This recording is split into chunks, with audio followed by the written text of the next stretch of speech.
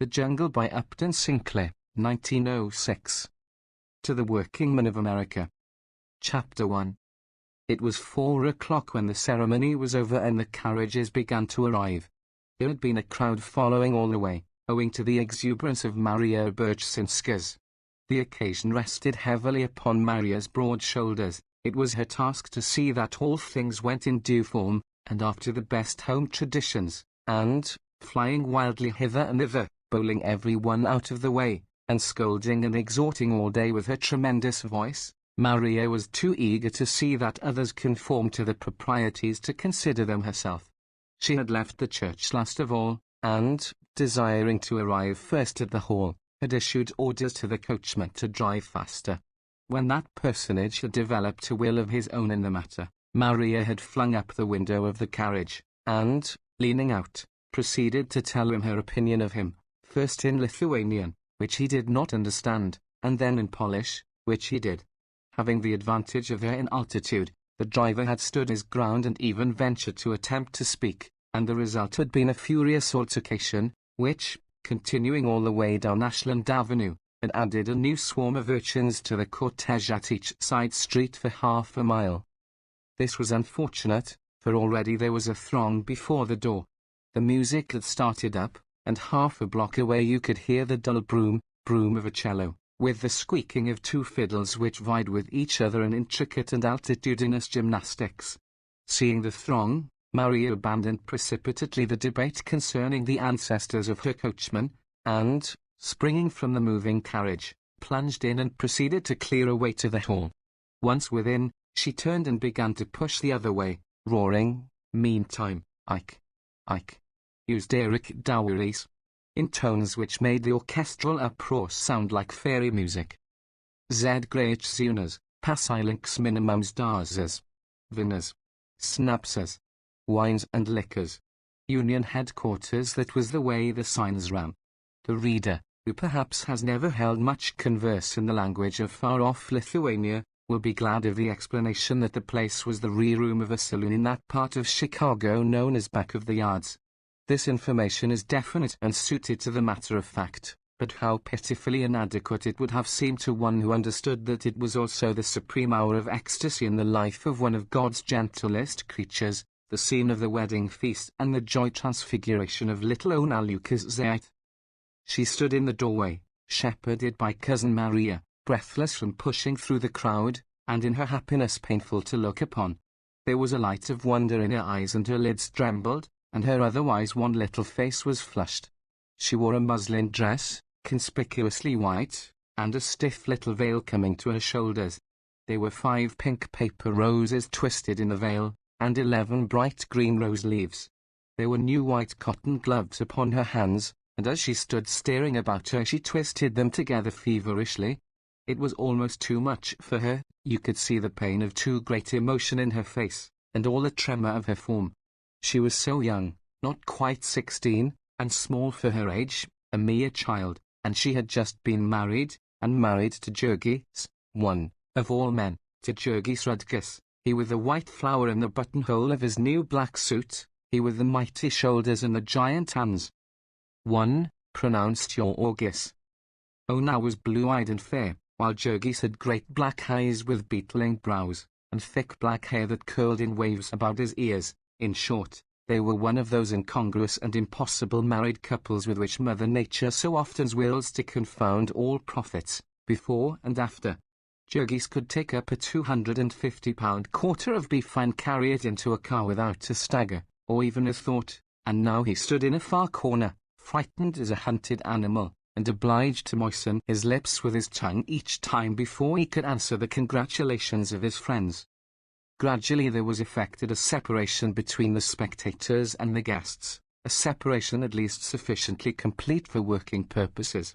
There was no time during the festivities which ensued when there were not groups of onlookers in the doorways and the corners, and if any one of these onlookers came sufficiently close, or looked sufficiently hungry, a chair was offered him, and he was invited to the feast. It was one of the laws of the Vizsla that no one goes hungry, and, while a rule made in the forests of Lithuania is hard to apply in the stockyards district of Chicago, with its 250,000 inhabitants, Still they did their best, and the children who ran in from the street, and even the dogs, went out again happier. A charming informality was one of the characteristics of this celebration. The men wore their hats, or, if they wished, they took them off, and their coats with them. They ate when and where they pleased, and moved as often as they pleased. There were to be speeches and singing, but no one had to listen who did not care to, if he wished, meantime, to speak or sing himself. He was perfectly free. The resulting medley of sound distracted no one, save possibly alone the babies, of which there were present a number equal to the total possessed by all the guests invited. There was no other place for the babies to be, and so part of the preparations for the evening consisted of a collection of cribs and carriages in one corner. In these the babies slept, 3 or 4 together, or wakened together, as the case might be. Those who were still older, and could reach the tables, marched about munching contentedly at meat bones and bologna sausages. The room is about 30 feet square, with whitewashed walls, bare save for a calendar, a picture of a race horse, and a family tree in a gilded frame. To the right there is a door from the saloon, with a few loafers in the doorway, and in the corner beyond it a bar, with a presiding genius clad in soiled white, with waxed black moustaches and a carefully oiled curl plastered against one side of his forehead. In the opposite corner are 2 tables, filling a third of the room and laden with dishes and cold viands, which a few of the hungrier guests are already munching. At the head, where sits the bride, is a snow-white cake, with an Eiffel Tower of constructed decoration, with sugar roses and 2 angels upon it, and a generous sprinkling of pink and green and yellow candies. Beyond opens a door into the kitchen, where there is a glimpse to be had of a range with much steam ascending from it, and many women, old and young, rushing hither and thither. In the corner to the left are the 3 musicians, upon a little platform, toiling heroically to make some impression upon the hubbub, also the babies, similarly occupied, and an open window whence the populace imbibes the sights and sounds and odours. Suddenly some of the steam begins to advance, and, peering through it, you discern Aunt Elizabeth, Ona's stepmother, take to Elsbioter, as they call her, bearing aloft a great platter of stewed duck. Behind her is Katrina, making her way cautiously, staggering beneath a similar burden, and half a minute later there appears old grandmother Majorskine, with a big yellow bowl of smoking potatoes, nearly as big as herself. So, bit by bit, the feast takes form. There is a ham and a dish of sauerkraut, boiled rice, macaroni, bologna sausages, great piles of penny buns, bowls of milk, and foaming pitchers of beer. There is also, not 6 feet from your back, the bar, where you may order all you please and do not have to pay for it. Ikes. Gracio, screams Maria Berczynska's, and falls to work herself, for there is more upon the stove inside that will be spoiled if it be not eaten. So, with laughter and shouts and endless badinage and merriment, the guests take their places. The young men, who for the most part have been huddled near the door, summon their resolution and advance, and the shrinking Jurgis is booked and scolded by the old folks until he consents to seat himself at the right hand of the bride. The 2 bridesmaids, whose insignia of office are paper wreaths, come next, and after them the rest of the guests, old and young, boys and girls. The spirit of the occasion takes hold of the stately bartender, who condescends to a plate of stewed duck, even the fat policeman, whose duty it will be, later in the evening, to break up the fights, draws up a chair to the foot of the table. And the children shout and the babies yell, and everyone laughs and sings and chatters, while above all the deafening clamour Cousin Maria shouts orders to the musicians. The musicians, how shall one begin to describe them? All this time they have been there, playing in a mad frenzy. All of this scene must be read, or said, or sung, to music. It is the music which makes it what it is. It is the music which changes the place from the room of a saloon in back of the yards to a fairy place, a wonderland, a little corner of the high mansions of the sky. The little person who leads this trio is an inspired man. His fiddle is out of tune, and there is no rosine on his bow, but still he is an inspired man. The hands of the muses have been laid upon him. He plays like one possessed by a demon, by a whole horde of demons. You can feel them in the air round about him, capering frenetically, With their invisible feet they set the pace, and the hair of the leader of the orchestra rises on end, and his eyeballs start from their sockets, as he toils to keep up with them. Timosius Kuczliku is his name, and he has taught himself to play the violin by practicing all night, after working all day on the killing beds. He is in his shirt sleeves, with a vest figured with faded gold horseshoes, and a pink striped shirt, suggestive of peppermint candy. A pair of military trousers, light blue with a yellow stripe, serve to give that suggestion of authority proper to the leader of a band. He is only about 5 feet high, but even so these trousers are about 8 inches short of the ground.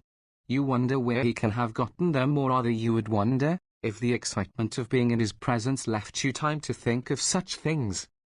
For he is an inspired man. Every inch of him is inspired, you might almost say inspired separately. He stamps with his feet, he tosses his head, he sways and swings to and fro, he has a wizened-up little face, irresistibly comical, and, when he executes a turn or a flourish, his brows knit and his lips work and his eyelids wink, the very ends of his necktie bristle out. And every now and then he turns upon his companions, nodding, signaling, beckoning frantically, with every inch of him appealing, imploring, in behalf of the muses and their call. For they are hardly worthy of Timosius, the other 2 members of the orchestra. The second violin is a Slovak, a tall, gaunt man with black-rimmed spectacles and the mute and patient look of an overdriven mule. He responds to the whip but feebly, and then always falls back into his old rut. The third man is very fat, with a round, red, sentimental nose, and he plays with his eyes turned up to the sky and a look of infinite yearning. He is playing a bass part upon his cello, and so the excitement is nothing to him. No matter what happens in the treble, it is his task to saw out one long-drawn and lugubrious note after another, from 4 o'clock in the afternoon until nearly the same hour next morning, for his third of the total income of $1 per hour. Before the feast has been 5 minutes underway, Timosius Kuczliku has risen in his excitement. A minute or 2 more and you see that he is beginning to edge over toward the tables. His nostrils are dilated and his breath comes fast. His demons are driving him. He nods and shakes his head at his companions, jerking at them with his violin, until at last the long form of the second violinist also rises up.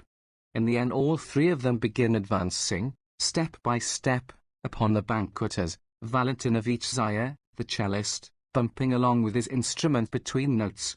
Finally all 3 are gathered at the foot of the tables, and the Timosius mounts upon a stool. Now he is in his glory, dominating the scene. Some of the people are eating, some are laughing and talking, but you will make a great mistake if you think there is one of them who does not hear him. His notes are never true, and his fiddle buzzes on the low ones and squeaks and scratches on the high, but these things they heed no more than they heed the dirt and noise and squalor about them. It is out of this material that they have to build their lives, with it that they have to utter their souls. And this is their utterance, merry and boisterous, or mournful and wailing, or passionate and rebellious. This music is their music, music of home. It stretches out its arms to them, they have only to give themselves up. Chicago and its saloons and its slums fade away, there are green meadows and sunlit rivers, mighty forests and snow-clad hills. They behold home landscapes and childhood scenes returning, old loves and friendships begin to waken, old joys and griefs to laugh and weep. Some fall back and close their eyes, some beat upon a table. Now and then one leaps up with a cry and calls for this song or that, and then the fire leaps brighter in Timosius' eyes, and he flings up his fiddle and shouts to his companions, and away they go in mad career. The company takes up the choruses, and men and women cry out like all possessed. Some leap to their feet and stamp upon the floor, lifting their glasses and pledging each other. Before long it occurs to someone to demand an old wedding song, which celebrates the beauty of the bride and the joys of love. In the excitement of this masterpiece, Timosius Kuczliku begins to edge in between the tables, making his way toward the head, where sits the bride. There is not a foot of space between the chairs of the guests, and Timosius is so short that he pokes them with his bow whenever he reaches over for the low notes, but still he presses in, and insists relentlessly that his companions must follow. During their progress, needless to say, the sounds of the cello are pretty well extinguished, But at last the three are at the head, and Tamosius takes his station at the right hand of the bride and begins to pour out his soul in melting strains. Little Ona's too excited to eat. Once in a while she tastes a little something, when Cousin Maria pinches her elbow and reminds her, but, for the most part, she sits gazing with the same fearful eyes of wonder. Tatuel's Biota is all in a flutter, like a hummingbird. Her sisters, too, keep running up behind her, whispering, breathless. But Ona seems scarcely to hear them. The music keeps calling, and the far-off look comes back, and she sits with her hands pressed together over her heart. Then the tears begin to come into her eyes, and as she is ashamed to wipe them away, and ashamed to let them run down her cheeks, she turns and shakes her head a little, and then flushes red when she sees that Jurgis is watching her. When in the end Tamosius Sinclair has reached her side, and is waving his magic wand above her, Ona's cheeks are scarlet, and she looks as if she would have to get up and run away. In this crisis, however, she is saved by Maria Berczynska's, whom the muses suddenly visit. Maria is fond of a song of lovers parting. She wishes to hear it, and, as the musicians do not know it, she has risen, and is proceeding to teach them. Maria is short, but powerful in build. She works in a canning factory, and all day long she handles cans of beef that weigh 14 pounds. She has a broad Slavic face, with prominent red cheeks. When she opens her mouth, it is tragical, but you cannot help thinking of a horse. She wears a blue flannel shirtwaist, which is now rolled up at the sleeves, disclosing her brawny arms. She has a carving fork in her hand, with which she pounds on the table to mark the time. As she roars her song, in a voice of which it is enough to say that it leaves no portion of the room vacant, the three musicians follow her, laboriously and note by note, but averaging one note behind. Thus they toil through stanza after stanza of a love-sick swain's lamentation. Sudaf Kvietli, Tibranosis. Sudafilame, man by Ednam. Matau, Paskayate Porkschziosis. Jogvagtans Fierturvanam. When the song is over, it is time for the speech, and old Didantanas rises to his feet. Grandfather Anthony, Jurgi's father, is not more than 60 years of age, but you would think that he was 80. He has been only 6 months in America, and the change has not done him good. In his manhood he worked in a cotton mill, but then a coughing fell upon him, and he had to leave. Out in the country the trouble disappeared, but he has been working in the pickle rooms at Durham's, and the breathing of the cold, damp air all day has brought it back. Now as he rises he is seized with a coughing fit, and holds himself by his chair and turns away his wan and battered face until it passes. Generally it is the custom for the speech atavaslia to be taken out of one of the books and learned by heart, but in his youthful days Didantanas used to be a scholar, and really make up all the love letters of his friends. Now it is understood that he has composed an original speech of congratulation and benediction, and this is one of the events of the day. Even the boys, who are romping about the room, draw near and listen, and some of the women sob and wipe their aprons in their eyes. It is very solemn, for Antanas Rudkus has become possessed of the idea that he has not much longer to stay with his children. His speech leaves them all so tearful that one of the guests, Jokubas Sedvilas, who keeps a delicatessen store on Housestead Street, and is fat and hearty, is moved to rise and say that things may not be as bad as that, and then to go on and make a little speech of his own, in which he showers congratulations and prophecies of happiness upon the bride and groom, proceeding to particulars which greatly delight the young men, but which cause Ona to blush more furiously than ever. Jokubas possesses what his wife complacently describes as poeties scavade into a poetical imagination. Now a good many of the guests have finished, and, since there is no pretense of ceremony, the banquet begins to break up. Some of the men gather about the bar, some wander about, laughing and singing. Here and there will be a little group, chanting merrily, and in sublime indifference to the others and to the orchestra as well. Everybody is more or less restless. One would guess that something is on their minds. And so it proves.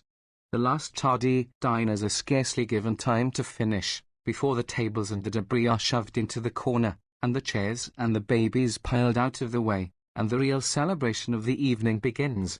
Then Tamosius Sinclair, after replenishing himself with a pot of beer, returns to his platform, and, standing up, reviews the scene. He taps authoritatively upon the side of his violin, then tucks it carefully under his chin, then waves his bow in an elaborate flourish, and finally smites the sounding strings and closes his eyes, and floats away in spirit upon the wings of a dreamy waltz.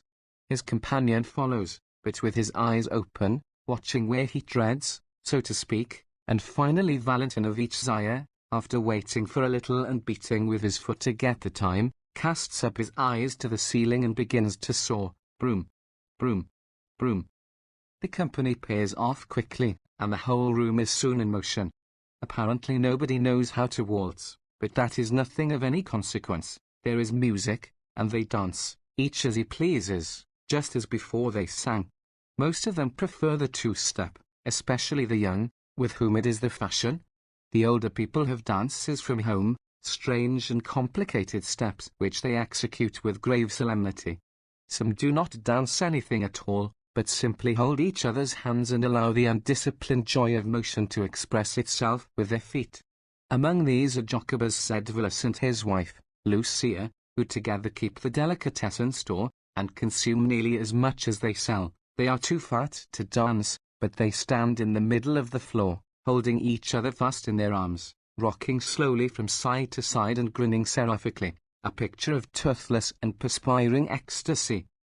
Of these older people many wear clothing reminiscent in some detail of home, an embroidered waistcoat or stomacher, or a gaily coloured handkerchief, or a coat with large cuffs and fancy buttons.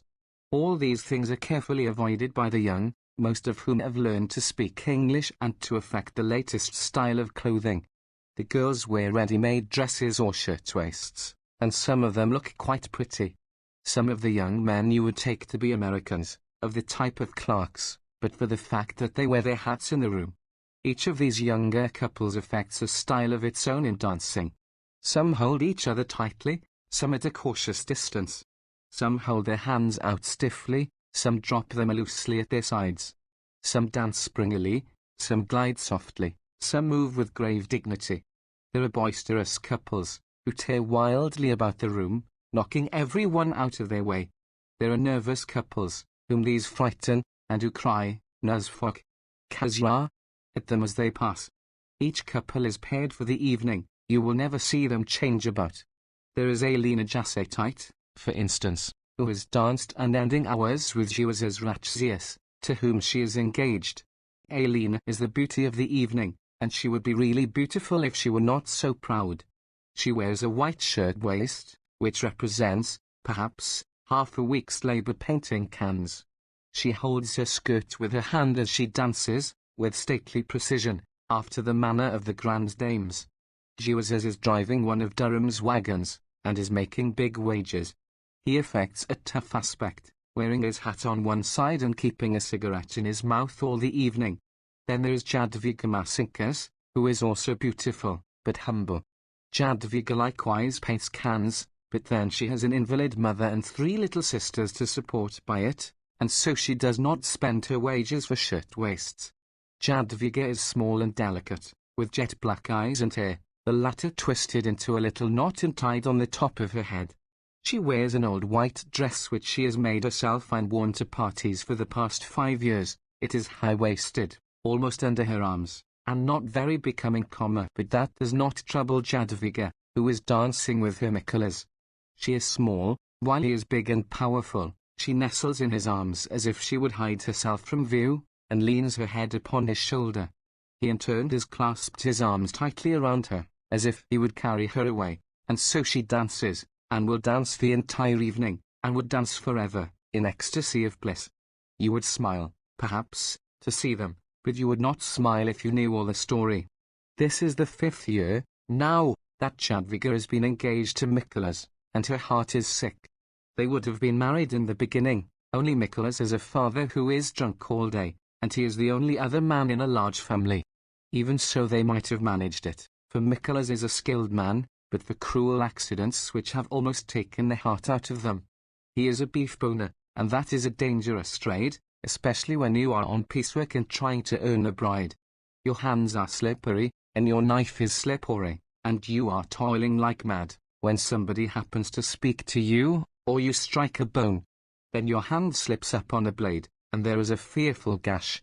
And that would not be so bad, only for the deadly contagion. The cut may heal, but you never can tell.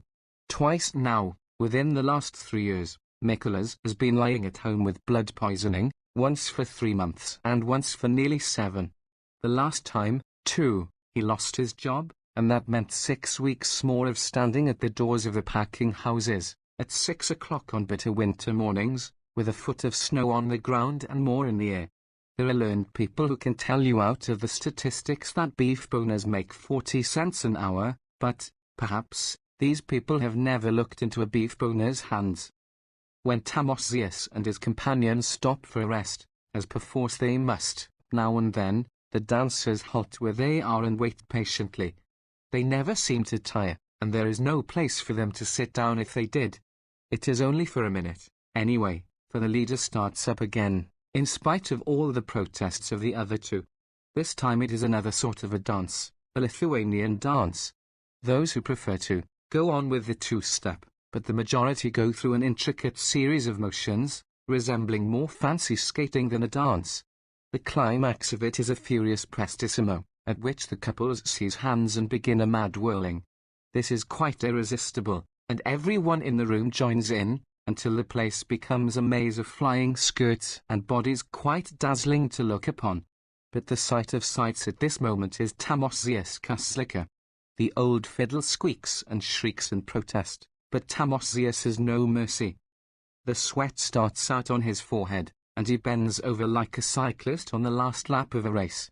His body shakes and throbs like a runaway steam engine, and the ear cannot follow the flying showers of notes. There is a pale blue mist where you look to see his bowing arm. With a most wonderful rush he comes to the end of the tune, and flings up his hands and staggers back exhausted, and with a final shout of delight the dancers fly apart, reeling here and there, bringing up against the walls of the room. After this there is beer for everyone, the musicians included, and the revellers take a long breath and prepare for the great event of the evening, which is the Atsiavimas. The Atsiavimas is a ceremony which, once begun, will continue for 3 or 4 hours, and it involves one uninterrupted dance. The guests form a great ring, locking hands, and, when the music starts up, begin to move around in a circle. In the center stands the bride, and, one by one, the men step into the enclosure and dance with her. Each dances for several minutes, as long as he pleases. It is a very merry proceeding, with laughter and singing, and when the guest has finished, he finds himself face to face with Tatuel's Bioter, who holds the hat.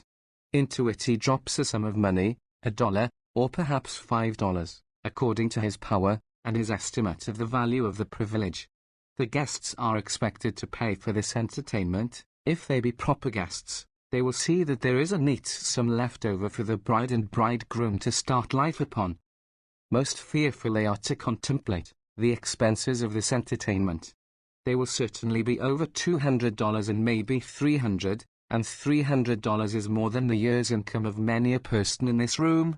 There are able-bodied men here who work from early morning until late at night, in ice-cold cellars with a quarter of an inch of water on the floor, men who for 6 or 7 months in the year never see the sunlight from Sunday afternoon till the next Sunday morning, and who cannot earn $300 in a year. There are little children here, scarce in their teens, who can hardly see the top of the workbenches, whose parents have lied to get them their places, and who do not make the half of $300 a year, and perhaps not even the third of it. And then to spend such a sum, all in a single day of your life, at a wedding feast. For obviously it is the same thing, whether you spend it at once for your own wedding, or in a long time, at the weddings of all your friends. It is very imprudent, it is tragic, but, it is so beautiful. Bit by bit these poor people have given up everything else, but to this they cling with all the power of their souls. They cannot give up the Vaslia. To do that would mean, not merely to be defeated, but to acknowledge defeat, and the difference between these two things is what keeps the world going. The Vaslia has come down to them from a far-off time, and the meaning of it was that one might dwell within the cave and gaze upon shadows, provided only that once in his lifetime he could break his chains, and feel his wings, and behold the sun, provided that once in his lifetime he might testify to the fact that life, with all its cares and its terrors, is no such great thing after all, but merely a bubble upon the surface of a river, a thing that one may toss about and play with as a juggler tosses his golden balls, a thing that one may quaff, like a goblet of rare red wine. Thus, having known himself for the master of things, a man could go back to his toil and live upon the memory all his days. Endlessly the dancers swung round and round. When they were dizzy they swung the other way. Hour after hour this had continued. The darkness had fallen and the room was dim from the light of 2 smoky oil lamps. The musicians had spent all their fine frenzy by now, and played only one tune, wearily, ploddingly. There were 20 bars or so of it, and when they came to the end they began again. Once every 10 minutes or so they would fail to begin again, but instead would sink back exhausted, a circumstance which invariably brought on a painful and terrifying scene that made the fat policeman stir uneasily in his sleeping place behind the door. It was all Maria Berczynska's. Maria was one of those hungry souls who cling with desperation to the skirts of the retreating muse. All day long she had been in a state of wonderful exaltation, and now it was leaving, and she would not let it go. Her soul cried out in the words of Faust, "Stay, thou art fair." Whether it was by beer, or by shouting, or by music, or by motion, she meant that it should not go. And she would go back to the chase of it, and no sooner be fairly started than her chariot would be thrown off the track, so to speak, by the stupidity of those thrice accursed musicians. Each time, Maria would emit a howl and fly at them, shaking her fists in their faces, stamping upon the floor, purple and incoherent with rage.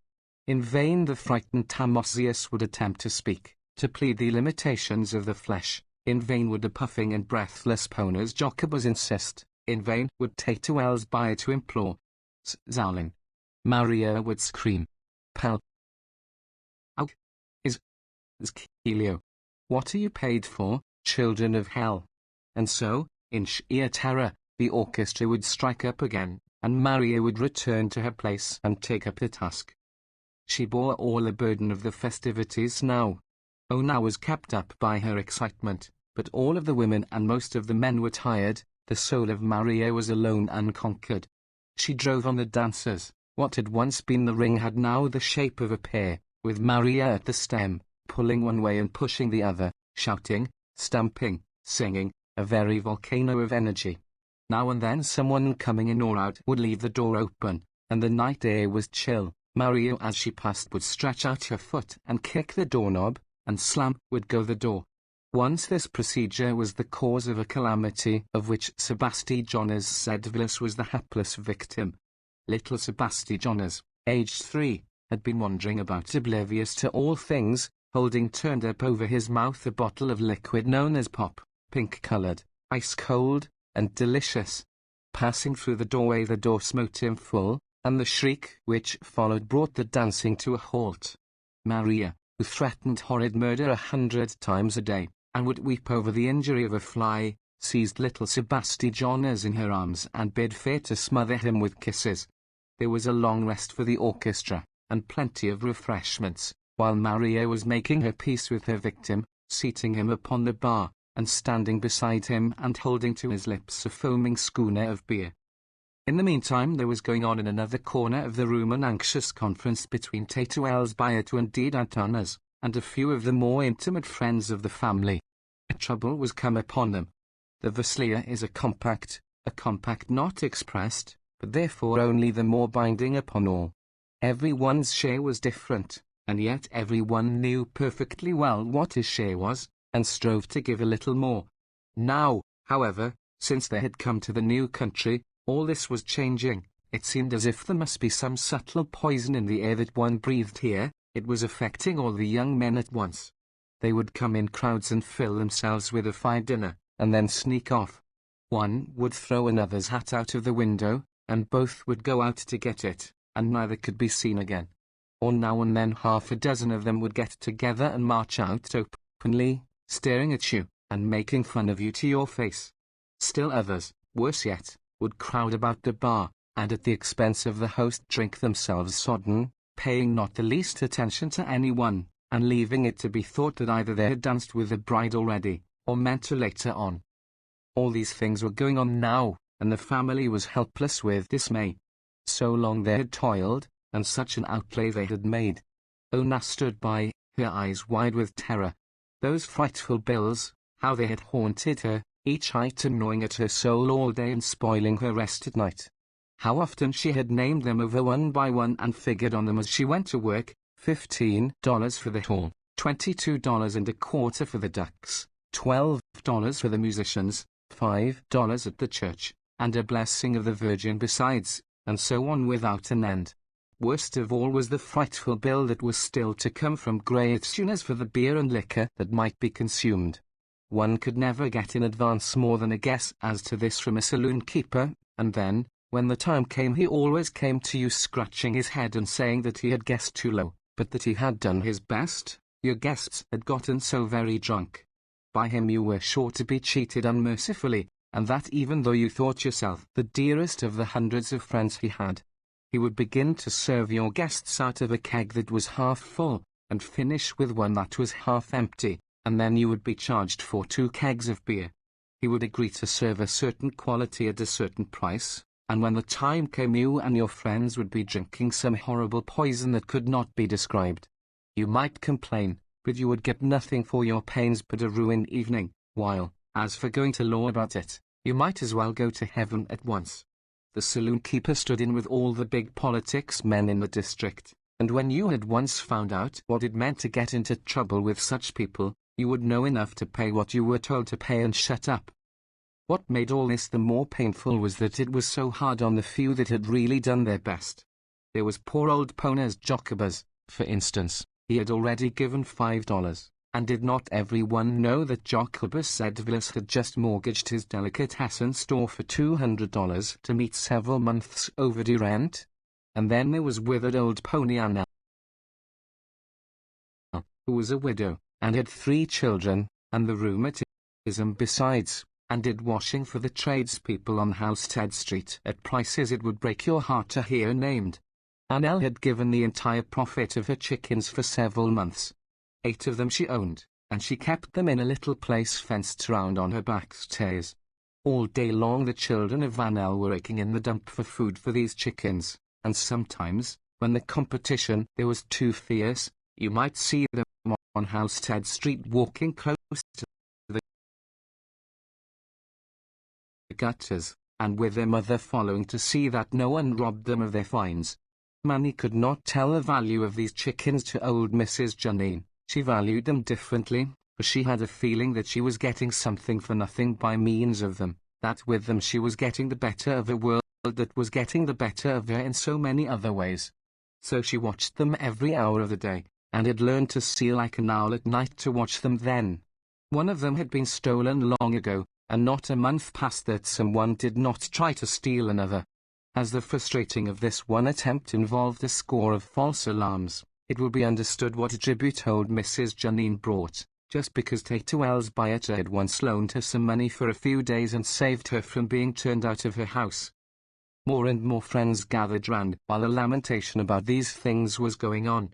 Some drew nearer, hoping to overhear the conversation, who were themselves among the guilty, and surely that was a thing to try the patience of a saint. Finally there came Jurgis, urged by someone, and the story was retold to him. Jurgis listened in silence, with his great black eyebrows knitted.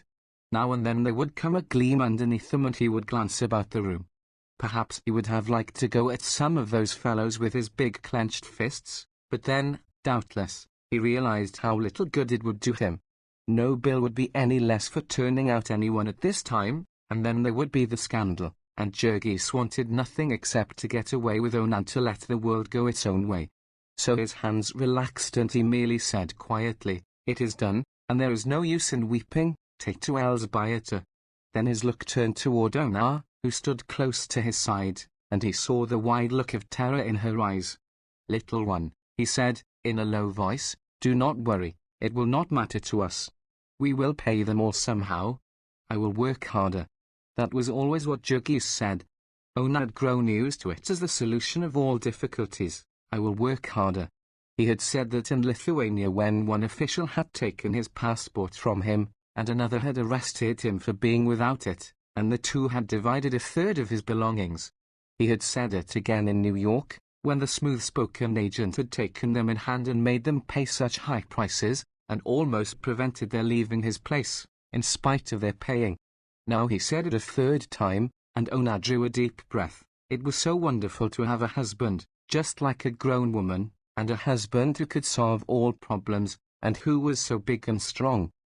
The last sob of little Sebastianas has been stifled, and the orchestra has once more been reminded of its duty. The ceremony begins again, but there are few now left to dance with, and so very soon the collection is over and promiscuous dances once more begin. It is now after midnight, however, and things are not as they were before.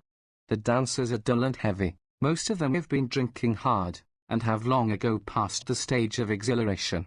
They dance in monotonous measure, round after round, hour after hour, with eyes fixed upon vacancy, as if they were only half conscious, in a constantly growing stupor. The men grasp the women very tightly, but they will be half an hour together when neither will see the other's face. Some couples do not care to dance, and have retired to the corners, where they sit with their arms enlaced. Others, who have been drinking still more, wander about the room, bumping into everything. Some are in groups of 2 or 3, singing, each group its own song. As time goes on there is a variety of drunkenness, among the younger men especially. Some stagger about in each other's arms, whispering maudlin words. Others start quarrels upon the slightest pretext, and came to blows and have to be pulled apart. Now the fat policeman wakens definitely, and feels of his club to see that it is ready for business. He has to be prompt, for these 2 o'clock in the morning fights, if they once get out of hand, are like a forest fire, and may mean the whole reserves at the station. The thing to do is to crack every fighting head that you see, before there are so many fighting heads that you cannot crack any of them. There is but scant account kept of cracked heads in back of the yards, for men who have to crack the heads of animals all day seem to get into the habit, and to practice on their friends, and even on their families, between times. This makes it a cause for congratulation that by modern methods a very few men can do the painfully necessary work of head cracking for the whole of the cultured world. There is no fight that night, perhaps because Jurgis, too, is watchful, even more so than the policeman. Jurgis has drunk a great deal, as anyone naturally would on an occasion when it all has to be paid for, whether it is drunk or not, but he is a very steady man, and does not easily lose his temper. Only once there is a tight shave, and that is the fault of Maria Birchsinskers. Maria has apparently concluded about 2 hours ago that if the altar in the corner, with the deity in soiled white, be not the true home of the muses, it is, at any rate, the nearest substitute on earth attainable. And Maria is just fighting drunk when there come to her ears the facts about the villains who have not paid that night.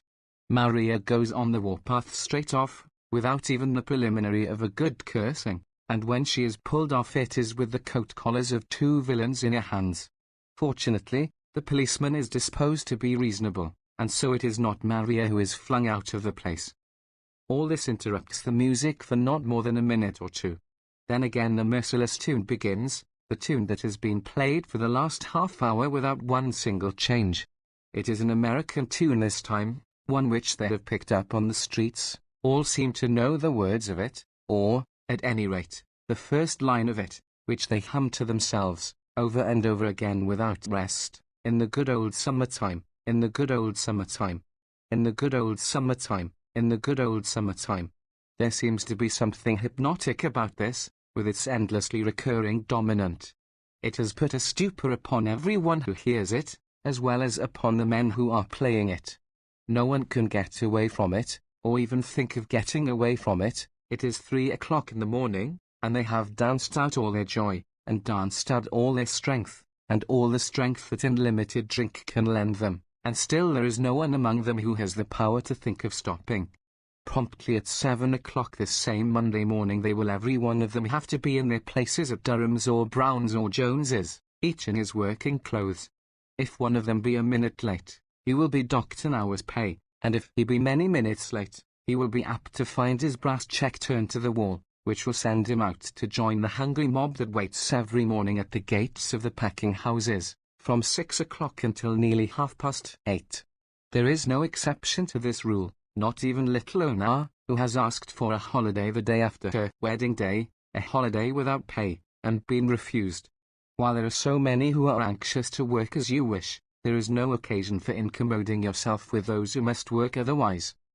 Little Ona is nearly ready to faint, and half in a stupor herself, because of the heavy scent in the room. She has not taken a drop, but everyone else there is literally burning alcohol, as the lamps are burning oil. Some of the men who are sound asleep in their chairs or on the floor are reeking of it so that you cannot go near them.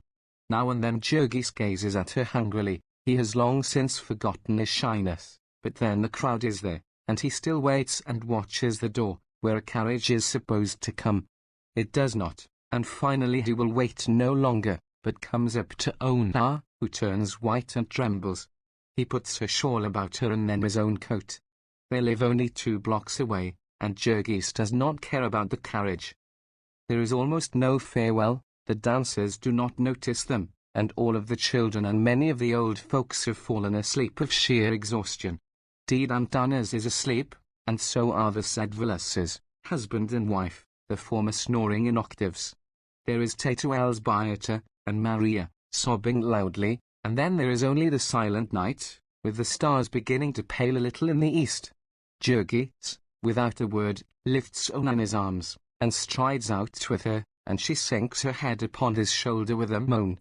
When he reaches home he is not sure whether she has fainted or is asleep, but when he has to hold her with one hand while he unlocks the door, he sees that she has opened her eyes. "You shall not go to Brown's today, little one," he whispers, as he climbs the stairs, and she catches his arm in terror, gasping, "No, no, I dare not. It will ruin us."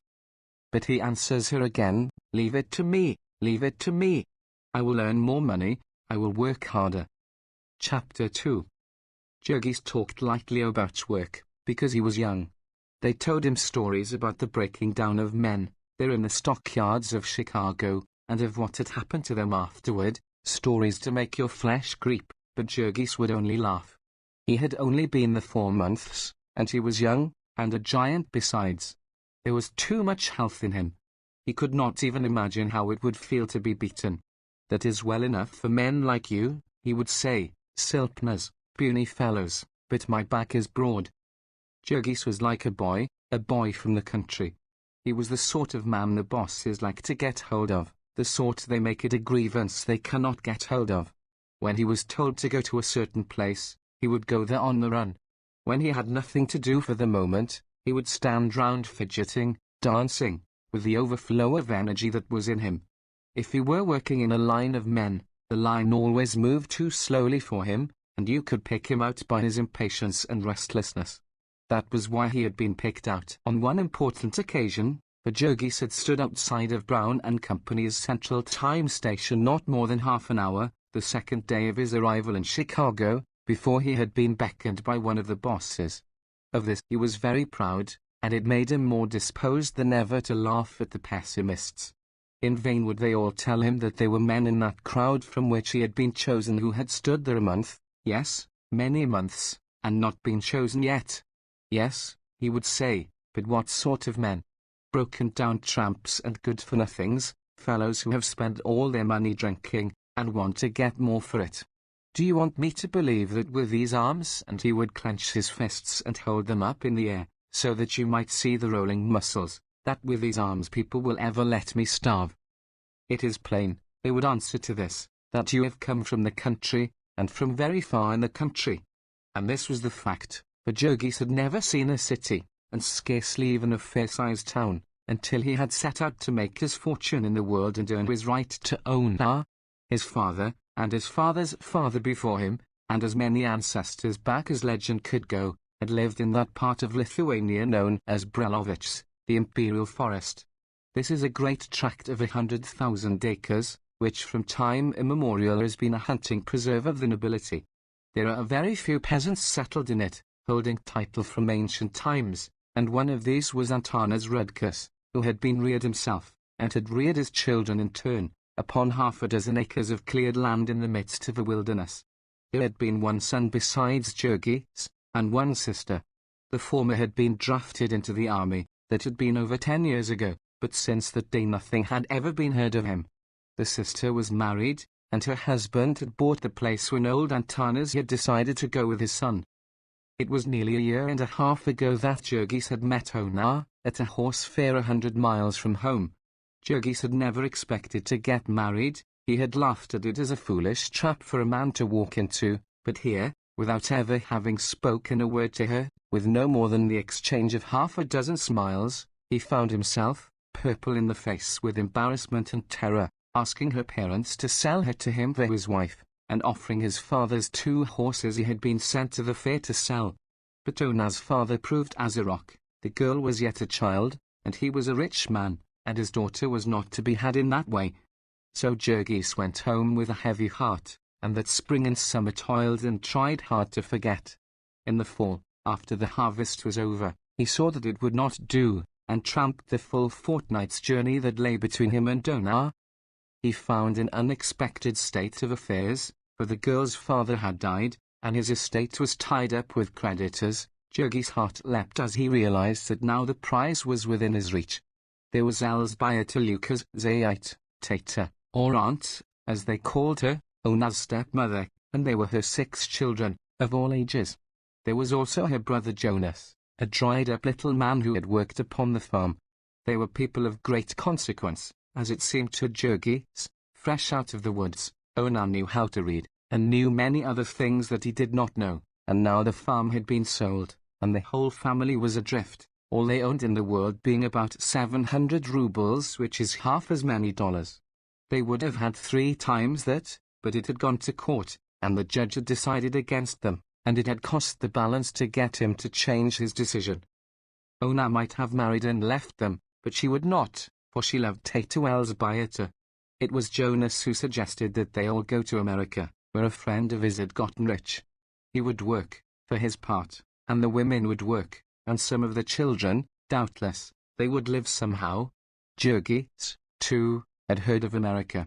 That was a country where, they said, a man might earn 3 rubles a day, and Jurgis figured what 3 rubles a day would mean, with prices as they were where he lived, and decided forthwith that he would go to America and marry, and be a rich man in the bargain. In that country, rich or poor, a man was free, it was said. He did not have to go into the army, he did not have to pay out his money to rascally officials, he might do as he pleased, and count himself as good as any other man. So America was a place of which lovers and young people dreamed. If one could only manage to get the price of a passage, he could count his troubles at an end. It was arranged that they should leave the following spring, and meantime Jurgis sold himself to a contractor for a certain time, and tramped nearly 400 miles from home with a gang of men to work upon a railroad in Smolensk. This was a fearful experience, with filth and bad food and cruelty and overwork, but Jurgis stood it and came out in fine trim, and with 80 rubles sewed up in his coat. He did not drink or fight, because he was thinking all the time of Ona, and for the rest, he was a quiet, steady man, who did what he was told to, did not lose his temper often, and when he did lose it made the offender anxious that he should not lose it again. When they paid him off he dodged the company gamblers and dram shops, and so they tried to kill him, but he escaped, and tramped it home, working at odd jobs, and sleeping always with one eye open. So in the summer-time they had all set out for America. At the last moment there joined them Maria Birchzinska's, who was a cousin of Ona's. Maria was an orphan, and had worked since childhood for a rich farmer of Vilna, who beat her regularly. It was only at the age of 20 that it had occurred to Maria to try her strength, when she had risen up and nearly murdered the man, and then come away. There were 12 in all in the party, 5 adults and 6 children, and Ona, who was a little of both. They had a hard time on the passage. There was an agent who helped them, but he proved a scoundrel, and got them into a trap with some officials, and cost them a good deal of their precious money, which they clung to with such horrible fear. This happened to them again in New York, for, of course, they knew nothing about the country, and had no one to tell them, and it was easy for a man in a blue uniform to lead them away, and to take them to a hotel and keep them there, and make them pay enormous charges to get away. The law says that the rate card shall be on the door of a hotel, but it does not say that it shall be in Lithuanian. It was in the stockyards that Jonas' friend had gotten rich, and so to Chicago the party was bound. They knew that one word, Chicago, and that was all they needed to know, at least, until they reached the city. Then, tumbled out of the cars without ceremony, they were no better off than before. They stood staring down the vista of Dearborn Street, with its big black buildings towering in the distance, unable to realize that they had arrived, and why, when they said Chicago, people no longer pointed in some direction, but instead looked perplexed, or laughed, or went on without paying any attention. They were pitiable in their helplessness. Above all things they stood in deadly terror of any sort of person in official uniform, and so whenever they saw a policeman they would cross the street and hurry by. For the whole of the first day they wandered about in the midst of deafening confusion, utterly lost, and it was only at night that, cowering in the doorway of a house, they were finally discovered and taken by a policeman to the station. In the morning an interpreter was found, and they were taken and put upon a car, and taught a new word, stockyards. Their delight at discovering that they were to get out of this adventure without losing another share of their possessions it would not be possible to describe. They sat and stared out of the window. They were on a street which seemed to run on forever, mile after mile, 34 of them, if they had known it, and each side of it one uninterrupted row of wretched little two-story frame buildings. Down every side street they could see, it was the same, never a hill and never a hollow, but always the same endless vista of ugly and dirty little wooden buildings. Here and there would be a bridge crossing a filthy creek, with hard-baked mud shores and dingy sheds and docks along it. Here and there would be a railroad crossing, with a tangle of switches, and locomotives puffing, and rattling freight cars filing by. Here and there would be a great factory, a dingy building with innumerable windows in it, and immense volumes of smoke pouring from the chimneys, darkening the air above and making filthy the earth beneath. But after each of these interruptions, the desolate procession would begin again, the procession of dreary little buildings. A full hour before the party reached the city they had begun to note the perplexing changes in the atmosphere. It grew darker all the time, and upon the earth the grass seemed to grow less green. Every minute, as the train sped on, the colours of things became dingier, the fields were grown parched and yellow, the landscape hideous and bare. And along with the thickening smoke they began to notice another circumstance, a strange, pungent odour. They were not sure that it was unpleasant, this odour. Some might have called it sickening, but their taste in odours was not developed, and they were only sure that it was curious. Now, sitting in the trolley car, they realized that they were on their way to the home of it, that they had travelled all the way from Lithuania to it. It was now no longer something far off and faint, that you caught in whiffs. You could literally taste it, as well as smell it. You could take hold of it, almost, and examine it at your leisure. They were divided in their opinions about it. It was an elemental odour, raw and crude. It was rich, almost rancid, sensual, and strong. There were some who drank it in as if it were an intoxicant. There were others who put their handkerchiefs to their faces. The new emigrants were still tasting it, lost in wonder, when suddenly the car came to a halt, and the door was flung open, and a voice shouted, "Stockyards!" They were left standing upon the corner, staring. Down a side street there were 2 rows of brick houses, and between them a vista, half a dozen chimneys, tall as the tallest of buildings, touching the very sky, and leaping from them half a dozen columns of smoke, thick, oily, and black as night. It might have come from the centre of the world, this smoke, where the fires of the ages still smoulder. It came as if self-impelled, driving all before it, a perpetual explosion. It was inexhaustible. One stared, waiting to see it stop, but still the great streams rolled out. They spread in vast clouds overhead, writhing, curling, then, uniting in one giant river, they streamed away down the sky, stretching a black pall as far as the eye could reach. Then the party became aware of another strange thing. This, too, like the colour, was a thing elemental. It was a sound made up of 10,000 little sounds. You scarcely noticed it at first. It sunk into your consciousness, a vague disturbance, a trouble. It was like the murmuring of the bees in the spring, the whisperings of the forest. It suggested endless activity, the rumblings of a world in motion. It was only by an effort that one could realize that it was made by animals, that it was the distant lowing of 10,000 cattle, the distant grunting of 10,000 swine. They would have liked to follow it up, but, alas, they had no time for adventures just then. The policeman on the corner was beginning to watch them, and so, as usual, they started up the street. Scarcely had they gone a block, however, before Jonas was heard to give a cry, and began pointing excitedly across the street.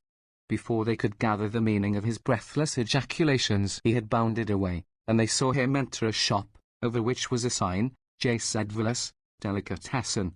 When he came out again it was in company with a very stout gentleman in shirt sleeves and an apron, clasping Jonas by both hands and laughing hilariously. Then Tato Elsbioter recollected suddenly that Sedvilus had been the name of the mythical friend who had made his fortune in America. To find that he had been making it in the delicatessen business was an extraordinary piece of good fortune at this juncture. Though it was well on in the morning, they had not breakfasted, and the children were beginning to whimper. Thus was the happy ending to a woeful voyage. The two families literally fell upon each other's necks, for it had been years since Jokubas Sedvilus had met a man from his part of Lithuania. Before half the day they were lifelong friends. Jokubas understood all the pitfalls of this new world, and could explain all of its mysteries. He could tell them the things they ought to have done in the different emergencies, and what was still more to the point, he could tell them what to do now. He would take them to Pony Annell, who kept a boarding house the other side of the yards. Old Mrs. Janine, he explained, had not what one would call choice accommodations, but they might do for the moment. To this Tato Elsbioter hastened to respond that nothing could be too cheap to suit them just then, for they were quite terrified over the sums they had to expend. A very few days of practical experience in this land of high wages had been sufficient to make clear to them the cruel fact that it was also a land of high prices, and that in it the poor man was almost as poor as in any other corner of the earth, and so there vanished in a night all the wonderful dreams of wealth that had been haunting Jurgis. What had made the discovery all the more painful was that they were spending, at American prices, money which they had earned at home rates of wages, and so were really being cheated by the world. The last 2 days they had all but starved themselves. It made them quite sick to pay the prices that the railroad people asked them for food. Yet, when they saw the home of the widow Janine they could not but recoil. Even so, in all their journey they had seen nothing so bad as this. Pony Annell had a 4-room flat in one of the wilderness of 2-story frame tenements that lie back of the yards. There were 4 such flats in each building, and each of the 4 was a boarding house for the occupancy of foreigners, Lithuanians, Poles, Slovaks, or Bohemians. Some of these places were kept by private persons, some were cooperative. There would be an average of half a dozen boarders to each room. Sometimes there were 13 or 14 to one room, 50 or 60 to a flat. Each one of the occupants furnished his own accommodations, that is, a mattress and some bedding. The mattresses would be spread upon the floor in rows, and there would be nothing else in the place except a stove. It was by no means unusual for 2 men to own the same mattress in common, one working by day and using it by night, and the other working at night and using it in the daytime. Very frequently a lodging housekeeper would rent the same bed to double shifts of men. Mrs. Janine was a wizened-up little woman, with a wrinkled face. Her home was unthinkably filthy. You could not enter by the front door at all, owing to the mattresses, and when you tried to go up the back stairs you found that she had walled up most of the porch with old boards to make a place to keep her chickens. It was a standing jest of the boarders that Annell cleaned house by letting the chickens loose in the rooms. Undoubtedly this did keep down the vermin, but it seemed probable, in view of all the circumstances, that the old lady regarded it rather as feeding the chickens than as cleaning the rooms. The truth was that she had definitely given up the idea of cleaning anything, under pressure of an attack of rheumatism, which had kept her doubled up in one corner of her room for over a week, during which time 11 of her boarders, heavily in her debt, had concluded to try their chances of employment in Kansas City. This was July, and the fields were green. One never saw the fields, nor any green thing whatever, in Packingtown, but one could go out on the road and hobo it, as the men phrased it, and see the country, and have a long rest, and an easy time riding on the freight cars. Such was the home to which the new arrivals were welcomed. There was nothing better to be had. They might not do so well by looking further, for Mrs. Janine had at least kept one room for herself and her 3 little children, and now offered to share this with the women and the girls of the party. They could get bedding at a second-hand store, she explained, and they would not need any, while the weather was so hot. Doubtless they would all sleep on the sidewalk such nights as this, as did nearly all of her guests. "Tomorrow," Jurgis said, when they were left alone, "tomorrow I will get a job, and perhaps Jonas will get one also, and then we can get a place of our own." Later that afternoon he and Ona went out to take a walk and look about them, to see more of this district which was to be their home. In back of the yards the dreary 2-story frame houses were scattered farther apart, and there were great spaces bare, that seemingly had been overlooked by the great soar of the city as it spread itself over the surface of the prairie. These bare places were grown up with dingy, yellow weeds, hiding innumerable tomato cans. Innumerable children played upon them, chasing one another here and there, screaming and fighting. The most uncanny thing about this neighborhood was the number of the children. You thought there must be a school just out, and it was only after long acquaintance that you were able to realize that there was no school, but that these were the children of the neighborhood, that there were so many children to the block in Packingtown that nowhere on its streets could a horse and buggy move faster than a walk. It could not move faster anyhow, on account of the state of the streets. Those through which Jurgis and Ona were walking resembled streets less than they did a miniature topographical map. The roadway was commonly several feet lower than the level of the houses, which was sometimes joined by high boardwalks. There were no pavements, there were mountains and valleys and rivers, gullies and ditches, and great hollows full of stinking green water. In these pools the children played, and rolled about in the mud of the streets. Here and there one noticed them digging in it, after trophies which they had stumbled on. One wondered about this, as also about the swarms of flies which hung about the scene, literally blackening the air, and the strange, fetid odor which assailed one's nostrils, a ghastly odor, of all the dead things of the universe. It impelled the visitor to questions, and then the residents would explain, quietly, that all this was made land, and that it had been made by using it as a dumping ground for the city garbage. After a few years the unpleasant effect of this would pass away, it was said, but meantime, in hot weather, and especially when it rained, the flies were apt to be annoying. Was it not unhealthful? The stranger would ask, and the residents would answer, perhaps, but there is no telling. A little way farther on, and Jurgis and Ona, staring open-eyed and wondering, came to the place where this made ground was in process of making. Here was a great hole, perhaps 2 city blocks square, and with long files of garbage wagons creeping into it. The place had an odor for which there are no polite words, and it was sprinkled over with children, who raked in it from dawn till dark. Sometimes visitors from the packing houses would wander out to see this dump, and they would stand by and debate as to whether the children were eating the food they got, or merely collecting it for the chickens at home.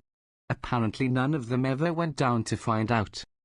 Beyond this dump there stood a great brickyard, with smoking chimneys. First they took out the soil to make bricks, and then they filled it up again with garbage, which seemed to Jurgis and Ona a felicitous arrangement, characteristic of an enterprising country like America. A little way beyond was another great hole, which they had emptied and not yet filled up. This held water, and all summer it stood there, with the nearby soil draining into it, festering and stewing in the sun, and then, when winter came, somebody cut the ice on it, and sold it to the people of the city. This, too, seemed to the newcomers an economical arrangement, for they did not read the newspapers, and their heads were not full of troublesome thoughts about germs. They stood there while the sun went down upon this scene, and the sky in the west turned blood-red, and the tops of the houses shone like fire. Jurgis and Ona were not thinking of the sunset, however, their backs were turned to it, and all their thoughts were of Packingtown, which they could see so plainly in the distance. The line of the buildings stood clear-cut and black against the sky. Here and there out of the mass rose the great chimneys, with the river of smoke streaming away to the end of the world. It was a study in colours now, this smoke. In the sunset light it was black and brown and grey and purple. All the sordid suggestions of the place were gone. In the twilight it was a vision of power. To the two who stood watching while the darkness swallowed it up, It seemed a dream of wonder, with its stack of human energy, of things being done, of employment for thousands upon thousands of men, of opportunity and freedom, of life and love and joy. When they came away, arm in arm, Jurgis was saying, "Tomorrow I shall go there and get a job." Chapter 3. In his capacity as delicatessen vendor, Jacobus Sedvilas had many acquaintances. Among these was one of the special policemen employed by Durham, whose duty it frequently was to pick out men for employment. Jacobus had never tried it, but he expressed a certainty that he could get some of his friends a job through this man. It was agreed, after consultation, that he should make the effort with old Antanas and with Jonas. Jurgis was confident of his ability to get work for himself, unassisted by anyone. As we have said before, he was not mistaken in this. He had gone to Brown's and stood there not more than half an hour before one of the bosses noticed his form towering above the rest, and signalled to him. The colloquy which followed was brief and to the point. "Speak English?" "No, Lithuanian." Jurgis had studied this word carefully. "Job?" A nod. "Worked here before?" "No." Stand. Signals and gesticulations on the part of the boss. Vigorous shakes of the head by Jurgis. "Shovel guts." "No." Stand. More shakes of the head. "Zarnos." "Begekstis." "Slew over." Imitative motions. "Sidor." "Duries." Pointing. "Tomorrow, 7 o'clock. Understand?" "Right dodge." "Priest's pieties." "Septini." "Tekiwi, Tamastai." "Thank you, sir," and that was all. Jurgis turned away, and then in a sudden rush the full realization of his triumph swept over him, and he gave a yell and a jump, and started off on a run. He had a job. He had a job. And he went all the way home as if upon wings, and burst into the house like a cyclone, to the rage of the numerous lodgers who had just turned in for their daily sleep. Meantime Jacobus had been to see his friend the policeman, and received encouragement, so it was a happy party. There being no more to be done that day, the shop was left under the care of Lucia, and her husband sallied forth to show his friends the sights of Packingtown. Jacobus did this with the air of a country gentleman escorting a party of visitors over his estate. He was an old-time resident, and all these wonders had grown up under his eyes, and he had a personal pride in them. The Packers might own the land, but he claimed the landscape, and there was no one to say nay to this. They passed down the busy street that led to the yards. It was still early morning, and everything was at its high tide of activity. A steady stream of employees was pouring through the gate, employees of the higher sort, at this hour, clerks and stenographers and such. For the women they were waiting big 2-horse wagons, which set off at a gallop as fast as they were filled. In the distance there was heard again the lowing of the cattle, a sound as of a far-off ocean calling. They followed it, this time, as eager as children in sight of a circus menagerie, which, indeed, the scene a good deal resembled. They crossed the railroad tracks, and then on each side of the street were the pens full of cattle. They would have stopped to look, but Jacobus hurried them on, to where there was a stairway and a raised gallery, from which everything could be seen. Here they stood, staring, breathless with wonder. There is over a square mile of space in the yards, and more than half of it is occupied by cattle pens. North and south, as far as the eye can reach, the stretches a sea of pens. And they were all filled, so many cattle no one had ever dreamed existed in the world.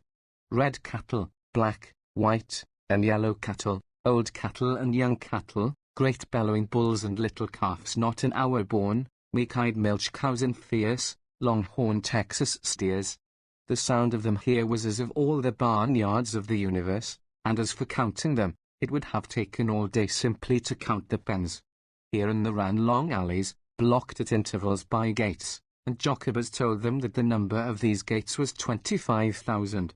Jacobus had recently been reading a newspaper article which was full of statistics such as that, and he was very proud as he repeated them and made his guests cry out with wonder. Jurgis too had a little of this sense of pride. Had he not just gotten a job, and become a sharer in all this activity, a cog in this marvellous machine? Here and there about the alleys galloped men upon horseback, booted, and carrying long whips. They were very busy, calling to each other, and to those who were driving the cattle. They were drovers and stock raisers, who had come from fast states, and brokers and commission merchants, and buyers for all the big packing houses. Here and there they would stop to inspect a bunch of cattle, and there would be a parley, brief and businesslike. The buyer would nod or drop his whip, and that would mean a bargain, and he would note it in his little book, along with hundreds of others he had made that morning. Then Jacobus pointed out the place where the cattle were driven to be weighed, upon a great scale that would weigh 100,000 pounds at once and record it automatically. It was near to the east entrance that they stood, and all along this east side of the yards ran the railroad tracks, into which the cars were unloaded with cattle. All night long this had been going on, and now the pens were full. By tonight they would all be empty, and the same thing would be done again. "And what will become of all these creatures?" cried Tatuel's buyer. "By tonight," Jacobus answered, "they will all be killed and cut up, and over there on the other side of the packing houses are more railroad tracks, where the cars come to take them away." There were 250 miles of track within the yards, their guide went on to tell them. They brought about 10,000 head of cattle every day, and as many hogs, and half as many sheep, which meant some 8 or 10 million live creatures turned into food every year. One stood and watched, and little by little caught the drift of the tide, as it set in the direction of the packing houses. There were groups of cattle being driven to the chutes, which were roadways about 15 feet wide, raised high above the pens. In these chutes the stream of animals was continuous. It was quite uncanny to watch them, pressing on to their fate, all unsuspicious of any river of death. Our friends were not poetical, and the sight suggested to them no metaphors of human destiny. They thought only of the wonderful efficiency of it all. The chutes into which the hogs went climbed high up, to the very top of the distant buildings, and Jacobus explained that the hogs went up by the power of their own legs, and then their weight carried them back through all the processes necessary to make them into pork. "They don't waste anything here," said the guide, and then he laughed and added a witticism, which he was pleased that his unsophisticated friends should take to be his own. "They use everything about the hog except the squeal. In front of Brown's general office building there grows a tiny plot of grass, and this, you may learn, is the only bit of green thing in Packingtown. Likewise this jest about the hog and the squeal, the stock in trade of all the guides, is the one gleam of humor that you will find there." After they had seen enough of the pens, the party went up the street, to the massive buildings which occupy the center of the yards. These buildings, made of brick and stained with innumerable layers of Packingtown smoke, were painted all over with advertising signs, from which the visitor realized suddenly that he had come to the home of many of the torments of his life. It was here that they made those products with the wonders of which they pestered him so, by placards that defaced the landscape when he traveled, and by staring advertisements in the newspapers and magazines, by silly little jingles that he could not get out of his mind, and gaudy pictures that lurked for him around every street corner. Here was where they made Brown's Imperial hams and bacon, Brown's dressed beef, Brown's Excelsior sausages. Here was the headquarters of Durham's pure leaf lard, of Durham's breakfast bacon, Durham's canned beef, potted ham, devil chicken, peerless fertilizer. Entering one of the Durham buildings, they found a number of other visitors waiting, and before long there came a guide to escort them through the place. They make a great feature of showing strangers through the packing plants, for it is a good advertisement. But Poner's Jacobus whispered maliciously that the visitors did not see any more than the packers wanted them to. They climbed a long series of stairways outside of the building, to the top of its 5 or 6 stories. Here was the chute, with its river of hogs, all patiently toiling upward. There was a place for them to rest to cool off, and then through another passageway they went into a room from which there is no returning for hogs. It was a long, narrow room, with a gallery along it for visitors. At the head there was a great iron wheel, about 20 feet in circumference, with rings here and there along its edge. Upon both sides of this wheel there was a narrow space, into which came the hogs at the end of their journey. In the midst of them stood a great burly negro, bare-armed and bare-chested. He was resting for the moment, for the wheel had stopped while men were cleaning up. In a minute or two, however, it began slowly to revolve, and then the men upon each side of it sprang to work. They had chains which they fastened about the leg of the nearest hog, and the other end of the chain they hooked into one of the rings upon the wheel. So, as the wheel turned, a hog was suddenly jerked off his feet and borne aloft. At the same instant the car was assailed by a most terrifying shriek. The visitors started in alarm, the women turned pale and shrank back. The shriek was followed by another, louder and yet more agonizing. For once started upon that journey, the hog never came back. At the top of the wheel he was shunted off upon a trolley, and went sailing down the room. And meantime another was swung up, and then another, and another, until there was a double line of them, each dangling by a foot and kicking in frenzy, and squealing. The uproar was appalling, perilous to the eardrums. One feared there was too much sound for the room to hold, that the walls must give way or the ceiling crack. There were high squeals and low squeals, grunts, and wails of agony. There would come a momentary lull, and then a fresh outburst, louder than ever, surging up to a deafening climax. It was too much for some of the visitors. The men would look at each other, laughing nervously, and the women would stand with hands clenched, and the blood rushing to their faces, and the tears starting in their eyes. Meantime, heedless of all these things, the men upon the floor were going about their work. Neither squeals of hogs nor tears of visitors made any difference to them. One by one they hooked up the hogs, and one by one with a swift stroke they slit their throats. There was a long line of hogs, with squeals and lifeblood ebbing away together, until at last each started again, and vanished with a splash into a huge vat of boiling water. It was all so very businesslike that one watched it fascinated. It was pork-making by machinery, pork-making by applied mathematics.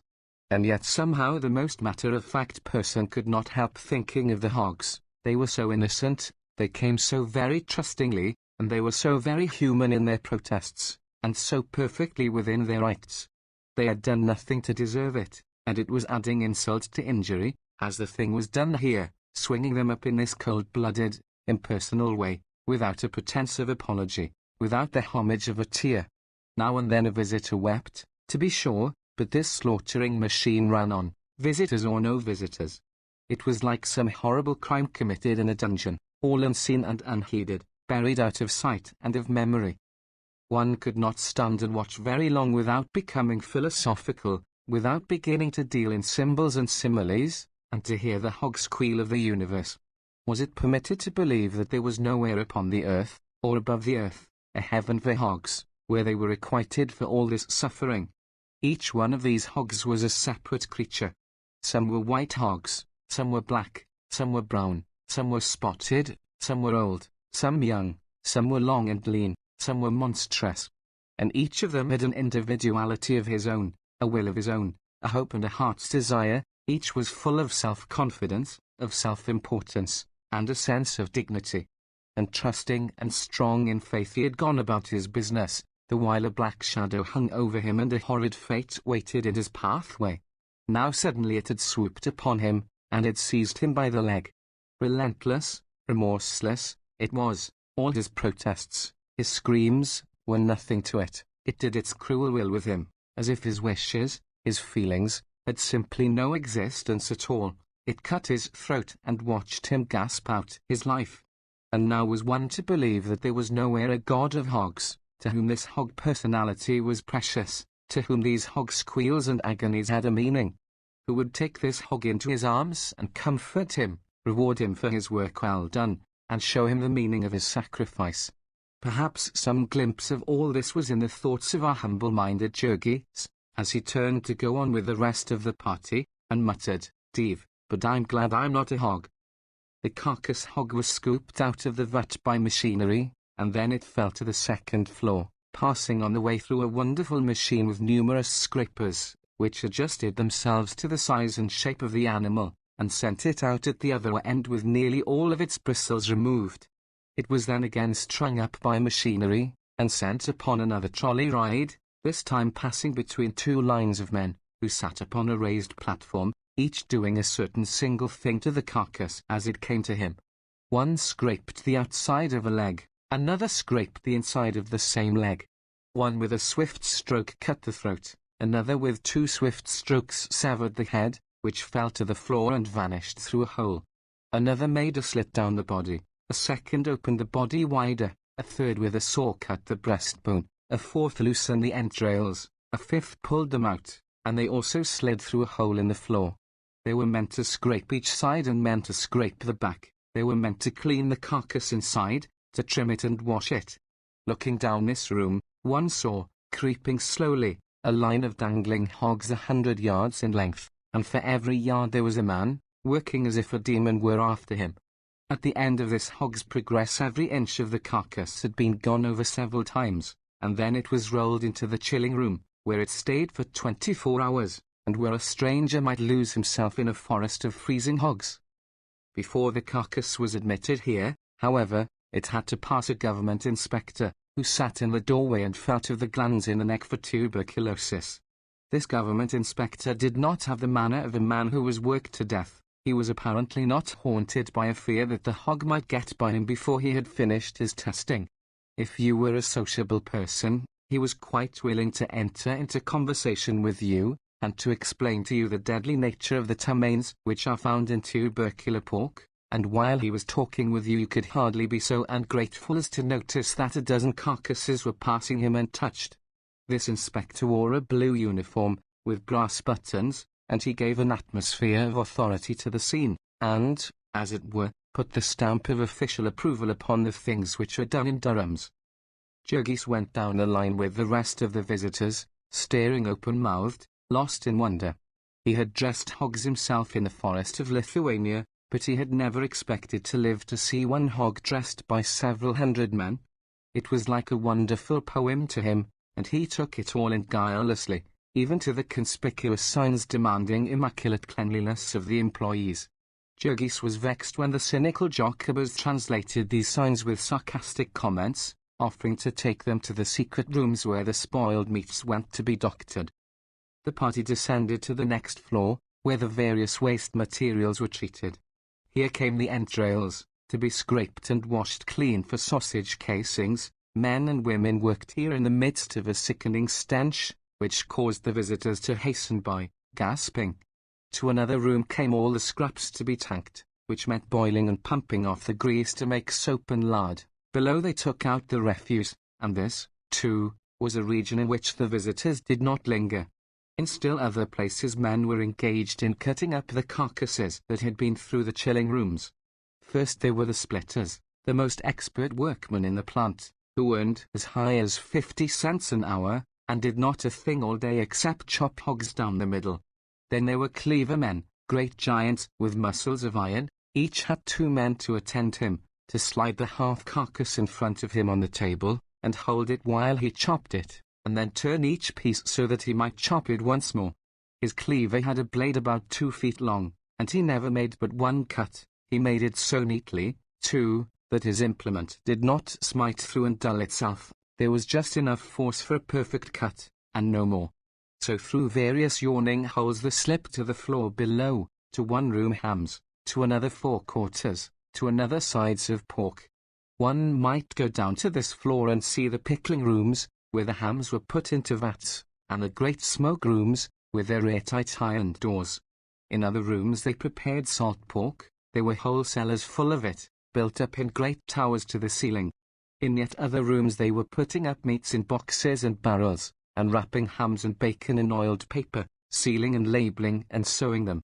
From the doors of these rooms went men with loaded trucks, to the platform where freight cars were waiting to be filled, and one went out there and realized with a start that he would come at last to the ground floor of this enormous building.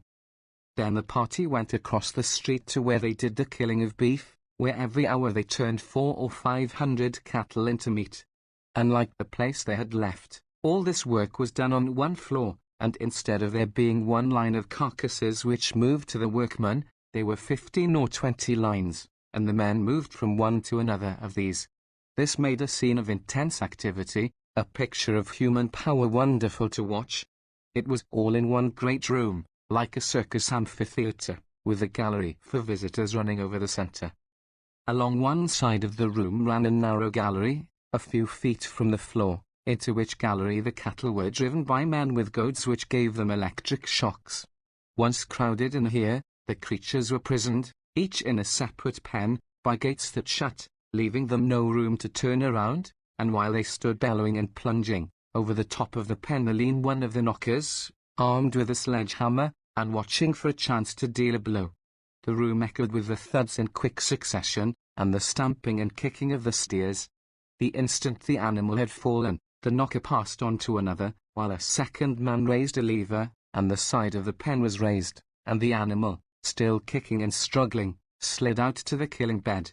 Here a man put shackles about one leg, and pressed another lever, and the body was jerked up into the air. There were 15 or 20 such pens, and it was a matter of only a couple of minutes to knock 15 or 20 cattle and roll them out. Then once more the gates were opened, and another lot rushed in, and so out of each pen there rolled a steady stream of carcasses, which the men upon the killing beds had to get out of the way. The manner in which they did this was something to be seen and never forgotten.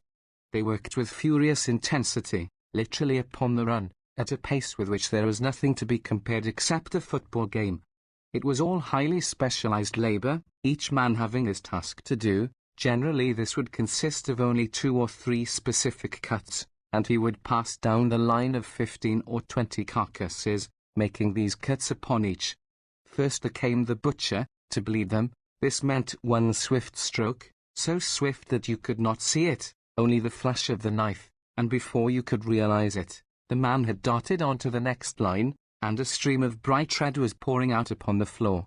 This floor was half an inch deep with blood. In spite of the best efforts of men who kept shoveling it through holes, it must have made the floor slippery, but no one could have guessed this by watching the men at work. The carcass hung for a few minutes to bleed. There was no time lost, however, for there were several hanging in each line, and one was always ready. It was let down to the ground, and there came the headsman, whose task it was to sever the head, with 2 or 3 swift strokes. Then came the floorsman, to make the first cut in the skin, and then another to finish ripping the skin down the center, and then half a dozen more in swift succession, to finish the skinning. After they were through, the carcass was again swung up, and while a man with a stick examined the skin, to make sure that it had not been cut, and another rolled it up and tumbled it through one of the inevitable holes in the floor, the beef proceeded on its journey. There were men to cut it, and men to split it, and men to gut it and scrape it clean inside. There were some with hoes which threw jets of boiling water upon it, and others who removed the feet and added the final touches. In the end, as with the hogs, the finished beef was run into the chilling room, to hang its appointed time. The visitors were taken there and shown them, all neatly hung in rows, labelled conspicuously with the tags of the government inspectors, and some, which had been killed by a special process, marked with the sign of the kosher rabbi, certifying that it was fit for sale to the Orthodox. And then the visitors were taken to the other parts of the building, to see what became of each particle of the waste material that had vanished through the floor, and to the pickling rooms, and the salting rooms, the canning rooms, and the packing rooms, where choice meat was prepared for shipping in refrigerator cars, destined to be eaten in all the 4 corners of civilization. Afterward they went outside, wandering about among the mazes of buildings in which was done the work auxiliary to this great industry. There was scarcely a thing needed in the business that Durham and Company did not make for themselves. There was a great steam power plant and an electricity plant. There was a barrel factory, and a boiler repair shop. There was a building to which the grease was piped, and made into soap and lard, and then there was a factory for making lard cans, and another for making soap boxes.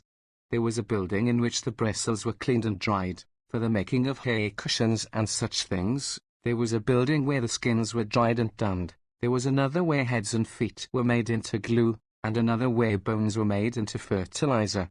No tiniest particle of organic matter was wasted in Durham's.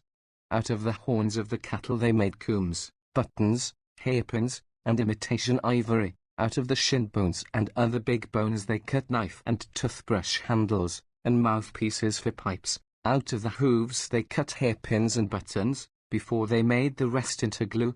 From such things as feet, knuckles, hide clippings, and sinews came such strange and unlikely products as gelatin, isinglass, and phosphorus, bone black, shoe blacking, and bone oil.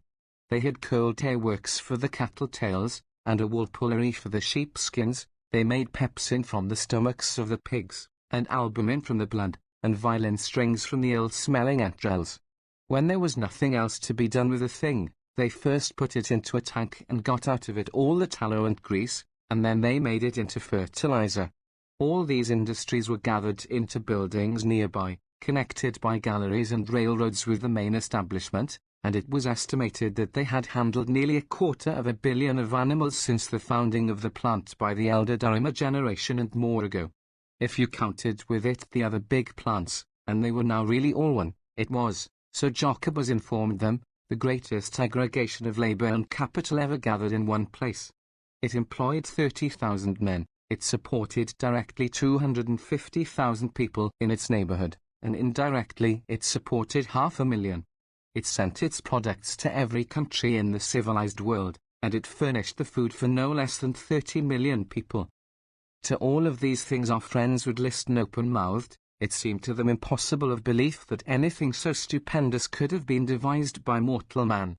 That was why to Jurgis it seemed almost profanity to speak about the place as did Jacobus, skeptically. It was a thing as tremendous as the universe, the laws and ways of its working no more than the universe to be questioned or understood. All that a mere man could do, it seemed to Jurgis, was to take a thing like this as he found it, and do as he was told. To be given a place in it and a share in its wonderful activities was a blessing to be grateful for, as one was grateful for the sunshine and the rain. Jurgis was even glad that he had not seen the place before meeting with his triumph, for he felt that the size of it would have overwhelmed him. But now he had been admitted, he was a part of it all. He had the feeling that this whole huge establishment had taken him under its protection, and had become responsible for his welfare. So guileless was he, and ignorant of the nature of business, that he did not even realize that he had become an employee of Brown's, and that Brown and Durham were supposed by all the world to be deadly rivals, were even required to be deadly rivals by the law of the land, and ordered to try to ruin each other under penalty of fine and imprisonment. Chapter 4. Promptly at 7 the next morning Jurgis reported for work. He came to the door that had been pointed out to him, and there he waited for nearly 2 hours. The boss had meant for him to enter, but had not said this, and so it was only when on his way out to hire another man that he came upon Jurgis. He gave him a good cursing, but as Jurgis did not understand a word of it he did not object. He followed the boss, who showed him where to put his street clothes, and waited while he donned the working clothes he had bought in a second-hand shop and brought with him in a bundle. Then he led him to the killing beds. The work which Jurgis was to do here was very simple, and it took him but a few minutes to learn it. He was provided with a stiff besom, such as is used by street sweepers, and it was his place to follow down the line the man who drew out the smoking entrails from the carcass of the steer. This mass was to be swept into a trap, which was then closed, so that no one might slip into it. As Jurgis came in, the first cattle of the morning were just making their appearance, and so, with scarcely time to look about him, and none to speak to anyone, he fell to work. It was a sweltering day in July, and the place ran with steaming hot blood. One waded in it on the floor. The stench was almost overpowering, but to Jurgis it was nothing. His whole soul was dancing with joy. He was at work at last. He was at work and earning money. All day long he was figuring to himself. He was paid the fabulous sum of 17.5 cents an hour, and as it proved a rush day and he worked until nearly 7 o'clock in the evening, he went home to the family with the tidings that he had earned more than $1.50 in a single day. At home, also, there was more good news, so much of it at once that there was quite a celebration in Annel's hall bedroom. Jonas had been to have an interview with the special policeman to whom Zedvilas had introduced him, and had been taken to see several of the bosses, with the result that one had promised him a job the beginning of the next week. And then there was Maria Birchzinskis, who, fired with jealousy by the success of Jurgis, had set out upon her own responsibility to get a place. Maria had nothing to take with her save her 2 brawny arms and the word job, laboriously learned, but with these she had marched about Packing Town all day, entering every door where there were signs of activity.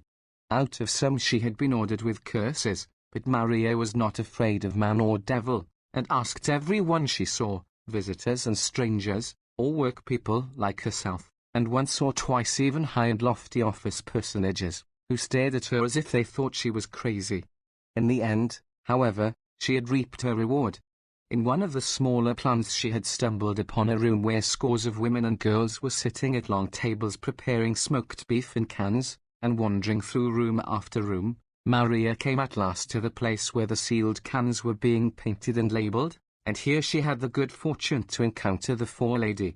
Maria did not understand then, as she was destined to understand later, what there was attractive to a forelady about the combination of a face full of boundless good nature and the muscles of a dray horse, but the woman would told her to come the next day and she would perhaps give her a chance to learn the trade of painting cans. The painting of cans being skilled piecework, and paying as much as $2 a day, Maria burst in upon the family with the yell of a Comanche Indian, and fell to capering about the room so as to frighten the baby almost into convulsions. Better luck than all this could hardly have been hoped for. There was only one of them left to seek a place. Jurgis was determined that Tatuel's Biata should stay at home to keep house, and that Ona should help her. He would not have Ona working, he was not that sort of a man, he said, and she was not that sort of a woman. It would be a strange thing if a man like him could not support the family, with the help of the board of Jonas and Maria. He would not even hear of letting the children go to work. There were schools here in America for children, Jurgis had heard, to which they could go for nothing. That the priest would object to these schools was something of which he had as yet no idea, and for the present his mind was made up that the children of Tatuel's Biata should have as fair a chance as any other children. The oldest of them, little Stanislaus, was but 13, and small for his age at that, and while the oldest son of Sedvilas was only 12, and had worked for over a year at Jones's, Jurgis would have it that Stanislaus should learn to speak English, and grow up to be a skilled man. So there was only old Didatanas. Jurgis would have had him rest too, but he was forced to acknowledge that this was not possible, and, besides, the old man would not hear it spoken of. It was his whim to insist that he was as lively as any boy. He would come to America as full of hope as the best of them, and now he was the chief problem that worried his son. For everyone that Jurgis spoke to assured him that it was a waste of time to seek employment for the old man in Packingtown. Sedvilas told him that the Packers did not even keep the men who had grown old in their own service, to say nothing of taking on new ones. And not only was it the rule here, it was the rule everywhere in America, so far as he knew. To satisfy Jurgis he had asked the policeman, and brought back the message that the thing was not to be thought of. They had not told this to old Anthony, who had consequently spent the 2 days wandering about from one part of the yards to another, and had now come home to hear about the triumph of the others, smiling bravely and saying that it would be his turn another day. The good luck, they felt, had given them the right to think about a home, and sitting out on the doorstep that summer evening, they held consultation about it, and Jurgis took occasion to broach a weighty subject. Passing down the avenue to work that morning he had seen 2 boys leaving an advertisement from house to house, and seeing that there were pictures upon it, Jurgis had asked for one, and had rolled it up and tucked it into his shirt. At noontime a man with whom he had been talking had read it to him and told him a little about it, with the result that Jurgis had conceived a wild idea. He brought out the placard, which was quite a work of art. It was nearly 2 feet long, printed on calendered paper, with a selection of colours so bright that they shone even in the moonlight. The centre of the placard was occupied by a house, brilliantly painted, new, and dazzling. The roof of it was of a purple hue, and trimmed with gold. The house itself was silvery, and the doors and windows red. It was a 2-story building, with a porch in front, and a very fancy scrollwork around the edges. It was complete in every tiniest detail, even the doorknob, and there was a hammock on the porch and white lace curtains in the windows. Underneath this, in one corner, was a picture of a husband and wife in loving embrace. In the opposite corner was a cradle, with fluffy curtains drawn over it, and a smiling cherub hovering upon silver-coloured wings.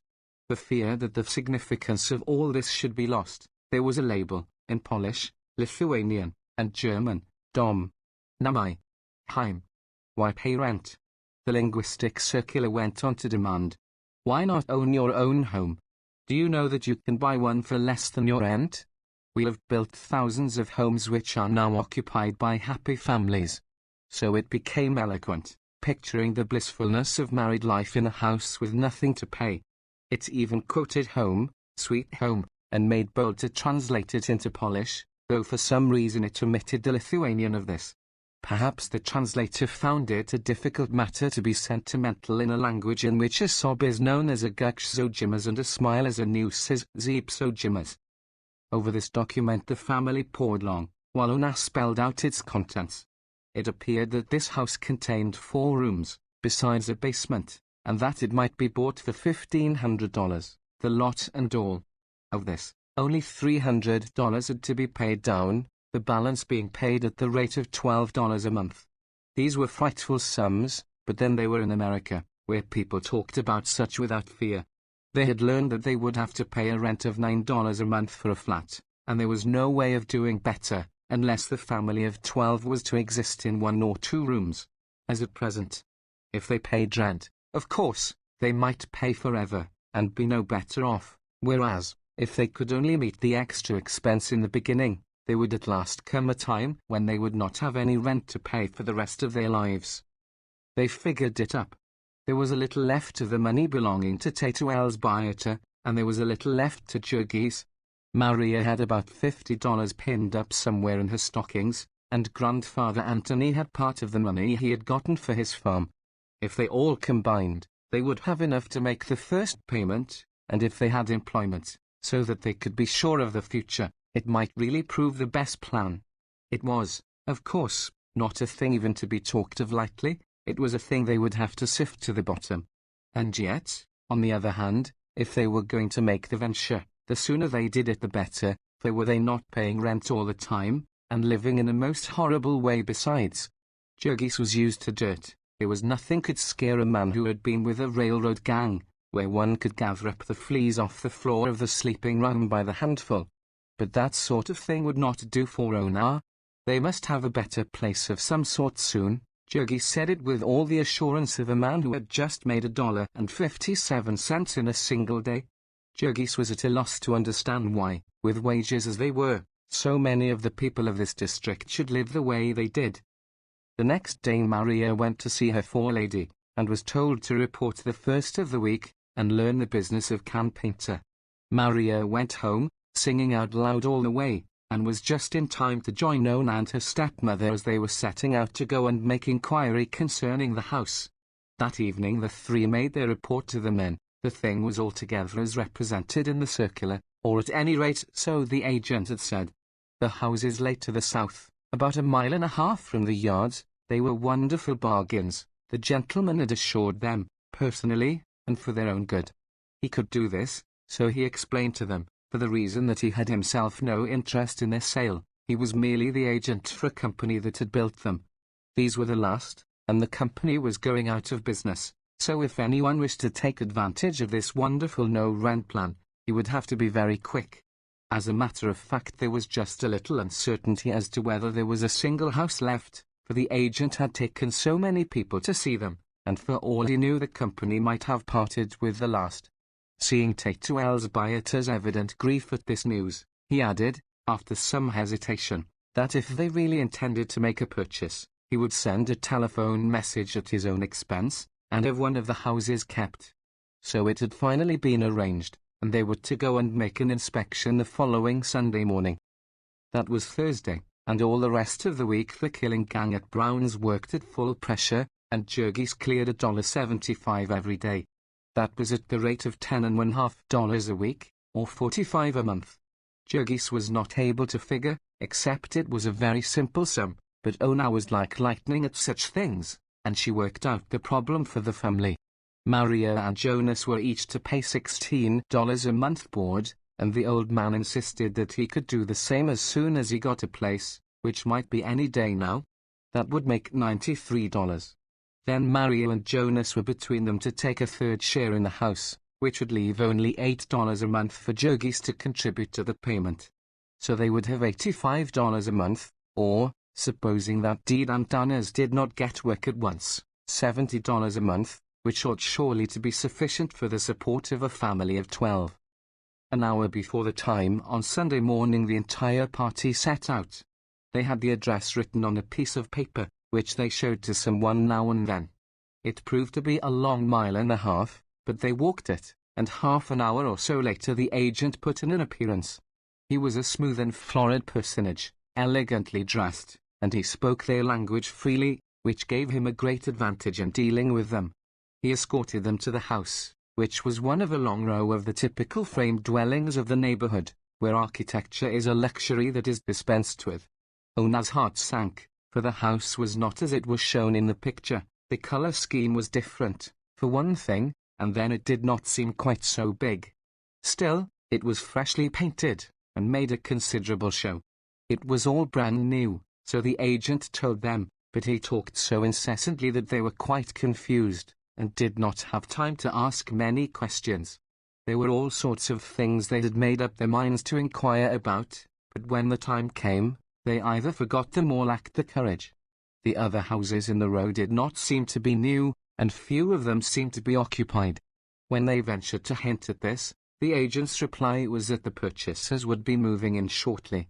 To press the matter would have seemed to be doubting his word, and never in their lives had any one of them ever spoken to a person of the class called gentleman except with deference and humility. The house had a basement, about 2 feet below the street line, and a single story, about 6 feet above it, reached by a flight of steps. In addition, there was an attic, made by the peak of the roof, and having one small window in each end. The street in front of the house was unpaved and unlighted, and the view from it consisted of a few exactly similar houses, scattered here and there upon lots grown up with dingy brown weeds. The house inside contained 4 rooms, plastered white. The basement was but a frame, the walls being unplastered and the floor not laid. The agent explained that the houses were built that way, as the purchasers generally preferred to finish the basements to suit their own taste. The attic was also unfinished. The family had been figuring that in case of an emergency they could rent this attic, but they found that there was not even a floor, nothing but joists, and beneath them the lath and plaster of the ceiling below. All of this, however, did not chill their ardor as much as might have been expected, because of the volubility of the agent. There was no end to the advantages of the house, as he set them forth, and he was not silent for an instant. He showed them everything, down to the locks on the doors and the catches on the windows, and how to work them. He showed them the sink in the kitchen, with running water and a faucet, something which Tatewell's Beata had never in her wildest dreams hoped to possess. After a discovery such as that it would have seemed ungrateful to find any fault, and so they tried to shut their eyes to other defects. Still, they were peasant people, and they hung on to their money by instinct. It was quite in vain that the agent hinted at promptness. They would see, they told him. They could not decide until they had had more time. And so they went home again, and all day and evening there was figuring and debating. It was an agony to them to have to make up their minds in a matter such as this. They never could agree altogether. There were so many arguments upon each side, and one would be obstinate, and no sooner would the rest have convinced him than it would transpire that his arguments had caused another to waver. Once, in the evening, when they were all in harmony, and the house was as good as bought, Sedvillis came in and upset them again. Sedvillis had no use for property owning. He told them cruel stories of people who had been done to death in their spying a home swindle. They would be almost sure to get into a tight place and lose all their money, and there was no end of expense that one could never foresee, and the house might be good for nothing from top to bottom. How was a poor man to know? Then, too, they would swindle you with a contract, and how was a poor man to understand anything about a contract? It was all nothing but robbery, and there was no safety but in keeping out of it. And pay rent? Asked Jurgis. Ah, yes, to be sure, the other answered. That too was robbery. It was all robbery, for a poor man. After half an hour of such depressing conversation, they had their minds quite made up that they had been saved at the brink of a precipice, but then Sedvillis went away, and Jonas, who was a sharp little man, reminded them that the delicatessen business was a failure, according to its proprietor, and that this might account for his pessimistic views. Which, of course, reopened the subject. The controlling factor was that they could not stay where they were. They had to go somewhere. and when they gave up the house plan and decided to rent, the prospect of paying out $9 a month forever they found just as hard to face. All day and all night for nearly a whole week they wrestled with the problem, and then in the end Jurgis took the responsibility. Brother Jonas had gotten his job, and was pushing a truck in Durham's, and the killing gang at Brown's continued to work early and late, so that Jurgis grew more confident every hour, more certain of his mastership. It was the kind of thing the man of the family had to decide and carry through, he told himself. Others might have failed at it, but he was not the failing kind. He would show them how to do it. He would work all day, and all night, too, if need be. He would never rest until the house was paid for and his people had a home. So he told them, and so in the end the decision was made. They had talked about looking at more houses before they made the purchase, but then they did not know where any more were, and they did not know any way of finding out. The one they had seen held the sway in their thoughts. Whenever they thought of themselves in a house, it was this house that they thought of. And so they went and told the agent that they were ready to make the agreement.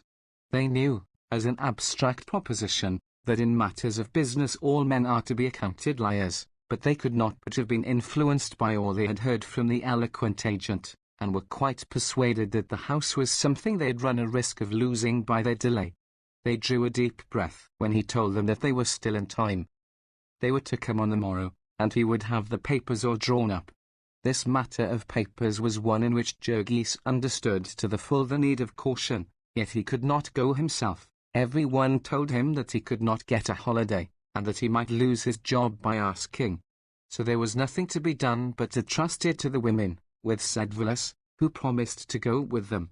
Jurgis spent a whole evening impressing upon them the seriousness of the occasion, and then finally, out of innumerable hiding places about their persons and in their baggage, came forth the precious wads of money, to be done up tightly in a little bag and sewed fast in the lining of Tato Elsbieta's dress.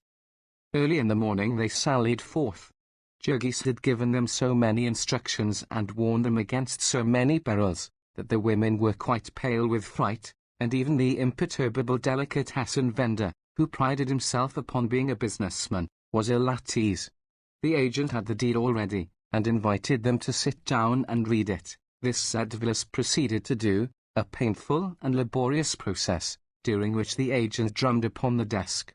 Tato Elsbieta was so embarrassed that the perspiration came out upon her forehead in beads. There was not this reading as much as to say plainly to the gentleman's face that they doubted his honesty. Yet Jacobus Sedvilas read on, and presently there developed that he had good reason for doing so. For a horrible suspicion had begun dawning in his mind. He knitted his brows more and more as he read. This was not a deed of sale at all, so far as he could see. It provided only for the renting of the property. It was hard to tell, with all this strange legal jargon, words he had never heard before, but was not this plain: the party of the first part hereby covenants and agrees to rent to the said party of the second part. And then again, a monthly rental of $12, for a period of 8 years and 4 months. Then Sedvilas took off his spectacles, and looked at the agent, and stammered a question. The agent was most polite, and explained that that was the usual formula, that it was always arranged that the property should be merely rented. He kept trying to show them something in the next paragraph, but Sedvilas could not get by the word rental, and when he translated it to Tato Elsbieta, she too was thrown into a fright. They would not own the home at all, then, for nearly 9 years. The agent, with infinite patience, began to explain again, but no explanation would do now. Elsbieta had firmly fixed in her mind the last solemn warning of Jurgis: if there is anything wrong, do not give him the money, but go out and get a lawyer. It was an agonizing moment, but she sat in the chair, her hands clenched like death, and made a fearful effort, summoning all her powers, and gasped out her purpose. Jacobus translated her words. She expected the agent to fly into a passion, but he was, to her bewilderment, as ever imperturbable. He even offered to go and get a lawyer for her, but she declined this. They went a long way, on purpose to find a man who would not be a confederate. Then let anyone imagine their dismay, when, after half an hour, they came in with a lawyer, and heard him greet the agent by his first name. They felt that all was lost. They sat like prisoners summoned to hear the reading of their death warrant. There was nothing more that they could do. They were trapped. The lawyer read over the deed, and when he had read it he informed Sedvilas that it was all perfectly regular, that the deed was a blank deed such as was often used in these sales. And was the price as agreed? The old man asked, $300 down, and the balance at $12 a month, till a total of $1,500 had been paid? Yes, that was correct. And it was for the sale of such and such a house, the house and lot and everything? Yes, and the lawyer showed him where that was all written. And it was all perfectly regular, there were no tricks about it of any sort. They were poor people, and this was all they had in the world, and if there was anything wrong they would be ruined. And so Sedvilas went on, asking one trembling question after another, while the eyes of the women folks were fixed upon him in mute agony. They could not understand what he was saying, but they knew that upon it their fate depended. And when at last he had questioned until there was no more questioning to be done, and the time came for them to make up their minds, and either close the bargain or reject it, it was all that poor Tato Elsbieta could do to keep from bursting into tears.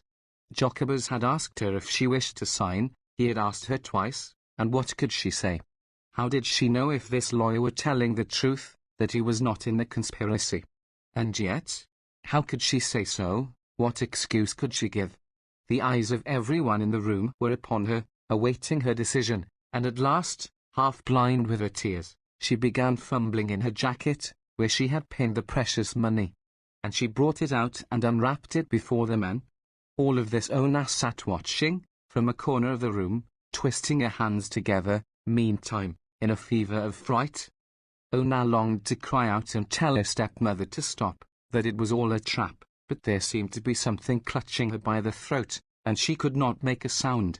And so Tato Elsbieta laid the money on the table, and the agent picked it up and counted it, and then wrote them a receipt for it and passed them the deed. Then he gave a sigh of satisfaction, and rose and shook hands with them all, still as smooth and polite as at the beginning. Ona had a dim recollection of the lawyer telling Sedvilas that his charge was $1, which occasioned some debate, and more agony, and then, after they had paid that, too, they went out into the street, her stepmother clutching the deed in her hand. They were so weak from fright that they could not walk, but had to sit down on the way. So they went home, with a deadly terror gnawing at their souls, and that evening Jurgis came home and heard their story, and that was the end.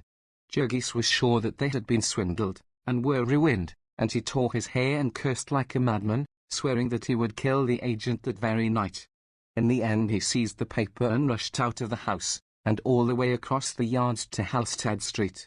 He dragged Sedvilas out from his supper, and together they rushed to consult another lawyer. When they entered his office the lawyer sprang up, for Jurgis looked like a crazy person, with flying hair and bloodshot eyes. His companion explained the situation, and the lawyer took the paper and began to read it, while Jurgis stood clutching the desk with knotted hands, trembling in every nerve.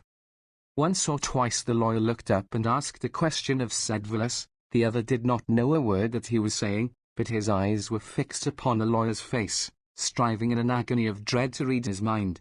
He saw the lawyer look up and laugh, and he gave a gasp. The man said something to Sedvilas, and Jurgis turned upon his friend, his heart almost stopping. "Well?" he panted. "He says it is all right," said Sedvilas. "All right?" "Yes, he says it is just as it should be." And Jurgis, in his relief, sank down into a chair. "Are you sure of it?" he gasped, and made Sedvilas translate question after question. He could not hear it often enough, he could not ask with enough variations. Yes, they had bought the house, they had really bought it. It belonged to them, they had only to pay the money and it would be all right.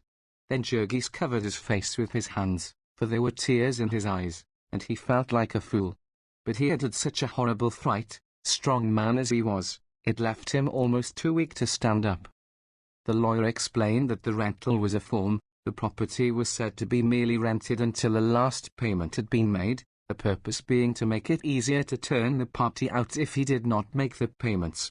So long as they paid, however, they had nothing to fear, the house was all theirs. Jurgis was so grateful that he paid the $50 the lawyer asked without twinkling an eyelash, and then rushed home to tell the news to the family.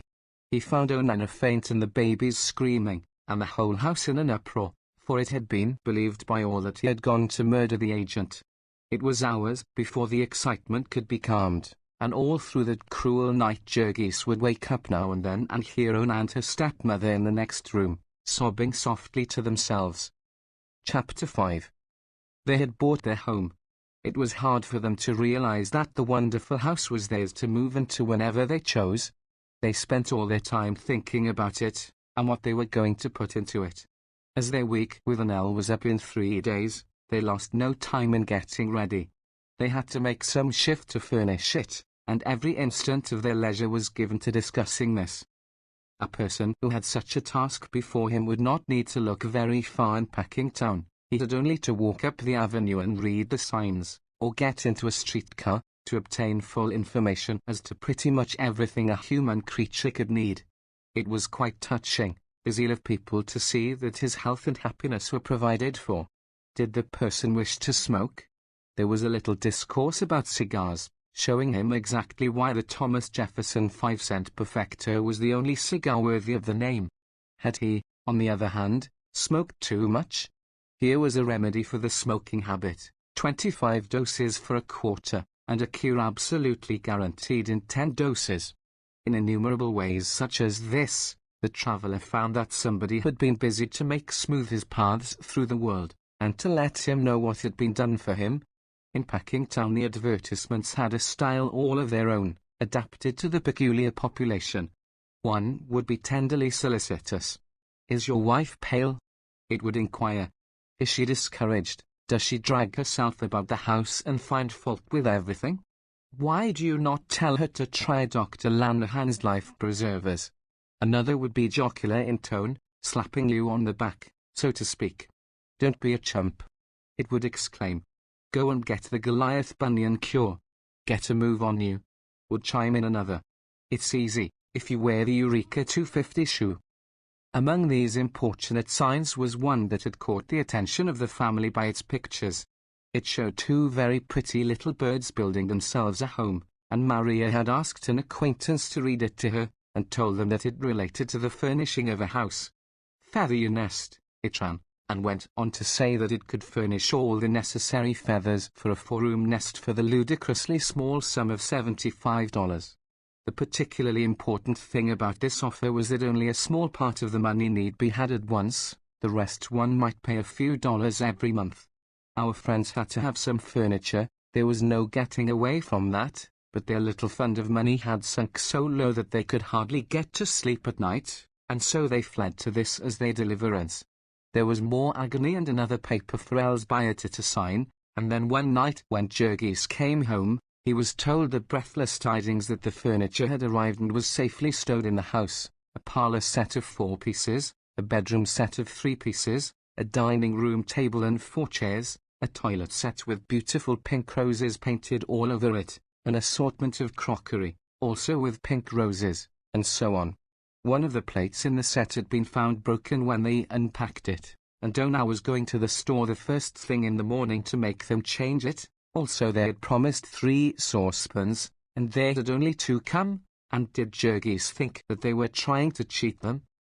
The next day they went to the house, and when the men came from work they ate a few hurried mouthfuls at Annelle's, and then set to work at the task of carrying their belongings to their new home. The distance was in reality over 2 miles, but Jurgis made 2 trips that night, each time with a huge pile of mattresses and bedding on his head, with bundles of clothing and bags and things tied up inside.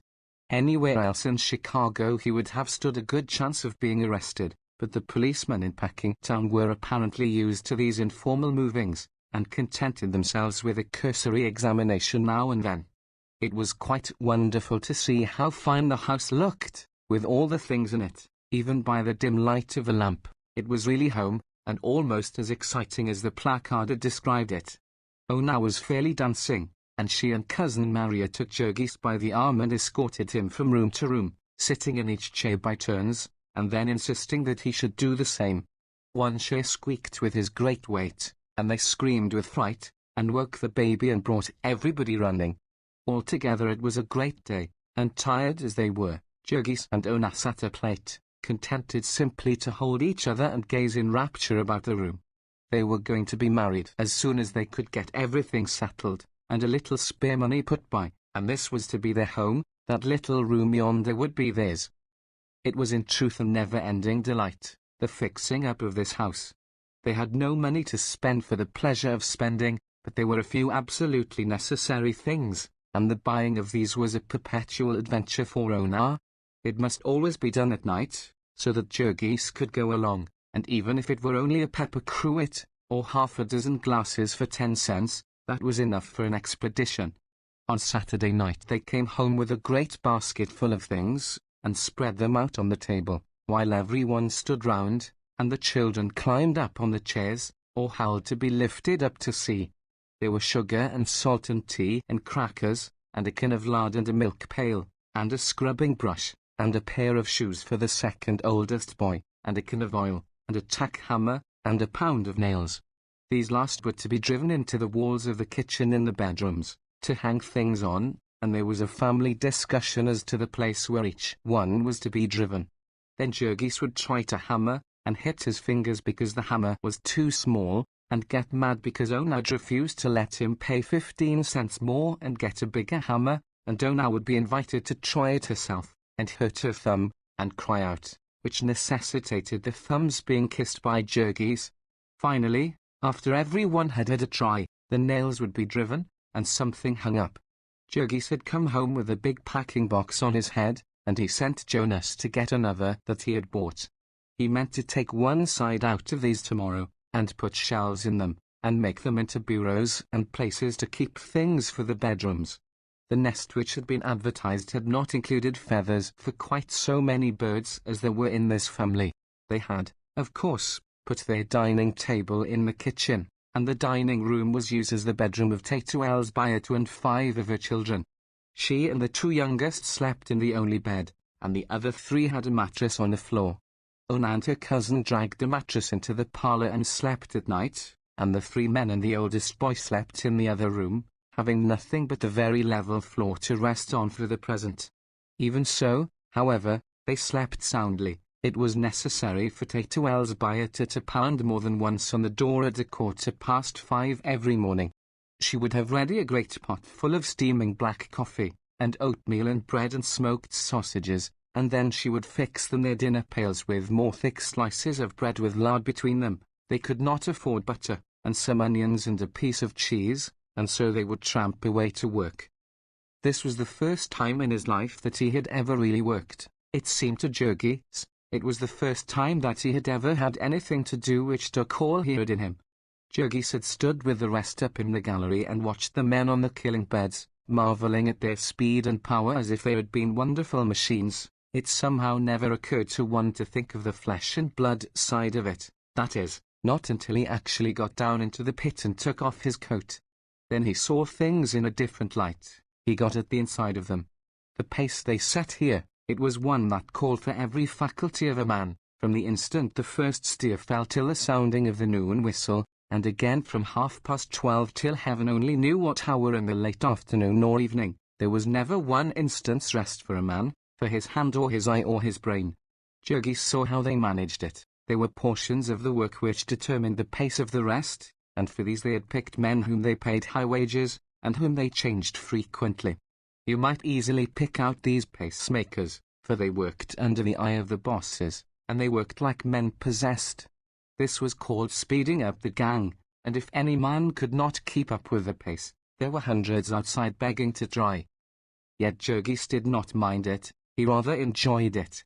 It saved him the necessity of flinging his arms about and fidgeting as he did in most work. He would laugh to himself as he ran down the line, darting a glance now and then at the man ahead of him. It was not the pleasantest work one could think of, but it was necessary work, and what more had a man the right to ask than a chance to do something useful, and to get good pay for doing it?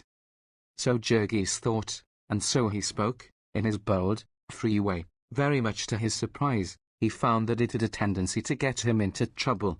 For most of the men here took a fearfully different view of the thing. He was quite dismayed when he first began to find it out, that most of the men hated their work. It seemed strange, It was even terrible, when you came to find out the universality of the sentiment, but it was certainly the fact. They hated their work. They hated the bosses and they hated the owners. They hated the whole place, the whole neighborhood, even the whole city, with an all-inclusive hatred, bitter and fierce. Women and little children would fall to cursing about it. It was rotten, rotten as hell. Everything was rotten. When Jurgis would ask them what they meant, they would begin to get suspicious, and content themselves with saying, "Never mind, you stay here and see for yourself." One of the first problems that Jurgis ran upon was that of the unions.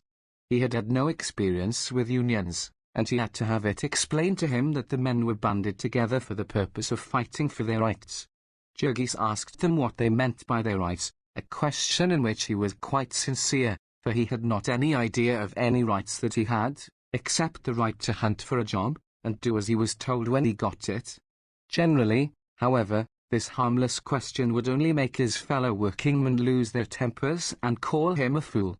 There was a delegate of the Butcher Helpers Union who came to see Jurgis to enroll him, and when Jurgis found that this meant that he would have to part with some of his money, he froze up directly, and the delegate, who was an Irishman and only knew a few words of Lithuanian, lost his temper and began to threaten him. In the end Jurgis got into a fine rage, and made it sufficiently plain that it would take more than one Irishman to scare him into a union. Little by little he gathered that the main thing the men wanted was to put a stop to the habit of speeding up. They were trying their best to force a lessening of the pace, for there were some, they said, who could not keep up with it, whom it was killing. But Jurgis had no sympathy with such ideas as this. He could do the work himself, and so could the rest of them, he declared, if they were good for anything. If they couldn't do it, let them go somewhere else. Jurgis had not studied the books, and he would not have known how to pronounce laissez-faire, but he had been round the world enough to know that a man has to shift for himself in it, and that if he gets the worst of it, there is nobody to listen to him holler. Yet there have been known to be philosophers and plain men who swore by Malthus in the books, and would, nevertheless, subscribe to a relief fund in time of a famine. It was the same with Jurgis, who consigned the unfit to destruction, while going about all day sick at heart because of his poor old father, who was wandering somewhere in the yards begging for a chance to earn his bread. Old Antanas had been a worker ever since he was a child. He had run away from home when he was 12, because his father beat him for trying to learn to read. And he was a faithful man, too. He was a man you might leave alone for a month, if only you had made him understand what you wanted him to do in the meantime. And now here he was, worn out in soul and body, and with no more place in the world than a sick dog. He had his home, as it happened, and someone who would care for him if he never got a job, but his son could not help thinking, suppose this had not been the case. Antanas Rudkus had been into every building in Packingtown by this time, and into nearly every room. He had stood mornings among the crowd of applicants till the very policeman had come to know his face and to tell him to go home and give it up. He had been likewise to all the stores and saloons for a mile about, begging for some little thing to do, and everywhere they had ordered him out, sometimes with curses, and not once even stopping to ask him a question. So, after all, there was a crack in the fine structure of Jurgis' faith in things as they are. The crack was wide while Deed Antanas was hunting a job, and it was yet wider when he finally got it. For one evening the old man came home in a great state of excitement, with the tale that he had been approached by a man in one of the corridors of the pickle rooms of Durham's, and asked what he would pay to get a job. He had not known what to make of this at first, but the man had gone on with matter-of-fact frankness to say that he could get him a job, provided that he were willing to pay 1/3 of his wages for it. Was he a boss? Antanas had asked, to which the man had replied that that was nobody's business, but that he could do what he said. Jurgis had made some friends by this time, and he sought one of them and asked what this meant.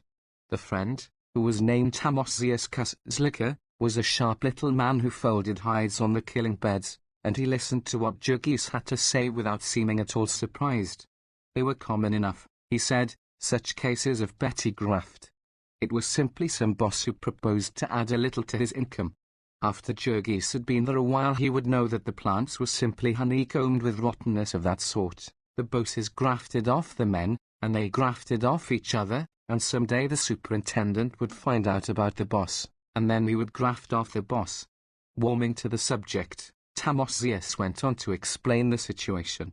Here was Durham's, for instance, owned by a man who was trying to make as much money out of it as he could, and did not care in the least how he did it, and underneath him, ranged in ranks and grades like an army, were managers and superintendents and foremen, each one driving the man next below him and trying to squeeze out of him as much work as possible. And all the men of the same rank were pitted against each other, the accounts of each were kept separately, and every man lived in terror of losing his job, if another made a better record than he. So from top to bottom the place was simply a seething cauldron of jealousies and hatreds. There was no loyalty or decency anywhere about it. There was no place in it where a man counted for anything against $1. And worse than there being no decency, there was not even any honesty. The reason for that? Who could say? It must have been old Durham in the beginning. It was a heritage which the self-made merchant had left to his son, along with his millions. Jurgis would find out these things for himself, if he stayed there long enough. It was the men who had to do all the dirty jobs, and so there was no deceiving them, and they caught the spirit of the place, and did like all the rest. Jurgis had come there, and thought he was going to make himself useful, and rise and become a skilled man, but he would soon find out his error, for nobody rose in Packingtown by doing good work. You could lay that down for a rule: if you met a man who was rising in Packingtown, you met a knave. That man who had been sent to Jurgis' father by the boss, he would rise. The man who told tales and spied upon his fellows would rise, but the man who minded his own business and did his work, why, they would speed him up till they had worn him out, and then they would throw him into the gutter. Jurgis went home with his head buzzing. Yet he could not bring himself to believe such things. No, it could not be so. Tamosius was simply another of the grumblers. He was a man who spent all his time fiddling, and he would go to parties at night and not get home till sunrise, and so of course he did not feel like work.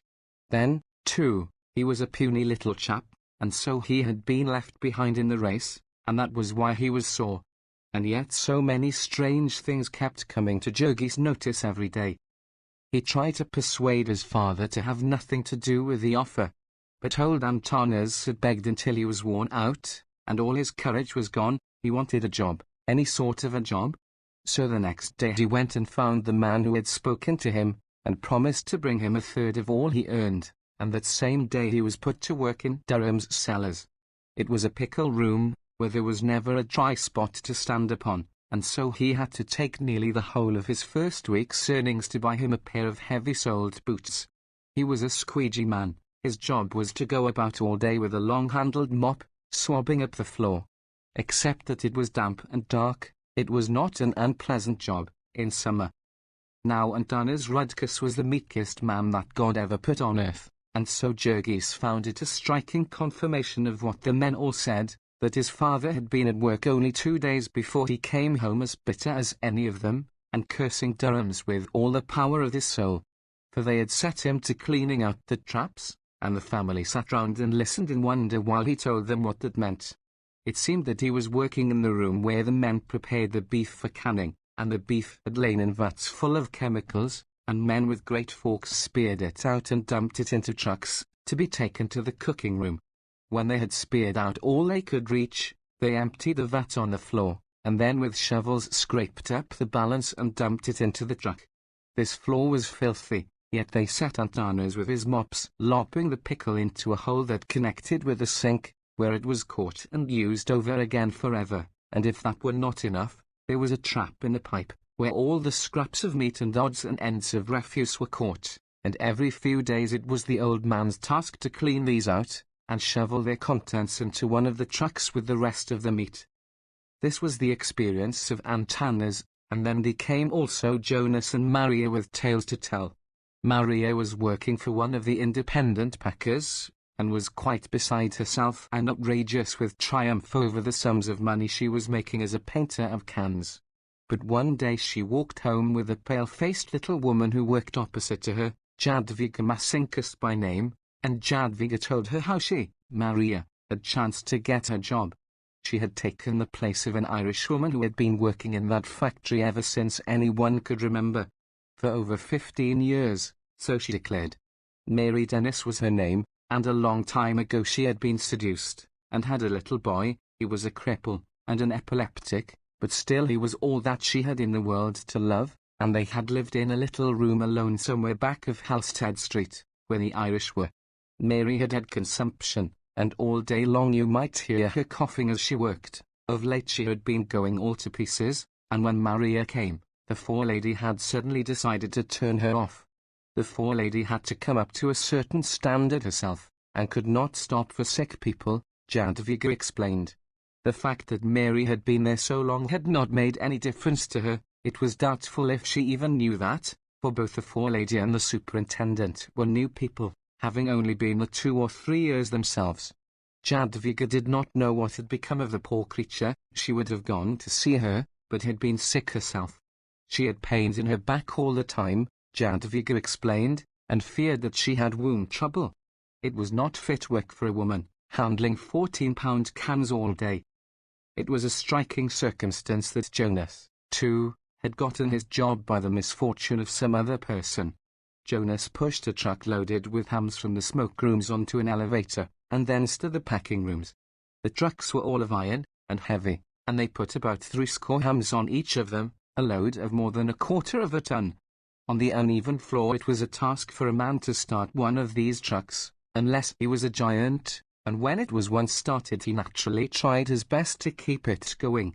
There was always the boss prowling about, and if there was a second's delay he would fall to cursing. Lithuanians and Slovaks and such, who could not understand what was said to them. The bosses were wont to kick about the place like so many dogs. Therefore these trucks went for the most part on the run, and the predecessor of Jonas had been jammed against the wall by one and crushed in a horrible and nameless manner. All of these were sinister incidents, but they were trifles compared to what Jurgis saw with his own eyes before long. One curious thing he had noticed, the very first day, in his profession of shoveler of guts, which was the sharp trick of the floor bosses whenever the chance to come a slunk calf.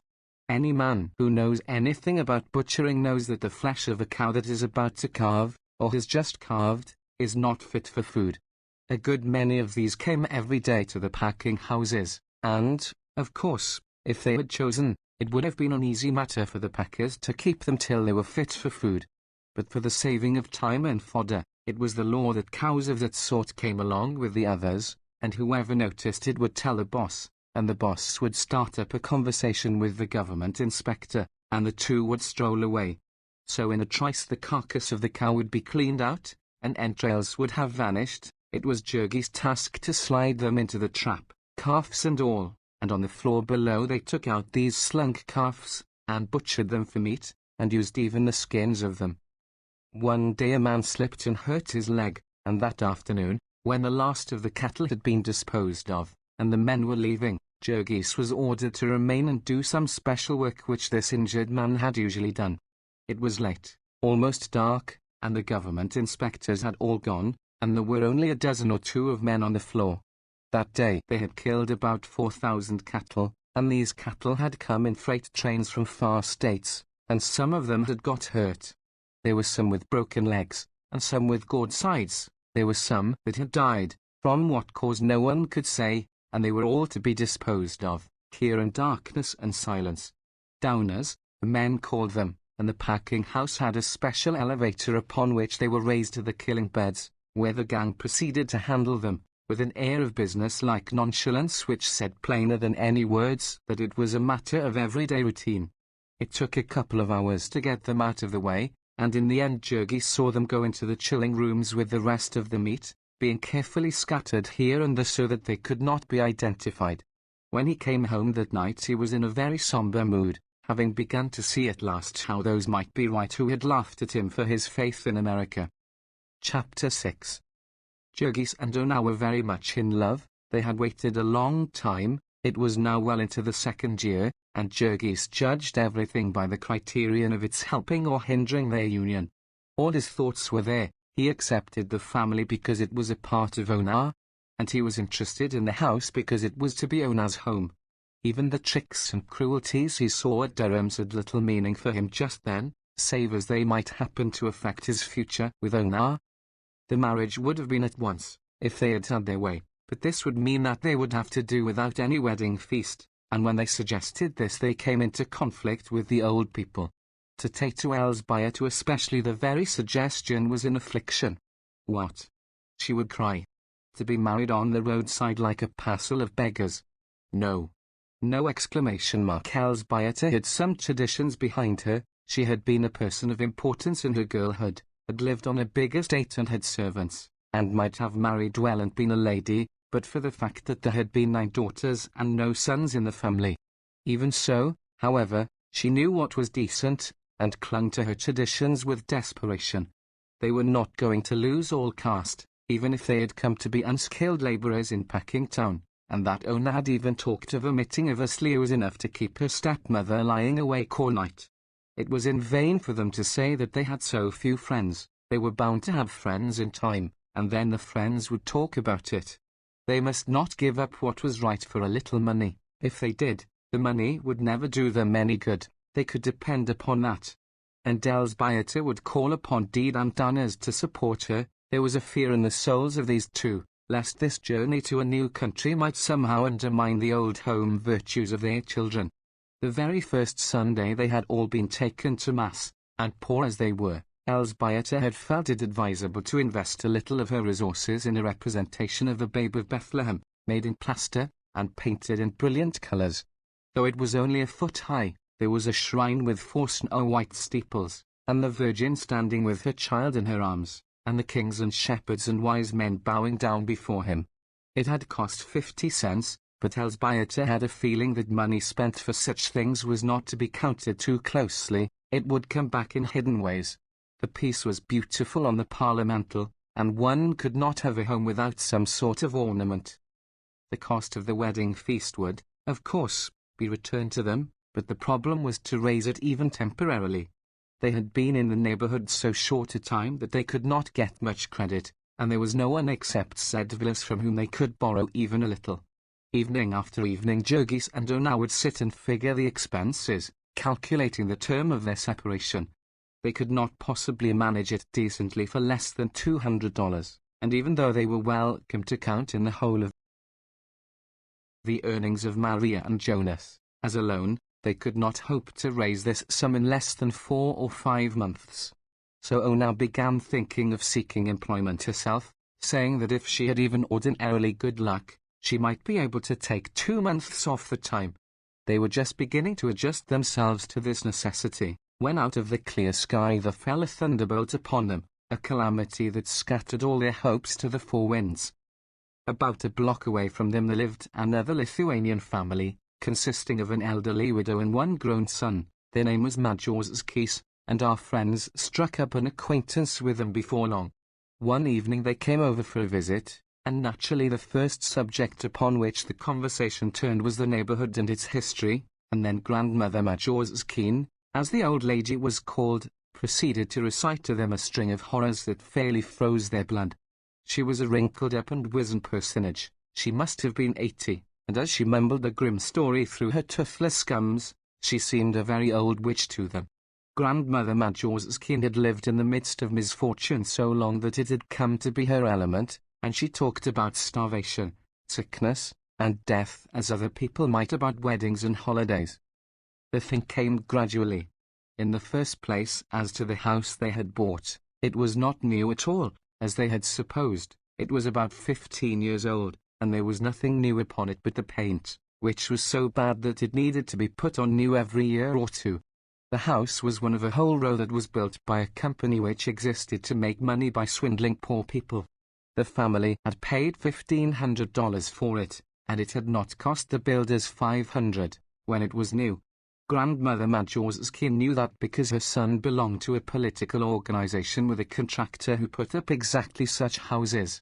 They used the very flimsiest and cheapest material. They built the houses a dozen at a time, and they cared about nothing at all except the outside shine. The family could take her word as to the trouble they would have, for she had been through it all. She and her son had bought their house in exactly the same way. They had fooled the company, however, for her son was a skilled man, who made as high as $100 a month, and as he had sense enough not to marry, they had been able to pay for the house. Grandmother Majorskine saw that her friends were puzzled at this remark. They did not quite see how paying for the house was fooling the company. Evidently, they were very inexperienced. Cheap as the houses were, they were sold with the idea that the people who bought them would not be able to pay for them. When they failed, if it were only by a single month, they would lose the house and all that they had paid on it, and then the company would sell it over again. And did they often get a chance to do that? Steve. Grandmother Majorskine raised her hands. They did it. How often no one could say, but certainly more than half of the time. They might ask anyone who knew anything at all about Packingtown as to that. She had been living here ever since this house was built, and she could tell them all about it. And had it ever been sold before? Susie Milky. Why, since it had been built, no less than 4 families that their informant could name had tried to buy it and failed. She would tell them a little about it. The first family had been Germans. The families had all been of different nationalities. There had been a representative of several races that had displaced each other in the stockyards. Grandmother Majorskine had come to America with her son at a time when, so far as she knew, there was only one other Lithuanian family in the district. The workers had all been Germans then, skilled cattle butchers that the packers had brought from abroad to start the business. Afterward, as cheaper labor had come, these Germans had moved away. The next were the Irish. There had been 6 or 8 years when Packingtown had been a regular Irish city. There were a few colonies of them still here, enough to run all the unions and the police force and get all the graft, but most of those who were working in the packing houses had gone away at the next drop in wages, after the big strike. The Bohemians had come then, and after them the Poles. People said that Old Man Durham himself was responsible for these immigrations. He had sworn that he would fix the people of Packingtown so that they would never again call a strike on him, and so he had sent his agents into every city and village in Europe to spread the tale of the chances of work and high wages at the stockyards. The people had come in hordes, and old Durham had squeezed them tighter and tighter, speeding them up and grinding them to pieces and sending for new ones.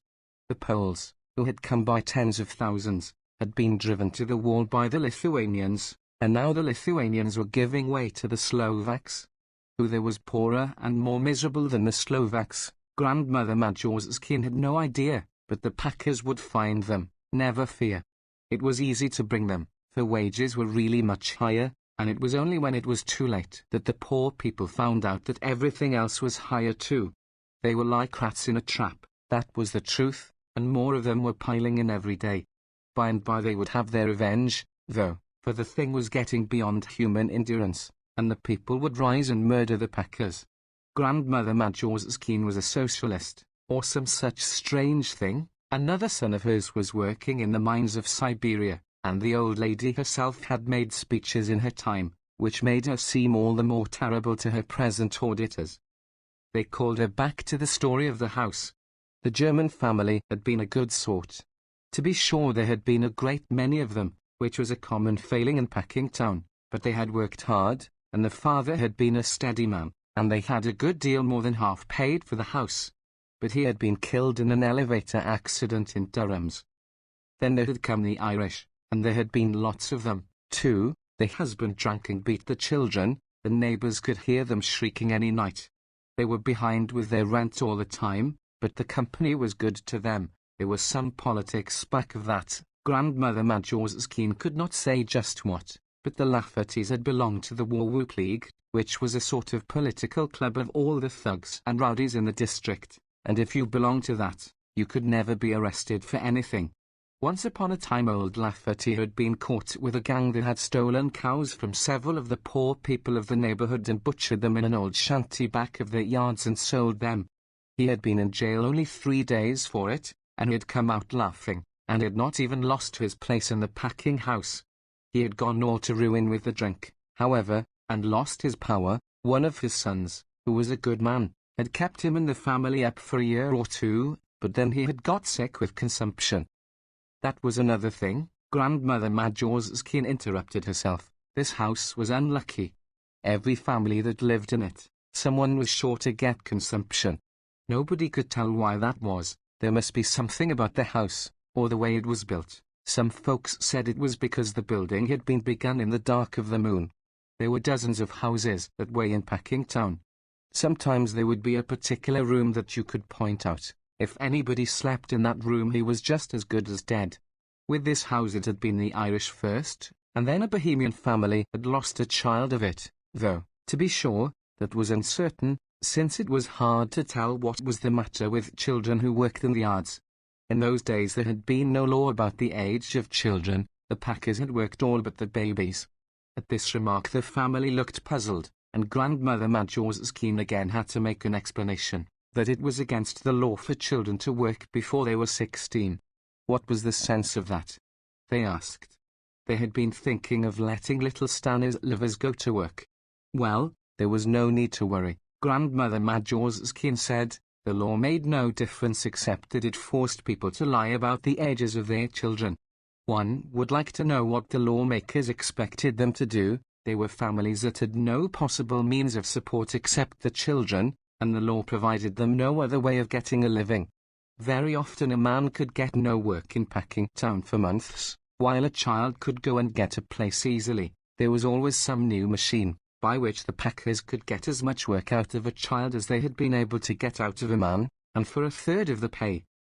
To come back to the house again, it was the woman of the next family that had died. That was after there had been nearly 4 years, and this woman had had twins regularly every year, and there had been more than you could count when they moved in. After she died, the man would go to work all day and leave them to shift for themselves. The neighbors would help them now and then, for they would almost freeze to death. At the end there were 3 days that they were alone, before it was found out that the father was dead. He was a floorsman at Jones's, and a wounded steer had broken loose and mashed him against a pillar. Then the children had been taken away, and the company had sold the house that very same week to a party of emigrants. So this grim old woman went on with her tale of horrors. How much of it was exaggeration, who could tell? It was only too plausible. There was that about consumption, for instance. They knew nothing about consumption whatever, except that it made people cough, and for 2 weeks they had been worrying about a coughing spell of Aunt Anna's. It seemed to shake him all over, and it never stopped. You could see a red stain wherever he had spit upon the floor. And yet all these things were as nothing to what came a little later. They had begun to question the old lady as to why one family had been unable to pay, trying to show her by figures that it ought to have been possible, and Grandmother Majorskine had disputed their figures. You say $12 a month, but that does not include the interest. Then they stared at her. Interest? They cried.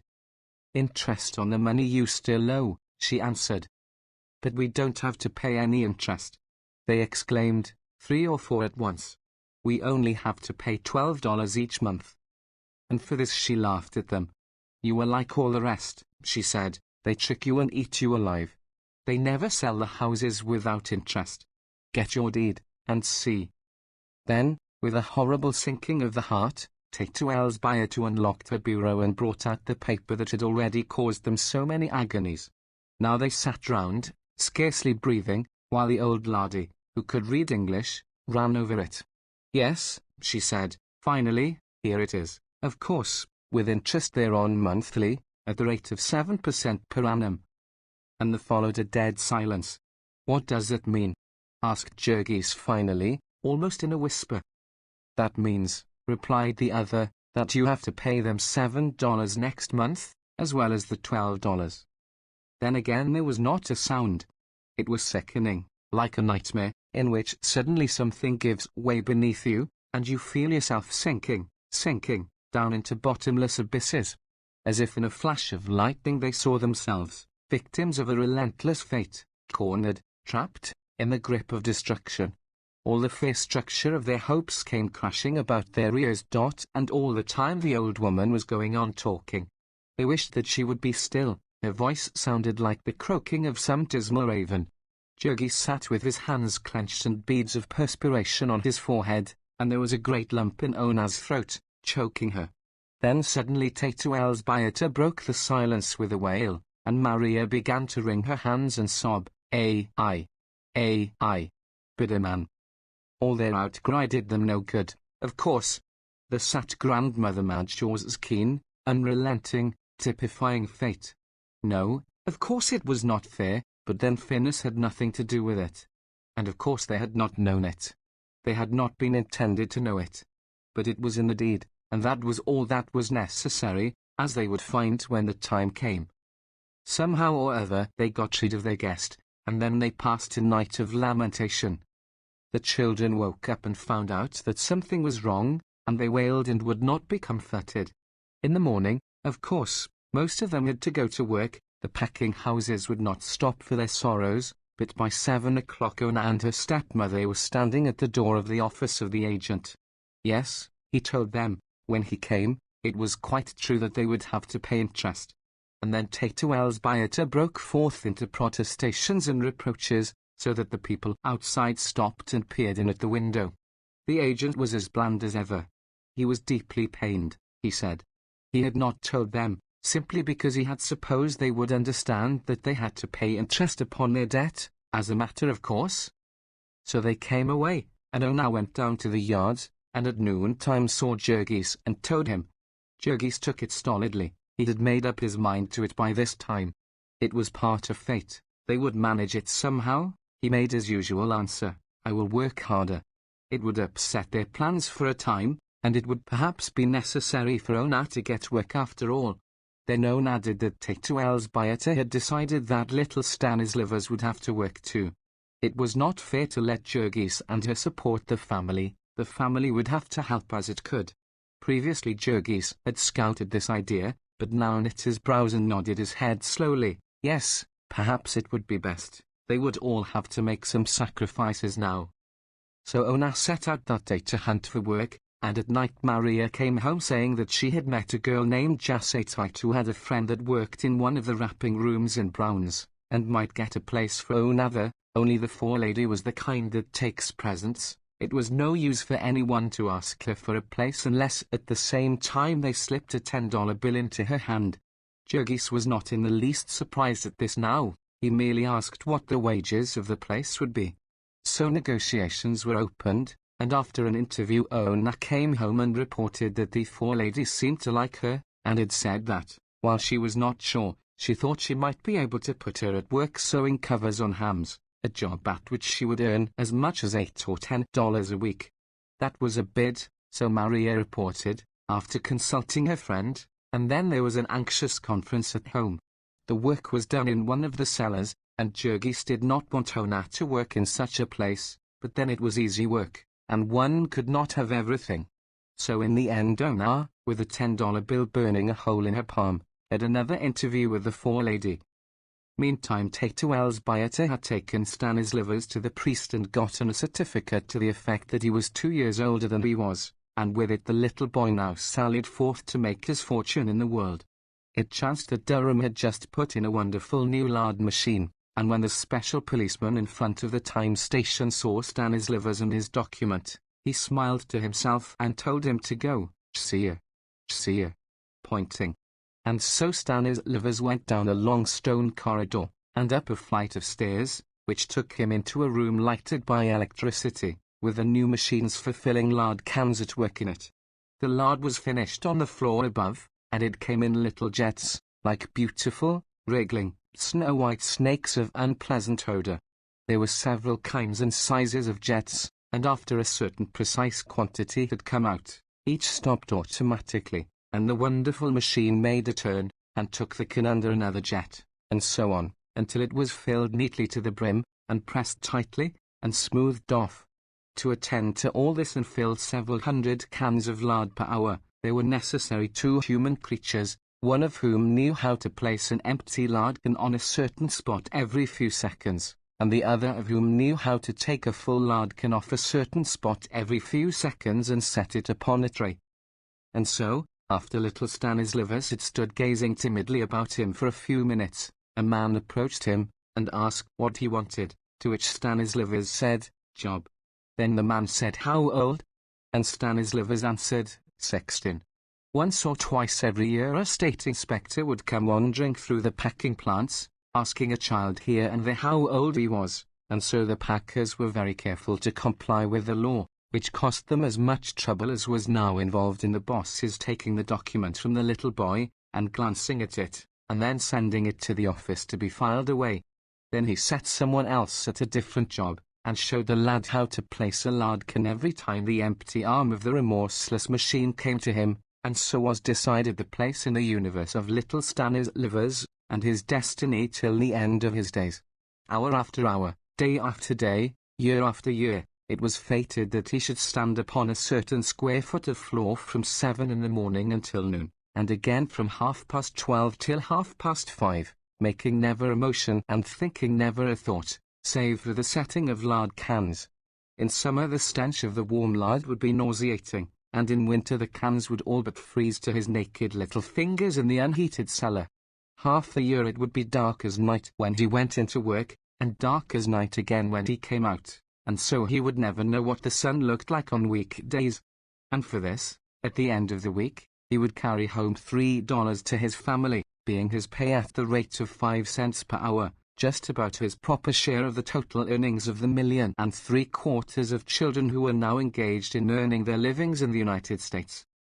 And meantime, because they were young, and hope is not to be stifled before its time, Jurgis and Ona were again calculating, for they had discovered that the wages of Stanislaus would a little more than pay the interest, which left them just about as they had been before.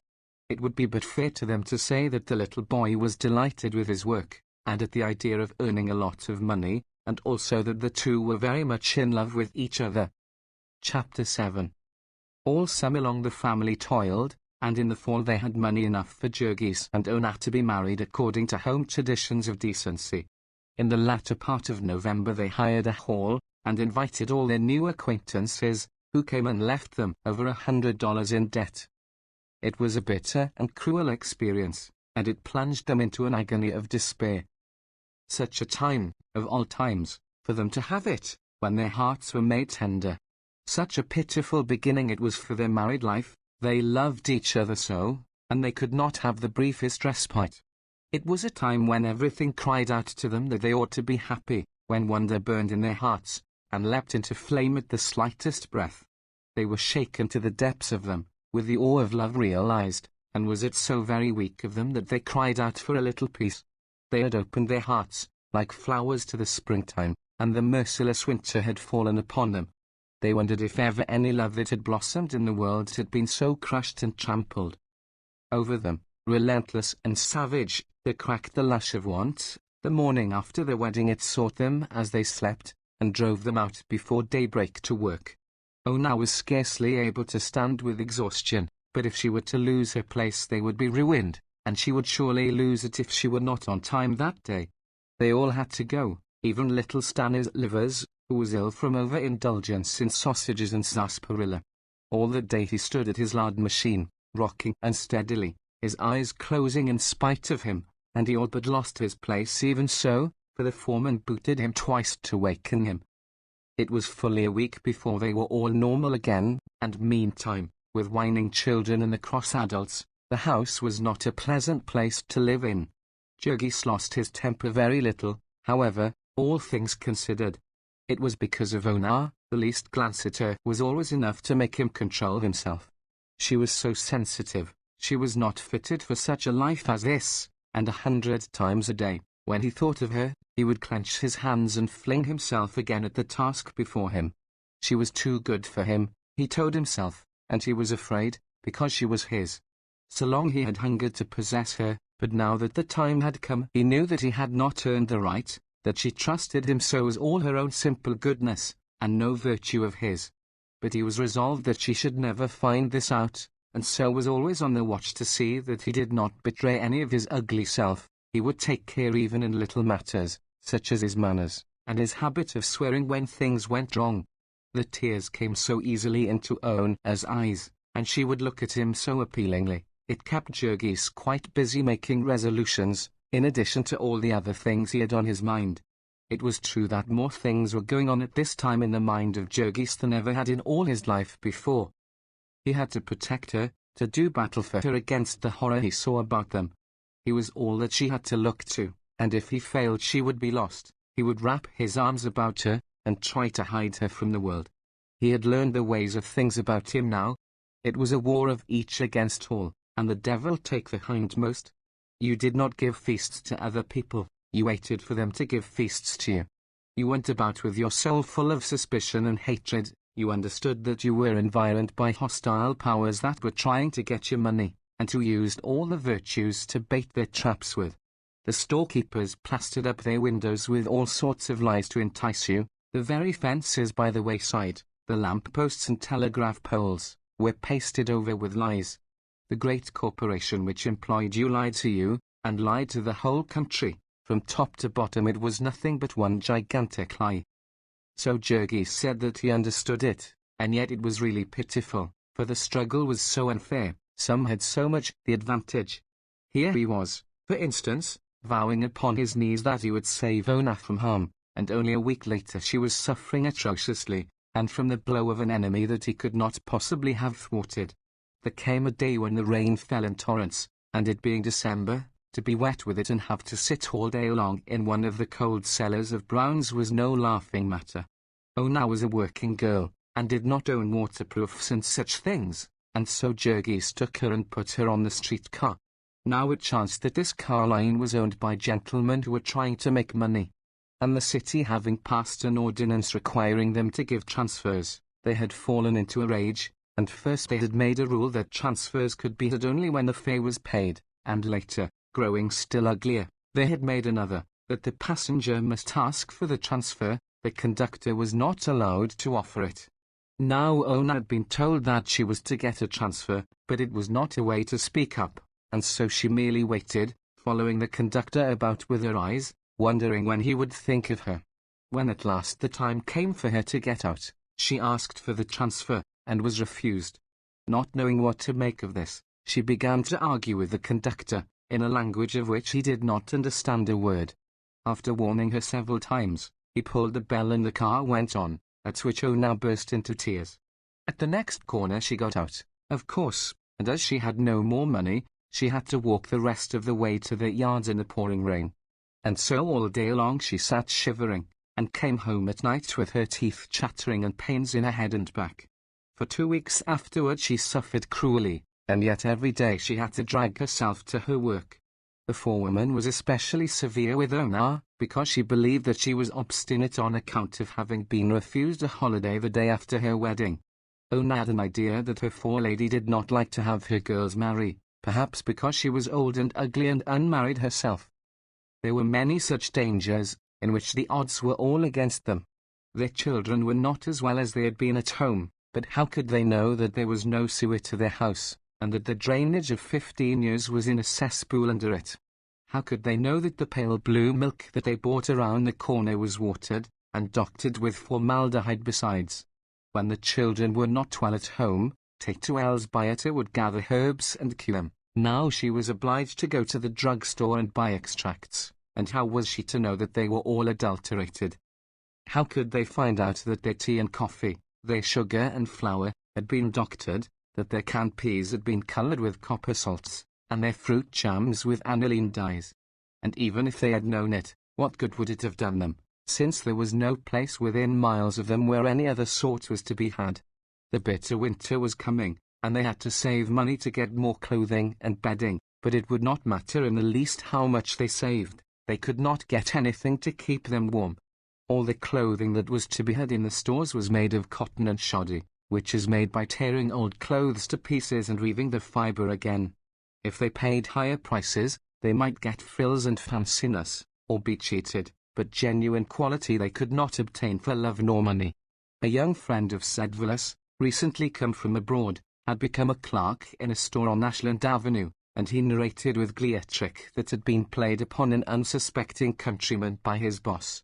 The customer had desired to purchase an alarm clock, and the boss had shown him two exactly similar, telling him that the price of one was $1 and of the other $1.75. Upon being asked what the difference was, the man had wound up the first halfway and the second all the way, and showed the customer how the latter made twice as much noise, upon which the customer remarked that he was a sound sleeper, and had better take the more expensive clock. There is a poet who sings that deeper their heart grows and nobler their bearing. whose youth in the fires of anguish hath died. But it was not likely that he had reference to the kind of anguish that comes with destitution, that is so endlessly bitter and cruel, and yet so sordid and petty, so ugly, so humiliating, unredeemed by the slightest touch of dignity or even of pathos.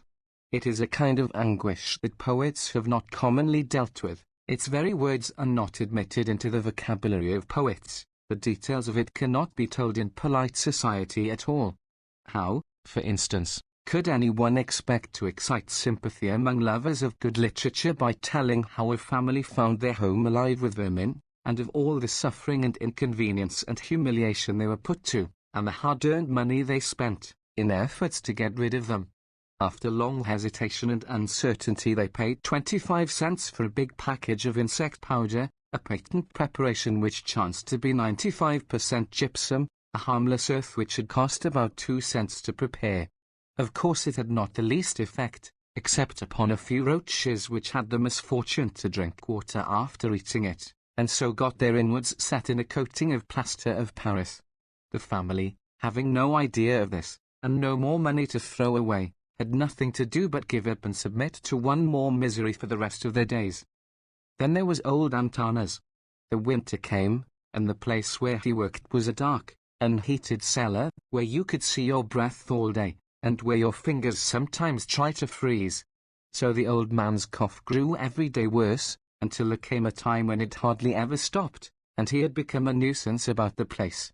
Then, too, a still more dreadful thing happened to him. He worked in a place where his feet were soaked in chemicals, and it was not long before they had eaten through his new boots. Then sores began to break out on his feet, and grow worse and worse. Whether it was that his blood was bad, or there had been a cut, he could not say, but he asked the men about it, and learned that it was a regular thing. It was the saltpeter. Every one felt it, sooner or later, and then it was all up with him, at least for that sort of work. The sores would never heal. In the end his toes would drop off, if he did not quit. Yet old Antanas would not quit. He saw the suffering of his family, and he remembered what it had cost him to get a job. So he tied up his feet, and went on limping about and coughing, until at last he fell to pieces, all at once and in a heap, like the one-horse shay. They carried him to a dry place and laid him on the floor, and that night 2 of the men helped him home. The poor old man was put to bed, and though he tried it every morning until the end, he never could get up again. He would lie there and cough, day and night, wasting away to a mere skeleton. There came a time when there was so little flesh on him that the bones began to poke through, which was a horrible thing to see or even to think of. And one night he had a choking fit, and a little river of blood came out of his mouth. The family, wild with terror, sent for a doctor, and paid $50 to be told that there was nothing to be done.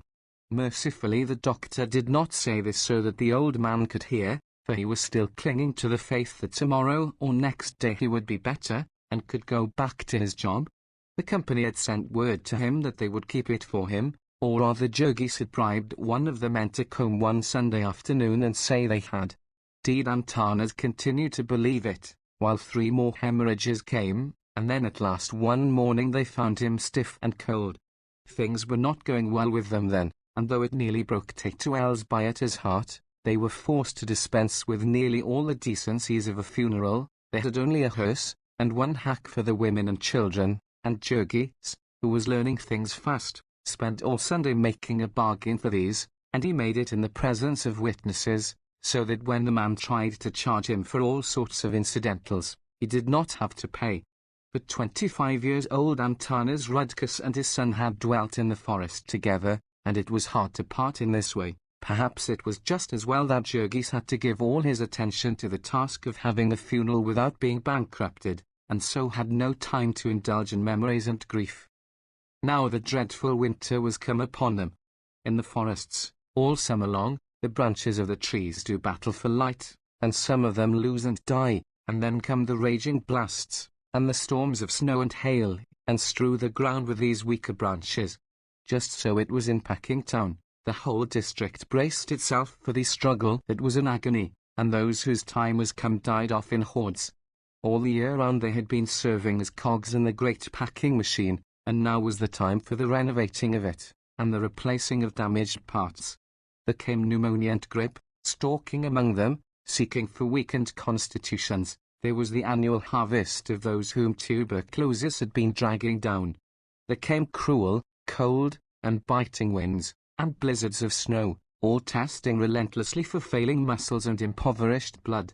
Sooner or later came the day when the unfit one did not report for work, and then, with no time lost in waiting, and no inquiries or regrets, there was a chance for a new hand.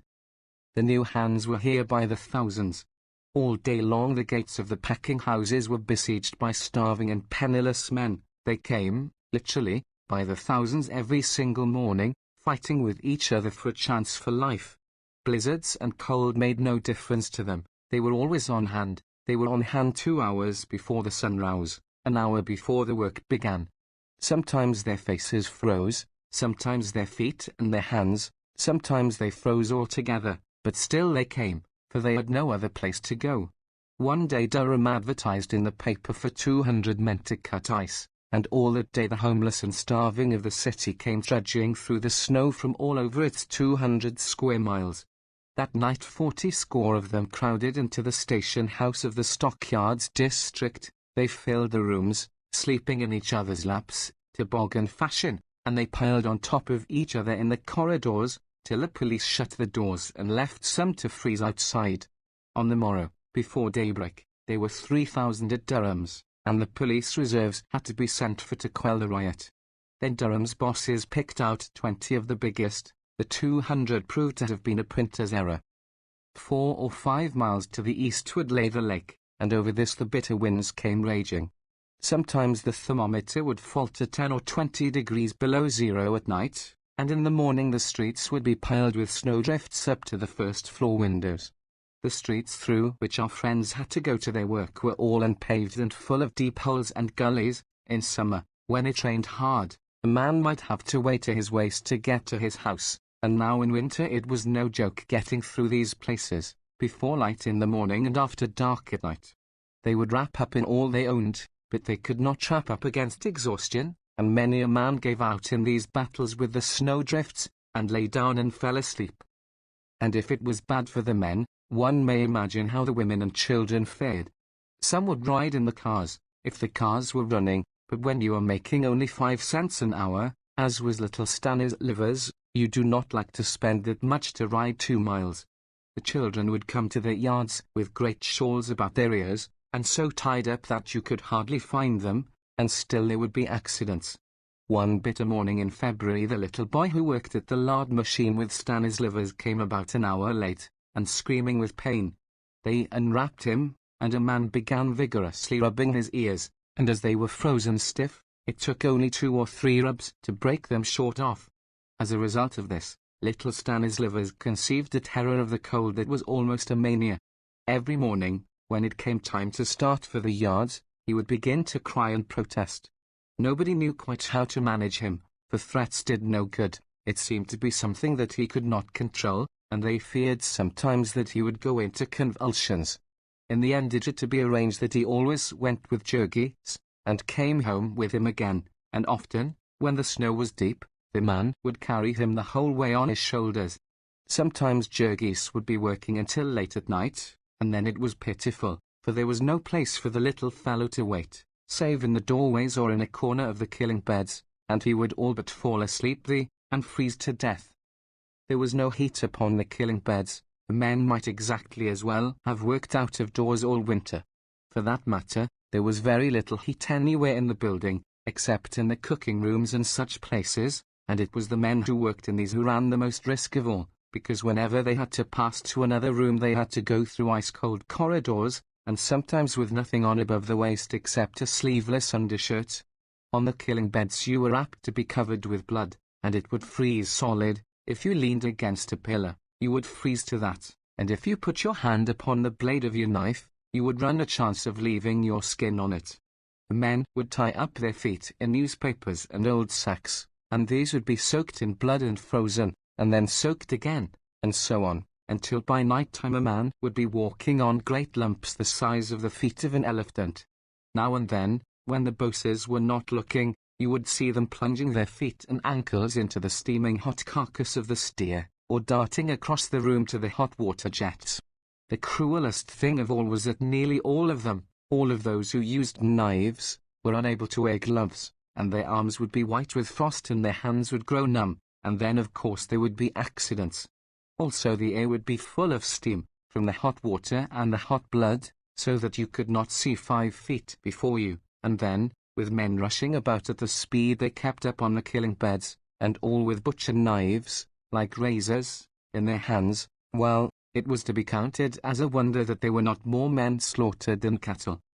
And yet all this inconvenience they might have put up with, if only it had not been for one thing, if only there had been some place where they might eat. Jurgis had either to eat his dinner amid the stench in which he had worked, or else to rush, as did all his companions, to any one of the hundreds of liquor stores which stretched out their arms to him. To the west of the yards ran Ashland Avenue, and here was an unbroken line of saloons, Whiskey Row, they called it. To the north was 47th Street, where there were half a dozen to the block, and at the angle of the two was Whiskey Point, a space of 15 or 20 acres, and containing one glue factory and about 200 saloons. One might walk among these and take his choice: hot pea soup and boiled cabbage today, sauerkraut and hot frankfurters. Walk in. Bean soup and stewed lamb. Welcome. All of these things were printed in many languages, as were also the names of the resorts, which were infinite in their variety and appeal. There was the home circle and the cosy corner. There were firesides and hearthstones and pleasure palaces and wonderlands and dream castles and love's delights. Whatever else they were called, they were sure to be called Union Headquarters, and to hold out a welcome to working men, and there was always a warm stove, and a chair near it, and some friends to laugh and talk with. There was only one condition attached, you must drink. If you went in not intending to drink, you would be put out in no time, and if you were slow about going, like as not you would get your head split open with a beer bottle in the bargain. But all of the men understood the convention and drank. They believed that by it they were getting something for nothing, for they did not need to take more than one drink, and upon the strength of it they might fill themselves up with a good hot dinner. This did not always work out in practice, however, for there was pretty sure to be a friend who would treat you, and then you would have to treat him. Then someone else would come in, and, anyhow, a few drinks were good for a man who worked hard. As he went back he did not shiver so, he had more courage for his task. The deadly brutalizing monotony of it did not afflict him so, he had ideas while he worked, and took a more cheerful view of his circumstances. On the way home, however, the shivering was apt to come on him again, and so he would have to stop once or twice to warm up against the cruel cold. As there were hot things to eat in this saloon too, he might get home late to his supper, or he might not get home at all. And then his wife might set out to look for him, and she too would feel the cold, and perhaps she would have some of the children with her, and so a whole family would drift into drinking, as the current of a river drifts downstream. As if to complete the chain, the packers all paid their men in checks, refusing all requests to pay in coin, and where in packing town could a man go to have his check cashed but to a saloon, where he could pay for the favor by spending a part of the money. From all of these things Jurgis was saved because of Onar. He never would take but the one drink at noon time, and so he got the reputation of being a surly fellow, and was not quite welcome at the saloons, and had to drift about from one to another. Then at night he would go straight home, helping Onan stand his livers, or often putting the former on a car. And when he got home perhaps he would have to trudge several blocks, and come staggering back through the snowdrifts with a bag of coal upon his shoulder. Home was not a very attractive place, at least not this winter. They had only been able to buy one stove, and this was a small one, and proved not big enough to warm even the kitchen in the bitterest weather. This made it hard for Tato Elsbieta all day, and for the children when they could not get to school. At night they would sit huddled round this stove, while they ate their supper off their laps, and then Jurgis and Jonas would smoke a pipe, after which they would all crawl into their beds to get warm, after putting out the fire to save the coal. Then they would have some frightful experiences with the cold. They would sleep with all their clothes on, including their overcoats, and put over them all the bedding and spare clothing they owned. The children would sleep all crowded into one bed, and yet even so they could not keep warm. The outside ones would be shivering and sobbing, crawling over the others and trying to get down into the center, and causing a fight. This old house with the leaky weatherboards was a very different thing from their cabins at home, with great thick walls plastered inside and outside with mud, and the cold which came upon them was a living thing, a demon presence in the room.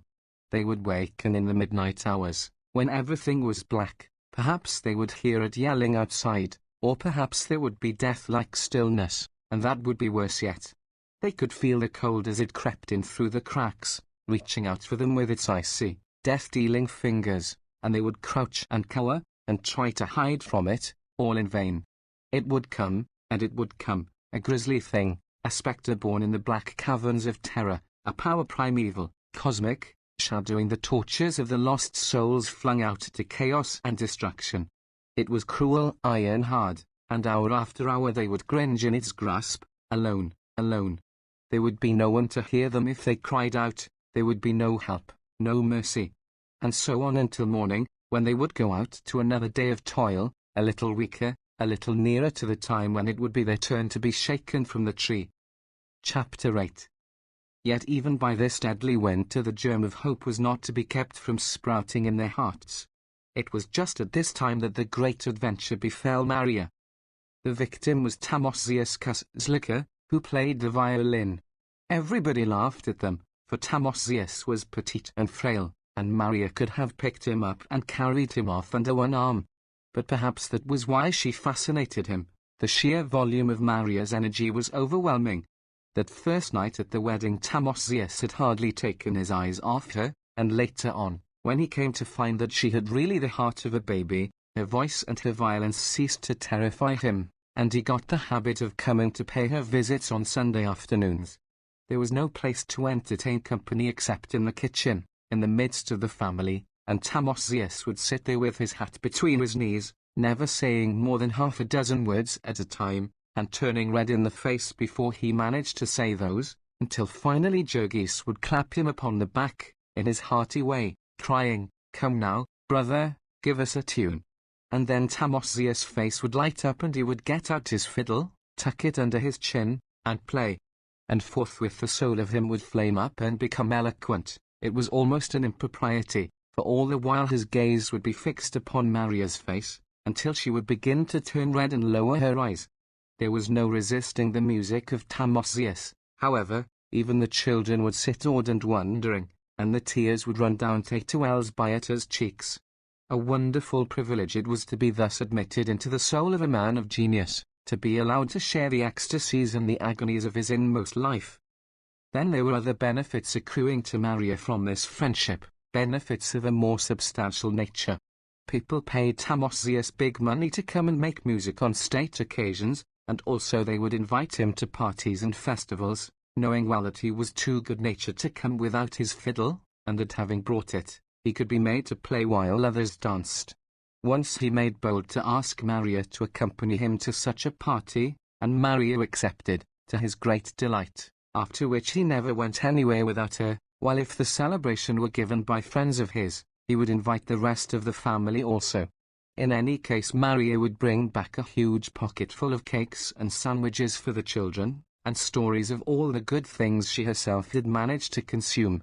She was compelled, at these parties, to spend most of her time at the refreshment table, for she could not dance with anybody except other women and very old men. Tamosius was of an excitable temperament, and afflicted with a frantic jealousy, and any unmarried man who ventured to put his arm about the ample waist of Maria would be certain to throw the orchestra out of tune. It was a great help to a person who had to toil all the week to be able to look forward to some such relaxation as this on Saturday nights. The family was too poor and too hard-worked to make many acquaintances in Packingtown. As a rule, people know only their near neighbours and shopmates, and so the place is like a myriad of little country villages. But now there was a member of the family who was permitted to travel and widen her horizon, and so each week there would be new personalities to talk about, how so-and-so was dressed, and where she worked, and what she got, and whom she was in love with, and how this man had jilted his girl, and how she had quarrelled with the other girl, and what had passed between them, and how another man beat his wife, and spent all her earnings upon drink, and pawned her very clothes. Some people would have scorned this talk as gossip, but then one has to talk about what one knows. It was one Saturday night, as they were coming home from a wedding, that Timothyus found courage, and set down his violin case in the street and spoke his heart, and then Maria clasped him in her arms. She told them all about it the next day, and fairly cried with happiness, for she said that Timothyus was a lovely man. After that he no longer made love to her with his fiddle, but they would sit for hours in the kitchen, blissfully happy in each other's arms. It was the tacit convention of the family to know nothing of what was going on in that corner. They were planning to be married in the spring, and have the garret of the house fixed up, and live there. Timothyus made good wages, and little by little the family were paying back their debt to Maria, so she ought soon to have enough to start life upon, only, with her preposterous soft-heartedness, she would insist upon spending a good part of her money every week for things which she saw they needed. Maria was really the capitalist of the party, for she had become an expert can painter by this time. She was getting 14 cents for every 110 cans, and she could paint more than 2 cans every minute. Maria felt, so to speak, that she had her hand on the throttle, and the neighborhood was vocal with her rejoicings. Yet her friends would shake their heads and tell her to go slow. One could not count upon such good fortune forever. There were accidents that always happened. But Maria was not to be prevailed upon, and went on planning and dreaming of all the treasures she was going to have for her home, and so, when the crash did come, her grief was painful to see. For her canning factory shut down. Maria would about as soon have expected to see the sun shut down. The huge establishment had been to her a thing akin to the planets and the seasons. But now it was shut. And they had not given her any explanation. They had not even given her a day's warning. They had simply posted a notice one Saturday that all hands would be paid off that afternoon, and would not resume work for at least a month. And that was all that there was to it. Her job was gone. It was the holiday rush that was over, the girls said in answer to Maria's inquiries. After that there was always a slack. Sometimes the factory would start up on half-time after a while, but there was no telling. It had been known to stay closed until way into the summer. The prospects were bad at present. The truckmen who worked in the storeroom said that these were piled up to the ceilings, so that the firm could not have found room for another week's output of cans. And they had turned off 3/4 of these men, which was a still worse sign, since it meant that there were no orders to be filled. It was all a swindle. Can painting, said the girls. You were crazy with delight because you were making $12 or $14 a week, and saving half of it, but you had to spend it all keeping alive while you were out. And so your pay was really only half what you thought? Maria came home, and because she was a person who could not rest without danger of explosion, they first had a great house cleaning, and then she set out to search Packingtown for a job to fill up the gap. As nearly all the canning establishments were shut down, and all the girls hunting work, it will be readily understood that Maria did not find any. Then she took to trying the stores and saloons. And when this failed she even travelled over into the far distant regions near the lake front, where lived the rich people in great palaces, and begged her for some sort of work that could be done by a person who did not know English. The men upon the killing beds felt also the effects of the slump which had turned Maria out, but they felt it in a different way, and a way which made Jurgis understand at last all their bitterness. The big packers did not turn their hands off and close down. Like the canning factories, they began to run for shorter and shorter hours. They had always required the men to be on the killing beds and ready for work at 7 o'clock, although there was almost never any work to be done till the buyers out in the yards had gotten to work, and some cattle had come over the chutes. That would often be 10 or 11 o'clock, which was bad enough, in all conscience, but now, in the slack season, they would perhaps not have a thing for their men to do till late in the afternoon. And so they would have to loaf around, in a place where the thermometer might be 20 degrees below zero. At first one would see them running about, or skylarking with each other, trying to keep warm, but before the day was over they would become quite chilled through and exhausted, and, when the cattle finally came, so near frozen that to move was an agony. And then suddenly the place would spring into activity, and the merciless speeding up would begin. There were weeks at a time when Jurgis went home after such a day as this with not more than 2 hours' work to his credit, which meant about 35 cents. There were many days when the total was less than half an hour, and others when there was none at all. The general average was 6 hours a day, which meant for Jurgis about $6 a week, and this 6 hours of work would be done after standing on the killing bed till 1 o'clock, or perhaps even 3 or 4 o'clock, in the afternoon. Like as not there would come a rush of cattle at the very end of the day, which the men would have to dispose of before they went home, often working by electric light till 9 or 10, or even 12 or 1 o'clock, and without a single instant for a bite of supper. The men were at the mercy of the cattle. Perhaps the buyers would be holding off for better prices, if they could scare the shippers into thinking that they meant to buy nothing that day. They could get their own terms. For some reason the cost of fodder for cattle in the yards was much above the market price, and you were not allowed to bring your own fodder.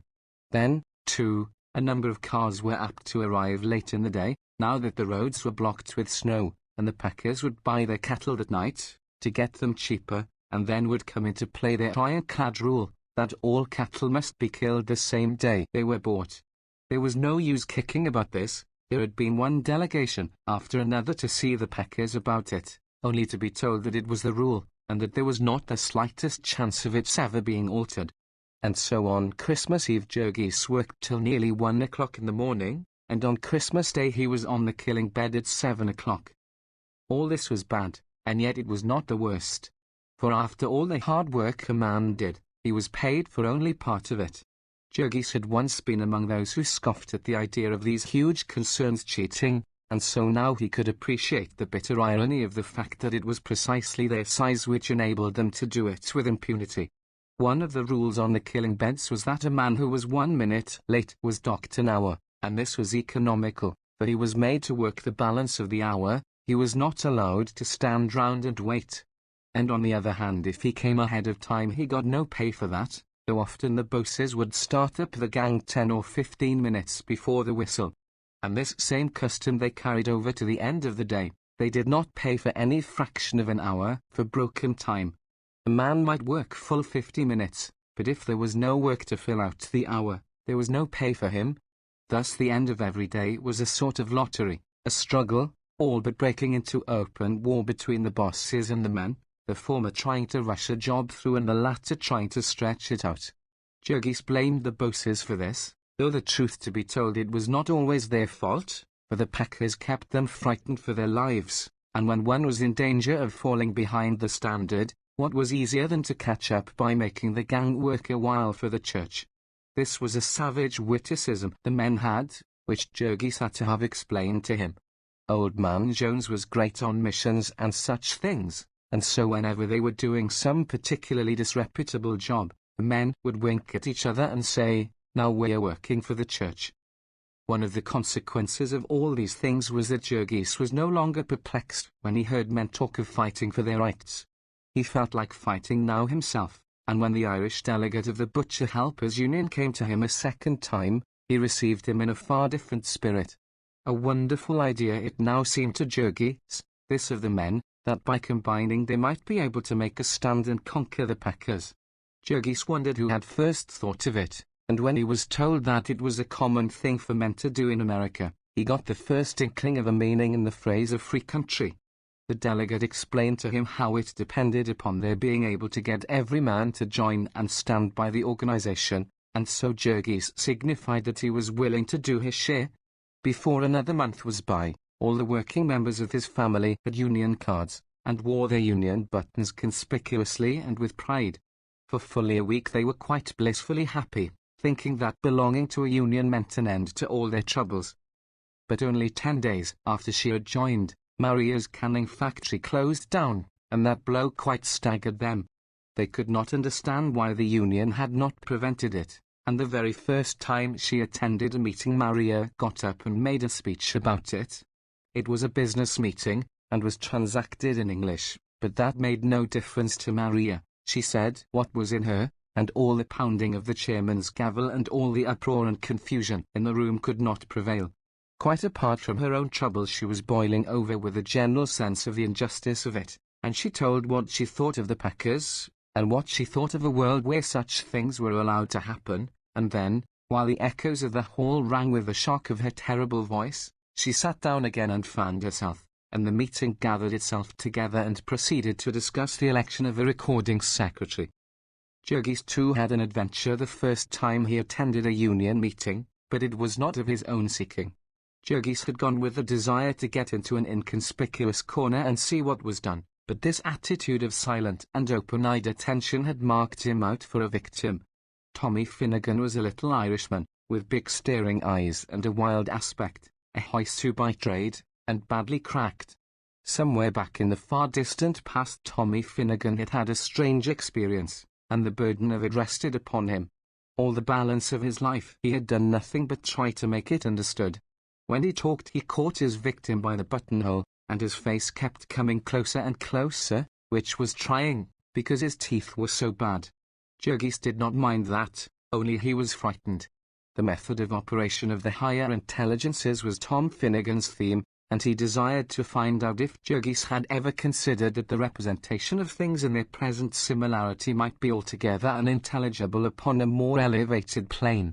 There were assuredly wonderful mysteries about the developing of these things, and then, becoming confidential, Mr. Finnegan proceeded to tell of some discoveries of his own. "If ye have ever had anything to do with spirits," said he, and looked inquiringly at Jurgis, who kept shaking his head. Never mind," continued the other, "but their influences may be operating upon ye. It's sure as I'm telling ye, it's them that is the reference to the immediate surroundings that has the most of power. It was vouchsafed to me in my youthful days to be acquainted with spirits," and so Tommy Finnegan went on, expounding a system of philosophy, while the perspiration came out on Jurgis' forehead, so great was his agitation and embarrassment. In the end one of the men, seeing his plight, came over and rescued him, but it was some time before he was able to find anyone to explain things to him, and meanwhile his fear lest the strange little Irishman should get him cornered again was enough to keep him dodging about the room the whole evening. He never missed a meeting, however. He had picked up a few words of English by this time, and friends would help him to understand.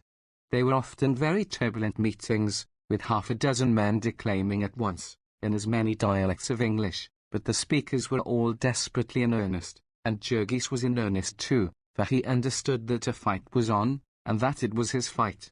Since the time of his disillusionment, Jurgis had sworn to trust no man, except in his own family, but here he discovered that he had brothers in affliction, and allies. Their one chance for life was in union, and so the struggle became a kind of crusade. Jurgis had always been a member of the church, because it was the right thing to be, but the church had never touched him. He left all that for the women.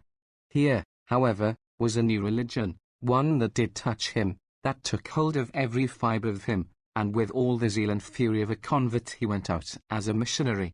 There were many non-union men among the Lithuanians, and with these he would labour and wrestle and pray, trying to show them the right.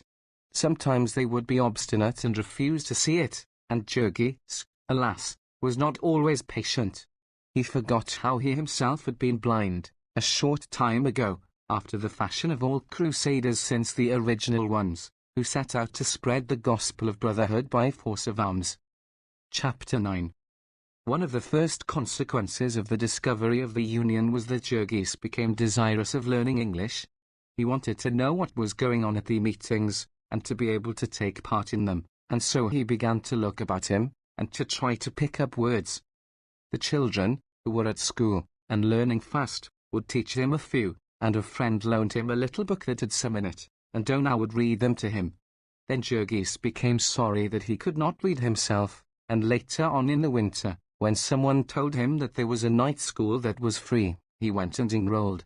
After that, every evening that he got home from the yards in time, he would go to the school. He would go even if he were in time for only half an hour. They were teaching him both to read and to speak English, and they would have taught him other things, if only he had had a little time. Also the Union made another great difference with him. It made him begin to pay attention to the country. It was the beginning of democracy with him. It was a little state, the Union, a miniature republic. Its affairs were every man's affairs, and every man had a real say about them. In other words, In the Union, Jurgis learned to talk politics. In the place where he had come from there had not been any politics. In Russia one thought of the government as an affliction like the lightning and the hail. "Duck, little brother, duck," the wise old peasants would whisper, "everything passes away." And when Jurgis had first come to America he had supposed that it was the same. He had heard people say that it was a free country, but what did that mean? He found that here, precisely as in Russia, there were rich men who owned everything, and if one could not find any work, was not the hunger he began to feel the same sort of hunger? When Jurgis had been working about 3 weeks at Brown's, there had come to him one noontime a man who was employed as a night watchman, and who asked him if he would not like to take out naturalization papers and become a citizen. Jurgis did not know what that meant, but the man explained the advantages. In the first place, it would not cost him anything, and it would get him half a day off, with his pay just the same, and then when election time came he would be able to vote, and there was something in that. Jurgis was naturally glad to accept, and so the night watchman said a few words to the boss, and he was excused for the rest of the day. When, later on, he wanted a holiday to get married he could not get it, and as for a holiday with pay just the same, what power had wrought that miracle heaven only knew. However, he went with the man, who picked up several other newly landed immigrants, Poles, Lithuanians, and Slovaks, and took them all outside, where stood a great 4-horse tally-ho coach, with 15 or 20 men already in it. It was a fine chance to see the sights of the city, and the party had a merry time, with plenty of beer handed up from inside. So they drove downtown and stopped before an imposing granite building, in which they interviewed an official, who had the papers all ready, with only the names to be filled in. So each man in turn took an oath of which he did not understand a word, and then was presented with a handsome ornamented document with a big red seal and the shield of the United States upon it, and was told that he had become a citizen of the Republic and the equal of the President himself. A month or two later Jurgis had another interview with this same man, who told him where to go to register. And then finally, when election day came, the packing houses posted a notice that men who desired to vote might remain away until 9 that morning, and the same night watchman took Jurgis and the rest of his flock into the back room of a saloon, and showed each of them where and how to mark a ballot, and then gave each $2, and took them to the polling place, where there was a policeman on duty especially to see that they got through all right. Jurgis felt quite proud of this good luck till he got home and met Jonas, who had taken the leader aside and whispered to him, offering to vote 3 times for $4, which offer had been accepted. And now in the Union Jurgis met men who explained all this mystery to him, and he learned that America differed from Russia in that its government existed under the form of a democracy. The officials who ruled it, and got all the graft, had to be elected first, and so there were 2 rival sets of grafters, known as political parties, and the one got the office which brought the most votes. Now and then, the election was very close, and that was the time the poor man came in. In the stockyards this was only in national and state elections, for in local elections the Democratic Party always carried everything. The ruler of the district was therefore the Democratic boss, a little Irishman named Mike Scully. Scully held an important party office in the state, and bossed even the mayor of the city. It was said, it was his boast that he carried the stockyards in his pocket. He was an enormously rich man. He had a hand in all the big graft in the neighborhood. It was Scully, for instance, who owned a dump which Jurgis and Ona had seen the first day of their arrival. Not only did he own a dump, but he owned a brick factory as well, and first he took out the clay and made it into bricks, and then he had the city bring garbage to fill up the hole, so that he could build houses to sell to the people.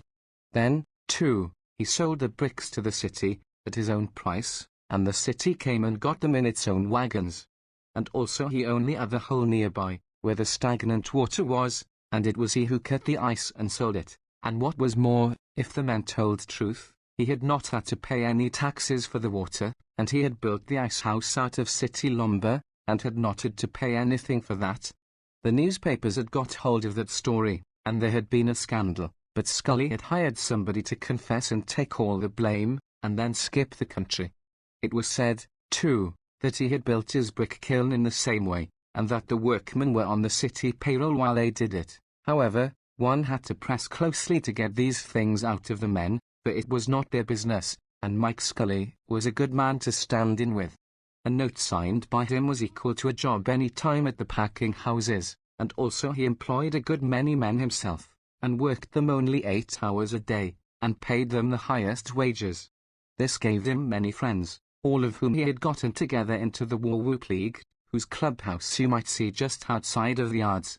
It was the biggest clubhouse, and the biggest club, in all Chicago, and they had prize fights every now and then, and cockfights and even dog fights. The policemen in the district all belonged to the league, and instead of suppressing the fights, they sold tickets for them.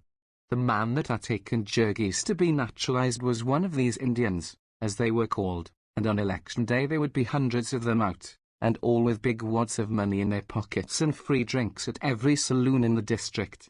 That was another thing, the men said. All the saloon keepers had to be Indians, and to put up on demand, otherwise they could not do business on Sundays, nor have any gambling at all.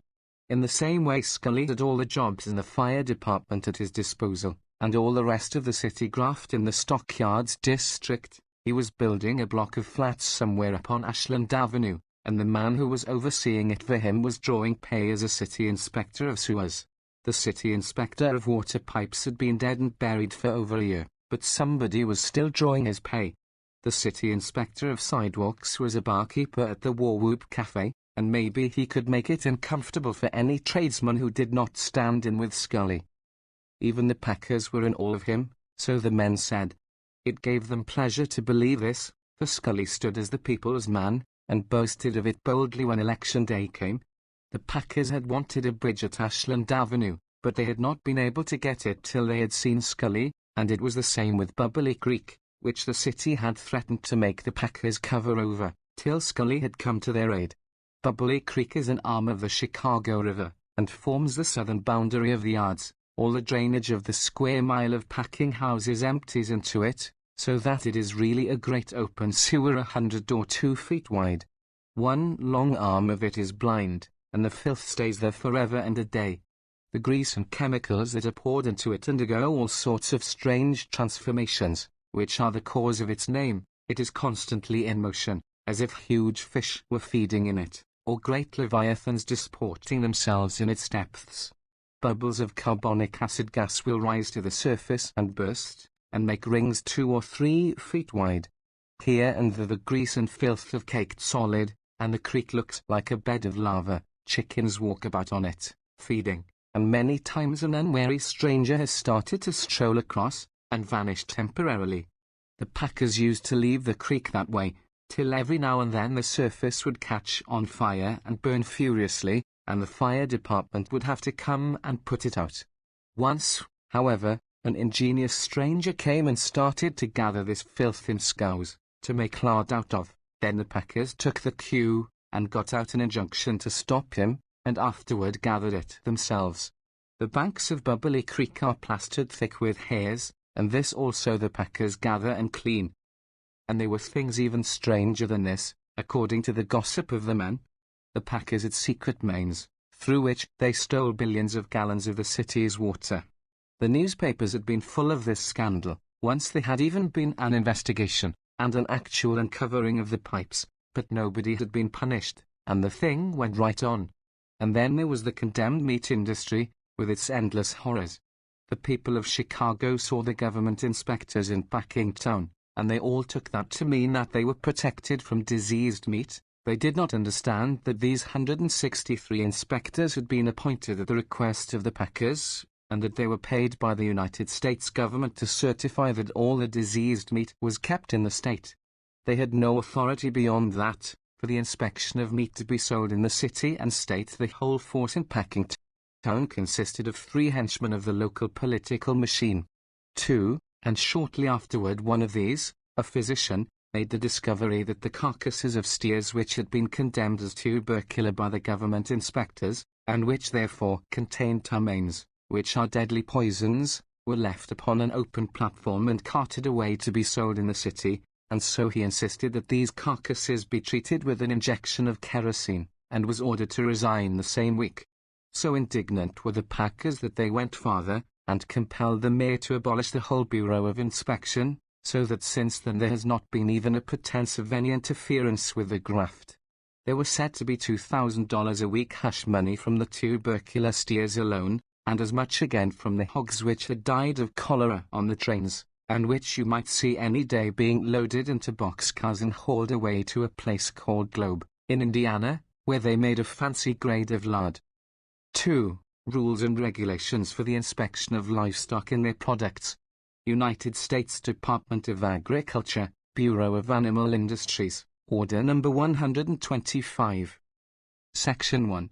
Proprietors of slaughterhouses, canning, salting, packing, or rendering establishments engaged in the slaughtering of cattle, sheep, or swine, or the packing of any of their products, the carcasses or products of which are to become subjects of interstate or foreign commerce, shall make application to the Secretary of Agriculture for inspection of said animals and their products.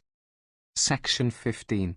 Such rejected or condemned animals shall at once be removed by the owners from the pens containing animals which have been inspected and found to be free from disease and fit for human food, and shall be disposed of in accordance with the laws, ordinances, and regulations of the state and municipality in which said rejected or condemned animals are located. Section 25. A microscopic examination for trichiny shall be made of all swine products exported to countries requiring such examination. No microscopic examination will be made of hogs slaughtered for interstate trade, but this examination shall be confined to those intended for the export trade. Jurgis heard of these things little by little, in the gossip of those who were obliged to perpetrate them. It seemed as if every time you met a person from a new department, you heard of new swindles and new crimes. There was, for instance, a Lithuanian who was a cattle butcher for the plant where Maria had worked, which killed meat for canning only, and to hear this man describe the animals which came to his place would have been worthwhile for a Dante or a Zola. It seemed that they must have agencies all over the country, to hunt out old and crippled and diseased cattle to be canned.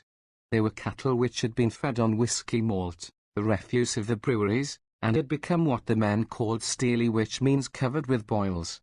It was a nasty job killing these, for when you plunged your knife into them they would burst and splash foul-smelling stuff into your face, and when a man's sleeves were smeared with blood, and his hands steeped in it, how was he ever to wipe his face, or to clear his eyes so that he could see? It was stuff such as this that made the embalmed beef that had killed several times as many United States soldiers as all the bullets of the Spaniards. Only the army beef, besides, was not fresh canned, it was old stuff that had been lying for years in the cellars. Then one Sunday evening, Jurgis sat puffing his pipe by the kitchen stove, and talking with an old fellow whom Jonas had introduced, and who worked in the canning rooms at Durham's, and so Jurgis learned a few things about the great and only Durham canned goods, which had become a national institution. They were regular alchemists at Durham's. They advertised a mushroom catsup, and the men who made it did not know what a mushroom looked like. They advertised potted chicken, and it was like the boarding-house soup of the comic papers, through which a chicken had walked with rubbers on. Perhaps they had a secret process for making chickens chemically, who knows? Said Jurgis' friend. The things that went into the mixture were tripe, and the fat of pork, and beef suet, and hearts of beef, and finally the waste ends of veal, when they had any. They put these up in several grades, and sold them at several prices, but the contents of the cans all came out of the same hopper. And then there was potted game and potted grouse, potted ham, and deviled ham deviled, as the men called it. Deviled ham was made out of the waste ends of smoked beef that were too small to be sliced by the machines, and also tripe, dyed with chemicals so that it would not show white, and trimmings of hams and corned beef, and potatoes, skins and all. And finally the hard cartilaginous skeletons of beef, after the tongues had been cut out. All this ingenious mixture was ground up and flavored with spices to make it taste like something. Anybody who could invent a new imitation had been sure of a fortune from old Durham, said Jurgis' informant, but it was hard to think of anything new in a place where so many sharp wits had been at work for so long, where men welcomed tuberculosis in the cattle they were feeding, because it made them fatten more quickly, and where they bought up all the old rancid butter left over in the grocery stores of a continent, and oxidized it by a forced hair process, to take away the odor, rechurned it with skim milk, and sold it in bricks in the cities. Up to a year or two ago it had been the custom to kill horses in the yards, ostensibly for fertilizer, but after long agitation the newspapers had been able to make the public realize that the horses were being canned. Now it was against the law to kill horses in Packingtown, and the law was really complied with, for the present, at any rate. Any day, however, one might see sharp-horned and shaggy-haired creatures running with the sheep, and yet what a job he would have to get the public to believe that a good part of what it buys for lamb and mutton is really goat's flesh. There was another interesting set of statistics that a person might have gathered in Packingtown, those of the various afflictions of the workers. When Jurgis had first inspected the packing plants with Sedulus, he had marveled while he listened to the tale of all the things that were made out of the carcasses of animals, and of all the lesser industries that were maintained there. Now he found that each one of these lesser industries was a separate little inferno, in its way as horrible as the killing beds, the source and fountain of them all. The workers in each of them had their own peculiar diseases, and the wandering visitor might be skeptical about all the swindles, but he could not be skeptical about these, for the worker bore the evidence of them about on his own person. Generally he had only to hold out his hand. There were the men in the pickle rooms, for instance, where old Antanas had gotten his death, scarce a one of these that had not some spot of horror on his person. Let a man so much as scrape his finger pushing a truck in the pickle rooms, and he might have a sore that would put him out of the world. All the joints in his fingers might be eaten by the acid, one by one. Of the butchers and floorsmen, the beef boners and trimmers, and all those who used knives, you could scarcely find a person who had the use of his thumb. Time and time again the base of it had been slashed, till it was a mere lump of flesh against which the man pressed the knife to hold it. The hands of these men would be crisscrossed with cuts, until you could no longer pretend to count them or to trace them. They would have no nails, they had worn them off pulling hides. Their knuckles were swollen so that their fingers spread out like a fan. There were men who worked in the cooking rooms, in the midst of steam and sickening odors, by artificial light. In these rooms the germs of tuberculosis might live for 2 years, but the supply was renewed every hour. There were the beeflers, who carried 200-pound quarters into the refrigerator cars, a fearful kind of work, that began at 4 o'clock in the morning, and that wore out the most powerful men in a few years. There were those who worked in the chilling rooms, and whose special disease was rheumatism. The time limit that a man could work in the chilling rooms was said to be 5 years. There were the wool pluckers, whose hands went to pieces even sooner than the hands of the pickle men, for the pelts of the sheep had to be painted with acid to loosen the wool, and then the pluckers had to pull out this wool with their bare hands, till the acid had eaten their fingers off. There were those who made the tins for the canned meat, and their hands, too, were a maze of cuts, and each cut represented a chance for blood poisoning.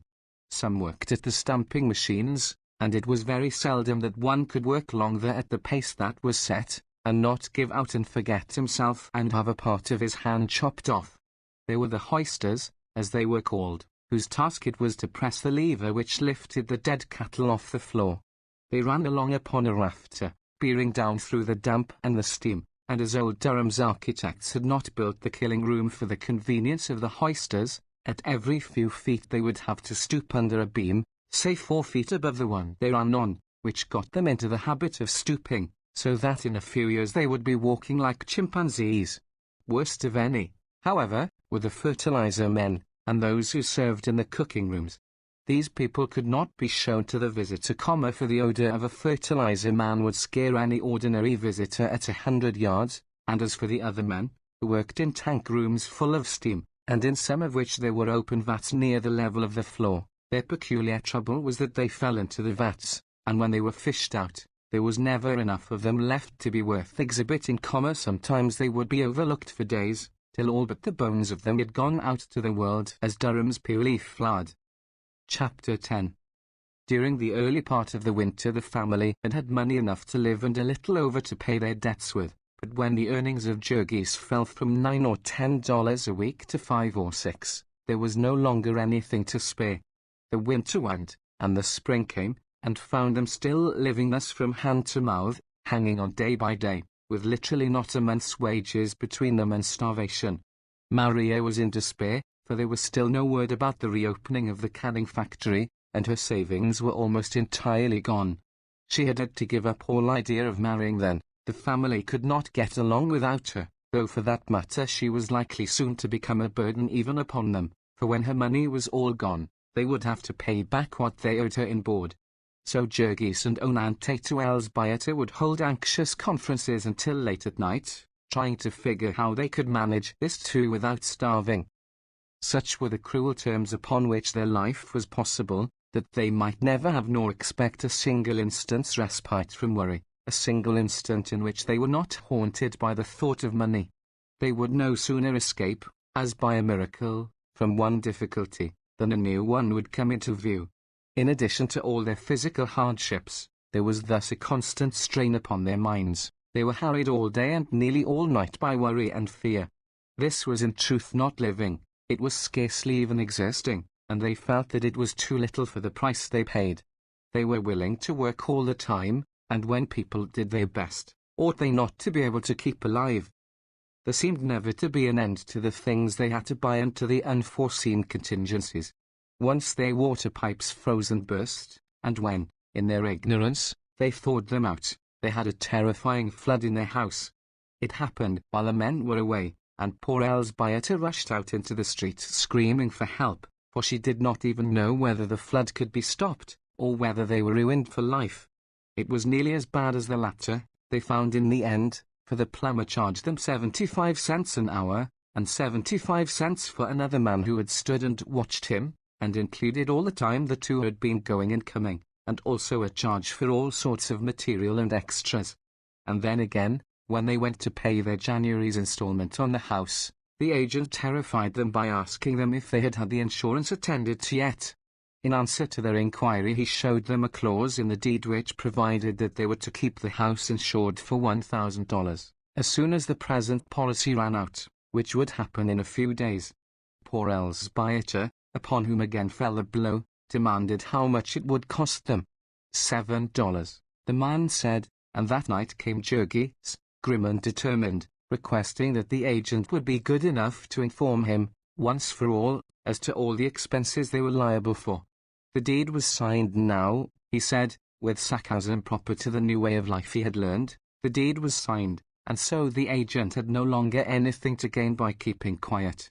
And Jurgis looked the fellow squarely in the eye, and so the fellow wasted no time in conventional protests, but read him the deed.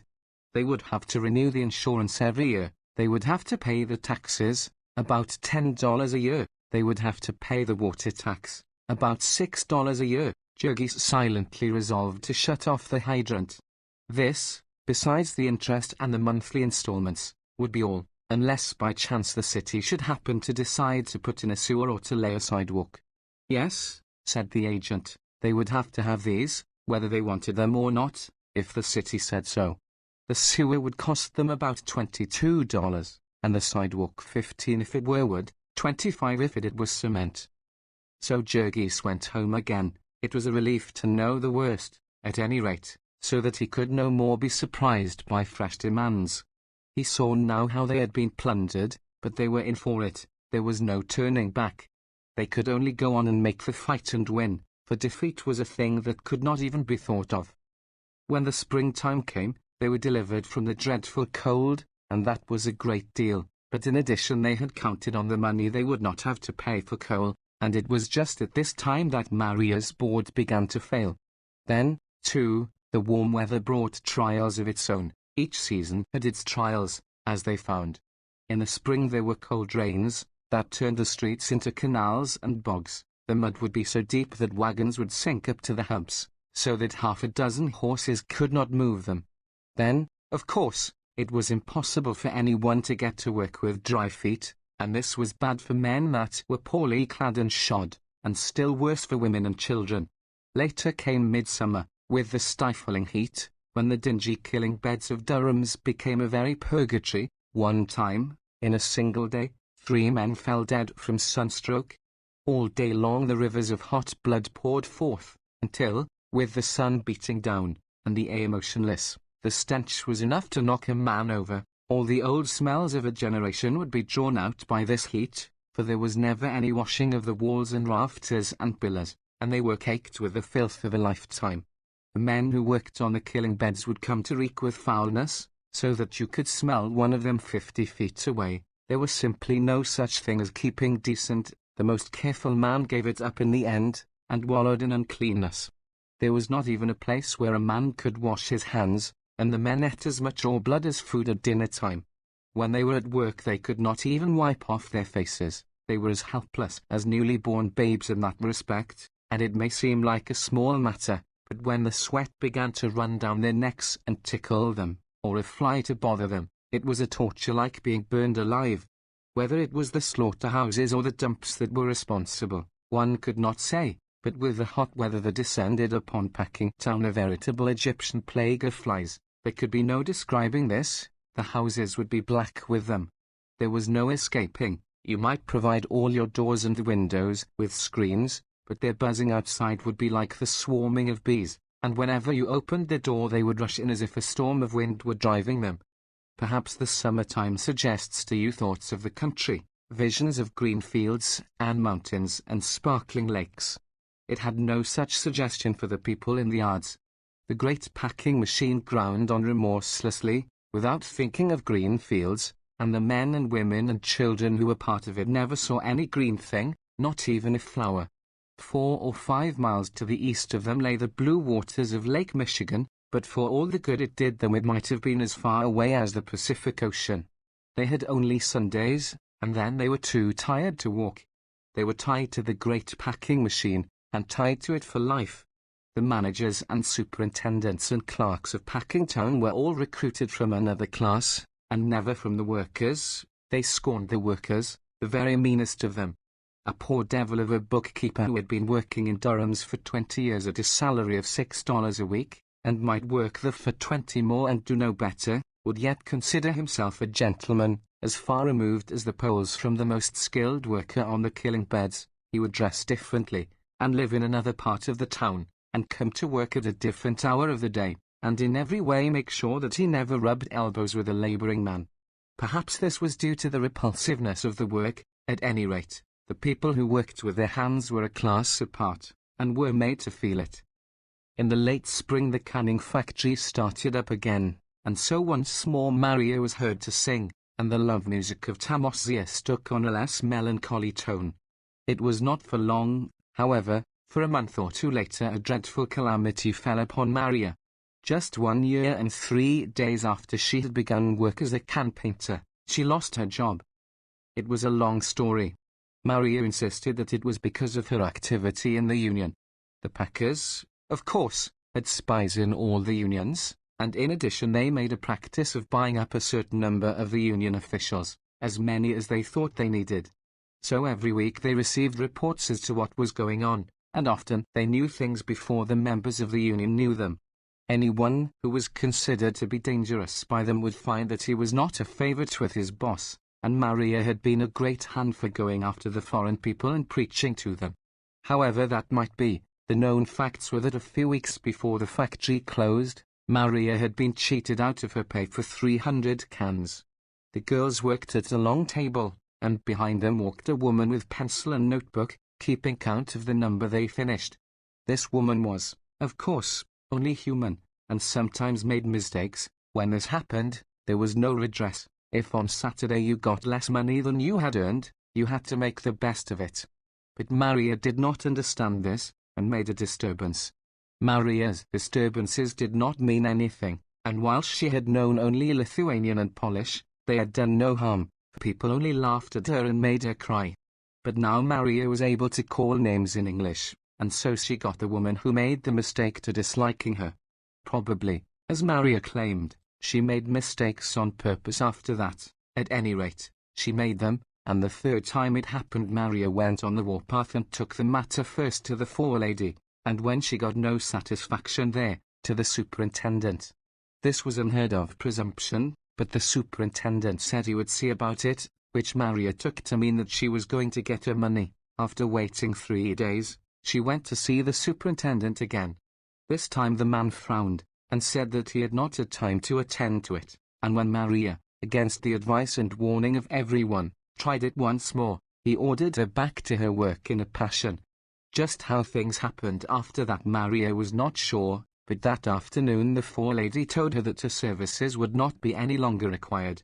Poor Maria could not have been more dumbfounded had the woman knocked her over the head. At first she could not believe what she heard, and then she grew furious and swore that she would come anyway, that her place belonged to her. In the end she sat down in the middle of the floor and wept and wailed. It was a cruel lesson, but then Maria was headstrong. She should have listened to those who had experience. The next time she would know her place, as the forelady expressed it, and so Maria went out, and the family faced the problem of an existence again. It was especially hard this time, for Ona was to be confined before long, and Jurgis was trying hard to save up money for this. He had heard dreadful stories of the midwives, who grow as thick as fleas in Packingtown, and he had made up his mind that Ona must have a man doctor. Jurgis could be very obstinate when he wanted to, and he was in this case, much to the dismay of the women, who felt that a man doctor was an impropriety, and that the matter really belonged to them. The cheapest doctor they could find would charge them $15, and perhaps more when the bill came in, and here was Jurgis, declaring that he would pay it, even if he had to stop eating in the meantime. Maria had only about $25 left. Day after day she wandered about the yards begging a job, but this time without hope of finding it. Maria could do the work of an able-bodied man, when she was cheerful, but discouragement wore her out easily, and she would come home at night a pitiable object. She learned her lesson this time, poor creature, she learned it 10 times over. All the family learned it along with her, that when you have once got a job in Packingtown, you hang on to it, come what will. 4 weeks Maria hunted, and half of a 5th week. Of course she stopped paying her dues to the union. She lost all interest in the union, and cursed herself for a fool that she had ever been dragged into one. She had about made up her mind that she was a lost soul, when somebody told her of an opening, and she went and got a place as a beef trimmer. She got this because the boss saw that she had the muscles of a man, and so he discharged a man and put Maria to do his work, paying her a little more than half what he had been paying before. When she first came to Packingtown, Maria would have scorned such work as this.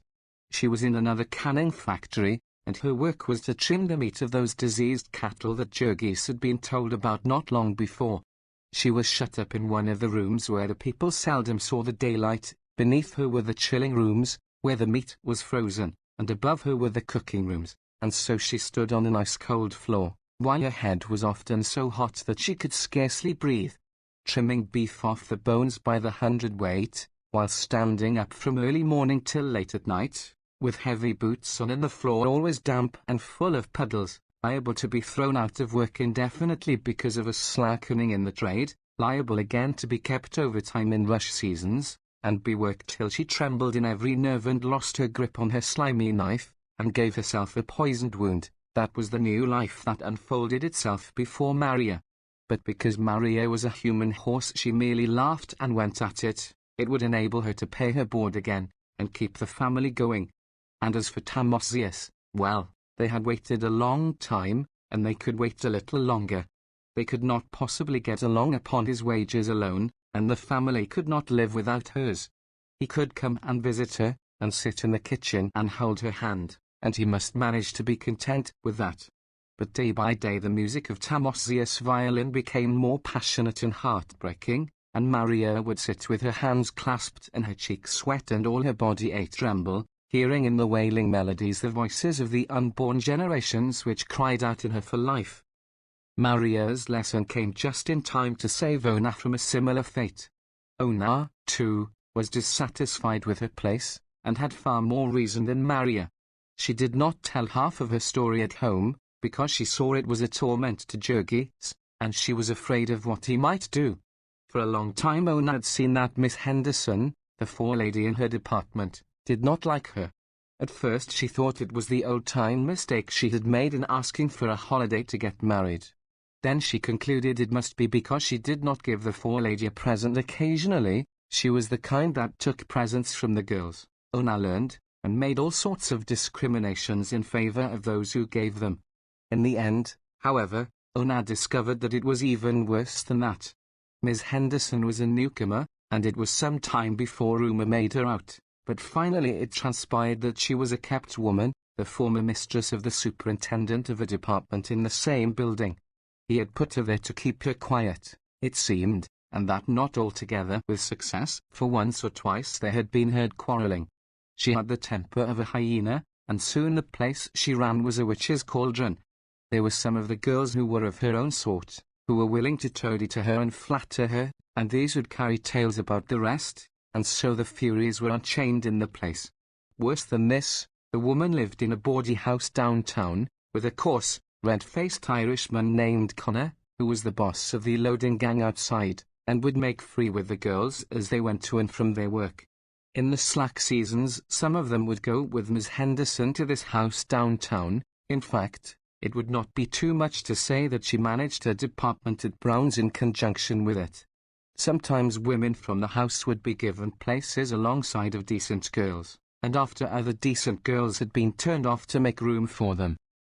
When you worked in this woman's department, the house downtown was never out of your thoughts all day. There were always whiffs of it to be caught, like the odor of the packing town rendering plants at night, when the wind shifted suddenly. There would be stories about it going the rounds. The girls opposite you would be telling them and winking at you. In such a place Ona would not have stayed a day, but for starvation, and, as it was, she was never sure that she could stay the next day. She understood now that the real reason that Miss Henderson hated her was that she was a decent married girl, and she knew that the tale-bearers and the toadies hated her for the same reason, and were doing their best to make her life miserable. But there was no place a girl could go in Packingtown, if she was particular about things of this sort. There was no place in it where a prostitute could not get along better than a decent girl. Here was a population, low class and mostly foreign, hanging always on the verge of starvation, and dependent for its opportunities of life upon the whim of men every bit as brutal and unscrupulous as the old-time slave drivers. Under such circumstances immorality was exactly as inevitable, and as prevalent, as it was under the system of chattel slavery. Things that were quite unspeakable went on there in the packing houses all the time, and were taken for granted by everybody, only they did not show, as in the old slavery times, because there was no difference in colour between master and slave. One morning Ona stayed home, and Jurgis had the man-doctor, according to his whim, and she was safely delivered of a fine baby. It was an enormous big boy, and Ona was such a tiny creature herself, that it seemed quite incredible. Jurgis would stand and gaze at the stranger by the hour, unable to believe that it had really happened. The coming of this boy was a decisive event with Jurgis. It made him irrevocably a family man. It killed the last lingering impulse that he might have had to go out in the evenings and sit and talk with the men in the saloons. There was nothing he cared for now so much as to sit and look at the baby. This was very curious, for Jurgis had never been interested in babies before. But then, this was a very unusual sort of a baby. He had the brightest little black eyes, and little black ringlets all over his head. He was the living image of his father, everybody said, and Jurgis found this a fascinating circumstance. It was sufficiently perplexing that this tiny mite of life should have come into the world at all in a manner that it had, that it should have come with a comical imitation of its father's nose was simply uncanny. Perhaps, Jurgis thought, this was intended to signify that it was his baby, that it was his and Ona's, to care for all its life. Jurgis had never possessed anything nearly so interesting. A baby was, when you came to think about it, assuredly a marvelous possession. It would grow up to be a man, a human soul, with a personality all its own, a will of its own. Such thoughts would keep haunting Jurgis, filling him with all sorts of strange and almost painful excitements. He was wonderfully proud of little Antanas. He was curious about all the details of him, the washing and the dressing and the eating and the sleeping of him, and asked all sorts of absurd questions. It took him quite a while to get over his alarm at the incredible shortness of the little creature's legs. Jurgis had, alas, very little time to see his baby. He never felt the chains about him more than just then. When he came home at night, the baby would be asleep, and it would be the merest chance if he awoke before Jurgis had to go to sleep himself. Then in the morning there was no time to look at him, so really the only chance the father had was on Sundays. This was more cruel yet for Ona, who ought to have stayed home and nursed him, the doctor said, for her own health as well as the baby's, but Ona had to go to work, and leave him for Tato Elsbieta to feed upon the pale blue poison that was called milk at the corner grocery. Ona's confinement lost her only a week's wages. She would go to the factory the second Monday, and the best that Jurgis could persuade her was to ride in the car, and let him run along behind and help her to Brown's when she alighted. After that it would be all right, said Ona. It was no strain sitting still sewing hams all day, and if she waited longer she might find that her dreadful forelady had put someone else in her place. That would be a greater calamity than ever now, Ona continued, on account of the baby.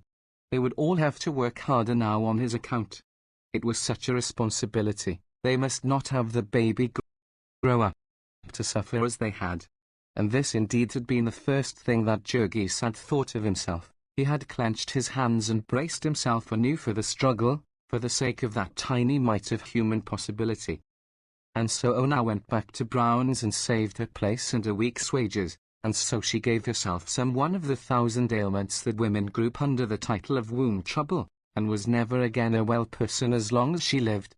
It is difficult to convey in words all that this meant to Ona. It seemed such a slight offense, and the punishment was so out of all proportion, that neither she nor anyone else ever connected the two.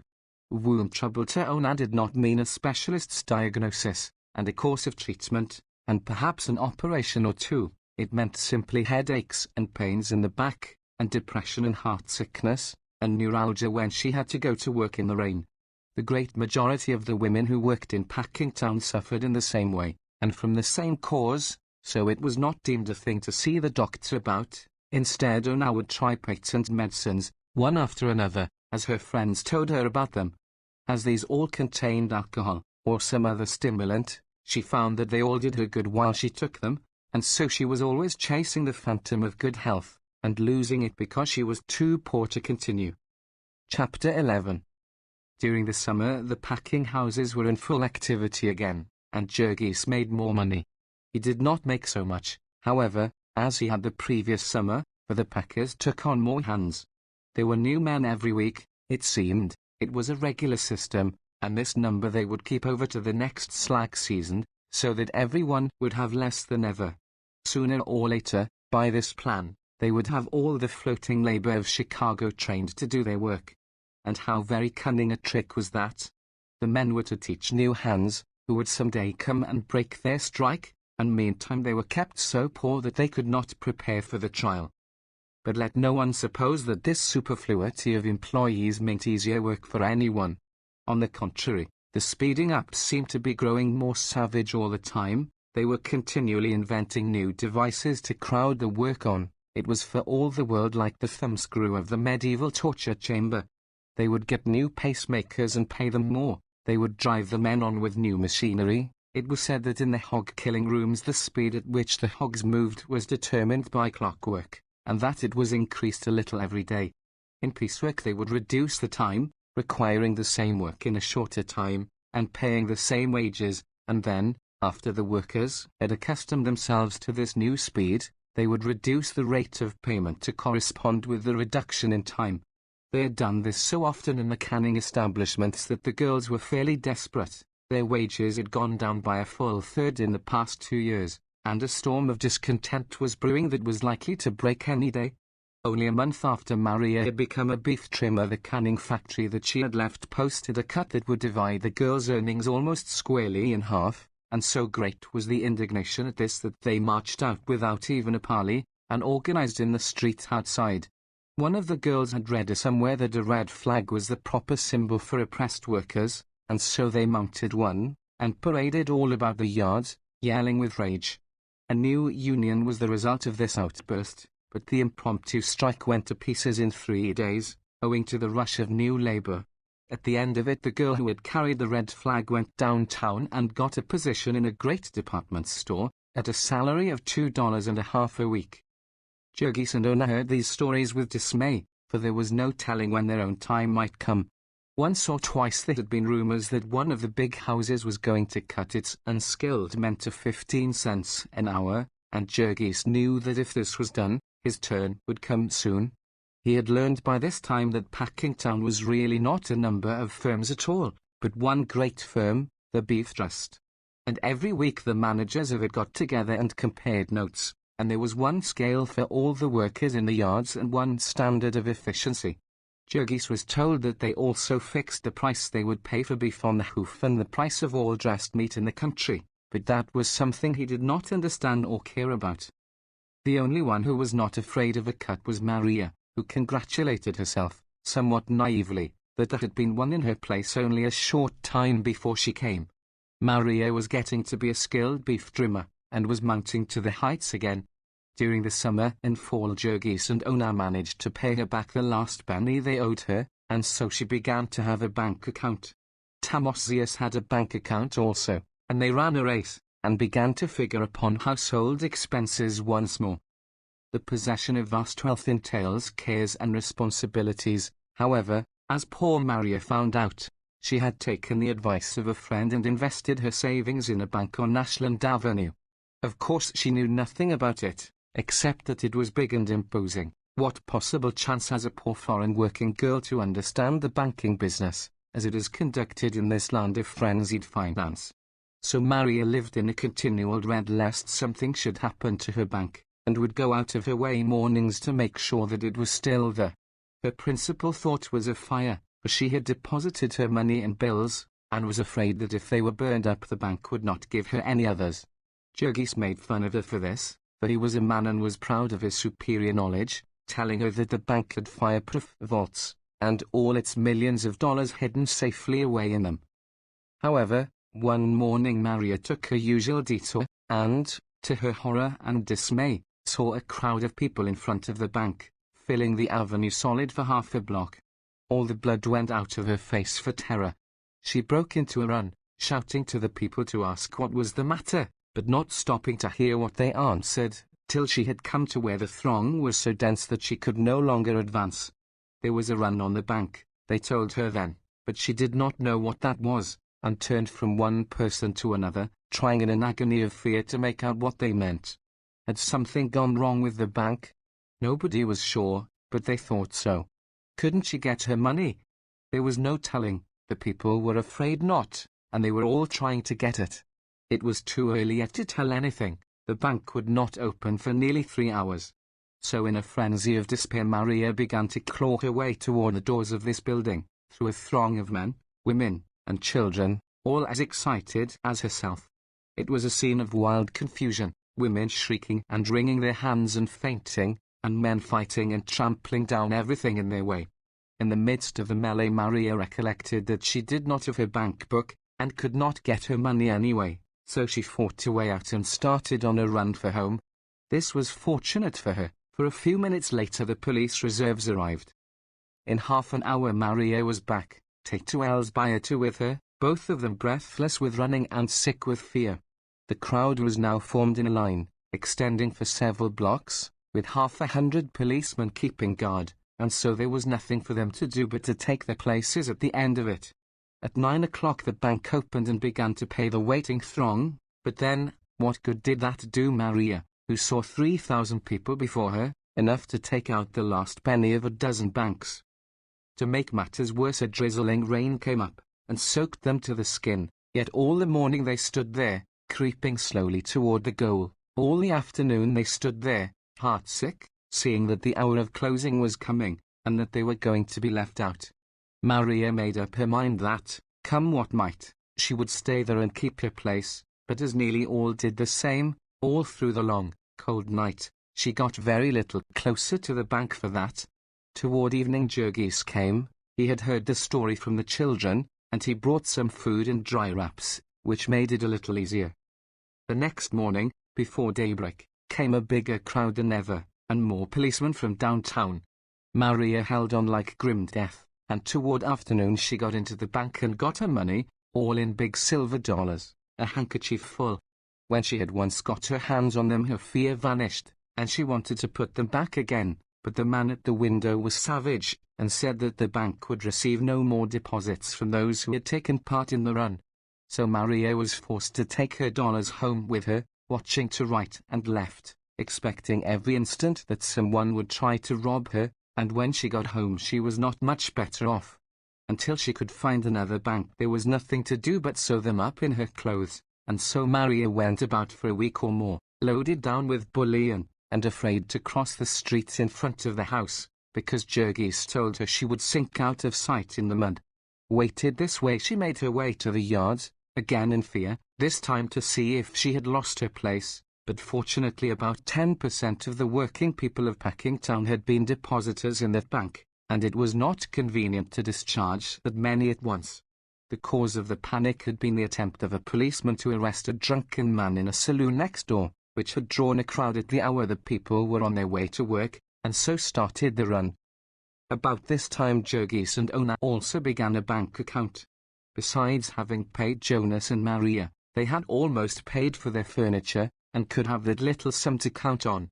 So long as each of them could bring home $9 or $10 a week, they were able to get along finely. Also election day came round again, and Jurgis made half a week's wages out of that, all net profit. It was a very close election that year, and the echoes of the battle reached even to Packingtown. The two rival sets of grafters hired halls and set off fireworks and made speeches, to try to get the people interested in the matter. Although Jurgis did not understand it all, he knew enough by this time to realize that it was not supposed to be right to sell your vote. However, as everyone did it, and his refusal to join would not have made the slightest difference in the results, the idea of refusing would have seemed absurd, had it ever come into his head. Now chill winds and shortening days began to warn them that the winter was coming again. It seemed as if the respite had been too short, they had not had time enough to get ready for it, but still it came, inexorably, and the hunted look began to come back into the eyes of little Stanislavas. The prospect struck fear to the heart of Jurgis also, for he knew that Ona was not fit to face the cold and the snowdrifts this year. And suppose that some day when a blizzard struck them and the cars were not running, Ona should have to give up, and should come the next day to find that her place had been given to someone who lived nearer and could be depended on. It was the week before Christmas that the first storm came, and then the soul of Jurgis rose up within him like a sleeping lion. There were 4 days that the Ashland Avenue cars were stalled, and in those days, for the first time in his life, Jurgis knew what it was to be really opposed. He had faced difficulties before, but they had been child's play. Now there was a death struggle, and all the furies were unchained within him. The first morning they set out 2 hours before dawn, Ona wrapped all in blankets and tossed upon his shoulder like a sack of meal, and the little boy, bundled nearly out of sight, hanging by his coat-tails. There was a raging blast beating in his face, and the thermometer stood below 0, the snow was never short of his knees, and in some of the drifts it was nearly up to his armpits. It would catch his feet and try to trip him, it would build itself into a wall before him to beat him back, and he would fling himself into it, plunging like a wounded buffalo, puffing and snorting in rage. So foot by foot he drove his way, and when at last he came to Durham's he was staggering and almost blind, and leaned against a pillar, gasping, and thanking God that the cattle came late to the killing beds that day. In the evening the same thing had to be done again, and because Jurgis could not tell what hour of the night he would get off, he got a saloon keeper to let Ona sit and wait for him in a corner. Once it was 11 o'clock at night, and black as the pit, but still he got home. That blizzard knocked many a man out, for the crowd outside begging for work was never greater, and the packers would not wait long for anyone. When it was over, the soul of Jurgis was a song, for he had met the enemy and conquered, and felt himself the master of his fate. So it might be with some monarch of the forest that has vanquished his foes in fair fight, and then falls into some cowardly trap in the night time. The time of peril on the killing beds was when a steer broke loose. Sometimes, in the haste of speeding up, they would dump one of the animals out on the floor before it was fully stunned, and it would get upon its feet and run amok. Then there would be a yell of warning, the men would drop everything and dash for the nearest pillar, slipping here and there on the floor, and tumbling over each other. This was bad enough in the summer, when a man could see, In wintertime it was enough to make your hair stand up, for the room would be so full of steam that you could not make anything out 5 feet in front of you. To be sure, the steer was generally blind and frantic, and not especially bent on hurting anyone, but think of the chances of running upon a knife, while nearly every man had one in his hand. And then, to cap the climax, the floor boss would come rushing up with a rifle and begin blazing away. It was in one of these melees that Jurgis fell into his trap. That is the only word to describe it. It was so cruel, and so utterly not to be foreseen. At first he hardly noticed it. It was such a slight accident, simply that in leaping out of the way he turned his ankle. There was a twinge of pain, but Jurgis was used to pain, and did not coddle himself.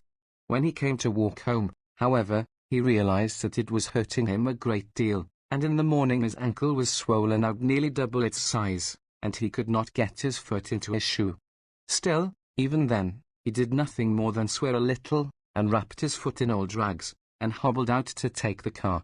It chanced to be a rush day at Durham's, and all the long morning he limped about with his aching foot. By noontime the pain was so great that it made him faint, and after a couple of hours in the afternoon he was fairly beaten, and had to tell the boss. They sent for the company doctor, and he examined the foot and told Jurgis to go home to bed, adding that he had probably laid himself up for months by his folly. The injury was not one that Durham and Company could be held responsible for, and so that was all there was to it, so far as the doctor was concerned. Jurgis got home somehow, scarcely able to see for the pain, and with an awful terror in his soul. Elsbiotta helped him into bed and bandaged his injured foot with cold water and tried hard not to let him see her dismay. When the rest came home at night she met them outside and told them, and they, too, put on a cheerful face, saying it would only be for a week or two, and that they would pull him through. When they had gotten him to sleep, however, they sat by the kitchen fire and talked it over in frightened whispers. They were in for a siege, that was plainly to be seen. Jurgis had only about $60 in the bank, and the slack season was upon them. Both Jonas and Maria might soon be earning no more than enough to pay their board, and besides that they were only the wages of Ona and the pittance of the little boy. There was the rent to pay, and still some on the furniture. There was the insurance just due, and every month there was sack after sack of coal. It was January, midwinter, an awful time to have to face privation. Deep snows would come again, and who would carry Ona to her work now? She might lose her place. She was almost certain to lose it. And then little Stanley's livers began to whimper. Who would take care of him? It was dreadful that an accident of this sort, that no man can help, should have meant such suffering. The bitterness of it was the daily food and drink of Jurgis. It was of no use for them to try to deceive him. He knew as much about the situation as they did, and he knew that the family might literally starve to death. The worry of it fairly ate him up. He began to look haggard the first 2 or 3 days of it. In truth, it was almost maddening for a strong man like him, a fighter, to have to lie there helpless on his back. It was for all the world the old story of Prometheus bound. As Jurgis lay on his bed, hour after hour there came to him emotions that he had never known before. Before this he had met life with a welcome. It had its trials, but none that a man could not face. But now, in the night time, when he lay tossing about, there would come stalking into his chamber a grisly phantom, the sight of which made his flesh curl and his hair to bristle up. It was like seeing the world fall away from underneath his feet, like plunging down into a bottomless abyss into yawning caverns of despair. It might be true, then, after all, what others had told him about life, that the best powers of a man might not be equal to it. It might be true that, strive as he would, toil as he would, he might fail, and go down and be destroyed. The thought of this was like an icy hand at his heart, the thought that here, in this ghastly home of all horror, he and all those who were dear to him might lie and perish of starvation and cold, and there would be no ear to hear their cry, no hand to help them. It was true, that here in this huge city, with its stores of heaped-up wealth, human creatures might be hunted down and destroyed by the wild beast powers of nature, just as truly as ever they were in the days of the cavemen. Ona was now making about $30 a month, and Stanley's livers about $13. To add to this there was the board of Jonas and Maria, about $45. Deducting from this the rent, interest, and installments on the furniture, they had left $60, and deducting the coal, they had 50. They did without everything that human beings could do without. They went in old and ragged clothing, that left them at the mercy of the cold, and when the children's shoes wore out, they tied them up with string. Half invalid as she was, Ona would do herself harm by walking in the rain and cold when she ought to have ridden. They bought literally nothing but food, and still they could not keep alive on $50 a month. They might have done it, if only they could have gotten pure food, and at fair prices, or if only they had known what to get, if they had not been so pitifully ignorant. But they had come to a new country, where everything was different, including the food. They had always been accustomed to eat a great deal of smoked sausage, and how could they know that what they bought in America was not the same, that its color was made by chemicals, and its smoky flavor by more chemicals, and that it was full of potato flour besides. Potato flour is the waste of potato after the starch and alcohol have been extracted. It has no more food value than so much wood, and as its use as a food adulterant is a penal offense in Europe, thousands of tons of it are shipped to America every year. It was amazing what quantities of food such as this were needed every day, by 11 hungry persons.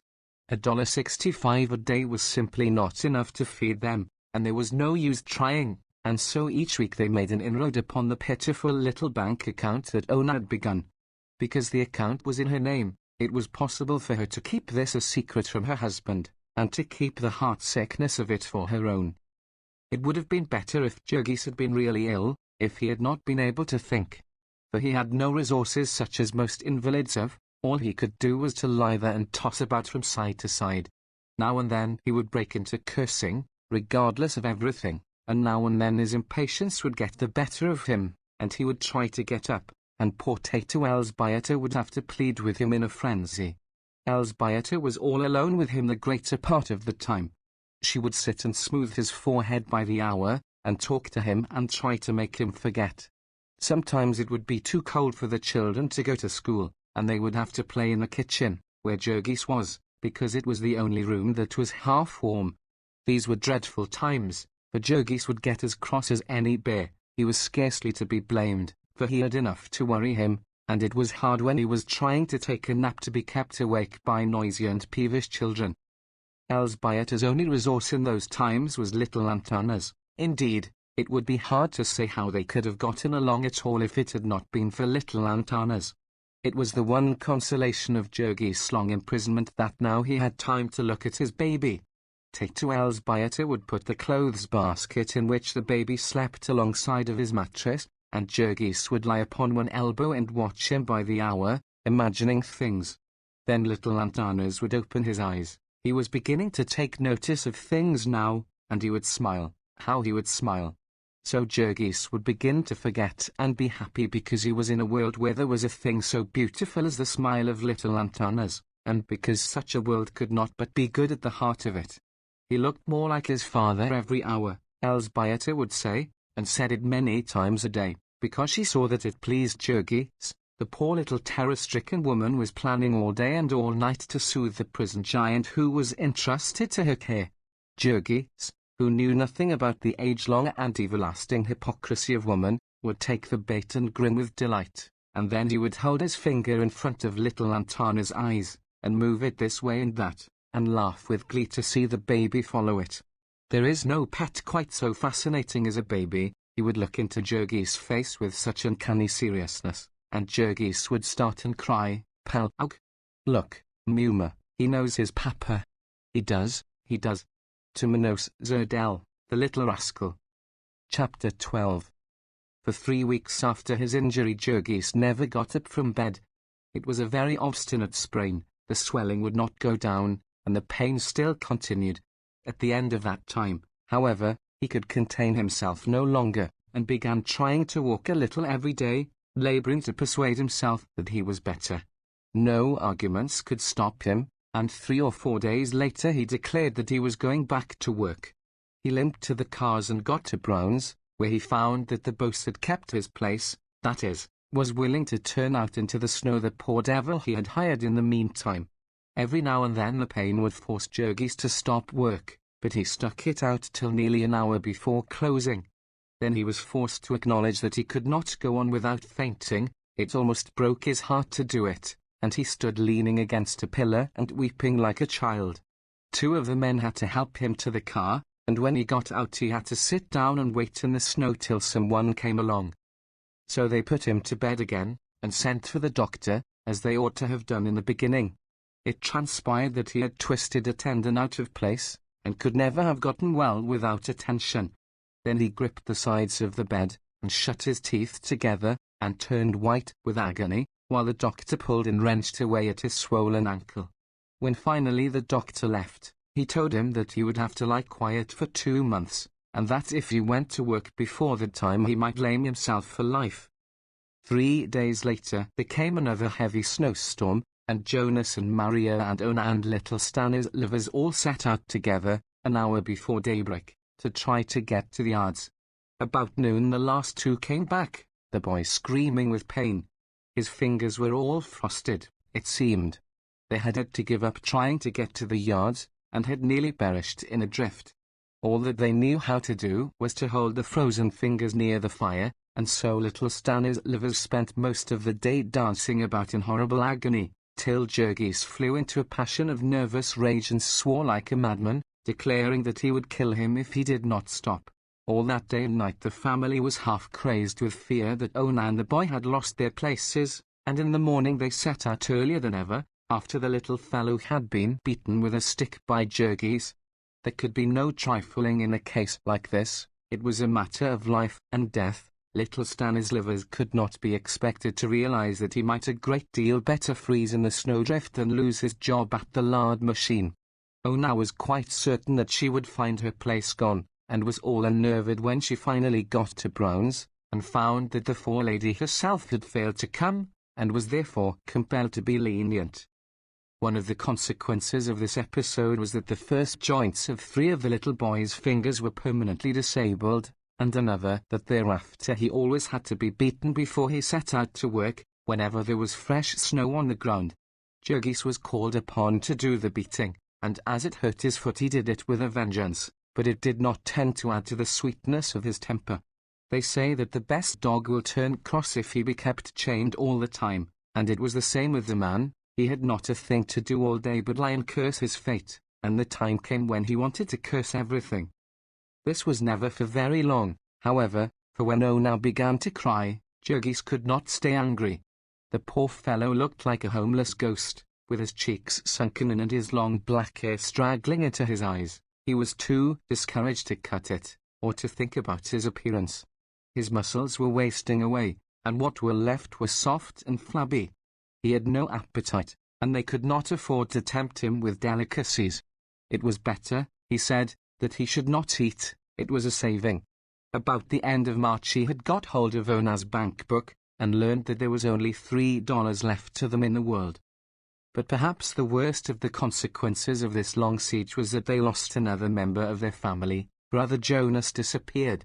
One Saturday night he did not come home, and thereafter all their efforts to get trace of him were futile. It was said by the boss at Durham's that he had gotten his week's money and left there. That might not be true, of course, for sometimes they would say that when a man had been killed, it was the easiest way out of it for all concerned. When, for instance, a man had fallen into one of the rendering tanks and had been made into pea-leaf lard and peerless fertilizer, there was no use letting the fact out and making his family unhappy. More probable, however, was the theory that Jonas had deserted them, and gone on the road, seeking happiness. He had been discontented for a long time, and not without some cause. He paid good board, and was yet obliged to live in a family where nobody had enough to eat. And Maria would keep giving them all her money, and of course he could not but feel that he was called upon to do the same. Then there were crying brats, and all sorts of misery. A man would have had to be a good deal of a hero to stand it all without grumbling, and Jonas was not in the least a hero. He was simply a weather-beaten old fellow who liked to have a good supper and sit in the corner by the fire and smoke his pipe in peace before he went to bed. Here there was not room by the fire, and through the winter the kitchen had seldom been warm enough for comfort. So, with the springtime, what was more likely than that the wild idea of escaping had come to him? 2 years he had been yoked like a horse to a half-ton truck in Durham's dark cellars, with never a rest, save on Sundays and 4 holidays in the year, and with never a word of thanks, only kicks and blows and curses, such as no decent dog would have stood. And now the winter was over, and the spring winds were blowing, and with a day's walk a man might put the smoke of Packingtown behind him forever, and be where the grass was green and the flowers all the colours of the rainbow. But now the income of the family was cut down more than 1/3, and the food demand was cut only 1/11, so that they were worse off than ever. Also they were borrowing money from Maria, and eating up her bank account, and spoiling once again her hopes of marriage and happiness. And they were even going into debt to Tamosius Kuzlico and letting him impoverish himself. Poor Tamosius was a man without any relatives, and with a wonderful talent besides, and he ought to have made money and prospered, but he had fallen in love, and so given hostages to fortune, and was doomed to be dragged down too. So it was finally decided that 2 more of the children would have to leave school. Next to Stanislavas, who was now 15, there was a girl, little Katrina, who was 2 years younger, and then 2 boys, Vilimas, who was 11, and Nicolaus, who was 10. Both of these last were bright boys, and there was no reason why their family should starve when tens of thousands of children no older were earning their own livings. So one morning they were given a quarter apiece and a roll with a sausage in it, and, with their minds top heavy with good advice, were sent out to make their way to the city and learn to sell newspapers. They came back late at night in tears, having walked for the 5 or 6 miles to report that a man had offered to take them to a place where they sold newspapers, and had taken their money and gone into a store to get them, and never more been seen. So they both received a whipping, and the next morning set out again. This time they found the newspaper place, and procured their stock, and after wandering about till nearly noontime, saying paper to every one they saw, they had all their stock taken away and received a thrashing besides from a big newsman upon whose territory they had trespassed. Fortunately, however, they had already sold some papers, and came back with nearly as much as they started with. After a week of mishaps such as these, the 2 little fellows began to learn the ways of the trade, the names of the different papers, and how many of each to get, and what sort of people to offer them to, and where to go and where to stay away from. After this, leaving home at 4 o'clock in the morning, and running about the streets, first with morning papers and then with evening, they might come home late at night with 20 or 30 cents apiece, possibly as much as 40 cents. From this they had to deduct their car fare, since the distance was so great, but after a while they made friends, and learned still more, and then they would save their car fare.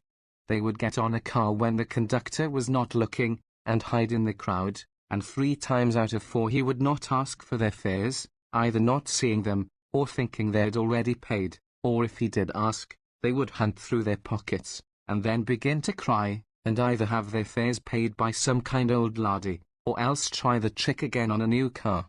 All this was fair play, they felt. Whose fault was it that at the hours when workingmen were going to their work and back, the cars were so crowded that the conductors could not collect all the fares? And besides, the companies were thieves, people said, had stolen all their franchises with the help of scoundrelly politicians. Now that the winter was by, and there was no more danger of snow, and no more coal to buy, and another room warm enough to put the children into when they cried, and enough money to get along from week to week with, Jurgis was less terrible than he had been. A man can get used to anything in the course of time, and Jurgis had gotten used to lying about the house. Ona saw this, and was very careful not to destroy his peace of mind, by letting him know how very much pain she was suffering. It was now the time of the spring rains, and Ona had often to ride to her work. In spite of the expense, she was getting paler every day, and sometimes, in spite of her good resolutions, it pained her that Jurgis did not notice it. She wondered if he cared for her as much as ever, if all this misery was not wearing out his love. She had to be away from him all the time, and bear her own troubles while he was bearing his, and then, when she came home, she was so worn out, and whenever they talked they had only their worries to talk of. Truly it was hard, in such a life, to keep any sentiment alive. The woe of this would flame up in Ona sometimes. At night she would suddenly clasp her big husband in her arms and break into passionate weeping, demanding to know if he really loved her. Poor Jurgis, who had in truth grown more matter-of-fact, under the endless pressure of penury, would not know what to make of these things, and could only try to recollect when he had last been cross, and so Ona would have to forgive him and sob herself to sleep. The latter part of April Jurgis went to see the doctor, and was given a bandage to lace about his ankle, and told that he might go back to work. It needed more than the permission of the doctor, however, for when he showed up on the killing floor of Brown's, he was told by the foreman that it had not been possible to keep his job for him. Jurgis knew that this meant simply that the foreman had found someone else to do the work as well and did not want to bother to make a change. He stood in the doorway, looking mournfully on, seeing his friends and companions at work, and feeling like an outcast. Then he went out and took his place with the mob of the unemployed. This time, however, Jurgis did not have the same fine confidence, nor the same reason for it. There was no longer the finest-looking man in the throng, and the bosses no longer made for him. He was thin and haggard, and his clothes were seedy, and he looked miserable. And there were hundreds who looked and felt just like him, and who had been wandering about Packingtown for months begging for work. This was a critical time in Jurgis' life, and if he had been a weaker man he would have gone the way the rest did. Those out-of-work wretches would stand about the packing houses every morning till the police drove them away, and then they would scatter among the saloons. Very few of them had the nerve to face the rebuffs that they would encounter by trying to get into the buildings to interview the bosses. If they did not get a chance in the morning, there would be nothing to do but hang about the saloons the rest of the day and night. Jurgis was saved from all this, partly, to be sure, because it was pleasant weather, and there was no need to be indoors, but mainly because he carried with him always the pitiful little face of his wife. He must get work, he told himself, fighting the battle with despair every hour of the day. He must get work. He must have a place again and some money saved up, before the next winter came. But there was no work for him. He sought out all the members of his union. Jurgis had stuck to their union through all this, and begged them to speak a word for him. He went to every one he knew, asking for a chance, there or anywhere. He wandered all day through the buildings, and in a week or two, when he had been all over the yards, and into every room to which he had access, and learned that there was not a job anywhere, he persuaded himself that there might have been a change in the places he had first visited, and began the round all over, till finally the watchmen and the spotters of the companies came to know him by sight and to order him out with threats. Then there was nothing more for him to do but go with the crowd in the morning, and keep in the front row and look eager, and when he failed, go back home, and play with little Katrina and the baby. The peculiar bitterness of all this was that Jurgis saw so plainly the meaning of it. In the beginning he had been fresh and strong, and he had gotten a job the first day, but now he was second-hand, a damaged article, so to speak, and they did not want him. They had got the best of him, they had worn him out, with their speeding up and their carelessness, and now they had thrown him away. And Jurgis would make the acquaintance of others of these unemployed men and find that they had all had the same experience. There were some, of course, who had wandered in from other places, who had been ground up in other mills. There were others who were out from their own fault, some, for instance, who had not been able to stand the awful grind without drink. The vast majority, however, were simply the worn-out parts of the great merciless packing machine. They had toiled there, and kept up with the pace, some of them for 10 or 20 years, until finally the time had come when they could not keep up with it any more. Some had been frankly told that they were too old, that a spreer man was needed. Others had given occasion, by some act of carelessness or incompetence. With most, however, the occasion had been the same as with Jurgis. They had been overworked and underfed so long, and finally some disease had laid them on their backs, or they had cut themselves, and had blood poisoning, or met with some other accident. When a man came back after that, he would get his place back only by the courtesy of the boss. To this there was no exception, save when the accident was one for which the firm was liable. In that case they would send a slippery lawyer to see him, first to try to get him to sign away his claims, but if he was too smart for that, to promise him that he and his should always be provided with work. This promise they would keep, strictly and to the letter, for 2 years. 2 years was the statute of limitations, and after that the victim could not sue. What happened to a man after any of these things, all depended upon the circumstances. If he were of the highly skilled workers, he would probably have enough saved up to tide him over. The best paid men, the splitters, made 50 cents an hour, which would be $5 or $6 a day in the rush seasons, and 1 or 2 in the dullest.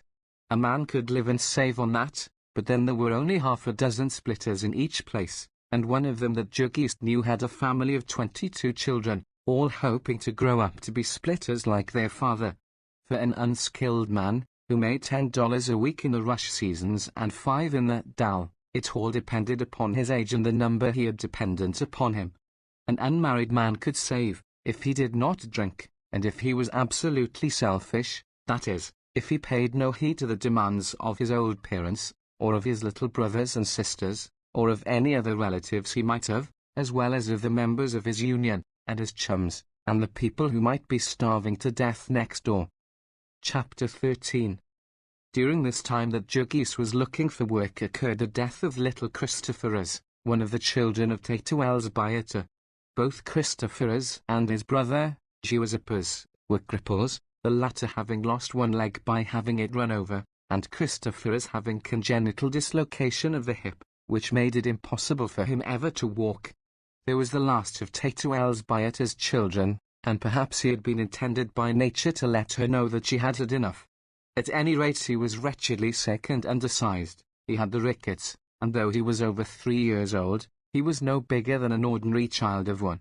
All day long he would crawl around the floor in a filthy little dress, whining and fretting, because the floor was full of draughts. He was always catching cold, and snuffling because his nose ran. This made him a nuisance, and a source of endless trouble in the family. For his mother, with unnatural perversity, loved him best of all her children, and made a perpetual fuss over him, would let him do anything undisturbed, and would burst into tears when his fretting drove Juggies wild. And now he died. Perhaps it was the smoked sausage he had eaten that morning, which may have been made out of some of the tubercular pork that was condemned as unfit for export. At any rate, an hour after eating it, the child had begun to cry with pain, and in another hour he was rolling about on the floor in convulsions.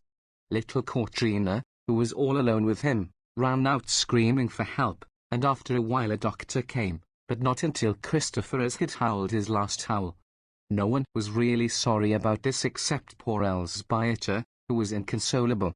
Juggies announced that so far as he was concerned the child would have to be buried by the city, since they had no money for a funeral, and at this the poor woman almost went out of her senses, wringing her hands and screaming with grief and despair.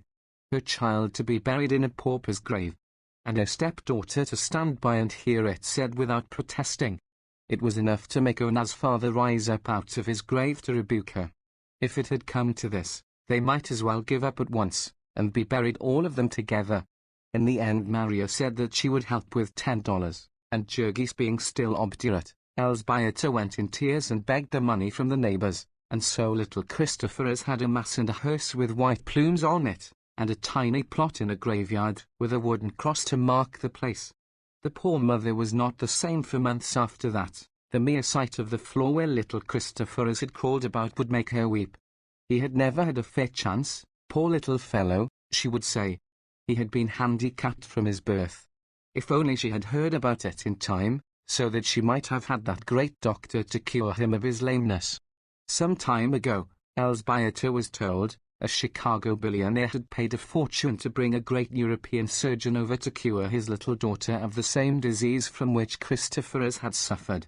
And because this surgeon had to have bodies to demonstrate upon, he announced that he would treat the children of the poor, a piece of magnanimity over which the papers became quite eloquent. Elsbieter, alas, did not read the papers, and no one had told her, but perhaps it was as well, for just then they would not have had the car fare to spare to go every day to wait upon the surgeon, nor for that matter anybody with the time to take the child. All this while that he was seeking for work, there was a dark shadow hanging over Juggies, as if a savage beast were lurking somewhere in the pathway of his life, and he knew it, and yet could not help approaching the place. There are all stages of being out of work in Packingtown, and he faced in dread the prospect of reaching the lowest. There is a place that waits for the lowest man, the fertilizer plant, The men would talk about it in awe-stricken whispers. Not more than 1 in 10 had ever really tried it. The other 9 had contented themselves with hearsay evidence and a peep through the door. There were some things worse than even starving to death. They would ask Jurgis if he had worked there yet, and if he meant to, and Jurgis would debate the matter with himself. As poor as they were, and making all the sacrifices that they were, would he dare to refuse any sort of work that was offered to him, be it as horrible as ever it could? Would he dare to go home and eat bread that had been earned by Ona, weak and complaining as she was, knowing that he had been given a chance, and had not had the nerve to take it? And yet he might argue that way with himself all day, and one glimpse into the fertilizer works would send him away again shuddering. He was a man, and he would do his duty. He went and made application, but surely he was not also required to hope for success. The fertilizer works of Durham's lay away from the rest of the plant. Few visitors ever saw them, and the few who did would come out looking like Dante, of whom the peasants declared that he had been into hell. To this part of the yards came all the tankage and the waste products of all sorts. Here they dried out the bones, and in suffocating cellars where the daylight never came you might see men and women and children bending over whirling machines and sawing bits of bone into all sorts of shapes, breathing their lungs full of the fine dust, and doomed to die, every one of them, within a certain definite time. Here they made the blood into albumin, and made other foul-smelling things into things still more foul-smelling. In the corridors and caverns where it was done you might lose yourself as in the great caves of Kentucky. In the dust and the steam the electric lights would shine like far-off twinkling stars, red and blue, green and purple stars, according to the color of the mist and the brew from which it came. For the odors of these ghastly charnel houses there may be words in Lithuanian, but there are none in English. The person entering would have to summon his courage as for a cold water plunge. He would go in like a man swimming underwater. He would put his handkerchief over his face, and begin to cough and choke, and then, if he was still obstinate, he would find his head beginning to ring, and the veins in his forehead to throb, until finally he would be assailed by an overpowering blast of ammonia fumes, and would turn and run for his life, and come out half-dazed. On top of this were the rooms where they dried the tankage, the mass of brown stringy stuff that was left after the waste portions of the carcasses had had the lard and tallow dried out of them. This dried material they would then grind to a fine powder, and after they had mixed it up well with a mysterious but inoffensive brown roke which they brought in and ground up by the hundreds of carloads for that purpose, the substance was ready to be put into bags and sent out to the world as any one of 100 different brands of standard bone phosphate. And then the farmer in Maine or California or Texas would buy this, at say $25 a ton, and plant it with his corn, and for several days after the operation the fields would have a strong odor, and the farmer and his wagon and the very horses that had hauled it would all have it too. In Packingtown the fertilizer is pure, instead of being a flavoring, and instead of a ton or so spread out on several acres under the open sky, there are hundreds and thousands of tons of it in one building, heaped here and there in haystack piles, covering the floor several inches deep, and filling the air with a choking dust that becomes a blinding sandstorm when the wind stirs. It was to this building that Jurgis came daily, as if dragged by an unseen hand. The month of May was an exceptionally cool one, and his secret prayers were granted, but early in June there came a record-breaking hot spell, and after that there were men wanted in the fertilizer mill. The boss of the grinding room had come to know Jurgis by this time, and had marked him for a likely man, and so when he came to the door about 2 o'clock this breathless hot day, he felt a sudden spasm of pain shoot through him. The boss beckoned to him. In 10 minutes more Jurgis had pulled off his coat and overshirt, and set his teeth together and gone to work. Here was one more difficulty for him to meet and conquer. His labor took him about 1 minute to learn. Before him was one of the vents of the mill in which the fertilizer was being ground, rushing forth in a great brown river, with a spray of the finest dust flung forth in clouds. Jurgis was given a shovel, and along with half a dozen others it was his task to shovel this fertilizer into carts. That others were at work he knew by the sound, and by the fact that he sometimes collided with them, otherwise they might as well not have been there. For in the blinding dust storm a man could not see 6 feet in front of his face. When he had filled one cart he had to grope around him until another came, and if there was none on hand he continued to grope till one arrived. In 5 minutes he was, of course, a mass of fertilizer from head to feet. They gave him a sponge to tie over his mouth, so that he could breathe, but the sponge did not prevent his lips and eyelids from caking up with it and his ears from filling solid. He looked like a brown ghost at twilight. From hair to shoes he became the color of the building and of everything in it, and for that matter 100 yards outside it. The building had to be left open, and when the wind blew Durham and Company lost a great deal of fertilizer. Working in his shirt sleeves, and with the thermometer at over 100, the phosphates soaked in through every pore of Jurgie's skin, and in 5 minutes he had a headache, and in 15 was almost dazed. The blood was pounding in his brain like an engine's throbbing. There was a frightful pain in the top of his skull, and he could hardly control his hands. Still, with the memory of his 4-month siege behind him, he fought on, in a frenzy of determination, and half an hour later he began to vomit. He vomited until it seemed as if his inwards must be torn into shreds. A man could get used to the fertilizer mill, the boss had said, if he would make up his mind to it, but Jurgis now began to see that it was a question of making up his stomach. At the end of that day of horror, he could scarcely stand. He had to catch himself now and then, and lean against a building and get his bearings. Most of the men, when they came out, made straight for a saloon. They seemed to place fertilizer and rattlesnake poison in one class. But Jurgis was too ill to think of drinking. He could only make his way to the street and stagger onto a car.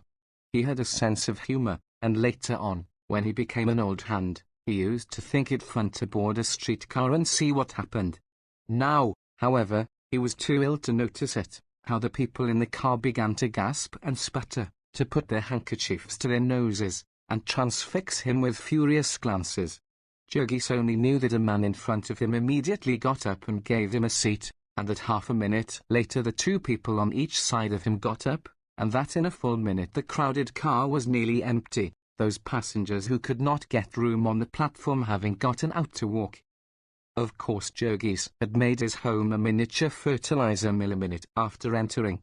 The stuff was half an inch deep in his skin, his whole system was full of it, and it would have taken a week not merely of scrubbing, but of vigorous exercise, to get it out of him. As it was, he could be compared with nothing known to men, save the newest discovery of the savants, a substance which emits energy for an unlimited time, without being itself in the least diminished in power. He smelled so that he made all the food at the table taste, and set the whole family to vomiting. For himself it was 3 days before he could keep anything upon his stomach. He might wash his hands, and use a knife and fork, but were not his mouth and throat filled with the poison? And still Jurgis stuck it out. In spite of splitting headaches he would stagger down to the plant and take up his stand once more, and begin to shovel in the blinding clouds of dust. And so at the end of the week he was a fertilizer man for life. He was able to eat again, and though his head never stopped aching, it ceased to be so bad that he could not work. So there passed another summer. It was a summer of prosperity, all over the country, and the country ate generously of packing house products, and there was plenty of work for all the family, in spite of the packers' efforts to keep a superfluity of labor. They were again able to pay their debts and to begin to save a little sum, but there were 1 or 2 sacrifices they considered too heavy to be made for long. It was too bad that the boys should have to sell papers at their age. It was utterly useless to caution them and plead with them. Quite without knowing it, they were taking on the tone of their new environment. They were learning to swear in voluble English, they were learning to pick up cigar stumps and smoke them, to pass hours of their time gambling with pennies and dice and cigarette cards. They were learning the location of all the houses of prostitution on the levee, and the names of the madams who kept them, and the days when they gave their state banquets, which the police captains and the big politicians all attended. If a visiting country customer were to ask them, they could show him which was Hinky-Dink's famous saloon, and could even point out to him by name the different gamblers and thugs and hold-up men who made the place their headquarters. And worse yet, the boys were getting out of the habit of coming home at night. What was the use, they would ask, of wasting time and energy and a possible car fare riding out to the stockyards every night when the weather was pleasant and they could crawl under a truck or into an empty doorway and sleep exactly as well? so long as they brought home $50 for each day. What mattered it when they brought it? But Jurgis declared that from this to ceasing to come at all would not be a very long step, and so it was decided that Villiers and Nicolaus should return to school in the fall, and that instead Elsbieter should go out and get some work, her place at home being taken by her younger daughter. Little Katrina was like most children of the poor, prematurely made old. She had to take care of her little brother, who was a cripple, and also of the baby. She had to cook the meals and wash the dishes and clean house, and have supper ready when the workers came home in the evening. She was only 13, and small for her age, but she did all this without a murmur, and her mother went out, and after trudging a couple of days about the yards, settled down as a servant of a sausage machine. Elsbieter was used to working, but she found this change a hard one, for the reason that she had to stand motionless upon her feet from 7 o'clock in the morning till 12:30, and again from 1 till 5:30. For the first few days it seemed to her that she could not stand it. She suffered almost as much as Jurgis had from the fertilizer, and would come out at sundown with her head fairly reeling. Besides this, she was working in one of the dark holes, by electric light, and the dampness, too, was deadly. There were always puddles of water on the floor, and a sickening odor of moist flesh in the room.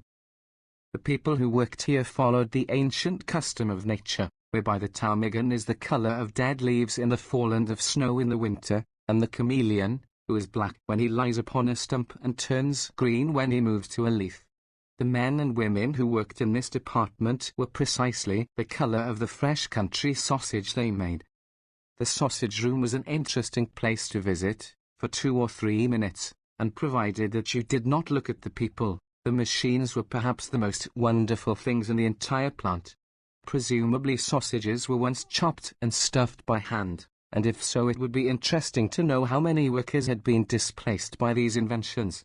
On one side of the room were the hoppers, into which men shoveled loads of meat and wheelbarrows full of spices. In these great bowls were whirling knives that made 2,000 revolutions a minute, and when the meat was ground fine and adulterated with potato flour, and well mixed with water, it was forced to the stuffing machines on the other side of the room. The latter were tended by women. There was a sort of spout, like the nozzle of a hose, and one of the women would take a long string of casing and put the end over the nozzle and then work the whole thing on, as one works on the finger of a tight glove. This string would be 20 or 30 feet long, but the woman would have it all on in a jiffy, and when she had several on, she would press a lever, and a stream of sausage meat would be shot out, taking the casing with it as it came. Thus one might stand and see appear, miraculously born from the machine, a wriggling snake of sausage of incredible length. In front was a big pan which caught these creatures, and 2 more women who seized them as fast as they appeared and twisted them into links. This was for the uninitiated the most perplexing work of all, for all that the woman had to give was a single turn of the wrist, and in some way she contrived to give it so that instead of an endless chain of sausages, one after another, there grew under her hands a bunch of strings, all dangling from a single centre. It was quite like the feat of a prestidigitator, for the woman worked so fast that the eye could literally not follow her, and there was only a mist of motion, and tangle after tangle of sausages appearing. In the midst of the mist, however, the visitor would suddenly notice the tense set face, with the 2 wrinkles graven in the forehead, and the ghastly pallor of the cheeks, and then he would suddenly recollect that it was time he was going on. The woman did not go on, she stayed right there, hour after hour, day after day, year after year, twisting sausage links and racing with death. It was piecework, and she was apt to have a family to keep alive, and stern and ruthless economic laws had arranged it that she could only do this by working just as she did, with all her soul upon her work, and with never an instant for a glance at the well-dressed ladies and gentlemen who came to stare at her, as at some wild beast in a menagerie. Chapter 14. With one member trimming beef in a cannery, and another working in a sausage factory, the family had a first-hand knowledge of the great majority of Packingtown swindles. For it was the custom, as they found, whenever meat was so spoiled that it could not be used for anything else, either to kin it or else to chop it up into sausage. With what had been told them by Jonas, who had worked in the pickle rooms, they could now study the whole of the spoiled meat industry on the inside, and read a new and grim meaning into that old Packingtown jest, that they use everything of the pig except the squeal. Jonas had told them how the meat that was taken out of pickle would often be found sour, and how they would rub it up with soda to take away the smell, and sell it to be eaten on free lunch counters, also of all the miracles of chemistry which they performed, giving to any sort of meat, fresh or salted, whole or chopped, any colour and any flavour and any odour they chose. In the pickling of hams they had an ingenious apparatus, by which they saved time and increased the capacity of the plant, a machine consisting of a hollow needle attached to a pump. By plunging this needle into the meat and working with his foot, a man could fill a ham with pickle in a few seconds. And yet, in spite of this, there would be hams found spoiled, some of them with an odour so bad that a man could hardly bear to be in the room with them. To pump into these the packers had a second and much stronger pickle which destroyed the odour, a process known to the workers as giving them 30%. Also, after the hams had been smoked, there would be found some that had gone to the bad. Formerly these had been sold as number 3 grade, but later on some ingenious person had hit upon a new device, and now they would extract the bone, about which the bad part generally lay, and insert in the whole a white hot iron. After this invention there was no longer number 1, 2, and 3 grade, there was only number 1 grade. The packers were always originating such schemes. They had what they called boneless hams, which were all the odds and ends of pork stuffed into casings, and California hams, which were the shoulders, with big knuckle joins, and nearly all the meat cut out, and fancy skinned hams, which were made of the oldest hogs, whose skins were so heavy and coarse that no one would buy them, that is, until they had been cooked and chopped fine and labelled head cheese. It was only when the whole ham was spoiled that it came into the department of Alsbieter, cut up by the 2,000 revolutions a minute flyers, and mixed with half a ton of other meat. No odour that ever was in a ham could make any difference. There was never the least attention paid to what was cut up for sausage. They would come all the way back from Europe old sausage that had been rejected, and that was mouldy and white. It would be dosed with borax and glycerin, and dumped into the hoppers, and made over again for home consumption. There would be meat that had tumbled out on the floor, in the dirt and sawdust, where the workers had tramped and spit and counted billions of consumption germs. There would be meat stored in great piles in rooms, and the water from leaky roofs would drip over it, and thousands of rats would race about on it. It was too dark in these storage places to see well, but a man could run his hand over these piles of meat and sweep off handfuls of the dried dung of rats. These rats were nuisances, and the packers would put poisoned bread out for them. They would die, and then rats, bread, and meat would go into the hoppers together. This is no fairy story and no joke. The meat would be shoveled into carts, and the man who did the shoveling would not trouble to lift out a rat even when he saw one. They were things that went into the sausage in comparison with which a poisoned rat was a tidbit. There was no place for the men to wash their hands before they ate their dinner, and so they made a practice of washing them in the water that was to be ladled into the sausage.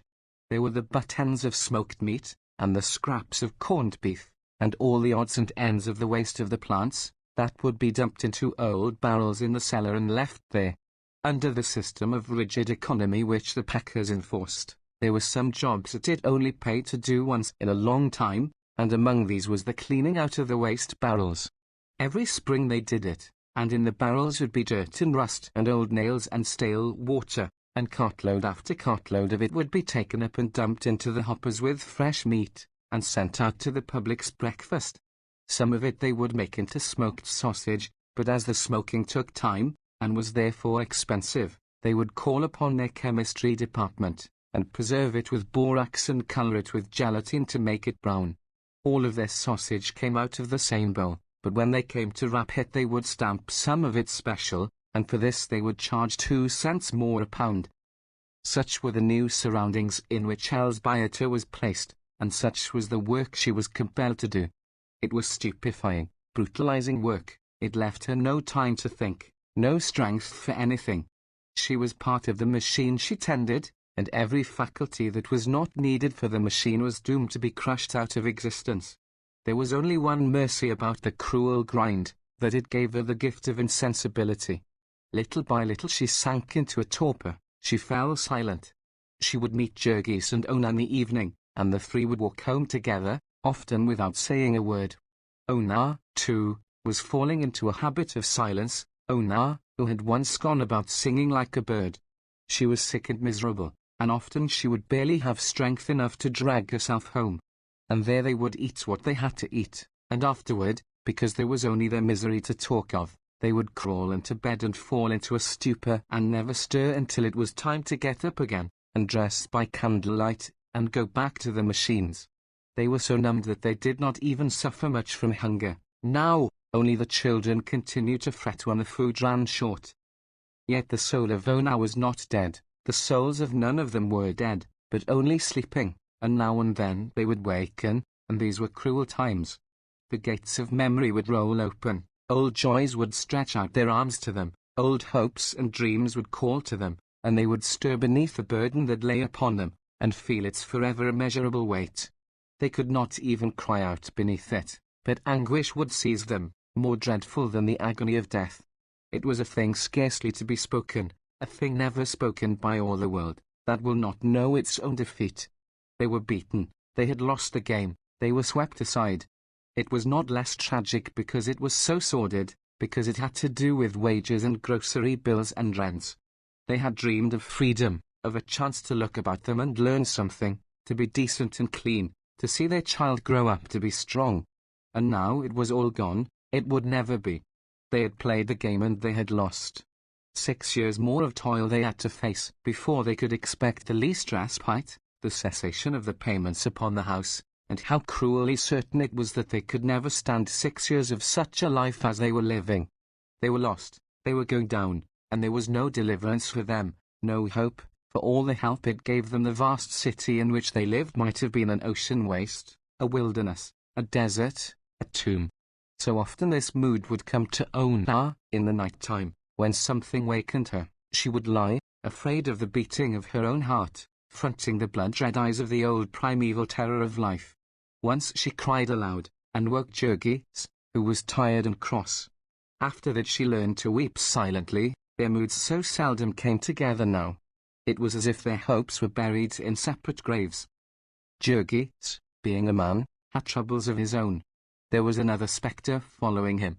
He had never spoken of it, nor would he allow anyone else to speak of it. He had never acknowledged its existence to himself. Yet the battle with it took all the manhood that he had, and once or twice, alas, a little more, Jurgis had discovered drink. He was working in the steaming pit of hell, day after day, week after week, until now, there was not an organ of his body that did its work without pain, until the sound of ocean breakers echoed in his head day and night, and the buildings swayed and danced before him as he went down the street. And from all the unending horror of this there was a respite, a deliverance. He could drink.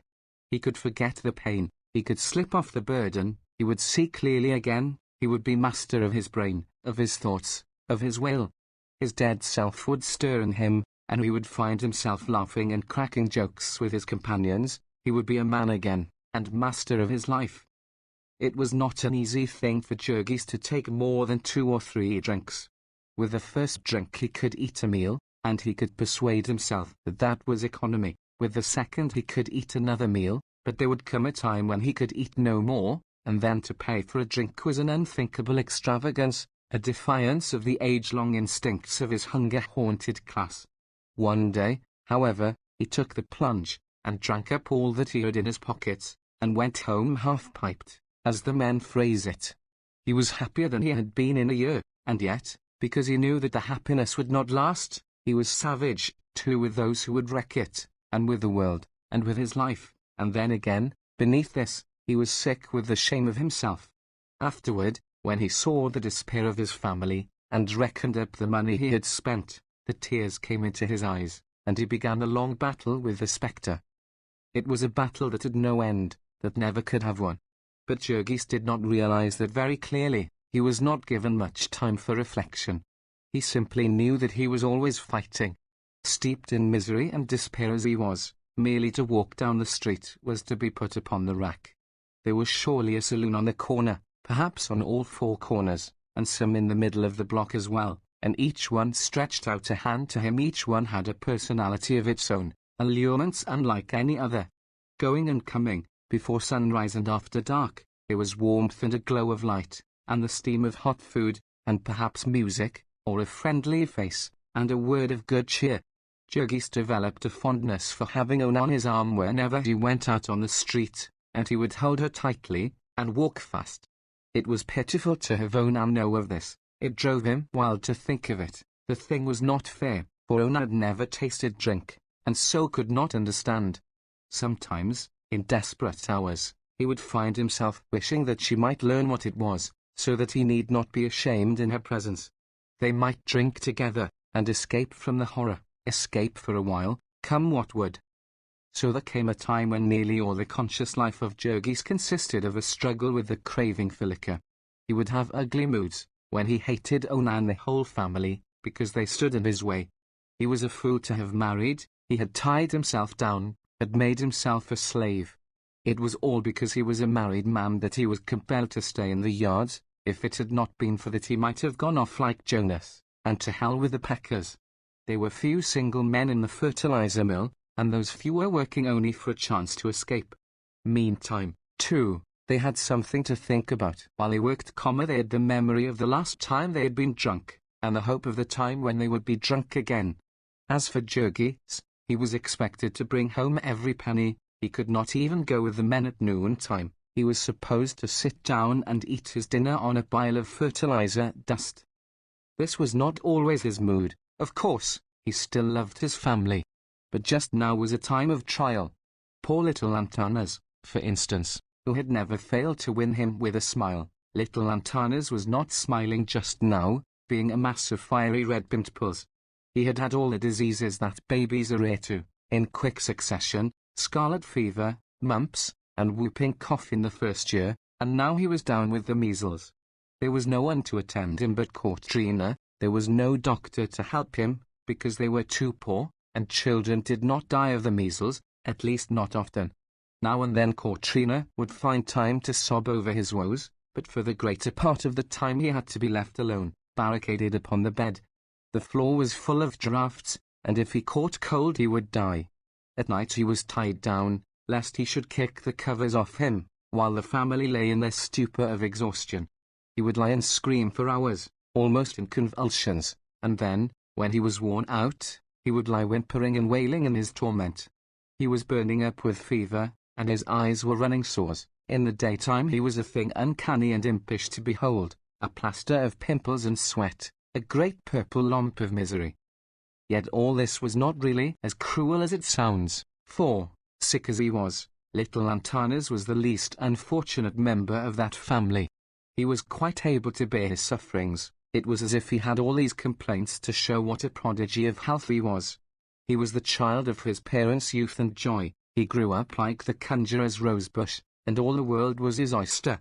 In general, he toddled around the kitchen all day with a lean and hungry look. The portion of the family's allowance that fell to him was not enough, and he was unrestrainable in his demand for more. Antanas was but little over a year old, and already no one but his father could manage him. It seemed as if he had taken all of his mother's strength, had left nothing for those that might come after him. Ona was with child again now, and it was a dreadful thing to contemplate. Even Jurgis, dumb and despairing as he was, could not but understand that yet other agonies were on the way, and shudder at the thought of them. For Ona was visibly going to pieces. In the first place she was developing a cough, like the one that had killed old Dede Antanas. She had had a trace of it ever since that fatal morning when the greedy streetcar corporation had turned her out into the rain, but now it was beginning to grow serious, and to wake her up at night.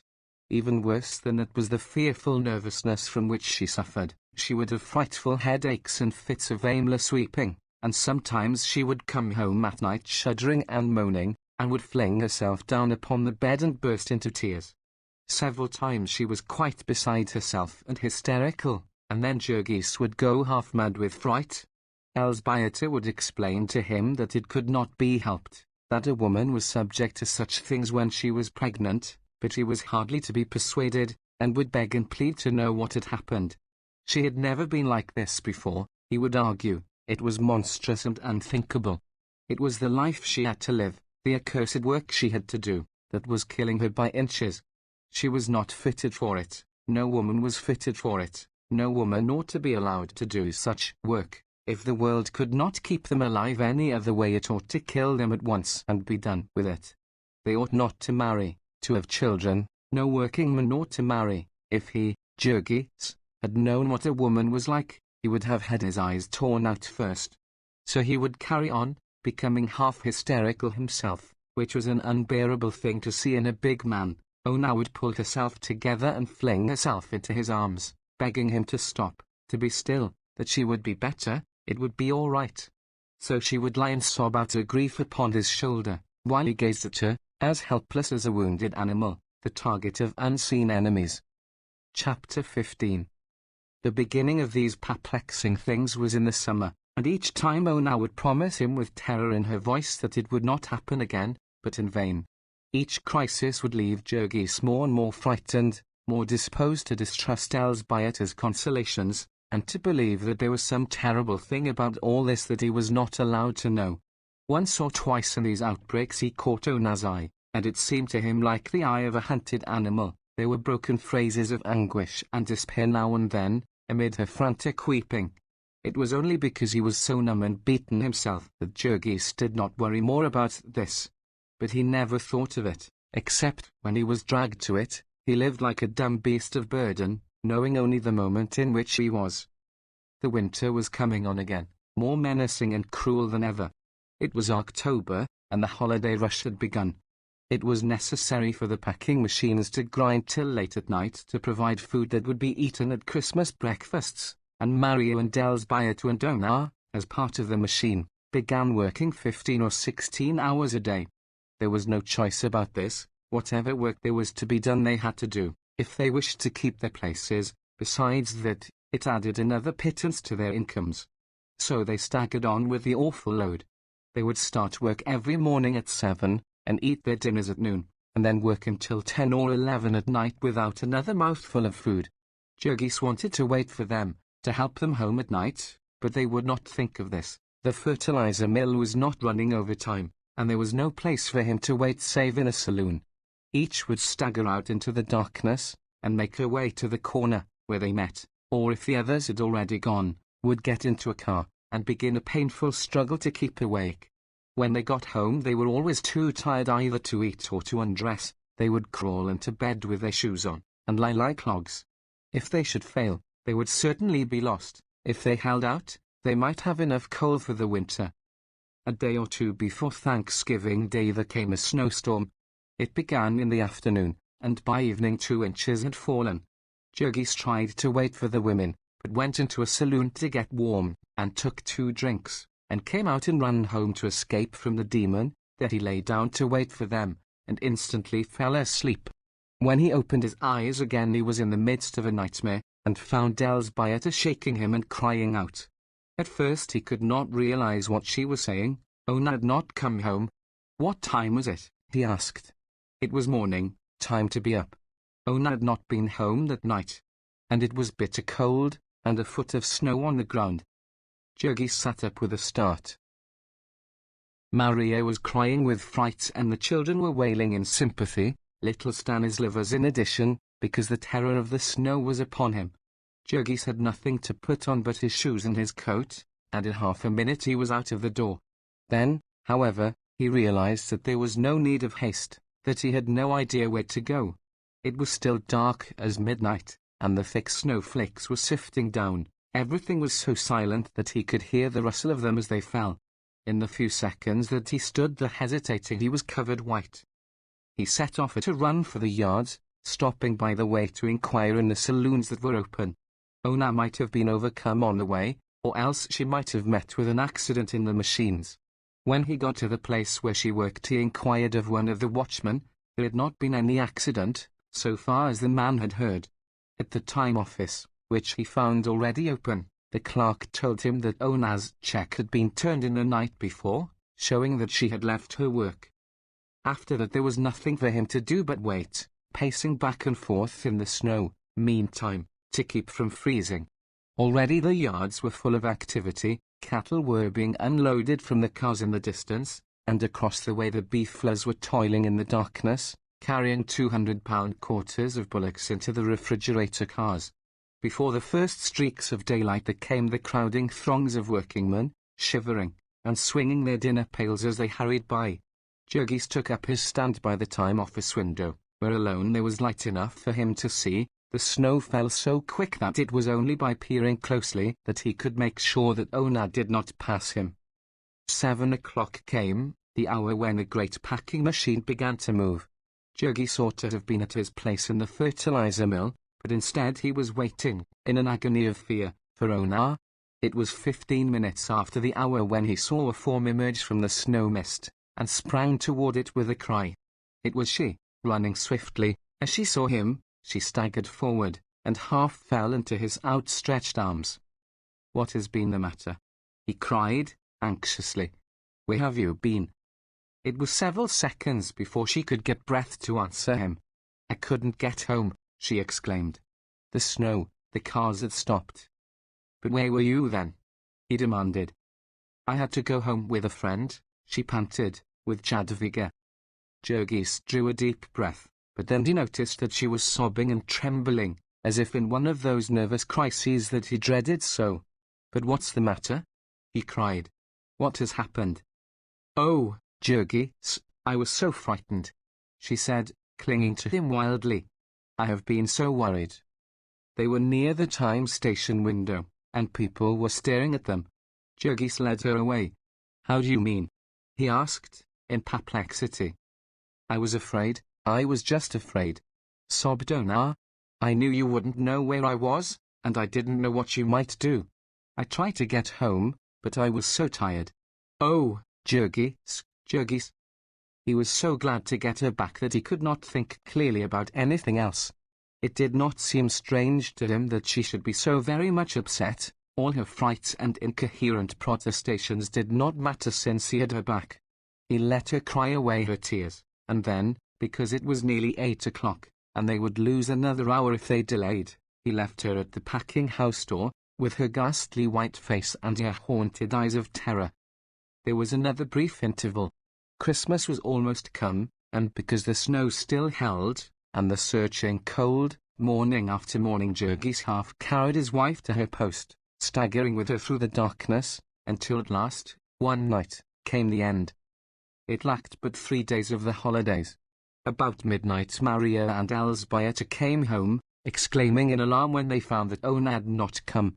The two had agreed to meet her, and, after waiting, had gone to the room where she worked, only to find that the ham-wrapping girls had quit work an hour before, and left. There was no snow that night, nor was it especially cold, and still Ona had not come. Something more serious must be wrong this time. They aroused Jurgis, and he sat up and listened crossly to the story. "She must have gone home again with Jadwiga," he said. Jadwiga lived only 2 blocks from the yard, and perhaps she had been tired. Nothing could have happened to her, and even if there had, there was nothing could be done about it until morning. Jurgis turned over in his bed, and was snoring again before the two had closed the door. In the morning, however, he was up and out nearly an hour before the usual time. Jadwiga Masinkas lived on the other side of the yard, beyond Halstead Street, with her mother and sisters, in a single basement room, for Mikolas had recently lost one hand from blood poisoning, and their marriage had been put off forever. The door of the room was in the rear, reached by a narrow court, and Jurgis saw a light in the window and heard something frying as he passed. He knocked, half expecting that Ona would answer. Instead there was one of Jadwiga's little sisters, who gazed at him through a crack in the door. "Where's Ona?" he demanded, and the child looked at him in perplexity. "Ona?" she said. "Yes," said Jurgis. "Isn't she here?" "No," said the child, and Jurgis gave a start. A moment later came Jadwiga, peering over the child's head. When she saw who it was, she slid around out of sight, for she was not quite dressed. "Jurgis must excuse her," she began. "Her mother was very ill." "Ona isn't here?" Jurgis demanded, too alarmed to wait for her to finish. "Why, no," said Jadwiga. "What made you think she would be here? Had she said she was coming?" "No," he answered. "But she hasn't come home, and I thought she would be here the same as before." "As before?" echoed Jadwiga, in perplexity. "The time she spent the night here," said Jurgis. "There must be some mistake," she answered, quickly. "Ona has never spent the night here." He was only half able to realize the words. Why, he exclaimed. 2 weeks ago. Jadwiga. She told me so the night it snowed, and she could not get home." "There must be some mistake," declared the girl, again. "She didn't come here." He steadied himself by the door-sill, and Jadwiga, in her anxiety, for she was fond of Ona, opened the door wide, holding a jacket across her throat. "Are you sure you didn't misunderstand her?" she cried. "She must have meant somewhere else." She said here," insisted Jurgis. "She told me all about you, and how you were, and what you said. Are you sure? You haven't forgotten? You weren't away?" No, she exclaimed, and then came a peevish voice. "Jadwiga, you are giving the baby a cold. Shut the door." Jurgis stood for half a minute more, stammering his perplexity through 1/8 of an inch of crack, and then, as there was really nothing more to be said, he excused himself and went away. He walked on half-dazed, without knowing where he went. Ona deceived him. She had lied to him. And what could it mean? Where had she been? Where was she now? He could hardly grasp the thing, much less try to solve it, but 100 wild surmises came to him, a sense of impending calamity overwhelmed him. Because there was nothing else to do, he went back to the time office to watch again. He waited until nearly an hour after 7, and then went to the room where Ona worked to make inquiries of Ona's forelady. The forelady, he found, had not yet come. All the lines of cars that came from downtown were stalled. There had been an accident in the powerhouse, and no cars had been running since last night. Meantime, however, the hamrappers were working away, with someone else in charge of them. The girl who answered Jurgis was busy, and as she talked she looked to see if she were being watched. Then a man came up, wheeling a truck. He knew Jurgis for Ona's husband, and was curious about the mystery. Maybe the cars had something to do with it, he suggested. Maybe she had gone downtown. "No," said Jurgis, "she never went downtown." "Perhaps not," said the man. Jurgis thought he saw him exchange a swift glance with the girl as he spoke, and he demanded quickly, "What do you know about it?" But the man had seen that the boss was watching him. He started on again, pushing his truck. "I don't know anything about it," he said, over his shoulder. "How should I know where your wife goes?" Then Jurgis went out again and paced up and down before the building. All the morning he stayed there, with no thought of his work. About noon he went to the police station to make inquiries, and then came back again for another anxious vigil. Finally, toward the middle of the afternoon, he set out for home once more. He was walking out Ashland Avenue. The streetcars had begun running again, and several passed him, packed to the steps with people. The sight of them set Jurgis to thinking again of the man's sarcastic remark, and half involuntarily he found himself watching the cars, with the result that he gave a sudden startled exclamation, and stopped short in his tracks. Then he broke into a run. For a whole block he tore after the car, only a little ways behind. That trusty black hat with the drooping red flower, it might not be Ona's, but there was very little likelihood of it. He would know for certain very soon, for she would get out 2 blocks ahead. He slowed down, and let the car go on. She got out, and as soon as she was out of sight on the side street Jurgis broke into a run. Suspicion was rife in him now, and he was not ashamed to shadow her. He saw her turn the corner near their home, and then he ran again, and saw her as she went up the porch steps of the house. After that he turned back, and for 5 minutes paced up and down, his hands clenched tightly and his lips set, his mind in a turmoil. Then he went home and entered. As he opened the door, he saw Elsbieta, who had also been looking for Ona, and had come home again. She was now on tiptoe, and had a finger on her lips. Jurgis waited until she was close to him. "Don't make any noise," she whispered, hurriedly. "What's the matter?" he asked. "Ona's asleep," she panted. "She's been very ill. I'm afraid her mind's been wandering, Jurgis. She was lost on the street all night, and I've only just succeeded in getting her quiet." "When did she come in?" he asked. "Soon after you left this morning. said Elzbieta. And has she been out since?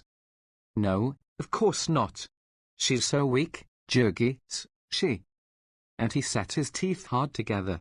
You were lying to me, he said. Elzbieta started, and turned pale. Why? She gasped. What do you mean? But Jurgis did not answer. He pushed her aside, and strode to the bedroom door and opened it. Ona was sitting on the bed. She turned a startled look upon him as he entered. He closed the door in Elzbieta's face, and went toward his wife. Where have you been? He demanded. She had her hands clasped tightly in her lap, and he saw that her face was as white as paper, and drawn with pain. She gasped once or twice as she tried to answer him, and then began, speaking low and swiftly. Jurgis, I think I have been out of my mind. I started to come last night, and I could not find the way. I walked all night, I think, and I only got home this morning. You needed a rest, he said, in a hard tone. Why did you go out again? He was looking her fairly in the face, and he could read the sudden fear and wild uncertainty that leapt into her eyes. I had to go to the store, she gasped, almost in a whisper. I had to go. You were lying to me, said Jurgis. Then he clenched his hands and took a step toward her. Why do you lie to me? He cried, fiercely. What are you doing that you have to lie to me? Jurgis, she exclaimed, starting up in fright. Oh, Jurgis, how can you? You have lied to me, I say, he cried. You told me you had been to Jadwiga's house that other night, and you hadn't. You had been where you were last night, somewheres downtown, for I saw you get off the car. Where were you? It was as if he had struck a knife into her. She seemed to go all to pieces. For half a second she stood, reeling and swaying, staring at him with horror in her eyes. Then, with a cry of anguish, she tottered forward, stretching out her arms to him. But he stepped aside, deliberately, and let her fall. She caught herself at the side of the bed, and then sank down, burying her face in her hands and bursting into frantic weeping. There came one of those hysterical crises that had so often dismayed him. Ona sobbed and wept, her fear and anguish building themselves up into long climaxes. Furious gusts of emotion would come sweeping over her, shaking her as the tempest shakes the trees upon the hills. All her frame would quiver and throb with them. It was as if some dreadful thing rose up within her and took possession of her, torturing her, tearing her. This thing had been wont to set Jurgis quite beside himself, but now he stood with his lips set tightly and his hands clenched. She might weep till she killed herself, but she should not move him this time, not an inch, not an inch, because the sounds she made set his blood to running cold and his lips to quivering in spite of himself. He was glad of the diversion when to Elzbieta, pale with fright, opened the door and rushed in, yet he turned upon her with an oath. Go out, he cried, go out. And then, as she stood hesitating, about to speak, he seized her by the arm, and half flung her from the room, slamming the door and barring it with a table. Then he turned again and faced Ona, crying, Now, answer me. Yet she did not hear him. She was still in the grip of the fiend. Jurgis could see her outstretched hands, shaking and twitching, roaming here and there over the bed at will, like living things. He could see convulsive shudderings start in her body and run through her limbs. She was sobbing and choking. It was as if there were too many sounds for one throat. They came chasing each other, like waves upon the sea. Then her voice would begin to rise into screams, louder and louder until it broke in wild, horrible peals of laughter. Jurgis bore it until he could bear it no longer, and then he sprang at her, seizing her by the shoulders and shaking her, shouting into her ear, Stop it, I say. Stop it. She looked up at him, out of her agony, then she fell forward at his feet. She caught them in her hands, in spite of his efforts to step aside, and with her face upon the floor lay writhing.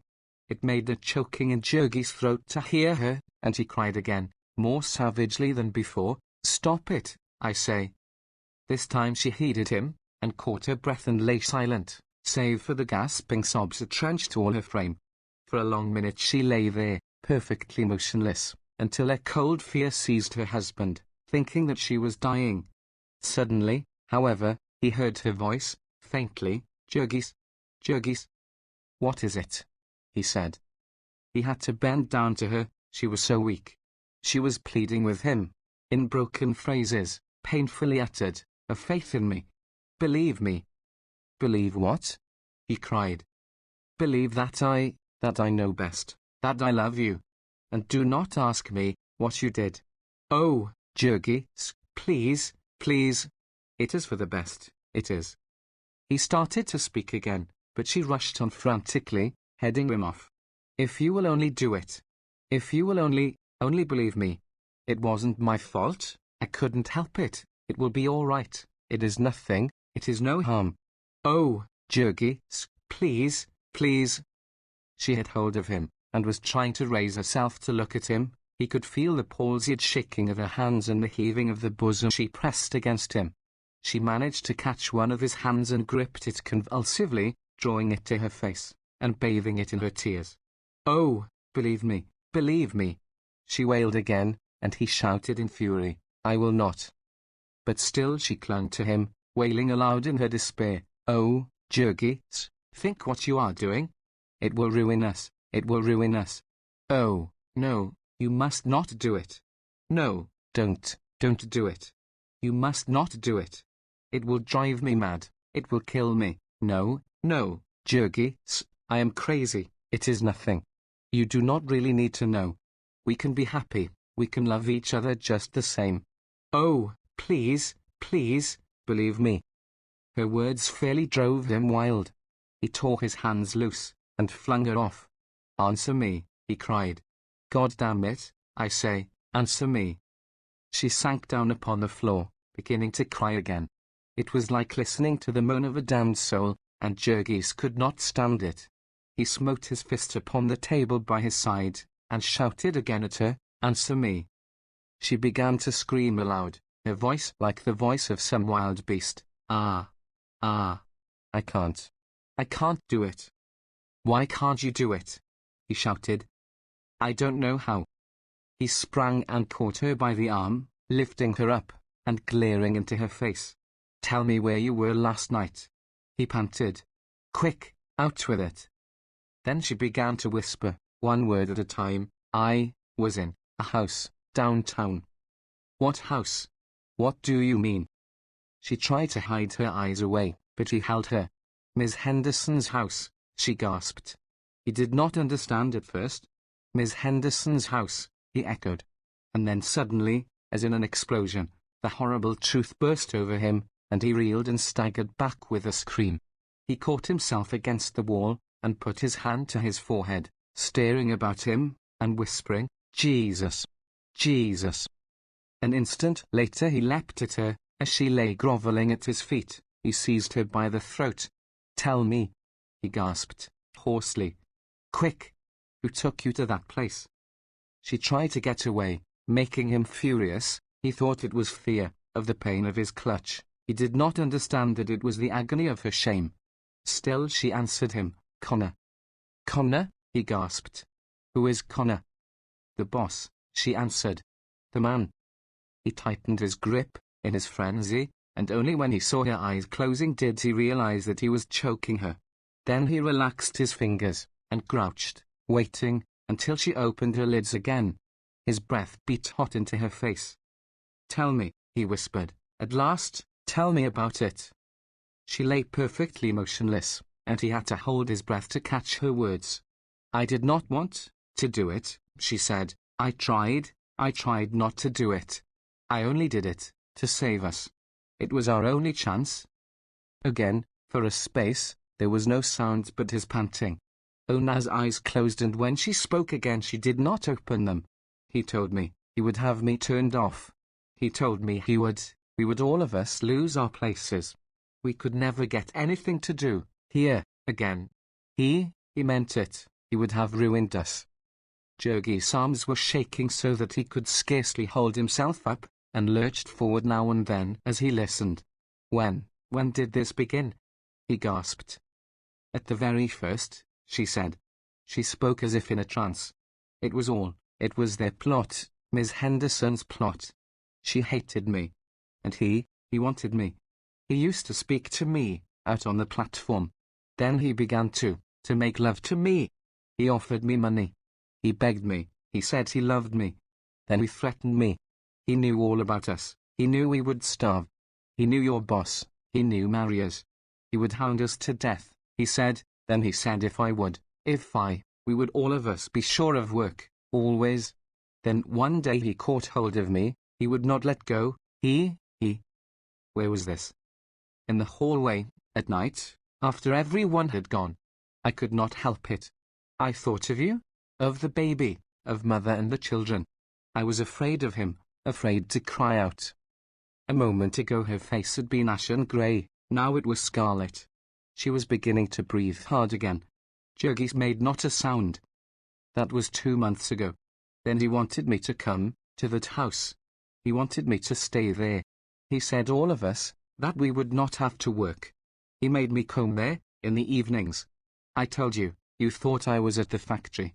Then, one night it snowed, and I couldn't get back. And last night, the cars were stopped. It was such a little thing, to ruin us all. I tried to walk, but I couldn't. I didn't want you to know. It would have been all right. We could have gone on, just the same. You need never have known about it. He was getting tired of me. He would have let me alone soon. I am going to have a baby. I am getting ugly. He told me that, twice, he told me, last night. He kicked me, last night, too. And now you will kill him, you will kill him, and we shall die. All this she had said without a quiver. She lay still as death, not an eyelid moving. And Jurgis, too, said not a word. He lifted himself by the bed, and stood up. He did not stop for another glance at her, but went to the door and opened it. He did not see Elsbieter, crouching terrified in the corner. He went out, hatless, leaving the street door open behind him. The instant his feet were on the sidewalk he broke into a run. He ran like one possessed, blindly, furiously, looking neither to the right nor left. He was on Ashland Avenue before exhaustion compelled him to slow down, and then, noticing a car, he made a dart for it and drew himself aboard. His eyes were wild and his hair flying, and he was breathing hoarsely, like a wounded bull, but the people on the car did not notice this particularly. Perhaps it seemed natural to them that a man who smelled as Jurgis smelled should exhibit an aspect to correspond. They began to give way before him as usual. The conductor took his nickel gingerly, with the tips of his fingers, and then left him with the platform to himself. Jurgis did not even notice it. His thoughts were far away. Within his soul it was like a roaring furnace. He stood waiting, crouching as if for a spring. He had some of his breath back when the car came to the entrance of the yards, and so he leapt off and started again, racing at full speed. People turned and stared at him, but he saw no one. There was the factory, and he bounded through the doorway and down the corridor. He knew the room where Ona worked, and he knew Connor, the boss of the loading gang outside. He looked for the man as he sprang into the room. The truckmen were hard at work, loading the freshly packed boxes and barrels upon the cars. Jurgis shot one swift glance up and down the platform. The man was not on it. But then suddenly he heard a voice in the corridor, and started for it with a bound. In an instant more he fronted the boss. He was a big, red-faced Irishman, coarse-featured, and smelling of liquor. He saw Jurgis as he crossed the threshold, and turned white. He hesitated 1 second, as if meaning to run, and in the next his assailant was upon him. He put up his hands to protect his face, but Jurgis, lunging with all the power of his arm and body, struck him fairly between the eyes and knocked him backward. The next moment he was on top of him, burying his fingers in his throat. To Jurgis this man's whole presence reeked of the crime he had committed. The touch of his body was madness to him. It set every nerve of him a tremble. It aroused all the demon in his soul. It had worked its will upon Ona, this great beast, and now he had it. He had it. It was his turn now. Things swam blood before him, and he screamed aloud in his fury, lifting his victim and smashing his head upon the floor. The place, of course, was in an uproar, women fainting and shrieking, and men rushing in. Jurgis was so bent upon his task that he knew nothing of this, and scarcely realized that people were trying to interfere with him. It was only when half a dozen men had seized him by the legs and shoulders and were pulling at him, that he understood that he was losing his prey.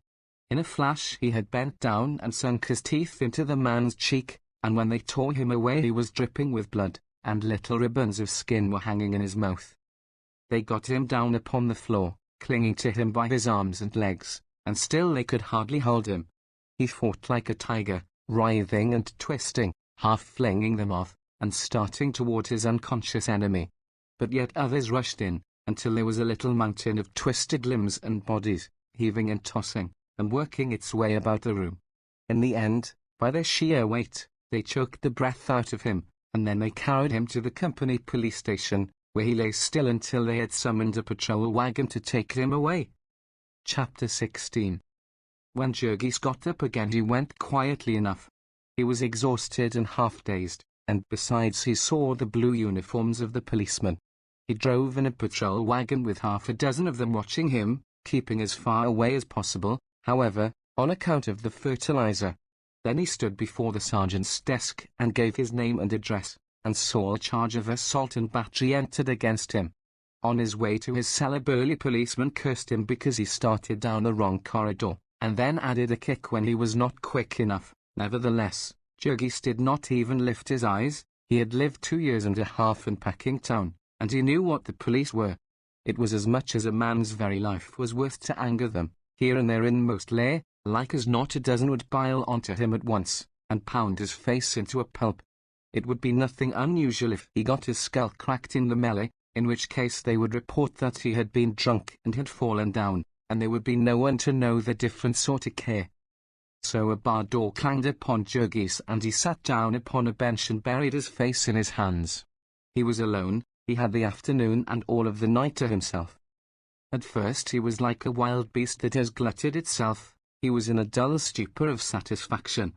He had done up the scoundrel pretty well, not as well as he would have if they had given him a minute more, but pretty well. All the same, the ends of his fingers were still tingling from their contact with the fellow's throat. But then, little by little, as his strength came back and his senses cleared, he began to see beyond his momentary gratification that he had nearly killed the boss would not help Ona, not the horrors that she had borne, nor the memory that would haunt her all her days. It would not help to feed her and her child. She would certainly lose her place, while what was to happen to him God only knew. Half the night he paced the floor, wrestling with this nightmare, and when he was exhausted he lay down, trying to sleep, but finding instead, for the first time in his life, that his brain was too much for him. In the cell next to him was a drunken wife-beater, and in the one beyond a yelling maniac. At midnight they opened the station house to the homeless wanderers who were crowded about the door, shivering in the winter blast, and they thronged into the corridor outside of the cells. Some of them stretched themselves out on the bare stone floor and fell to snoring. Others sat up, laughing and talking, cursing and quarreling. The air was fetid with their breath, yet in spite of this some of them smelled Jurgis and called down the torments of hell upon him, while he lay in a far corner of his cell, counting the throbbings of the blood in his forehead.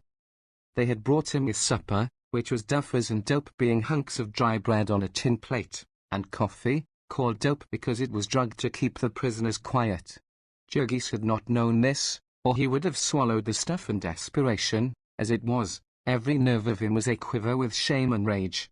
Toward morning the place fell silent, and he got up and began to pace his cell, and then within the soul of him there rose up a fiend, red-eyed and cruel, and tore out the strings of his heart. It was not for himself that he suffered. What did a man who worked in Durham's fertilizer mill care about anything that the world might do to him? What was any tyranny of prison compared with the tyranny of the past, of the thing that had happened and could not be recalled, of the memory that could never be effaced? The horror of it drove him mad. He stretched out his arms to heaven, crying out for deliverance from it, and there was no deliverance. There was no power even in heaven that could undo the past. It was a ghost that would not drown. It followed him. It seized upon him and beat him to the ground. Ah, if only he could have foreseen it, but then, he would have foreseen it, if he had not been a fool. He smote his hands upon his forehead, cursing himself because he had ever allowed Ona to work where she had, because he had not stood between her and a fate which everyone knew to be so common. He should have taken her away, even if it were to lie down and die of starvation in the gutters of Chicago's streets. And now, oh, it could not be true. It was too monstrous, too horrible. It was a thing that could not be faced. A new shuddering seized him every time he tried to think of it. No, there was no bearing the load of it. There was no living under it. There would be none for her. He knew that he might pardon her, might plead with her on his knees, but she would never look him in the face again. She would never be his wife again. The shame of it would kill her. There could be no other deliverance, and it was best that she should die. This was simple and clear, and yet, with cruel inconsistency, whenever he escaped from this nightmare it was to suffer and cry out at the vision of Ona starving. They had put him in jail, and they would keep him here a long time, years maybe. And Ona would surely not go to work again, broken and crushed as she was. And Elsbiotu and Maria, too, might lose their places. If that hell-fiend Connor chose to set to work to ruin them, they would all be turned out. And even if he did not, they could not live. Even if the boys left school again, they could surely not pay all the bills without him and Ona. They had only a few dollars now. They had just paid the rent of the house a week ago, and that after it was 2 weeks overdue. So it would be due again in a week. They would have no money to pay it then, and they would lose the house, after all their long, heartbreaking struggle. 3 times now the agent had warned him that he would not tolerate another delay. Perhaps it was very base of Jurgis to be thinking about the house when he had the other unspeakable thing to fill his mind. Yet, how much he had suffered for this house, how much they had all of them suffered. It was their one hope of respite. As long as they lived, they had put all their money into it, and they were working people, poor people, whose money was their strength, the very substance of them, body and soul, the thing by which they lived and for lack of which they died. And they would lose it all. They would be turned out into the streets, and have to hide in some icy garret, and live or die as best they could. Jurgis had all the night, and all of many more nights, to think about this, and he saw the thing in its details. He lived it all, as if he were there. They would sell their furniture, and then run into debt at these stores, and then be refused credit. They would borrow a little from the Sedvillises, whose delicatessen store was tottering on the brink of ruin. The neighbors would come and help them a little. Poor, sick Jadwiga would bring a few spare pennies, as she always did when people were starving, and Tamosius Kozlika would bring them the proceeds of a night's fiddling. So they would struggle to hang on until he got out of jail, or would they know that he was in jail? Would they be able to find out anything about him? Would they be allowed to see him, or was it to be part of his punishment to be kept in ignorance about their fate?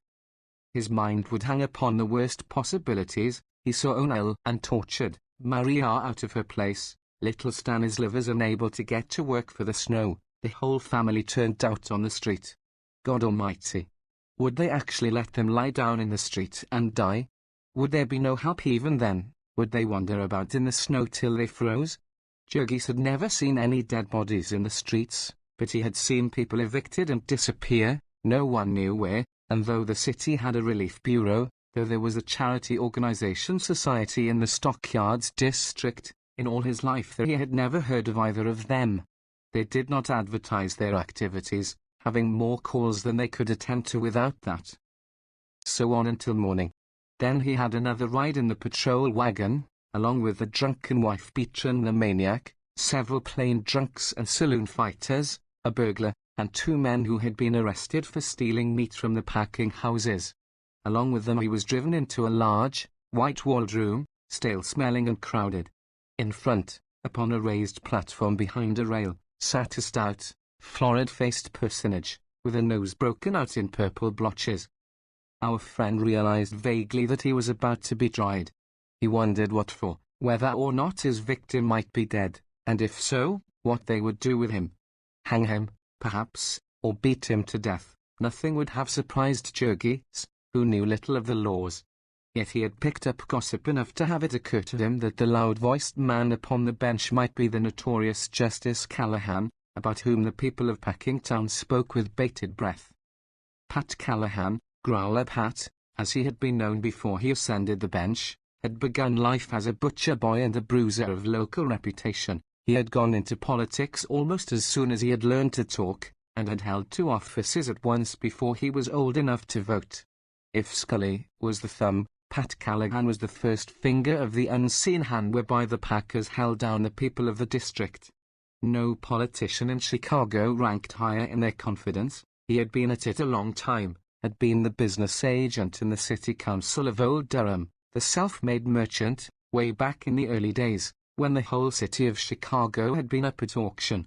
Growler Pat had given up holding city offices very early in his career, caring only for party power, and giving the rest of his time to superintending his dives and brothels. Of late years, however, since his children were growing up, he had begun to value respectability, and had himself made a magistrate, a position for which he was admirably fitted, because of his strong conservatism and his contempt for foreigners. Jurgis sat gazing about the room for an hour or two. He was in hopes that some one of the family would come, but in this he was disappointed. Finally, he was led before the bar, and a lawyer for the company appeared against him. Connor was under the doctor's care, the lawyer explained briefly, and if His Honor would hold the prisoner for a week, $300, said His Honor, promptly. Jurgis was staring from the judge to the lawyer in perplexity. "Have you anyone to go on your bond?" demanded the judge, and then a clerk who stood at Jurgis' elbow explained to him what this meant. The latter shook his head, and before he realized what had happened, the policemen were leading him away again.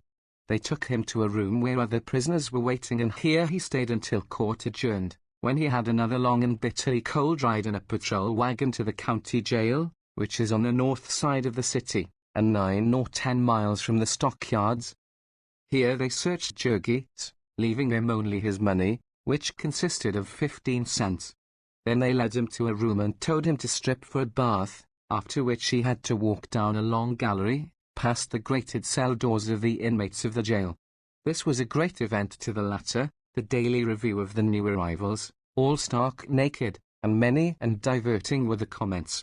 Jurgis was required to stay in the bath longer than anyone, in the vain hope of getting out of him a few of his phosphates and acids.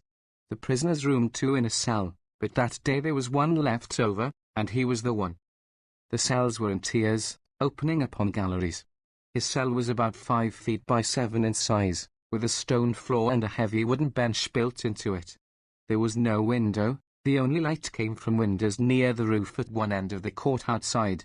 There were 2 bunks, one above the other, each with a straw mattress and a pair of grey blankets, the latter stiff as boards with filth, and alive with fleas, bedbugs, and lice. When Jurgis lifted up the mattress, he discovered beneath it a layer of scurrying roaches, almost as badly frightened as himself. Here they brought him more duffers and dope, with the addition of a bowl of soup. Many of the prisoners had their meals brought in from a restaurant, but Jurgis had no money for that. Some had books to read and cards to play, with candles to burn by night, but Jurgis was all alone in darkness and silence. He could not sleep again. There was the same maddening procession of thoughts that lashed him like whips upon his naked back. When night fell, he was pacing up and down his cell like a wild beast that breaks its teeth upon the bars of its cage. Now and then in his frenzy he would fling himself against the walls of the place, beating his hands upon them. They cut him and bruised him. They were cold and merciless as the men who had built them. In the distance there was a church tower bell that told the hours one by one. When it came to midnight, Jurgis was lying upon the floor with his head in his arms, listening. Instead of falling silent at the end, the bell broke into a sudden clangor. Jurgis raised his head. What could that mean? A fire? God! Suppose there were to be a fire in this jail. But then he made out a melody in the ringing. They were chimes. And they seemed to waken the city, all around, far and near. There were bells, ringing wild music. For fully a minute Jurgis lay lost in wonder, before, all at once, the meaning of it broke over him, that this was Christmas Eve. Christmas Eve, he had forgotten it entirely. There was a breaking of floodgates, a whirl of new memories and new griefs rushing into his mind. In far Lithuania they had celebrated Christmas, and it came to him as if it had been yesterday, himself a little child, with his lost brother and his dead father in the cabin, in the deep black forest, where the snow fell all day and all night and buried them from the world. It was too far off for Santa Claus in Lithuania, but it was not too far for peace and goodwill to men, for the wonder-bearing vision of the Christ child. and even in Packingtown they had not forgotten it. Some gleam of it had never failed to break their darkness. Last Christmas Eve and all Christmas Day Jurgis had toiled on the killing beds, and Onat wrapping hams, and still they had found strength enough to take the children for a walk upon the avenue, to see the store windows all decorated with Christmas trees and ablaze with electric lights. In one window there would be live geese, in another marvels in sugar, pink and white canes big enough for ogres, and cakes with cherubs upon them. In a third there would be rows of fat yellow turkeys, decorated with rosettes, and rabbits and squirrels hanging. In a fourth would be a fairyland of toys, lovely dolls with pink dresses, and woolly sheep and drums and soldier hats. Nor did they have to go without their share of all this, either. The last time they had had a big basket with them and all their Christmas marketing to do, a roast of pork and a cabbage and some rye bread, and a pair of mittens for Ona, and a rubber doll that squeaked, and a little green cornucopia full of candy to be hung from the gas jet and gazed at by half a dozen pairs of longing eyes. Even half a year of the sausage machines and the fertilizer mill had not been able to kill the thought of Christmas in them. There was a choking in Jurgi's throat as he recalled that the very night Ona had not come home, Tato Elsbieta had taken him aside and shown him an old valentine that she had picked up in a paper store for 3 cents, dingy and sharp-worn, but with bright colors, and figures of angels and doves. She had wiped all the specks off this, and was going to set it on the mantel, where the children could see it. Great sobs shook Jurgis at this memory. They would spend their Christmas in misery and despair, with him in prison and Onel and their home in desolation. Ah, it was too cruel. Why at least had they not left him alone? Why, after they had shut him in jail, must they be ringing Christmas chimes in his ears? But no, their bells were not ringing for him, their Christmas was not meant for him, they were simply not counting him at all. He was of no consequence, he was flung aside, like a bit of trash, the carcass of some animal. It was horrible, horrible. His wife might be dying, his baby might be starving, his whole family might be perishing in the cold, and all the while they were ringing their Christmas chimes. And the bitter mockery of it, all this was punishment for him. They put him in a place where the snow could not beat in, where the cold could not eat through his bones. They brought him food and drink. Why, in the name of heaven, if they must punish him, did they not put his family in jail and leave him outside? Why could they find no better way to punish him than to leave 3 weak women and 6 helpless children to starve and freeze? That was their law, that was their justice. Jurgis stood upright, trembling with passion, his hands clenched and his arms upraised, his whole soul ablaze with hatred and defiance. 10,000 curses upon them and their law. Their justice, it was a lie, it was a lie, a hideous, brutal lie, a thing too black and hateful for any world but a world of nightmares. It was a sham and a loathsome mockery. There was no justice, there was no right, anywhere in it, it was only force, it was tyranny. They were in the power, reckless and unrestrained. They had ground him beneath their heel, they had devoured all his substance, they had murdered his old father, they had broken and wrecked his wife, they had crushed and cowed his whole family, and now they were through with him. They had no further use for him, and because he had interfered with them, had gotten in their way, this was what they had done to him. They had put him behind bars, as if he had been a wild beast, a thing without sense or reason, without rights, without affections, without feelings. Nay, they would not even have treated a beast as they had treated him. Would any man in his senses have trapped the wild thing in its lair, and left its young behind to die? These midnight hours were fateful ones to Jurgis. In them was the beginning of his rebellion, of his outlawry and his unbelief. He had nowhere to trace back the social crime to its sources. He could not say that it was the thing men have called the system that was crushing him to the earth, that it was the packers, his masters, who had bought up the law of the land, and had dealt out their brutal will to him from the seat of justice. He only knew that he was wronged, and that the world had wronged him, that the law, that society, with all its powers, had declared itself his foe. And every hour his soul grew blacker, every hour he dreamed new dreams of vengeance, of defiance, of raging, frenzied hate. The vilest deeds, like poison weeds, bloom well in prison air. It is only what is good in man that wastes and withers there. Pale anguish keeps the heavy gate. and the warder is despair. So wrote a poet, to whom the world had dealt its justice. I know not whether laws be right, or whether laws be wrong. All that we know who lie in jail is that the wall is strong, and they do well to hide their hell.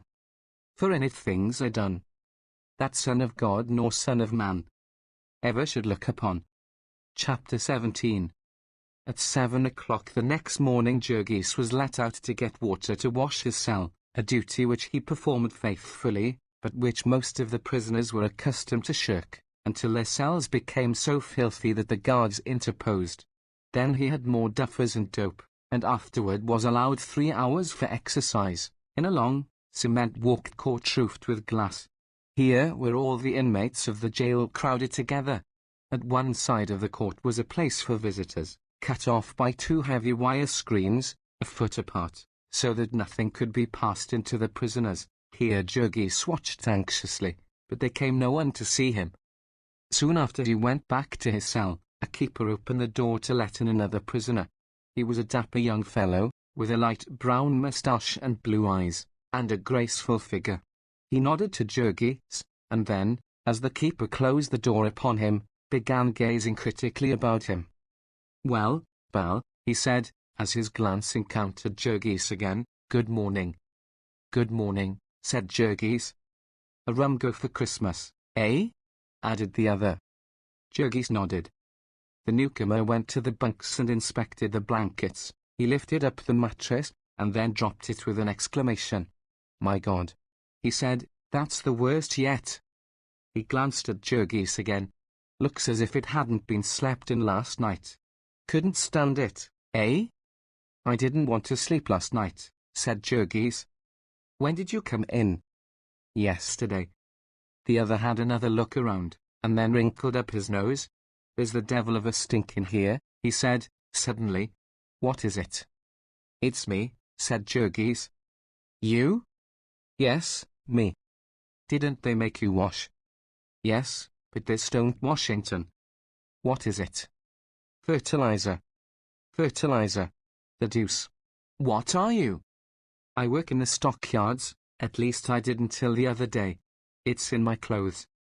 "That's a new one on me," said the newcomer. "I thought I'd been up against 'em all. What are you in for?" "I hit my boss." "Oh, that's it. What did he do?" He treated me mean." "I see. You're what's called an honest working man." "What are you?" Jurgis asked. "I?" The other laughed. "They say I'm a cracksman," he said. "What's that?" asked Jurgis. "Safes, and such things," answered the other. "Oh," said Jurgis, wonderingly, and stared at the speaker in awe. "You mean you break into them, you?" "Yes," laughed the other, "that's what they say." He did not look to be over 22 or 3, though, as Jurgis found afterward, he was 30. He spoke like a man of education, like what the world calls a gentleman. "Is that what you're here for?" Jurgis inquired. "No," was the answer. "I'm here for disorderly conduct. They were mad because they couldn't get any evidence." "What's your name?" the young fellow continued after a pause. "My name's Duane, Jack Duane. I've more than a dozen, but that's my company one." He seated himself on the floor with his back to the wall and his legs crossed, and went on talking easily. He soon put Jurgis on a friendly footing. He was evidently a man of the world, used to getting on, and not too proud to hold conversation with a me-labouring man.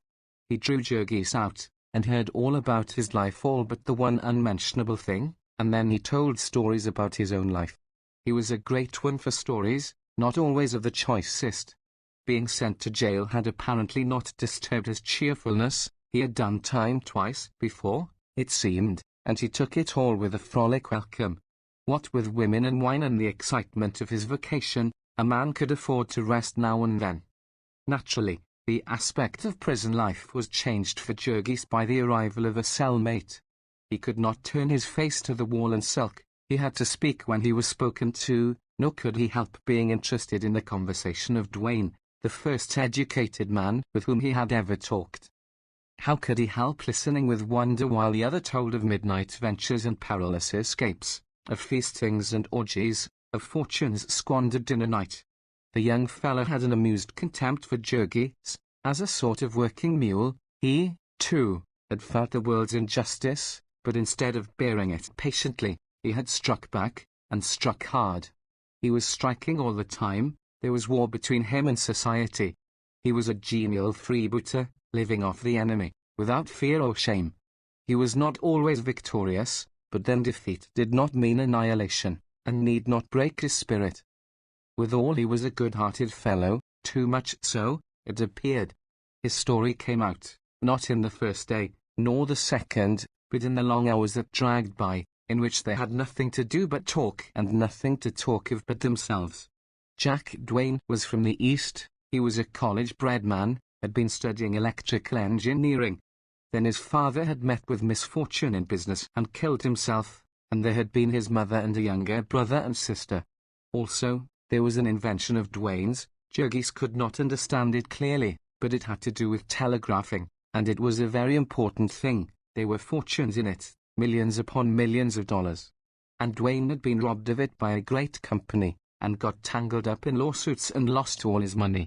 Then somebody had given him a tip on a horse race, and he had tried to retrieve his fortune with another person's money, and had to run away, and all the rest had come from that. The other asked him what had led him to safe-breaking. To Jurgis a wild and appalling occupation to think about. A man he had met, his cellmate had replied, one thing leads to another. Didn't he ever wonder about his family? Jurgis asked. Sometimes, the other answered, but not often. He didn't allow it. Thinking about it would make it no better. This wasn't a world in which a man had any business with a family. Sooner or later Jurgis would find that out also, and give up the fight and shift for himself. Jurgis was so transparently what he pretended to be that his cellmate was as open with him as a child. It was pleasant to tell him adventures. He was so full of wonder and admiration. He was so new to the ways of the country. Duane did not even bother to keep back names and places. He told all his triumphs and his failures, his loves and his griefs. Also he introduced Jurgis to many of the other prisoners, nearly half of whom he knew by name. The crowd had already given Jurgis a name. They called him the Stinker. This was cruel, but they meant no harm by it, and he took it with a good-natured grin. Our friend had caught now and then a whiff from the sewers over which he lived, but this was the first time that he had ever been splashed by their filth. This jail was a Noah's Ark of the city's crime. There were murderers, hold-up men and burglars, embezzlers, counterfeiters and forgers, bigamists, shoplifters, confidence men, petty thieves and pickpockets, gamblers and procurers, brawlers, beggars, tramps and drunkards. They were black and white, old and young, Americans and natives of every nation under the sun. They were hardened criminals and innocent men too poor to give bail, old men, and boys literally not yet in their teens. They were the drainage of the great festering ulcer of society. They were hideous to look upon, sickening to talk to. All life had turned to rottenness and stench in them. Love was a beastliness, joy was a snare, and God was an imprecation. They strolled here and there about the courtyard, and Jurgis listened to them. He was ignorant and they were wise. They had been everywhere and tried everything. They could tell the whole hateful story of it, set forth the inner soul of a city in which justice and honor, women's bodies and men's souls, were for sale in the marketplace, and human beings writhed and fought and fell upon each other like wolves in a pit, in which lusts were raging fires, and men were fuel, and humanity was festering and stewing and wallowing in its own corruption. Into this wild beast tangle these men had been born without their consent. They had taken part in it because they could not help it. That they were in jail was no disgrace to them, for the game had never been fair. The dice were loaded. They were swindlers and thieves of pennies and dimes, and they had been trapped and put out of the way by the swindlers and thieves of millions of dollars. To most of this Jurgis tried not to listen. They frightened him with their savage mockery, and all the while his heart was far away, where his loved ones were calling. Now and then in the midst of it his thoughts would take flight, and then the tears would come into his eyes, and he would be called back by the jeering laughter of his companions. He spent a week in this company, and during all that time he had no word from his home. He paid one of his 15 cents for a postal card, and his companion wrote a note to the family, telling them where he was and when he would be tried. There came no answer to it, however, and at last, the day before New Year's, Jurgis bade goodbye to Jack Duane. The latter gave him his address, or rather the address of his mistress, and made Jurgis promise to look him up. "Maybe I could help you out of a hole some day," he said, and added that he was sorry to have him go. Jurgis rode in the patrol wagon back to Justice Callahan's court for trial. One of the first things he made out as he entered the room was Tato Elsbioto and little Cortrina, looking pale and frightened, seated far in the rear. His heart began to pound, but he did not dare to try to signal to them, and neither did Elsbioto. He took his seat in the prisoner's ben and sat gazing at them in helpless agony. He saw that Ona was not with them, and was full of foreboding as to what that might mean. He spent half an hour brooding over this, and then suddenly he straightened up and the blood rushed into his face. A man had come in. Jurgis could not see his features for the bandages that swathed him, but he knew the burly figure. It was Connor. A trembling seized him, and his limbs bent as if for a spring. Then suddenly he felt a hand on his collar, and heard a voice behind him. "Sit down, you son of a—" He subsided, but he never took his eyes off his enemy. The fellow was still alive, which was a disappointment, in one way, and yet it was pleasant to see him, all in penitential plasters. He and the company lawyer, who was with him, came and took seats within the judge's railing, and a minute later the clerk called Jurgis' name, and the policeman jerked him to his feet and led him before the bar, gripping him tightly by the arm, lest he should spring upon the boss. Jurgis listened while the man entered the witness chair, took the oath, and told his story. The wife of the prisoner had been employed in a department near him, and had been discharged for impudence to him. Half an hour later he had been violently attacked, knocked down, and almost choked to death. He had brought witnesses.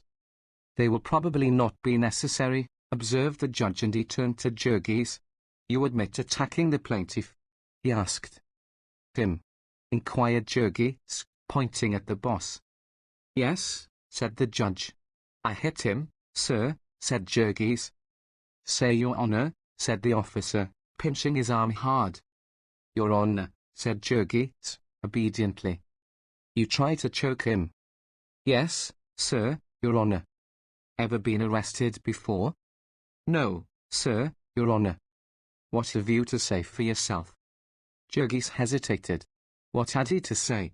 In 2 years and a half he had learned to speak English for practical purposes, but these had never included the statement that someone had intimidated and seduced his wife. He tried once or twice, stammering and balking, to the annoyance of the judge, who was gasping from the odor of fertilizer.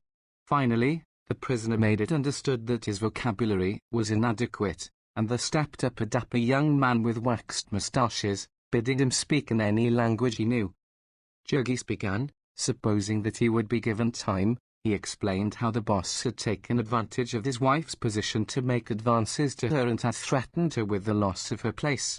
When the interpreter had translated this, the judge, whose calendar was crowded, and whose automobile was ordered for a certain hour, interrupted with the remark, "Oh, I see.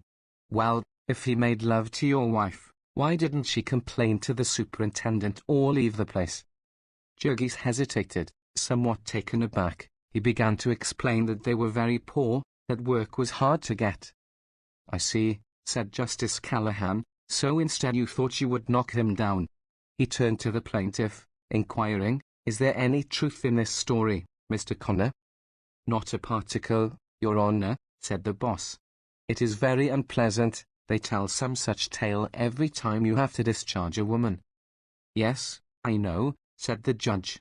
"I hear it often enough. The fellow seems to have handled you pretty roughly.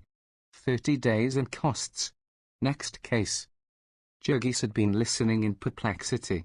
It was only when the policeman who had him by the arm turned and started to lead him away that he realized that sentence had been passed. He gazed round him wildly. 30 days. He panted, and then he whirled upon the judge. "What will my family do?" he cried frantically. "I have a wife and baby, sir, and they have no money. My God, they will starve to death."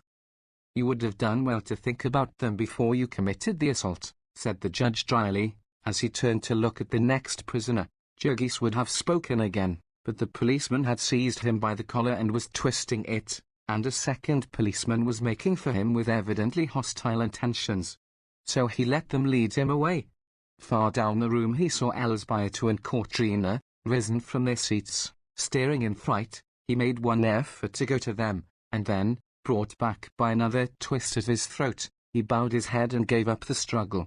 They thrust him into a cell room, where other prisoners were waiting, and as soon as court had adjourned they led him down with them into the Black Maria, and drove him away.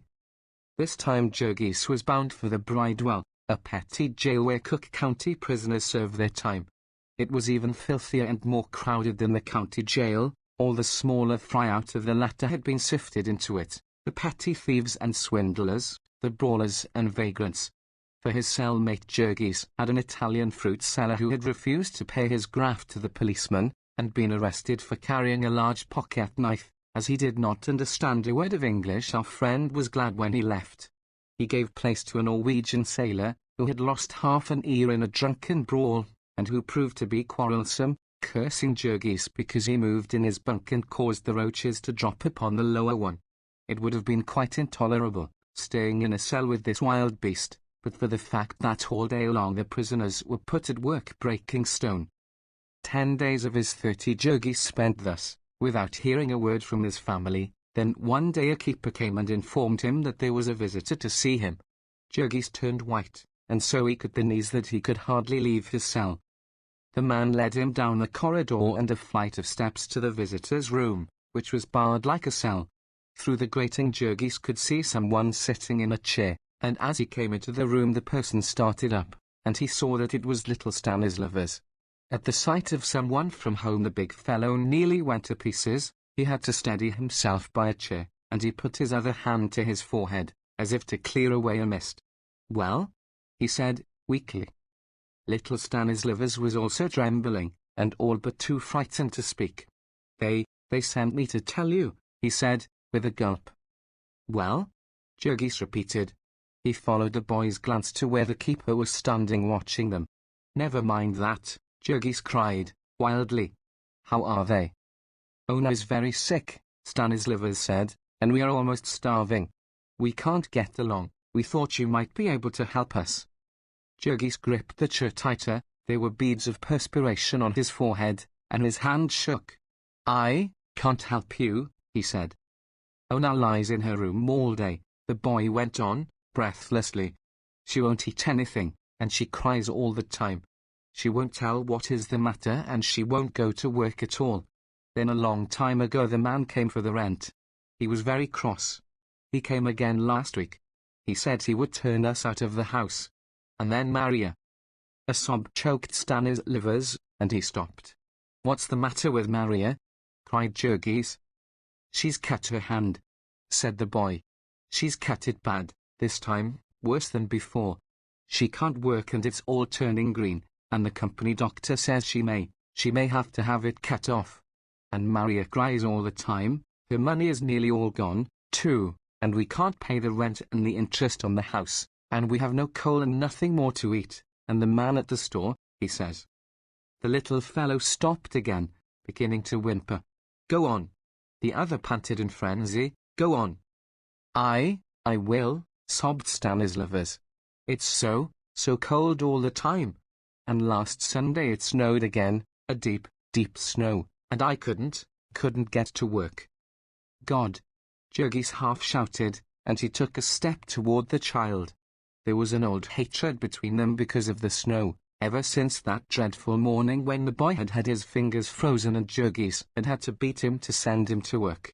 Now he clenched his hands, looking as if he would try to break through the grating. "You little villain," he cried, "you didn't try." I did," wailed Stanislavas, shrinking from him in terror. "I tried all day, 2 days. Elsbiotu was with me, and she couldn't either. We couldn't walk at all, it was so deep.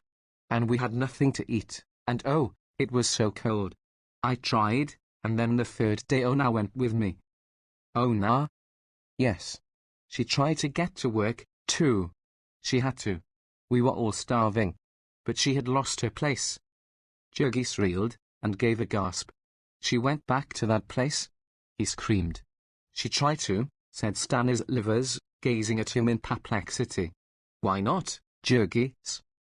The man breathed hard, 3 or 4 times. Go on, he panted, finally. I went with her, said Stanislaus, but Miss Henderson wouldn't take her back. And Connor saw her and cursed her. He was still bandaged up. Why did you hit him, Jurgis? There was some fascinating mystery about this, the little fellow knew, but he could get no satisfaction. Jurgis could not speak. He could only stare, his eyes starting out. She has been trying to get other work, the boy went on, but she's so weak she can't keep up. And my boss would not take me back, either. Ona says he knows Connor, and that's the reason. They've all got a grudge against us now. So I've got to go downtown and sell papers with the rest of the boys and Cortrina. Cortrina? Yes, she's been selling papers, too. She does best, because she is a girl. Only the cold is so bad, it's terrible coming home at night, Jurgis. Sometimes they can't come home at all. I'm going to try to find them tonight and sleep where they do. It's so late and it's such a long ways home. I've had to walk, and I didn't know where it was. I don't know how to get back, either. Only Mother said I must come, because you would want to know, and maybe somebody would help your family when they had put you in jail so you couldn't work. And I walked all day to get here, and I only had a piece of bread for breakfast, Jurgis. Mother hasn't any work either, because the sausage department is shut down, and she goes and begs at houses with a basket, and people give her food.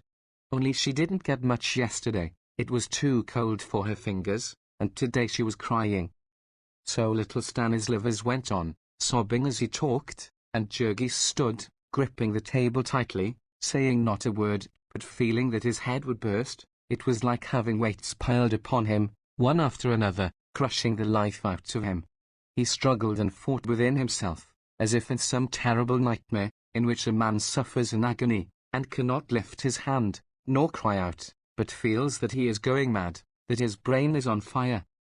Just when it seemed to him that another turn of the screw would kill him, little Stanislaus stopped. You cannot help us, he said weakly. Jurgis shook his head. They won't give you anything here. He shook it again. When are you coming out? 3 weeks yet, Jurgis answered. And the boy gazed around him uncertainly. Then I might as well go, he said. Jurgis nodded. Then, suddenly recollecting, he put his hand into his pocket and drew it out, shaking. Here, he said, holding out the 14 cents. Take this to them. And Stanislaus took it, and after a little more hesitation, started for the door. Goodbye, Jurgis, he said, and the other noticed that he walked unsteadily as he passed out of sight. For a minute or so Jurgis stood clinging to his chair, reeling and swaying. Then the keeper touched him on the arm, and he turned and went back to breaking stone. Chapter 13. Jurgis did not get out of the bridle quite as soon as he had expected. To his sentence there were added court costs of $1.50. He was supposed to pay for the trouble of putting him in jail, and not having the money, was obliged to work it off by 3 days more of toil. Nobody had taken the trouble to tell him this. Only after counting the days and looking forward to the end in an agony of impatience, when the hour came that he expected to be free, he found himself still set at the stone heap, and laughed at when he ventured to protest. Then he concluded he must have counted wrong, but as another day passed, he gave up all hope, and was sunk in the depths of despair, when one morning after breakfast a keeper came to him with the word that his time was up at last. So he doffed his prison garb, and put on his old fertilizer clothing, and heard the door of the prison clang behind him. He stood upon the steps, bewildered. He could hardly believe that it was true, that the sky was above him again and the open street before him, that he was a free man. But then the cold began to strike through his clothes, and he started quickly away. There had been a heavy snow, and now a thaw had set in. Fine sleety rain was falling, driven by a wind that pierced Jurgis to the bone. He had not stopped for his overcoat when he set out to do Upton, and so his rides in the patrol wagons had been cruel experiences. His clothing was old and worn thin, and it never had been very warm. Now as he trudged on, the rain soon wet it through. There were 6 inches of watery slush on the sidewalks, so that his feet would soon have been soaked, even had there been no holes in his shoes. Jurgis had had enough to eat in the jail, and the work had been the least trying of any that he had done since he came to Chicago, but even so, he had not grown strong. The fear and grief that had preyed upon his mind had worn him thin. Now he shivered and shrunk from the rain, hiding his hands in his pockets and hunching his shoulders together. The bridal grounds were on the outskirts of the city, and the country around them was unsettled and wild. On one side was the big drainage canal, and on the other a maze of railroad tracks, and so the wind had full sweep. After walking a ways, Jurgis met a little ragamuffin whom he hailed. "Hey, Sonny." The boy cocked one eye at him. He knew that Jurgis was a jailbird by his shaven head. "What you want?" he queried. "How do you go to the stockyards?" Jurgis demanded. "I don't go," replied the boy. Jurgis hesitated a moment, nonplussed. Then he said, "I mean, which is the way?" "Why don't you say so then?" was the response, and the boy pointed to the northwest, across the tracks. "That way." "How far is it?" Jurgis asked. "I dunno," said the other. "Maybe 20 miles or so." 20 miles, Jurgis echoed, and his face fell. He had to walk every foot of it, for they had turned him out of jail without a penny in his pockets. Yet, when he once got started, and his blood had warmed with walking, he forgot everything in the fever of his thoughts. All the dreadful imaginations that had haunted him in his cell now rushed into his mind at once.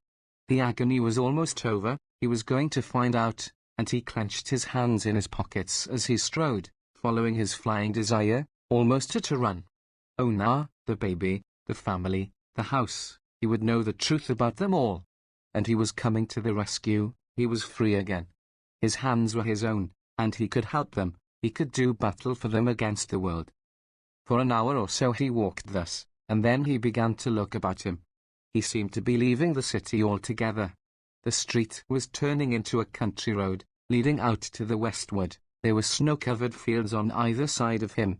Soon he met a farmer driving a 2-horse wagon loaded with straw, and he stopped him. "Is this the way to the stockyards?" he asked. The farmer scratched his head. "I dunno just where they be," he said. "But they're in the city somewhere, and you're going dead away from it now." Jurgis looked dazed. "I was told this was the way," he said. "Who told you?" "A boy." "Well, maybe he was playing a joke on ye. The best thing ye can do is to go back, and when ye get into town ask a policeman. I'd take ye in, only I've come a long ways and I'm loaded heavy. Get up." So Jurgis turned and followed, and toward the end of the morning he began to see Chicago again. Past endless blocks of 2-story shanties he walked, along wooden sidewalks and unpaved pathways treacherous with deep slush holes. Every few blocks there would be a railroad crossing on the level with the sidewalk, a death trap for the unwary. Long freight trains would be passing, the cars clanking and crashing together, and Jurgis would pace about waiting, burning up with a fever of impatience. Occasionally the cars would stop for some minutes, and wagons and streetcars would crowd together waiting, the drivers swearing at each other, or hiding beneath umbrellas out of the rain. At such times Jurgis would dodge under the gates and run across the tracks and between the cars, taking his life into his hands. He crossed a long bridge over a river frozen solid and covered with slush. Not even on the river bank was the snow white. The rain which fell was a diluted solution of smoke, and Jurgis' hands and face were streaked with black. Then he came into the business part of the city, where the streets were sewers of inky blackness, with horses sleeping and plunging, and women and children flying across in panic-stricken droves. These streets were huge canyons formed by towering black buildings, echoing with the clang of car gongs and the shouts of drivers. The people who swarmed in them were as busy as ants, all hurrying breathlessly, never stopping to look at anything nor at each other. The solitary trampish-looking foreigner, with water-soaked clothing and haggard face and anxious eyes, was as much alone as he hurried past them, as much unheeded and as lost, as if he had been 1,000 miles deep in a wilderness. A policeman gave him his direction and told him that he had 5 miles to go. He came again to the slum districts, to avenues of saloons and cheap stores, with long dingy red factory buildings, and coal yards and railroad tracks, and then Jurgis lifted up his head and began to sniff the air like a startled animal, scenting the far-off odor of home. It was late afternoon then, and he was hungry, but the dinner invitations hung out of the saloons were not for him. So he came at last to the stockyards, to the black volcanoes of smoke in the lowing cattle and the stench. Then, seeing a crowded car, his impatience got the better of him and he jumped aboard, hiding behind another man, unnoticed by the conductor. In 10 minutes more he had reached his street, and home. He was half running as he came round the corner. There was the house, at any rate, and then suddenly he stopped and stared. What was the matter with the house? Jurgis looked twice, bewildered, then he glanced at the house next door and at the one beyond, then at the saloon on the corner. Yes, it was the right place, quite certainly, he had not made any mistake. But the house was a different color. He came a couple of steps nearer. Yes, it had been grey and now it was yellow. The trimmings around the windows had been red, and now they were green. It was all newly painted. How strange it made it seem. Jurgis went closer yet, but keeping on the other side of the street. A sudden and horrible spasm of fear had come over him. His knees were shaking beneath him, and his mind was in a whirl. New paint on the house, and new weatherboards, where the old had begun to rot off, and the agent had got after them. New shingles over the hole in the roof, too, the hole that had for 6 months been the bane of his soul, he having no money to have it fixed and no time to fix it himself, and the rain leaking in, and overflowing the pots and pans he put to catch it, and flooding the attic and loosening the plaster. And now it was fixed, and the broken window pane replaced, and curtains in the windows. New, white curtains, stiff and shiny. Then suddenly the front door opened. Jurgis stood, his chest heaving as he struggled to catch his breath. A boy had come out, a stranger to him, a big, fat, rosy-cheeked youngster, such as he had never been seen in his home before. Jurgis stared at the boy, fascinated. He came down the steps whistling, kicking off the snow. He stopped at the foot, and picked up some, and then leaned against the railing, making a snowball. A moment later he looked around and saw Jurgis, and their eyes met. It was a hostile glance, the boy evidently thinking that the other had suspicions of the snowball. When Jurgis started slowly across the street toward him, he gave a quick glance about, meditating retreat, but then he concluded to stand his ground. Jurgis took hold of the railing of the steps, for he was a little unsteady. What are you doing here?" he managed to gasp. "Go on," said the boy. "You," Jurgis tried again. "What do you want here?" "Me?" answered the boy, angrily. "I live here." "You live here?" Jurgis panted. He turned white and clung more tightly to the railing. "You live here? Then where's my family?" The boy looked surprised. "Your family?" he echoed. And Jurgis started toward him. This is my house," he cried. "Come off," said the boy. Then suddenly the door upstairs opened, and he called, "Hey, Ma! Here's a fellow says he owns this house." A stout Irish woman came to the top of the steps. "What's that?" she demanded. Jurgis turned toward her. "Where is my family?" he cried, wildly. "I left them here. This is my home. What are you doing in my home?" The woman stared at him in frightened wonder. She must have thought she was dealing with a maniac. Jurgis looked like one. "Your home?" she echoed. "My home," he half shrieked. "I lived here, I tell you." "You must be mistaken," she answered him. "No one ever lived here. This is a new house. They told us so." "They? What have they done with my family?" shouted Jurgis, frantically. A light had begun to break upon the woman. Perhaps she had had doubts of what they had told her. "I don't know where your family is," she said. "I bought the house only 3 days ago, and there was nobody here, and they told me it was all new." "Do you really mean you had ever rented it?" "Rented it," panted Jurgis. "I bought it. I paid for it. I own it. And they, my God, can't you tell me where my people went?" She made him understand at last that she knew nothing. Jurgis' brain was so confused that he could not grasp the situation. It was as if his family had been wiped out of existence, as if they were proving to be dream people, who never had existed at all. He was quite lost, but then suddenly he thought of Grandmother Major's Keen, who lived in the next block. She would know. He turned and started at a run. Grandmother Major's Keen came to the door herself. She cried out when she saw Jurgis, wild-eyed and shaking. Yes, yes, she could tell him. The family had moved. They had not been able to pay the rent and they had been turned out into the snow, and the house had been repainted and sold again the next week. No, she had not heard how they were, but she could tell him that they had gone back to Annel Janine, with whom they had stayed when they first came to the yards. Wouldn't Jurgis come in and dressed? It was certainly too bad, if only he had not got into jail. And so Jurgis turned and staggered away. He did not go very far on the corner. He gave out completely, and sat down on the steps of a saloon, and hid his face in his hands, and shook all over with dry, racking sobs. Their home. Their home. They had lost it. Grief, despair, rage, overwhelmed him. What was any imagination of the thing to this heartbreaking, crushing reality of it, to the sight of strange people living in his house, hanging their curtains to his windows, staring at him with hostile eyes? It was monstrous. It was unthinkable. They could not do it. It could not be true.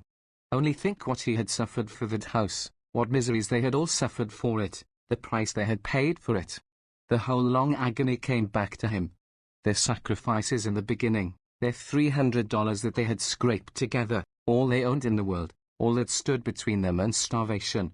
And then their toil, month by month, to get together the $12, and the interest as well, and now and then the taxes, and the other charges, and the repairs, and what not. Why, they had put their very souls into their payments on that house. They had paid for it with their sweat and tears. Yes, more, with their very lifeblood.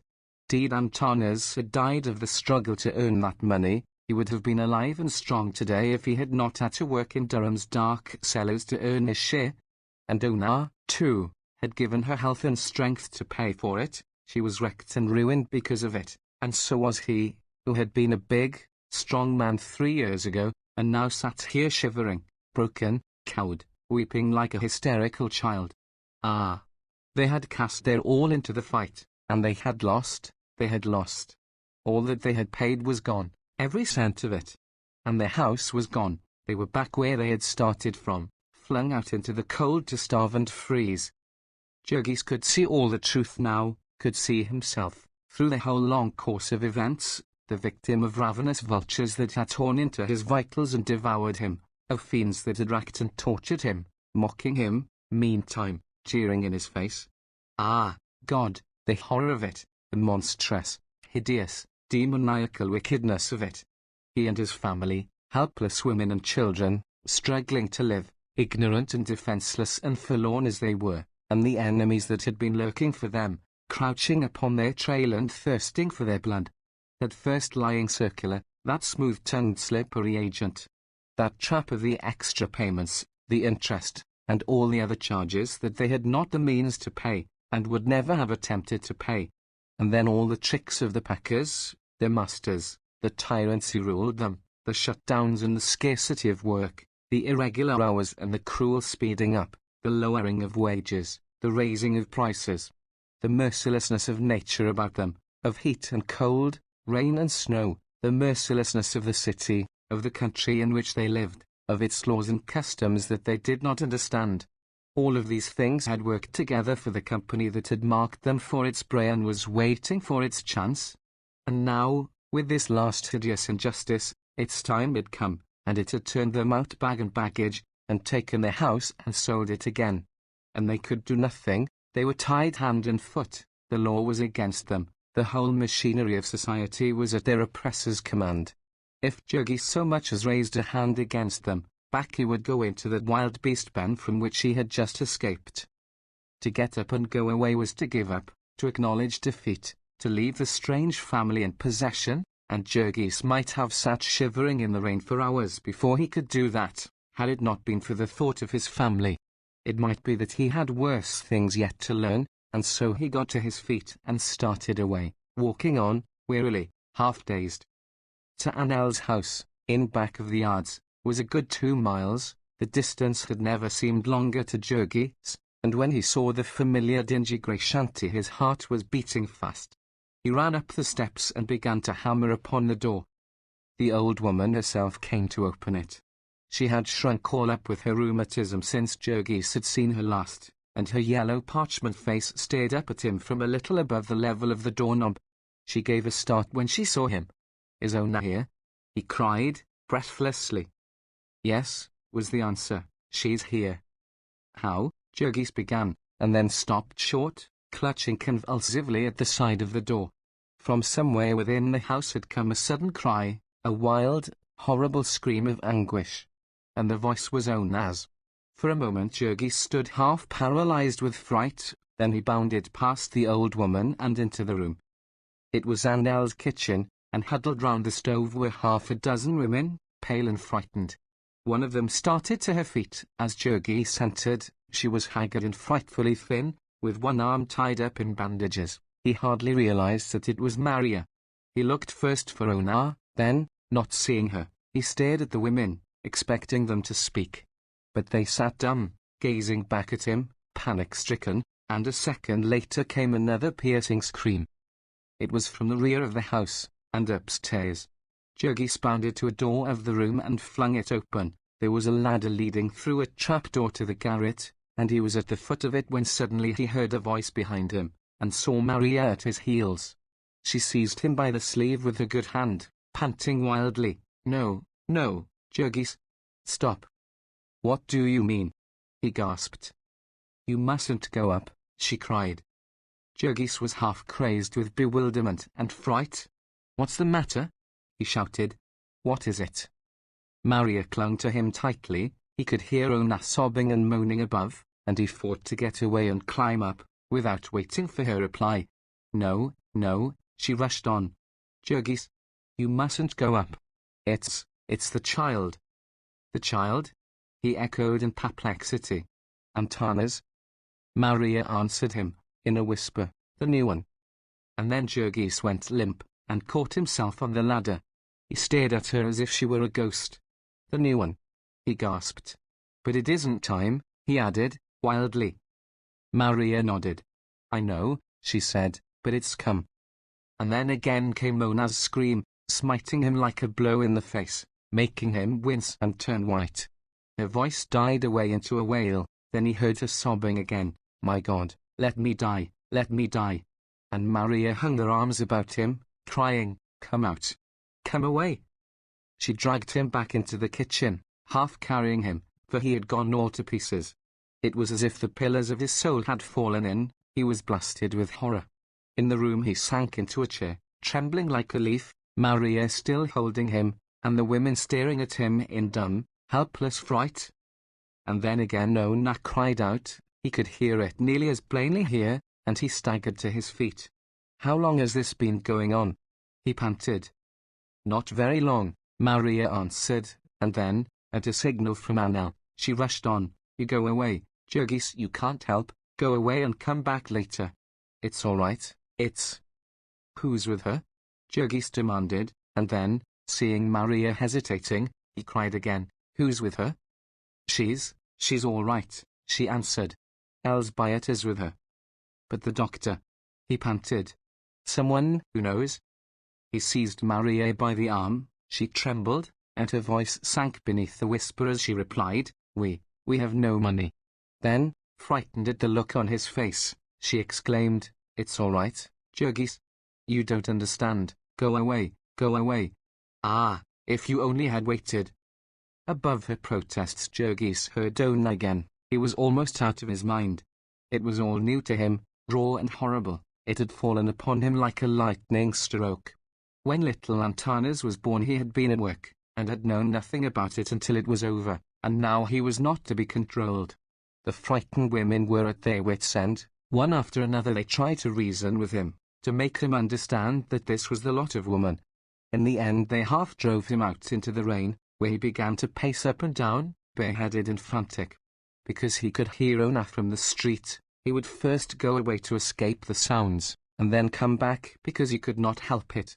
At the end of a quarter of an hour he rushed up the steps again, and for fear that he would break in the door they had to open it and let him in. There was no arguing with him. They could not tell him that all was going well. How could they know? He cried. Why, she was dying. She was being torn to pieces. Listen to her, listen. Why, it was monstrous. It could not be allowed. There must be some help for it. Had they tried to get a doctor? They might pay him afterward, they could promise. We couldn't promise, Jurgis, protested Maria. We had no money, we have scarcely been able to keep alive. But I can work, Jurgis exclaimed. I can earn money. Yes, she answered, but we thought you were in jail. How could we know when you would return? They will not work for nothing. Maria went on to tell how she had tried to find a midwife, and how they had demanded $10, $15, even $25, and that in cash. And I had only a quarter, she said. I have spent every cent of my money, all that I had in the bank, and I owe the doctor who has been coming to see me, and he has stopped because he thinks I don't mean to pay him. And we owe Annelle for 2 weeks' rent, and she is nearly starving, and is afraid of being turned out. We have been borrowing and begging to keep alive, and there is nothing more we can do. And the children, cried Jurgis. The children have not been home for 3 days. The weather has been so bad. They could not know what is happening. It came suddenly, 2 months before we expected it. Jurgis was standing by the table, and he caught himself with his hand. His head sank and his arms shook. It looked as if he were going to collapse. Then suddenly Annelle got up and came hobbling toward him, fumbling in her skirt pocket. She drew out a dirty rag, in one corner of which she had something tied. Here, Jurgis, she said, I have some money. Pal, see. She unwrapped it and counted it out, 34 cents. You go, now, she said, and try and get somebody yourself. And maybe the rest can help. Give him some money, he will pay you back someday, and it will do him good to have something to think about, even if he doesn't succeed. When he comes back, maybe it will be over. And so the other women turned out the contents of their pocketbooks. Most of them had only pennies and nickels, but they gave him all. Mrs. Olski, who lived next door, and had a husband who was a skilled cattle butcher, but a drinking man, gave nearly $50, enough to raise the whole sum to $1.25. Then Jurgis thrust it into his pocket, still holding it tightly in his fist, and started away at a run. Chapter 19. Madame Hauptheben ran a sign, swinging from a second-story window over a saloon on the avenue. At a side door was another sign, with a hand pointing up a dingy flight of stairs. Jurgis went up them, 3 at a time. Madame Haupt was frying pork and onions, and had her door half open to let out the smoke. When he tried to knock upon it, it swung open the rest of the way, and he had a glimpse of her, with a black bottle turned up to her lips. Then he knocked louder, and she started and put it away. She was a Dutchwoman, enormously fat. When she walked she rolled like a small boat on the ocean, and the dishes in the cupboard jostled each other. She wore a filthy blue wrapper, and her teeth were black. What is it? She said, when she saw Jurgis. He had run like mad all the way and was so out of breath he could hardly speak. His hair was flying and his eyes wild. He looked like a man that had risen from the tomb. My wife, he panted. Come quickly. Madame Haupt set the frying pan to one side and wiped her hands on her wrapper. You want me to come for a case? She inquired. Yes, gasped Jurgis. I have just come back from a case, she said. I have had no time to eat my dinner. Still, if it is so bad. Yes, it is, cried he. Well, then, perhaps, what you pay? I, how much do you want? Jurgis stammered. $25. His face fell. I can't pay that, he said. The woman was watching him narrowly. How much do you pay? She demanded. Must I pay now, right away? Yes, all my customers do. I haven't much money, Jurgis began in an agony of dread. I've been in trouble, and my money is gone. But I'll pay you, every cent, just as soon as I can. I can work. What is your work? I have no place now. I must get one. But How much have you got now? He could hardly bring himself to reply. When he said $1.25, the woman laughed in his face. I would not put on my hat for $1.25, she said. It's all I've got, he pleaded, his voice breaking. I must get someone, my wife will die. I can't help it, Madame Hoped had put back her pork and onions on the stove. She turned to him and answered, out of the steam and noise, give me $10 cash, and so you can pay me the rest next month. I can't do it, I haven't got it. Jurgis protested. I tell you I have only $1.25. The woman turned to her work. I don't believe you, she said. Dot is all to try to cheat me. What is the reason a big man like you has got only $1.25? I've just been in jail, Jurgis cried. He was ready to get down upon his knees to the woman, and I had no money before, and my family has almost starved. Where is your friends? Dot ought to help you. They're all poor, he answered. They gave me this. I have done everything I can. Haven't you got nothing you can sell? I have nothing, I tell you, I have nothing, he cried, frantically. Can't you borrow it, Den? Don't your store people trust you? Then, as he shook his head, she went on, listen to me, if you get me you will be glad of it. I will save your wife and baby for you, and it will not seem like much to you in the end. If you lose them now, how you think you feel Den?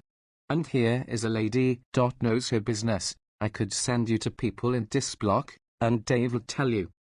Madame Hoped was pointing her cooking fork at Jurgis persuasively, but her words were more than he could bear. He flung up his hands with a gesture of despair and turned and started away. It's no use, he exclaimed, but suddenly he heard the woman's voice behind him again. I will make it $5 for you. She followed behind him, arguing with him. You will be foolish not to take such an offer, she said. You won't find nobody go out on a rainy day like this for less. I have never took a case in my life so cheap as Dot. I couldn't pay mine room rent. Jurgis interrupted her with an oath of rage. If I haven't got it, he shouted, how can I pay it? Damn it, I would pay you if I could, but I tell you I haven't got it. I haven't got it. Do you hear me? I haven't got it. He turned and started away again. He was halfway down the stairs before Madame Hoped could shout to him, wait. I will go MITU. Come back. He went back into the room again. It is not good to think of anybody suffering, she said, in a melancholy voice. I might as well go MITU for nothing as what you offer me, but I will try to help you. How far is it? 3 or 4 blocks from here. 3 or 4. And so I shall get soaked. Gott in Himmel, it ought to be worth more. $1.25, and a day like this ! But you understand now, you will pay me the rest of $25 soon? As soon as I can. Sometime this month. Yes, within a month, said poor Jurgis. Anything. Hurry up. Where is the $1.25? Persisted Madame Hoped, relentlessly. Jurgis put the money on the table and the woman counted it and stowed it away. Then she wiped her greasy hands again and proceeded to get ready, complaining all the time. She was so fat that it was painful for her to move, and she grunted and gasped at every step. She took off her wrapper without even taking the trouble to turn her back to Jurgis, and put on her corsets and dress. Then there was a black bonnet which had to be adjusted carefully, and an umbrella which was mislaid, and a bag full of necessaries which had to be collected from here and there, the man being nearly crazy with anxiety in the meantime. When they were on the street he kept about 4 paces ahead of her, turning now and then, as if he could hurry her on by the force of his desire. But Madame Hoped could only go so far at a step, and it took all her attention to get the needed breath for that. They came at last to the house, and to the group of frightened women in the kitchen. It was not over yet, Jurgis learned. He heard Ona crying still, and meantime Madame Hoped removed her bonnet and laid it on the mantelpiece, and got out of her bag, first an old dress and then a saucer of goose grease, which she proceeded to rub upon her hands. The more cases this goose grease is used in, the better luck it brings to the midwife, and so she keeps it upon her kitchen mantelpiece or stowed away in a cupboard with her dirty clothes, for months, and sometimes even for years. Then they escorted her to the ladder, and Jurgis heard her give an exclamation of dismay. Gott in Himmel, what for have you brought me to a place like this? I could not climb up dot ladder. I could not get through a trap door. I will not try it, I might kill myself already. What sort of a place is dot for a woman to bear a child in, up in a garret, mit only a ladder to it? You ought to be ashamed of yourselves. Jurgis stood in the doorway and listened to her scolding, half drowning out the horrible moans and screams of Ona. At last Annelle succeeded in pacifying her, and she essayed the ascent. Then, however, she had to be stopped while the old woman cautioned her about the floor of the garret. They had no real floor. They had large old boards in one part to make a place for the family to live. It was all right and safe there, but the other part of the garret had only the joists of the floor, and the lath and plaster of the ceiling below, and if one stepped on this there would be a catastrophe. As it was half dark up above, perhaps one of the others had best go up first with a candle. Then there were more outcries and threatening, until at last Jurgis had a vision of a pair of elephantine legs disappearing through the trap-door, and felt the house shake as Madame Haupt started to walk. Then suddenly Annelle came to him and took him by the arm. "Now," she said, "you go away. Do as I tell you. You have done all you can, and you are only in the way. Go away and stay away." "But where shall I go?" Jurgis asked, helplessly. "I don't know where," she answered. "Go on the street, if there is no other place, only go. And stay all night." In the end she and Maria pushed him out of the door and shut it behind him. It was just about sundown, and it was turning cold. The rain had changed to snow, and the slush was freezing. Jurgis shivered in his thin clothing, and put his hands into his pockets and started away. He had not eaten since morning, and he felt weak and ill. With a sudden throb of hope he recollected he was only a few blocks from the saloon where he had been wont to eat his dinner. They might have mercy on him there, or he might meet a friend. He set out for the place as fast as he could walk.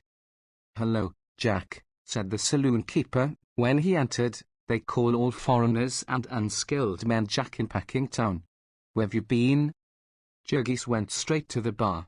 "I've been in jail," he said, "and I've just got out. I walked home all the way, and I've not a cent, and had nothing to eat since this morning.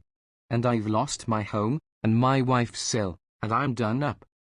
The saloon keeper gazed at him, with his haggard white face and his blue trembling lips. Then he pushed a big bottle toward him. "Fill her up," he said. Jurgis could hardly hold the bottle, his hands shook so. "Don't be afraid," said the saloon keeper, "fill her up." So Jurgis drank a large glass of whiskey, and then turned to the lunch counter, in obedience to the other's suggestion. He ate all he dared, stuffing it in as fast as he could, and then, after trying to speak his gratitude, he went and sat down by the big red stove in the middle of the room. It was too good to last, however, like all things in this hard world. His soaked clothing began to steam, and the horrible stench of fertilizer to fill the room. In an hour or so the packing houses would be closing and the men coming in from their work, and they would not come into a place that smelt of Jurgis. Also it was Saturday night, and in a couple of hours would come a violin and a cornet, and in the rear part of the saloon the families of the neighborhood would dance and feast upon wienerwurst and lager, until 2 or 3 o'clock in the morning. The saloon keeper coughed once or twice, and then remarked, "Say, Jack, I'm afraid you'll have to quit." He was used to the sight of human wrecks, this saloon keeper. He fired dozens of them every night, just as haggard and cold and forlorn as this one. But they were all men who had given up and been counted out, while Jurgis was still in the fight, and had reminders of decency about him. As he got up meekly, the other reflected that he had always been a steady man, and might soon be a good customer again. "You've been up against it, I see," he said. "Come this way." In the rear of the saloon were the cellar stairs. There was a door above and another below, both safely padlocked, making the stairs an admirable place to stow away a customer who might still chance to have money, or a political light whom it was not advisable to kick out of doors. So Jurgis spent the night. The whiskey had only half warmed him, and he could not sleep, exhausted as he was. He would nod forward, and then start up, shivering with the cold, and begin to remember again. Hour after hour passed, until he could only persuade himself that it was not morning by the sounds of music and laughter and singing that were to be heard from the room. When at last these ceased, he expected that he would be turned out into the street. As this did not happen, he fell to wondering whether the man had forgotten him. In the end, when the silence and suspense were no longer to be borne, he got up and hammered on the door, and the proprietor came, yawning and rubbing his eyes. He was keeping open all night, and dozing between customers. "I want to go home," Jurgis said. "I'm worried about my wife. I can't wait any longer." "Why the hell didn't you say so before?" said the man. "I thought you didn't have any home to go to." Jurgis went outside. It was 4 o'clock in the morning, and as black as night. There were 3 or 4 inches of fresh snow on the ground, and the flakes were falling thick and fast. He turned toward Annel's and started at a run. There was a light burning in the kitchen window and the blinds were drawn. The door was unlocked and Jurgis rushed in. Annel, Maria, and the rest of the women were huddled about the stove, exactly as before. With them were several newcomers, Jurgis noticed. Also he noticed that the house was silent. "Well?" he said. No one answered him. They sat staring at him with their pale faces. He cried again, "Well?" And then, by the light of the smoky lamp, he saw Maria, who sat nearest him, shaking her head slowly. "Not yet," she said. And Jurgis gave a cry of dismay. "Not yet?" Again Maria's head shook. The poor fellow stood dumbfounded. "I don't hear her," he gasped. "She's been quiet a long time," replied the other. There was another pause, broken suddenly by a voice from the attic. "Hello, there." Several of the women ran into the next room, while Maria sprang toward Jurgis. "Wait here," she cried, and the two stood, pale and trembling, listening. In a few moments it became clear that Madame Haupt was engaged in descending the ladder, scolding and exhorting again, while the ladder creaked in protest. In a moment or two she reached the ground, angry and breathless, and they heard her coming into the room. Jurgis gave one glance at her, and then turned white and reeled. She had her jacket off, like one of the workers on the killing beds. Her hands and arms were smeared with blood, and blood was splashed upon her clothing and her face. She stood breathing hard, and gazing about her. No one made a sound. "I have done my best," she began suddenly. "I can do nothing more. There is no use to try." Again there was silence.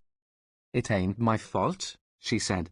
"You had ought to have had a doctor, and not waited so long. It was too late already when I come." Once more there was death-like stillness. Maria was clutching Jurgis with all the power of her one well arm. Then suddenly Madame Haupt turned to Annel. "You have not got something to drink, hey?" she queried. "Some brandy?" Annel shook her head. "Here got," exclaimed Madame Haupt. "Such people. Perhaps you will give me something to eat then. I have had nothing since yesterday morning, and I have walked myself near to death here. If I could have known it was like this, I would never have come for such money as you give me." At this moment she chanced to look round, and saw Jurgis. She shook her finger at him. "You understand me," she said. "You pays me dot money just the same. It is not my fault dat you sent for me so late. I can't help your wife. It is not my fault if der baby comes mit one arm first, so dot I can't save it. I have tried all night, and in dot place where it is not fit for dogs to be born, and der mighty nothing to eat, only what I brings in mine own pockets." Here Madame Haupt paused for a moment to get her breath, and Maria, seeing the beads of sweat on Jurgis's forehead, and feeling the quivering of his frame, broke out in a low voice, "How is Ona?" "How is she?" echoed Madame Haupt. "How do you think she can be when you leave her to kill herself so? I told them dot when they sent for the priest. She is young, and she might have got over it, and been well and strong, if she had been treated right. She fight hard, dot girl, she is not yet quite dead." And Jurgis gave a frantic scream. "Dead? She will die, of course," said the other angrily. "Der baby is dead now." The garret was lighted by a candle stuck upon a board. It had almost burned itself out, and was sputtering and smoking as Jurgis rushed up the ladder. He could make out dimly in one corner a pallet of rags and old blankets, spread upon the floor. At the foot of it was a crucifix, and near it a priest muttering a prayer. In a far corner crouched Elsbioter, moaning and wailing. Upon the pallet lay Ona. She was covered with a blanket, but he could see her shoulders and one arm lying bare. She was so shrunken he would scarcely have known her. She was all but a skeleton, and as white as a piece of chalk. Her eyelids were closed, and she lay still as death. He staggered toward her and fell upon his knees with a cry of anguish. Ona! Ona! She did not stir. He caught her hand in his, and began to clasp it frantically, calling, "Look at me. Answer me. It is Jurgis. Come back. Don't you hear me?" There was the faintest quivering of the eyelids, and he called again in frenzy, "Ona! Ona!" Then suddenly her eyes opened one instant. One instant she looked at him. There was a flash of recognition between them. He saw her afar off, as through a dim vista, standing forlorn. He stretched out his arms to her. He called her in wild despair. A fearful yearning surged up in him, hunger for her that was agony, desire that was a new being born within him, tearing his heartstrings, torturing him. But it was all in vain. She faded from him. She slipped back and was gone. And a wail of anguish burst from him. Great sobs shook all his frame, and hot tears ran down his cheeks and fell upon her. He clutched her hands, he shook her, he caught her in his arms and pressed her to him, but she lay cold and still. She was gone, she was gone. The word rang through him like the sound of a bell, echoing in the far depths of him, making forgotten chords to vibrate, old shadowy fears to stir, fears of the dark, fears of the void, fears of annihilation. She was dead. She was dead. He would never see her again, never hear her again. An icy horror of loneliness seized him. He saw himself standing apart and watching all the world fade away from him, a world of shadows, of fickle dreams. He was like a little child, in his fright and grief. He called, and got no answer, and his cries of despair echoed through the house, making the women downstairs draw nearer to each other in fear. He was inconsolable, beside himself. The priest came and laid his hand upon his shoulder and whispered to him, but he heard not a sound. He was gone away himself, stumbling through the shadows, and groping after the soul that had fled. So he lay. The grey dawn came up and crept into the attic. The priest left, the women left, and he was alone with the still, white figure, quieter now, but moaning and shuddering, wrestling with the grisly fiend. Now and then he would raise himself and stare at the white mask before him, then hide his eyes because he could not bear it. Dead. Dead. And she was only a girl. She was barely 18. Her life had hardly begun, and here she lay murdered, mangled, tortured to death. It was morning when he rose up and came down into the kitchen, haggard and ashen grey, reeling and dazed. More of the neighbours had come in, and they stared at him in silence as he sank down upon a chair by the table and buried his face in his arms. A few minutes later the front door opened, a blast of cold and snow rushed in, and behind it little Katrina, breathless from running, and blue with the cold. "I'm home again," she exclaimed. "I could hardly—" And then, seeing Jurgis, she stopped with an exclamation. Looking from one to another she saw that something had happened, and she asked, in a lower voice, "What's the matter?" Before anyone could reply, Jurgis started up. He went toward her, walking unsteadily. "Where have you been?" he demanded. "Selling papers with the boys," she said. "The snow." "Have you any money?" he demanded. "Yes." "How much?" "Nearly $3. Jurgis, give it to me." Katrina, frightened by his manner, glanced at the others. "Give it to me," he commanded again, and she put her hand into her pocket and pulled out a lump of coins tied in a bit of rag. Jurgis took it without a word, and went out of the door and down the street. 3 doors away was a saloon. "Whiskey," he said, as he entered, and as the man pushed him some, he tore at the rag with his teeth and pulled out $50. "How much is the bottle?" he said. "I want to get drunk." Chapter 20. But a big man cannot stay drunk very long on $3. That was Sunday morning, and Monday night Jurgis came home, sober and sick, realizing that he had spent every cent the family owned, and had not bought a single instant's forgetfulness with it. Ona was not yet buried, but the police had been notified, and on the morrow they would put the body in a pine coffin and take it to the potter's field.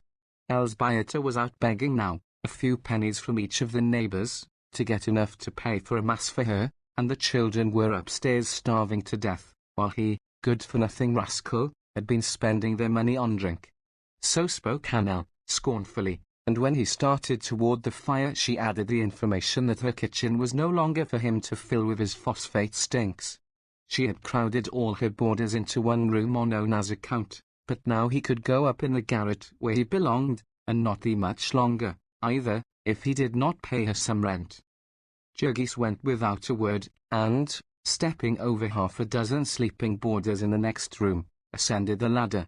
It was dark up above, they could not afford any light, also it was nearly as cold as outdoors.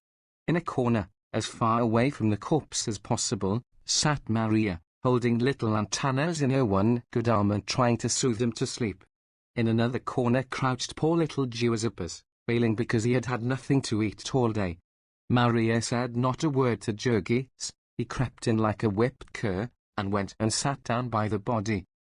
Perhaps he ought to have meditated upon the hunger of the children, and upon his own baseness, but he thought only of Ona. He gave himself up again to the luxury of grief. He shed no tears, being ashamed to make a sound. He sat motionless and shuddering with his anguish. He had never dreamed how much he loved Ona, until now that she was gone, until now that he sat here, knowing that on the morrow they would take her away, and that he would never lay eyes upon her again, never all the days of his life.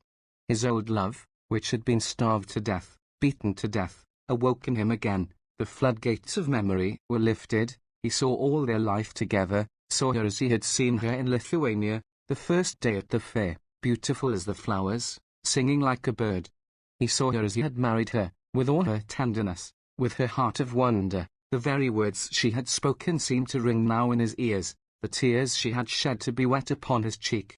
The long, cruel battle with misery and hunger had hardened and embittered him, but it had not changed her. She had been the same hungry soul to the end, stretching out her arms to him, pleading with him, begging him for love and tenderness. And she had suffered, so cruelly she had suffered, such agonies, such infamies. Ah, God, the memory of them was not to be borne. What a monster of wickedness, of heartlessness, he had been. Every angry word that he had ever spoken came back to him and cut him like a knife, every selfish act that he had done, with what torments he paid for them now. And such devotion and awe as welled up in his soul, now that it could never be spoken, now that it was too late, too late. His bosom was choking with it, bursting with it. He crouched here in the darkness beside her, stretching out his arms to her, and she was gone forever. She was dead. He could have screamed aloud with the horror and despair of it. A sweat of agony beaded his forehead, yet he dared not make a sound. He scarcely dared to breathe, because of his shame and loathing of himself. Late at night came Elsbioter, having gotten the money for Mass, and paid for it in advance, lest she should be tempted too sorely at home. She brought also a bit of stale rye bread that someone had given her, and with that they quieted the children and got them to sleep. Then she came over to Jurgis and sat down beside him.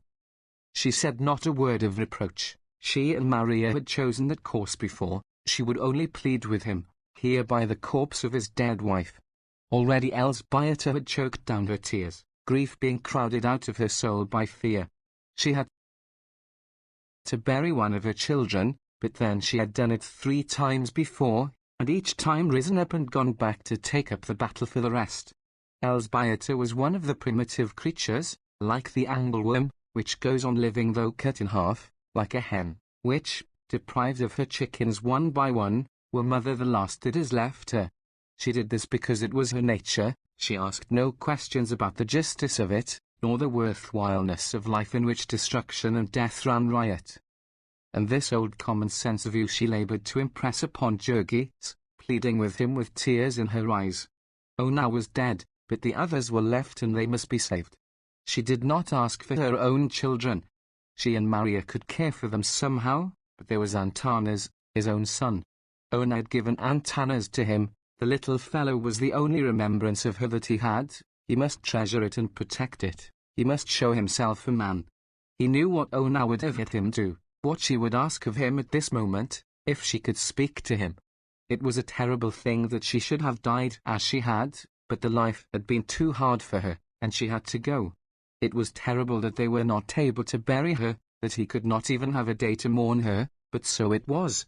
Their fate was pressing, they had not a cent, and the children would perish. Some money must be had. Could he not be a man for Ona's sake, and pull himself together? In a little while they would be out of danger. Now that they had given up the house they could live more cheaply, and with all the children working they could get along, if only he would not go to pieces. So Elzbieta went on, with feverish intensity. It was a struggle for life with her. She was not afraid that Jurgis would go on drinking, for he had no money for that, but she was wild with dread at the thought that he might desert them, might take to the road, as Jonas had done. But with Ona's dead body beneath his eyes, Jurgis could not well think of treason to his child. Yes, he said, he would try, for the sake of Aunt Anna's. He would give the little fellow his chance, would get to work at once, yes, tomorrow, without even waiting for Ona to be buried. They might trust him, he would keep his word, come what might. And so he was out before daylight the next morning, headache, heartache, and all. He went straight to Graham's fertilizer mill, to see if he could get back his job. But the boss shook his head when he saw him. No, his place had been filled long ago, and there was no room for him. Do you think there will be? Jurgis asked. I may have to wait. No, said the other, it will not be worth your while to wait. There will be nothing for you here. Jurgis stood gazing at him in perplexity. What is the matter? He asked. Didn't I do my work? The other met his looks with one of cold indifference, and answered, There will be nothing for you here, I said. Jurgis had his suspicions as to the dreadful meaning of that incident, and he went away with a sinking at the heart.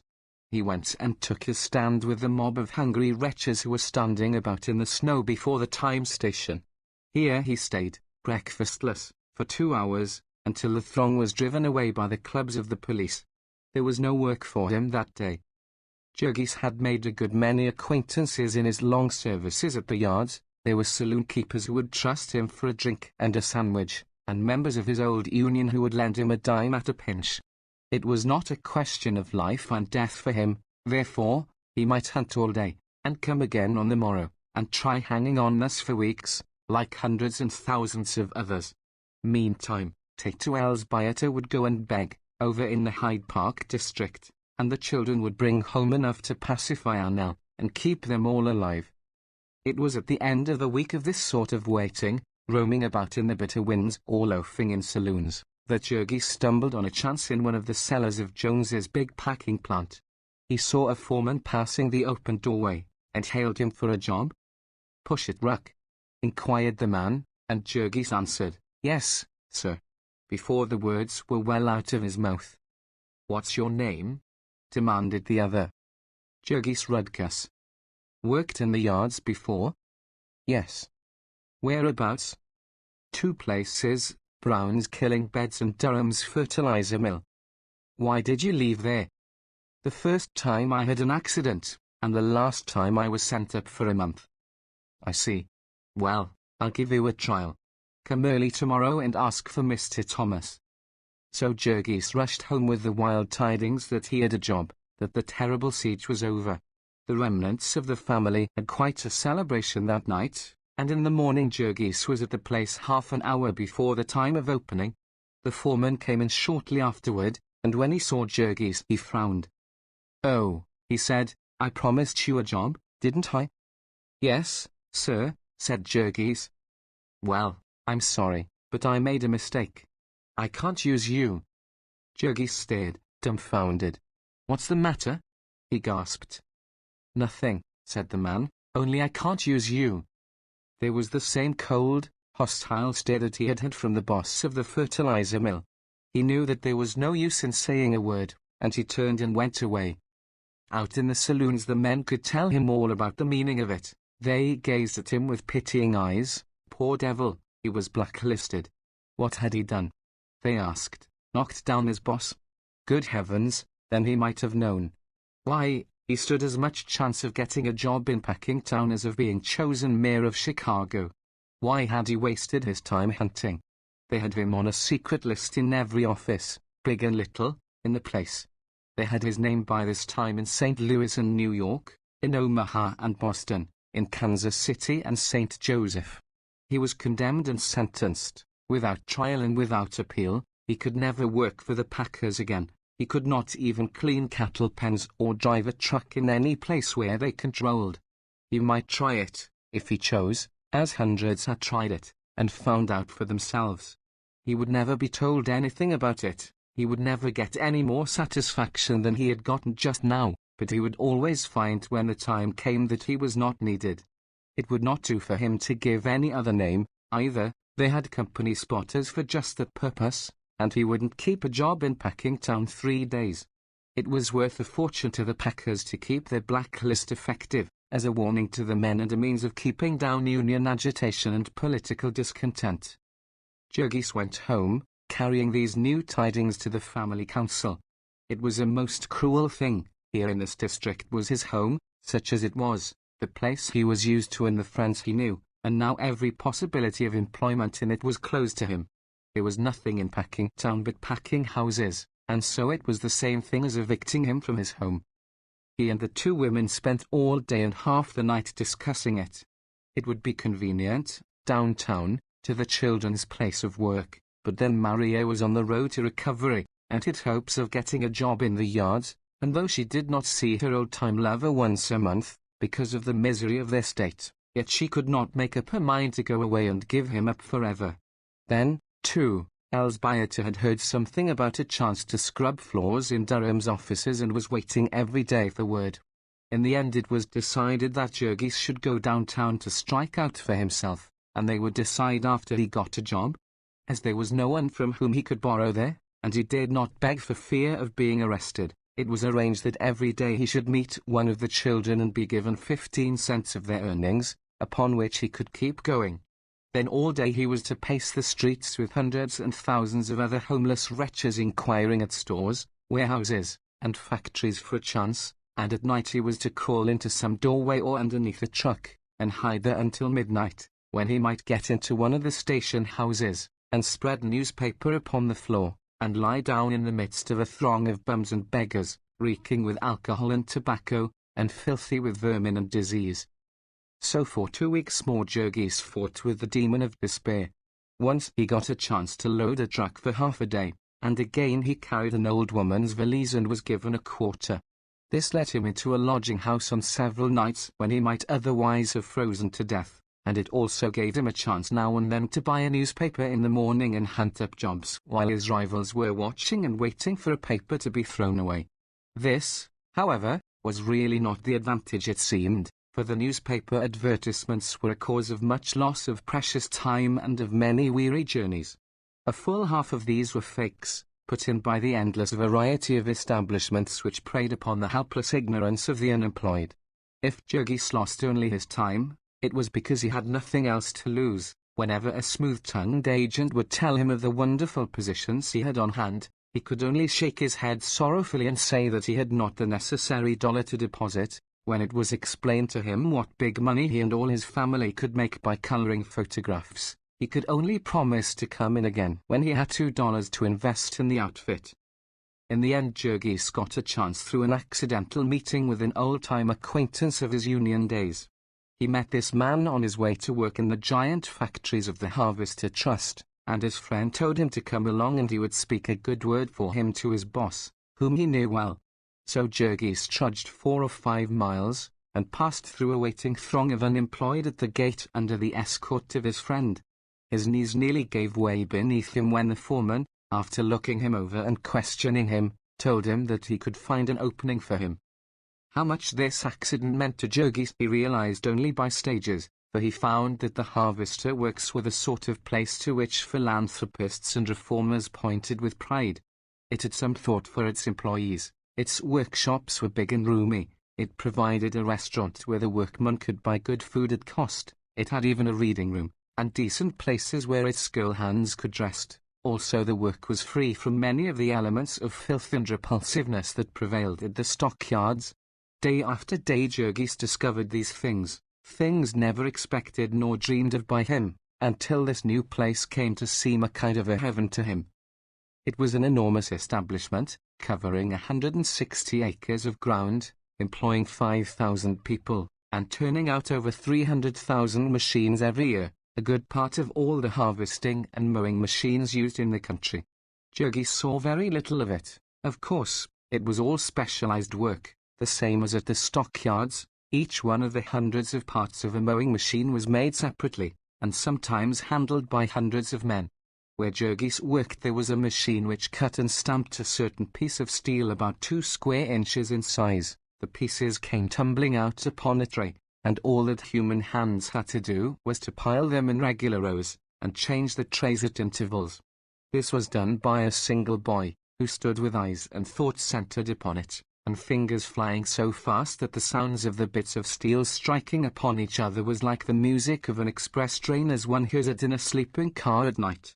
This was piecework, of course, and besides it was made certain that the boy did not idle, by setting the machine to match the highest possible speed of human hands.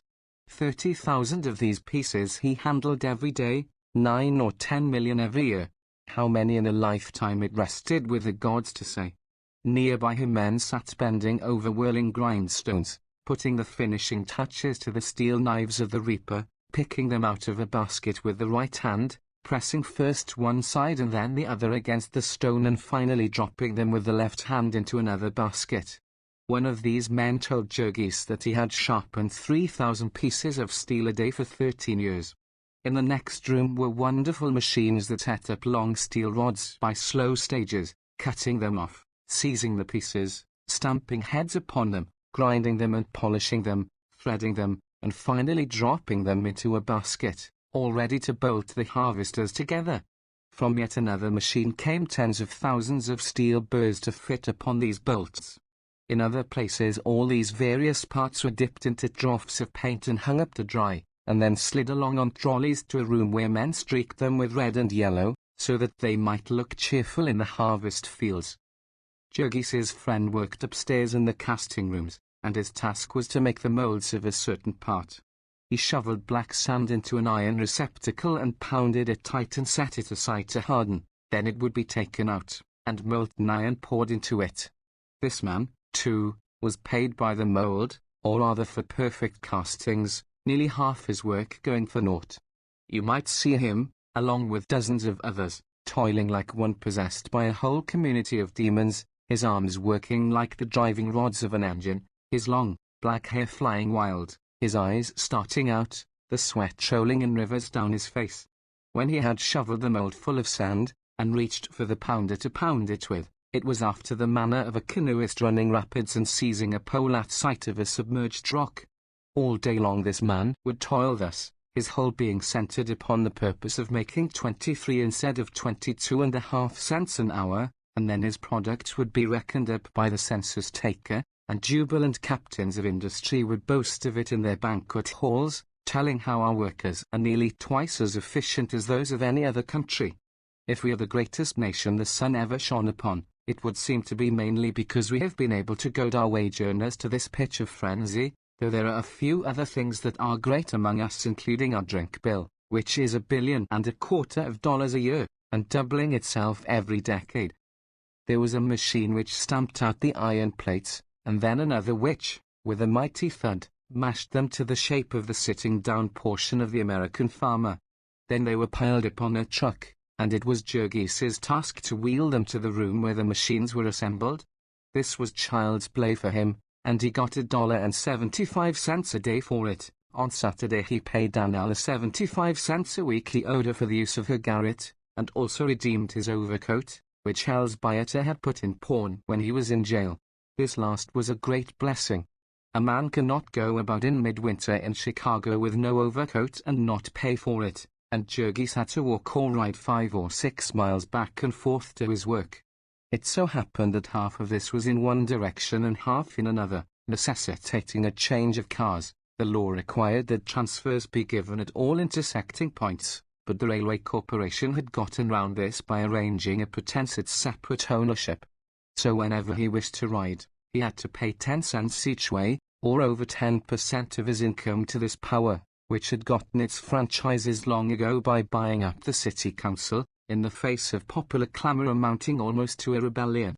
Tired as he felt at night, and dark and bitter cold as it was in the morning, Jurgis generally chose to walk. At the hours other workmen were travelling, the streetcar monopoly saw fit to put on so few cars that there would be men hanging to every foot of the backs of them and often crouching upon the snow-covered roof.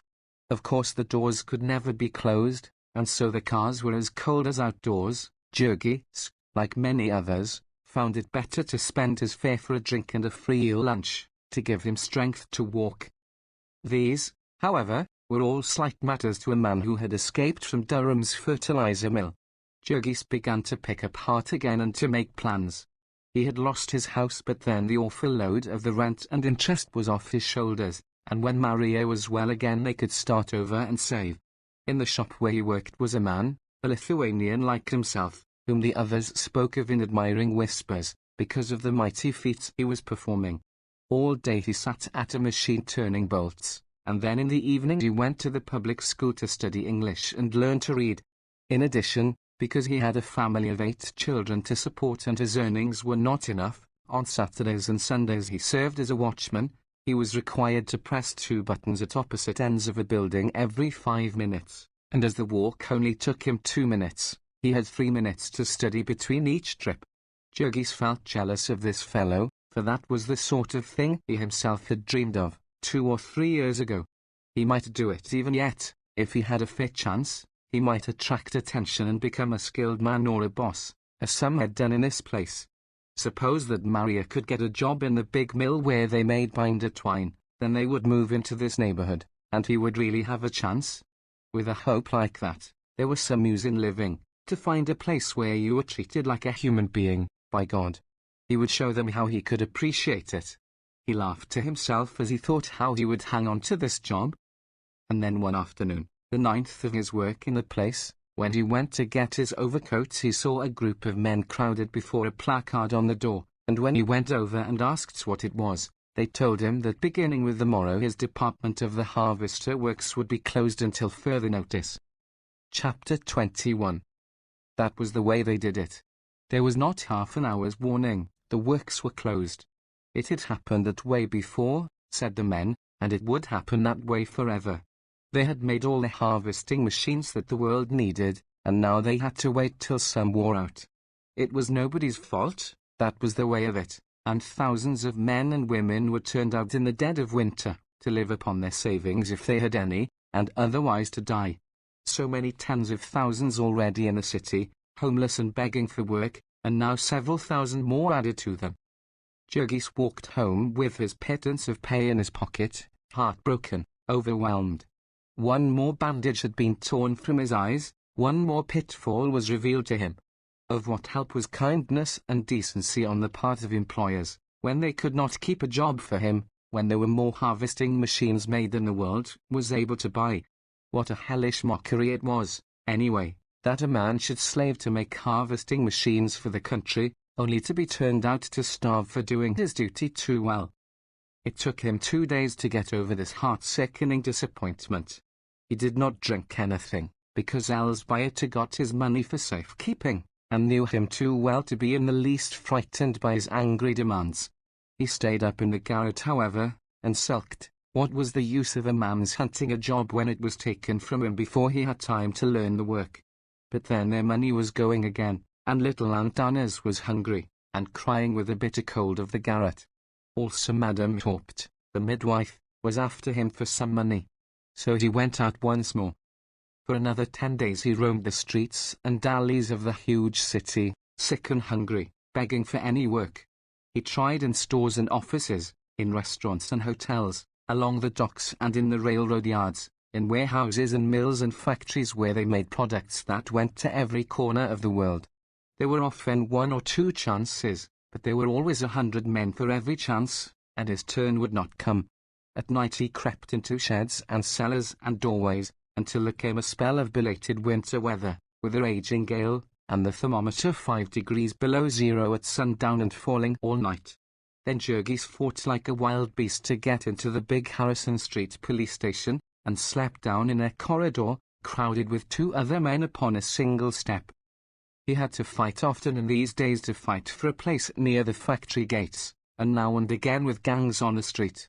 He found, for instance, that the business of carrying satchels for railroad passengers was a preempted one. Whenever he essayed it, 8 or 10 men and boys would fall upon him and force him to run for his life.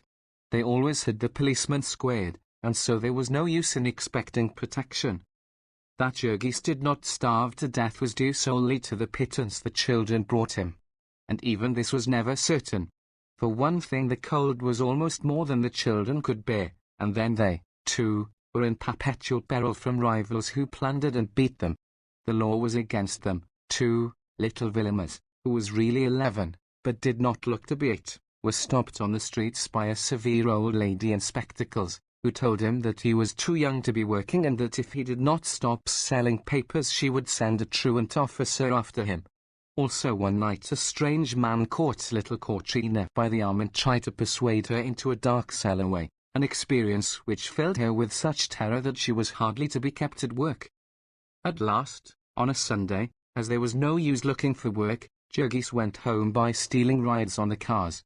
He found that they had been waiting for him for 3 days. There was a chance of a job for him.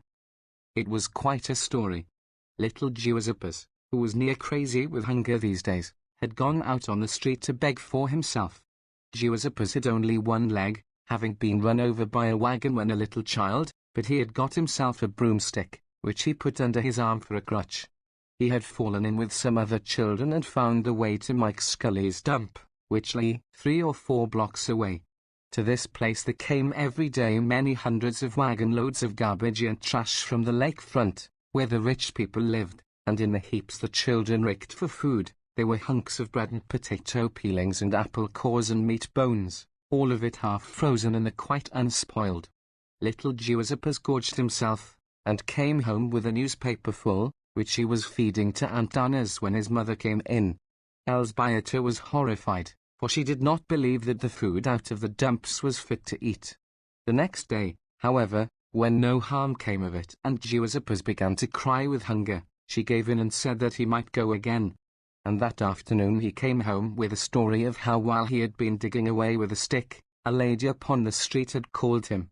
A real fine laddie, the little boy explained, a beautiful lady, and she wanted to know all about him, and whether he got the garbage for chickens, and why he walked with a broomstick, and why Ona died, and how Jurgis had come to go to jail, and what was the matter with Maria, and everything. In the end she had asked where he lived, and said that she was coming to see him, and bring him a new crutch to walk with. She had on a hat with a bird upon it, Giuseppe added, and a long fur snake around her neck. She really came, the very next morning, and climbed the ladder to the garret, and stood and stared about her, turning pale at the sight of the bloodstains on the floor where Onad died. She was a settlement worker, she explained to Elzbieta. She lived around on Ashland Avenue. Elzbieta knew the place. Over a feed store, somebody had wanted her to go there, but she had not cared to, for she thought that it must have something to do with religion, and the priest did not like her to have anything to do with strange religions. They were rich people who came to live there to find out about the poor people, but what good they expected it would do them to know, one could not imagine.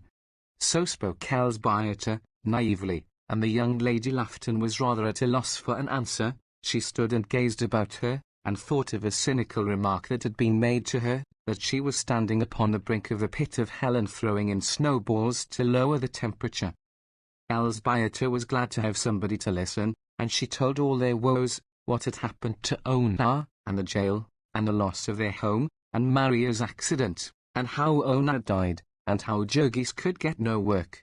As she listened the pretty young lady's eyes filled with tears, and in the midst of it she burst into weeping and hid her face on Elzbieta's shoulder, quite regardless of the fact that the woman had on a dirty old wrapper and that the garret was full of fleas. Poor Elzbieta was ashamed of herself for having told so woeful a tale, and the other had to beg and plead with her to get her to go on. The end of it was that the young lady sent them a basket of things to eat, and left a letter that Jurgis was to take to a gentleman who was superintendent in one of the mills of the great steel works in South Chicago. "He will get Jurgis something to do," the young lady had said, and added, smiling through her tears, "if he doesn't, he will never marry me." The steel works were 15 miles away, and as usual it was so contrived that one had to pay 2 fares to get there. Far and wide the sky was flaring with the red glare that leapt from rows of towering chimneys, for it was pitch dark when Jurgis arrived. The vast works, a city in themselves, were surrounded by a stockade, and already a full 100 men were waiting at the gate where new hands were taken on.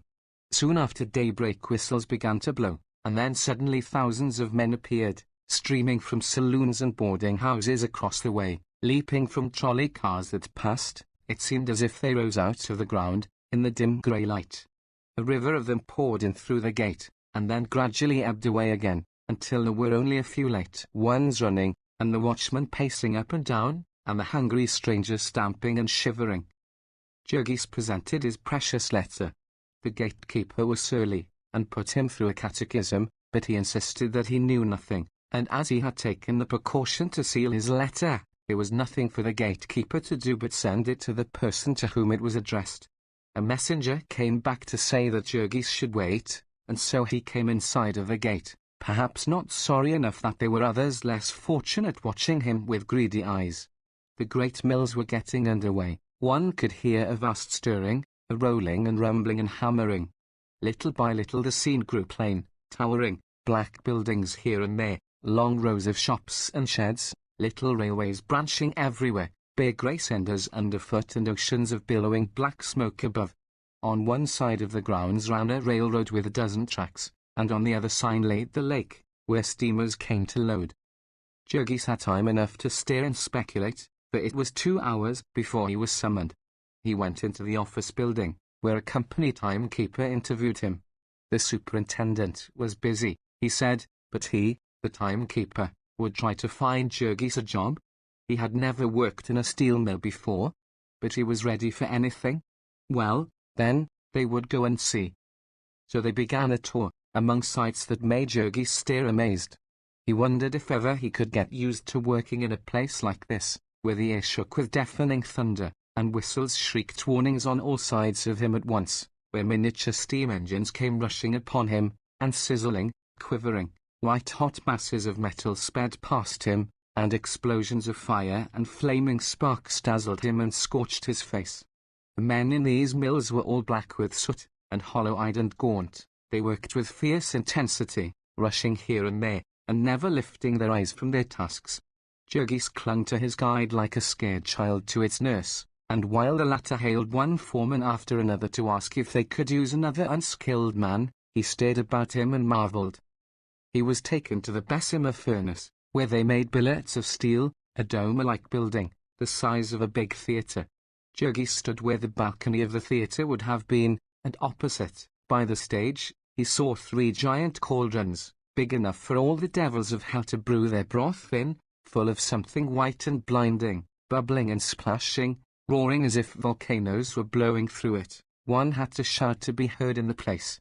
Liquid fire would leap from these cauldrons and scatter like bombs below, and men were working there, seeming careless, so that Jurgis caught his breath with fright. Then a whistle would toot, and across the curtain of the theatre would come a little engine with a carload of something to be dumped into one of the receptacles, and then another whistle would toot, down by the stage, and another train would back up, and suddenly, without an instant's warning, one of the giant kettles began to tilt and topple, flinging out a jet of hissing, roaring flame.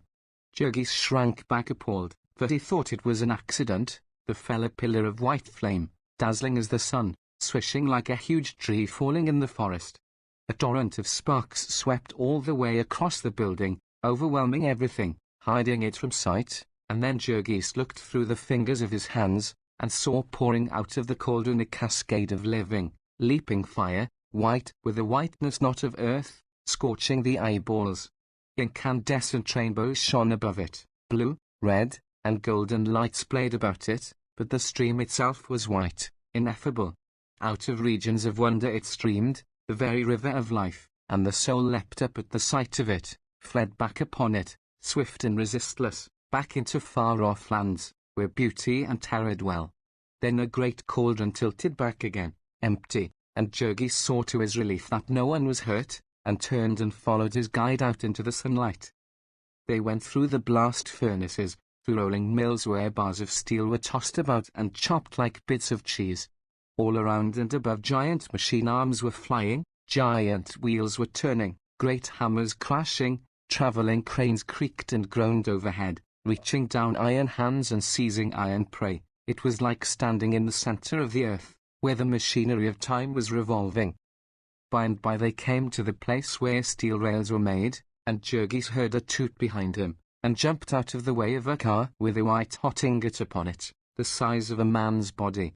There was a sudden crash and the car came to a halt, and the ingot toppled out upon a moving platform, where steel fingers and arms seized hold of it, punching it and prodding it into place, and hurrying it into the grip of huge rollers. Then it came out upon the other side, and there were more crashings and clatterings, and over it was flopped, like a pancake on a gridiron, and seized again and rushed back at you through another squeezer. So amid deafening uproar it clattered to and fro, growing thinner and flatter and longer. The ingot seemed almost a living thing. It did not want to run this mad course, but it was in the grip of fate. It was tumbled on, screeching and clanking and shivering in protest. By and by it was long and thin, a great red snake escaped from purgatory, and then, as it slid through the rollers, you would have sworn that it was alive. It writhed and squirmed, and wriggles and shudders passed out through its tail, all but flinging it off by their violence. There was no rest for it until it was cold and black, and then it needed only to be cut and straightened to be ready for a railroad. It was at the end of this rail's progress that Jurgis got his chance. They had to be moved by men with crowbars, and the boss here could use another man. So he took off his coat and set to work on the spot. It took him 2 hours to get to this place every day and cost him $1.20 a week. As this was out of the question, he wrapped his bedding in a bundle and took it with him, and one of his fellow workingmen introduced him to a polished lodging house, where he might have the privilege of sleeping upon the floor for 10 cents a night. He got his meals at free lunch counters, and every Saturday night he went home, bedding and all, and took the greater part of his money to the family. Elzbieta was sorry for this arrangement, for she feared that it would get him into the habit of living without them, and once a week was not very often for him to see his baby, but there was no other way of arranging it. There was no chance for a woman at the steelworks, and Maria was now ready for work again, and lured on from day to day by the hope of finding it at the yards. In a week Jurgis got over his sense of helplessness and bewilderment in the rail mill. He learned to find his way about and to take all the miracles and terrors for granted, to work without hearing the rumbling and crashing. From blind fear he went to the other extreme. He became reckless and indifferent, like all the rest of the men, who took but little thought of themselves and the ardor of their work. It was wonderful, when one came to think of it, that these men should have taken an interest in the work they did. They had no share in it, they were paid by the hour, and paid no more for being interested. Also they knew that if they were hurt they would be flung aside and forgotten, and still they would hurry to their task by dangerous shortcuts, would use methods that were quicker and more effective in spite of the fact that they were also risky. His 4th day at his work Jurgis saw a man stumble while running in front of a car, and have his foot mashed off, and before he had been there 3 weeks he was witness of a yet more dreadful accident. There was a row of brick furnaces, shining white through every crack with the molten steel inside. Some of these were bulging dangerously, yet men worked before them, wearing blue glasses when they opened and shut the doors. One morning as Jurgis was passing, a furnace blew out, spraying 2 men with a shower of liquid fire. As they lay screaming and rolling upon the ground in agony, Jurgis rushed to help them, and as a result he lost a good part of the skin from the inside of one of his hands. The company doctor bandaged it up, but he got no other thanks from anyone, and was laid up for 8 working days without any pay. Most fortunately, at this juncture, Elzbieta got the long-awaited chance to go at 5 o'clock in the morning and help scrub the office floors of one of the packers. Jurgis came home and covered himself with blankets to keep warm, and divided his time between sleeping and playing with little antennas. Giuseppes was away raking in the dump a good part of the time, and Elsbioto and Maria were hunting for more work. Antanas was now over a year and a half old, and was a perfect talking machine. He learned so fast that every week when Jurgis came home it seemed to him as if he had a new child. He would sit down and listen and stare at him, and give vent to delighted exclamations, Palpaug, Muma, to Manosa Del. The little fellow was now really the one delight that Jurgis had in the world, his one hope, his one victory. Thank God, Antanas was a boy. And he was as tough as a pine knot, and with the appetite of a wolf. Nothing had hurt him, and nothing could hurt him. He had come through all the suffering and deprivation unscathed, only shriller voiced and more determined in his grip upon life. He was a terrible child to manage, was Antanas, but his father did not mind that. He would watch him and smile to himself with satisfaction. The more of a fighter he was the better. He would need to fight before he got through. Jurgis had got the habit of buying the Sunday paper whenever he had the money. A most wonderful paper could be had for only 5 cents, a whole armful, with all the news of the world set forth in big headlines, that Jurgis could spell out slowly, with the children to help him at the long words. There was battle and murder and sudden death. It was marvelous how they ever heard about so many entertaining and thrilling happenings. The stories must be all true, for surely no man could have made such things up. And besides, there were pictures of them all, as real as life.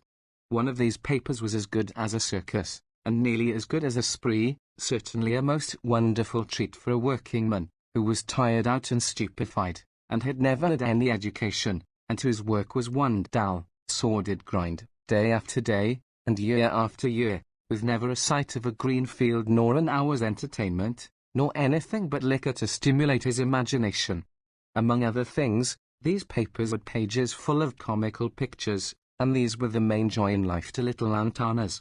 He treasured them up, and would drag them out and make his father tell him about them. There were all sorts of animals among them, and Antanas could tell the names of all of them, lying upon the floor for hours and pointing them out with his chubby little fingers. Whenever the story was plain enough for Jurgis to make out, Antanas would have it repeated to him, and then he would remember it, prattling funny little sentences and mixing it up with other stories in an irresistible fashion. Also his quaint pronunciation of words was such a delight, and the phrases he would pick up and remember, the most outlandish and impossible things. The first time that the little rascal burst out with "Goddamn," his father nearly rolled off the chair with glee, but in the end he was sorry for this, for Antanas was soon goddamming everything and everybody. And then, when he was able to use his hands, Jurgis took his bedding again and went back to his task of shifting rails. It was now April, and the snow had given place to cold rains, and the unpaved street in front of Van L's house was turned into a canal. Jurgis would have to wade through it to get home, and if it was late he might easily get stuck to his waist in the mire. But he did not mind this much. It was a promise that summer was coming. Maria had now gotten a place as beef trimmer in one of the smaller packing plants, and he told himself that he had learned his lesson now, and would meet with no more accidents, so that at last there was prospect of an end to their long agony. They could save money again, and when another winter came they would have a comfortable place, and the children would be off the streets and in school again, and they might set to work to nurse back into life their habits of decency and kindness. So once more Jurgis began to make plans and dream dreams. And then one Saturday night he jumped off the car and started home, with the sun shining low under the edge of a bank of clouds that had been pouring floods of water into the mud-soaked street. There was a rainbow in the sky, and another in his breast, for he had 36 hours rest before him, and a chance to see his family. Then suddenly he came in sight of the house, and noticed that there was a crowd before the door. He ran up the steps and pushed his way in, and saw Annel's kitchen crowded with excited women. It reminded him so vividly of the time when he had come home from jail and found Ona dying, that his heart almost stood still. "What's the matter?" he cried. A dead silence had fallen in the room, and he saw that everyone was staring at him. "What's the matter?" he exclaimed again. And then, up in the garret, he heard sounds of wailing, in Maria's voice. He started for the ladder, and Annel seized him by the arm. "No, no," she exclaimed. "Don't go up there." "What is it?" he shouted. And the old woman answered him weakly, "It's Santana's. He's dead. He was drowned out in the street." Chapter 22. Jurgis took the news in a peculiar way. He turned deadly pale, but he caught himself, and for half a minute stood in the middle of the room, clenching his hands tightly and setting his teeth. Then he pushed Daniela aside and strode into the next room and climbed the ladder. In the corner was a blanket, with a form half showing beneath it, and beside it lay Elsbieta, whether crying or in a faint, Jurgis could not tell. Maria was pacing the room, screaming and wringing her hands. He clenched his hands tight yet, and his voice was hard as he spoke. "How did it happen?" he asked. Maria scarcely heard him in her agony. He repeated the question, louder and yet more harshly. "He fell off the sidewalk," she wailed. The sidewalk in front of the house was a platform made of half-rotten boards, about 5 feet above the level of the sunken street. "How did he come to be there?" he demanded. He went out to play," Maria sobbed, her voice choking her. "We couldn't make him stay in. He must have got caught in the mud." "Are you sure that he is dead?" he demanded. I, she wailed. "Yes, we had the doctor." Then Jurgis stood a few seconds, wavering. He did not shed a tear. He took one glance more at the blanket with the little form beneath it, and then turned suddenly to the ladder and climbed down again. A silence fell once more in the room as he entered. He went straight to the door, passed out, and started down the street. When his wife had died, Jurgis made for the nearest saloon, but he did not do that now, though he had his week's wages in his pocket. He walked and walked, seeing nothing, splashing through mud and water. Later on he sat down upon a step and hid his face in his hands, and for half an hour or so he did not move. Now and then he would whisper to himself, "Dead, dead." Finally, he got up and walked on again. It was about sunset, and he went on and on until it was dark, when he was stopped by a railroad crossing. The gates were down, and a long train of freight cars was thundering by. He stood and watched it, and all at once a wild impulse seized him. A thought that had been lurking within him, unspoken, unrecognized, leapt into sudden life. He started down the track, and when he was past the gatekeeper's shanty he sprang forward and swung himself onto one of the cars. By and by the train stopped again, and Jurgis sprang down and ran under the car, and hid himself upon the truck. Here he sat, and when the train started again, he fought a battle with his soul. He gripped his hands and set his teeth together. He had not wept, and he would not a tear. It was past and over, and he was done with it. He would fling it off his shoulders, be free of it, the whole business, that night. It should go like a black, hateful nightmare, and in the morning he would be a new man. And every time that a thought of it assailed him, a tender memory, a trace of a tear, he rose up, cursing with rage, and pounded it down. He was fighting for his life. He gnashed his teeth together in his desperation. He had been a fool, a fool. He had wasted his life. He had wrecked himself, with his accursed weakness, and now he was done with it. He would tear it out of him, root and branch. There should be no more tears and no more tenderness. He had had enough of them. They had sold him into slavery. Now he was going to be free, to tear off his shackles, to rise up and fight. He was glad that the end had come. It had to come sometime, and it was just as well now. This was no world for women and children, and the sooner they got out of it the better for them. Whatever Aunt Anna's might suffer where he was, he could suffer no more than he would have had he stayed upon earth. And meantime his father had thought the last thought about him that he meant to. He was going to think of himself. He was going to fight for himself, against the world that had baffled him and tortured him. So he went on, tearing up all the flowers from the garden of his soul, and setting his heel upon them. The train thundered deafeningly, and a storm of dust blew in his face, but though it stopped now and then through the night, he clung where he was. He would cling there until he was driven off, for every mile that he got from Packingtown meant another load from his mind. Whenever the cars stopped a warm breeze blew upon him, a breeze laden with the perfume of fresh fields, of honeysuckle and clover. He snuffed it, and it made his heart beat wildly. He was out in the country again. He was going to live in the country. When the dawn came he was peering out with hungry eyes, getting glimpses of meadows and woods and rivers. At last he could stand it no longer, and when the train stopped again he crawled out. Upon the top of the car was a brakeman, who shook his fist and swore. Jurgis waved his hand derisively, and started across the country. Only think that he had been a countryman all his life, and for 3 long years he had never seen a country sight nor heard a country sound.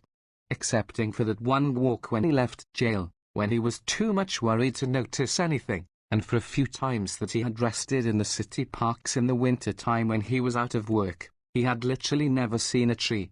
And now he felt like a bird lifted up and borne away upon a gale. He stopped and stared at each new sight of wonder, at a herd of cows, and a meadow full of daisies, at hedgerows set thick with June roses, at little birds singing in the trees. Then he came to a farmhouse, and after getting himself a stick for protection, he approached it. The farmer was greasing a wagon in front of the barn, and Jurgis went to him. "I would like to get some breakfast, please," he said. "Do you want to work?" said the farmer. "No," said Jurgis. "I don't." "Then you can't get anything here," snapped the other. "I meant to pay for it," said Jurgis. "Oh," said the farmer, and then added sarcastically, "we don't serve breakfast after 7 a.m. "I am very hungry," said Jurgis gravely. "I would like to buy some food." "Ask the woman," said the farmer, nodding over his shoulder. The woman was more tractable, and for a dime Jurgis secured 2 thick sandwiches and a piece of pie and 2 apples. He walked off eating the pie, as the least convenient thing to carry. In a few minutes he came to a stream, and he climbed a fence and walked down the bank, along a woodland path. By and by he found a comfortable spot, and there he devoured his meal, slaking his thirst at the stream. Then he lay for hours, just gazing and drinking in joy, until at last he felt sleepy, and lay down in the shade of a bush. When he awoke the sun was shining hot in his face. He sat up and stretched his arms, and then gazed at the water sliding by. There was a deep pool, sheltered and silent, below him, and a sudden wonderful idea rushed upon him. He might have a bath. The water was free, and he might get into it, all the way into it. It would be the first time that he had been all the way into the water since he left Lithuania. When Jurgis had first come to the stockyards he had been as clean as any workingman could well be. But later on, what with sickness and cold and hunger and discouragement, and the filthiness of his work, and the vermin in his home, he had given up washing in winter, and in summer only as much of him as would go into a basin. He had had a shower bath in jail, but nothing since, and now he would have a swim. The water was warm, and he splashed about like a very boy in his glee. Afterward he sat down in the water near the bank, and proceeded to scrub himself, soberly and methodically, scouring every inch of him with sand. While he was doing it he would do it thoroughly, and see how it felt to be clean. He even scrubbed his head with sand, and combed what the men called crumbs out of his long, black hair, holding his head under water as long as he could, to see if he could not kill them all. Then, seeing that the sun was still hot, he took his clothes from the bank and proceeded to wash them, piece by piece. As the dirt and grease went floating off downstream he grunted with satisfaction and soused the clothes again, venturing even to dream that he might get rid of the fertilizer. He hung them all up, and while they were drying he lay down in the sun and had another long sleep. They were hot and stiff as boards on top, and a little damp on the underside, when he awakened, but being hungry, he put them on and set out again. He had no knife, but with some labor he broke himself a good stout club, and, armed with this, he marched down the road again. Before long he came to a big farmhouse, and turned up the lane that led to it. It was just supper time, and the farmer was washing his hands at the kitchen door. "Please, sir," said Jurgis, "can I have something to eat? I can pay." To which the farmer responded promptly, "We don't feed tramps here. Get out." Jurgis went without a word, but as he passed round the barn he came to a freshly ploughed and harrowed field, in which the farmer had set out some young peach trees, and as he walked he jerked up a row of them by the roots, more than 100 trees in all, before he reached the end of the field. That was his answer, and it showed his mood. From now on he was fighting, and the man who hit him would get all that he gave, every time. Beyond the orchard Jurgis struck through a patch of woods, and then a field of winter grain, and came at last to another road. Before long he saw another farmhouse, and, as it was beginning to cloud over a little, he asked here for shelter as well as food. Seeing the farmer eyeing him dubiously, he added, "I'll be glad to sleep in the barn." "Well, I dunno," said the other. "Do you smoke?" "Sometimes," said Jurgis, "but I'll do it out of doors." When the man had assented, he inquired, "How much will it cost me? I haven't very much money." "I reckon about 20 cents for supper," replied the farmer. "I won't charge ye for the barn." So Jurgis went in, and sat down at the table with the farmer's wife and half a dozen children. It was a bountiful meal. There were baked beans and mashed potatoes and asparagus chopped and stewed, and a dish of strawberries, and great, thick slices of bread, and a pitcher of milk. Jurgis had not had such a feast since his wedding day, and he made a mighty effort to put in his 20 cents worth. They were all of them too hungry to talk, but afterward they sat upon the steps and smoked, and the farmer questioned his guest. When Jurgis had explained that he was a workingman from Chicago, and that he did not know just whither he was bound, the other said, "Why don't you stay here and work for me?" "I'm not looking for work just now," Jurgis answered. "I'll pay ye good," said the other, eyeing his big form, $1 a day and board ye. Help's terrible scarce round here." "Is that winter as well as summer?" Jurgis demanded quickly. No," said the farmer, "I couldn't keep ye after November. I ain't got a big enough place for that." "I see," said the other, "that's what I thought. When you get through working your horses this fall, will you turn them out in the snow?" Jurgis was beginning to think for himself nowadays. "It ain't quite the same," the farmer answered, seeing the point. "There ought to be work a strong fellow like you can find to do, in the cities, or some place, in the winter time." "Yes," said Jurgis, "that's what they all think, and so they crowd into the cities, and when they have to beg or steal to live, then people ask 'em why they don't go into the country, where help is scarce." The farmer meditated a while. "How about when your money's gone?" he inquired, finally. "You'll have to, then, won't you?" "Wait till she's gone," said Jurgis, "then I'll see." He had a long sleep in the barn and then a big breakfast of coffee and bread and oatmeal and stewed cherries, for which the man charged him only 15 cents, perhaps having been influenced by his arguments. Then Jurgis bade farewell, and went on his way. Such was the beginning of his life as a tramp. It was seldom he got as fair treatment as from this last farmer, and so as time went on he learned to shun the houses and to prefer sleeping in the fields.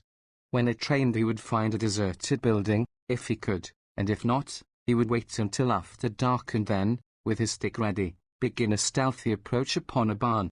Generally he could get in before the dog got scent of him, and then he would hide in the hay and be safe until morning. If not, and a dog attacked him, he would rise up and make a retreat in battle order. Jurgis was not the mighty man he had once been, but his arms were still good, and there were few farm dogs he needed to hit more than once. Before long there came raspberries, and then blackberries, to help him save his money, and there were apples in the orchards and potatoes in the ground. He learned to note the places and fill his pockets after dark. Twice he even managed to capture a chicken, and had a feast, once in a deserted barn and the other time in a lonely spot alongside of a stream. When all of these things failed him he used his money carefully, but without worry, for he saw that he could earn more whenever he chose. Half an hour's chopping wood in his lively fashion was enough to bring him a meal, and when the farmer had seen him working he would sometimes try to bribe him to stay. But Jurgis was not staying. He was a free man now, a buccaneer. The old wanderlust had got into his blood, the joy of the unbound life, the joy of seeking, of hoping without limit. There were mishaps and discomforts, but at least there was always something new, and only think what it meant to a man who for years had been penned up in one place, seeing nothing but one dreary prospect of shanties and factories, to be suddenly set loose beneath the open sky, to behold new landscapes, new places, and new people every hour. To a man whose whole life had consisted of doing one certain thing all day, until he was so exhausted that he could only lie down and sleep until the next day, and to be now his own master, working as he pleased and when he pleased, and facing a new adventure every hour. Then, too, his health came back to him, all his lost youthful vigor, his joy and power that he had mourned and forgotten. It came with a sudden rush, bewildering him, startling him. It was as if his dead childhood had come back to him, laughing and calling. What with plenty to eat and fresh air and exercise that was taken as it pleased him, he would waken from his sleep and start off not knowing what to do with his energy, stretching his arms, laughing, singing old songs of home that came back to him. Now and then, of course, he could not help but think of little Antonas, whom he should never see again, whose little voice he should never hear, and then he would have to battle with himself. Sometimes at night he would waken dreaming of Ona, and stretch out his arms to her, and wet the ground with his tears. But in the morning he would get up and shake himself, and stride away again to battle with the world. He never asked where he was nor where he was going. The country was big enough, he knew, and there was no danger of his coming to the end of it. And of course he could always have company for the asking. Everywhere he went there were men living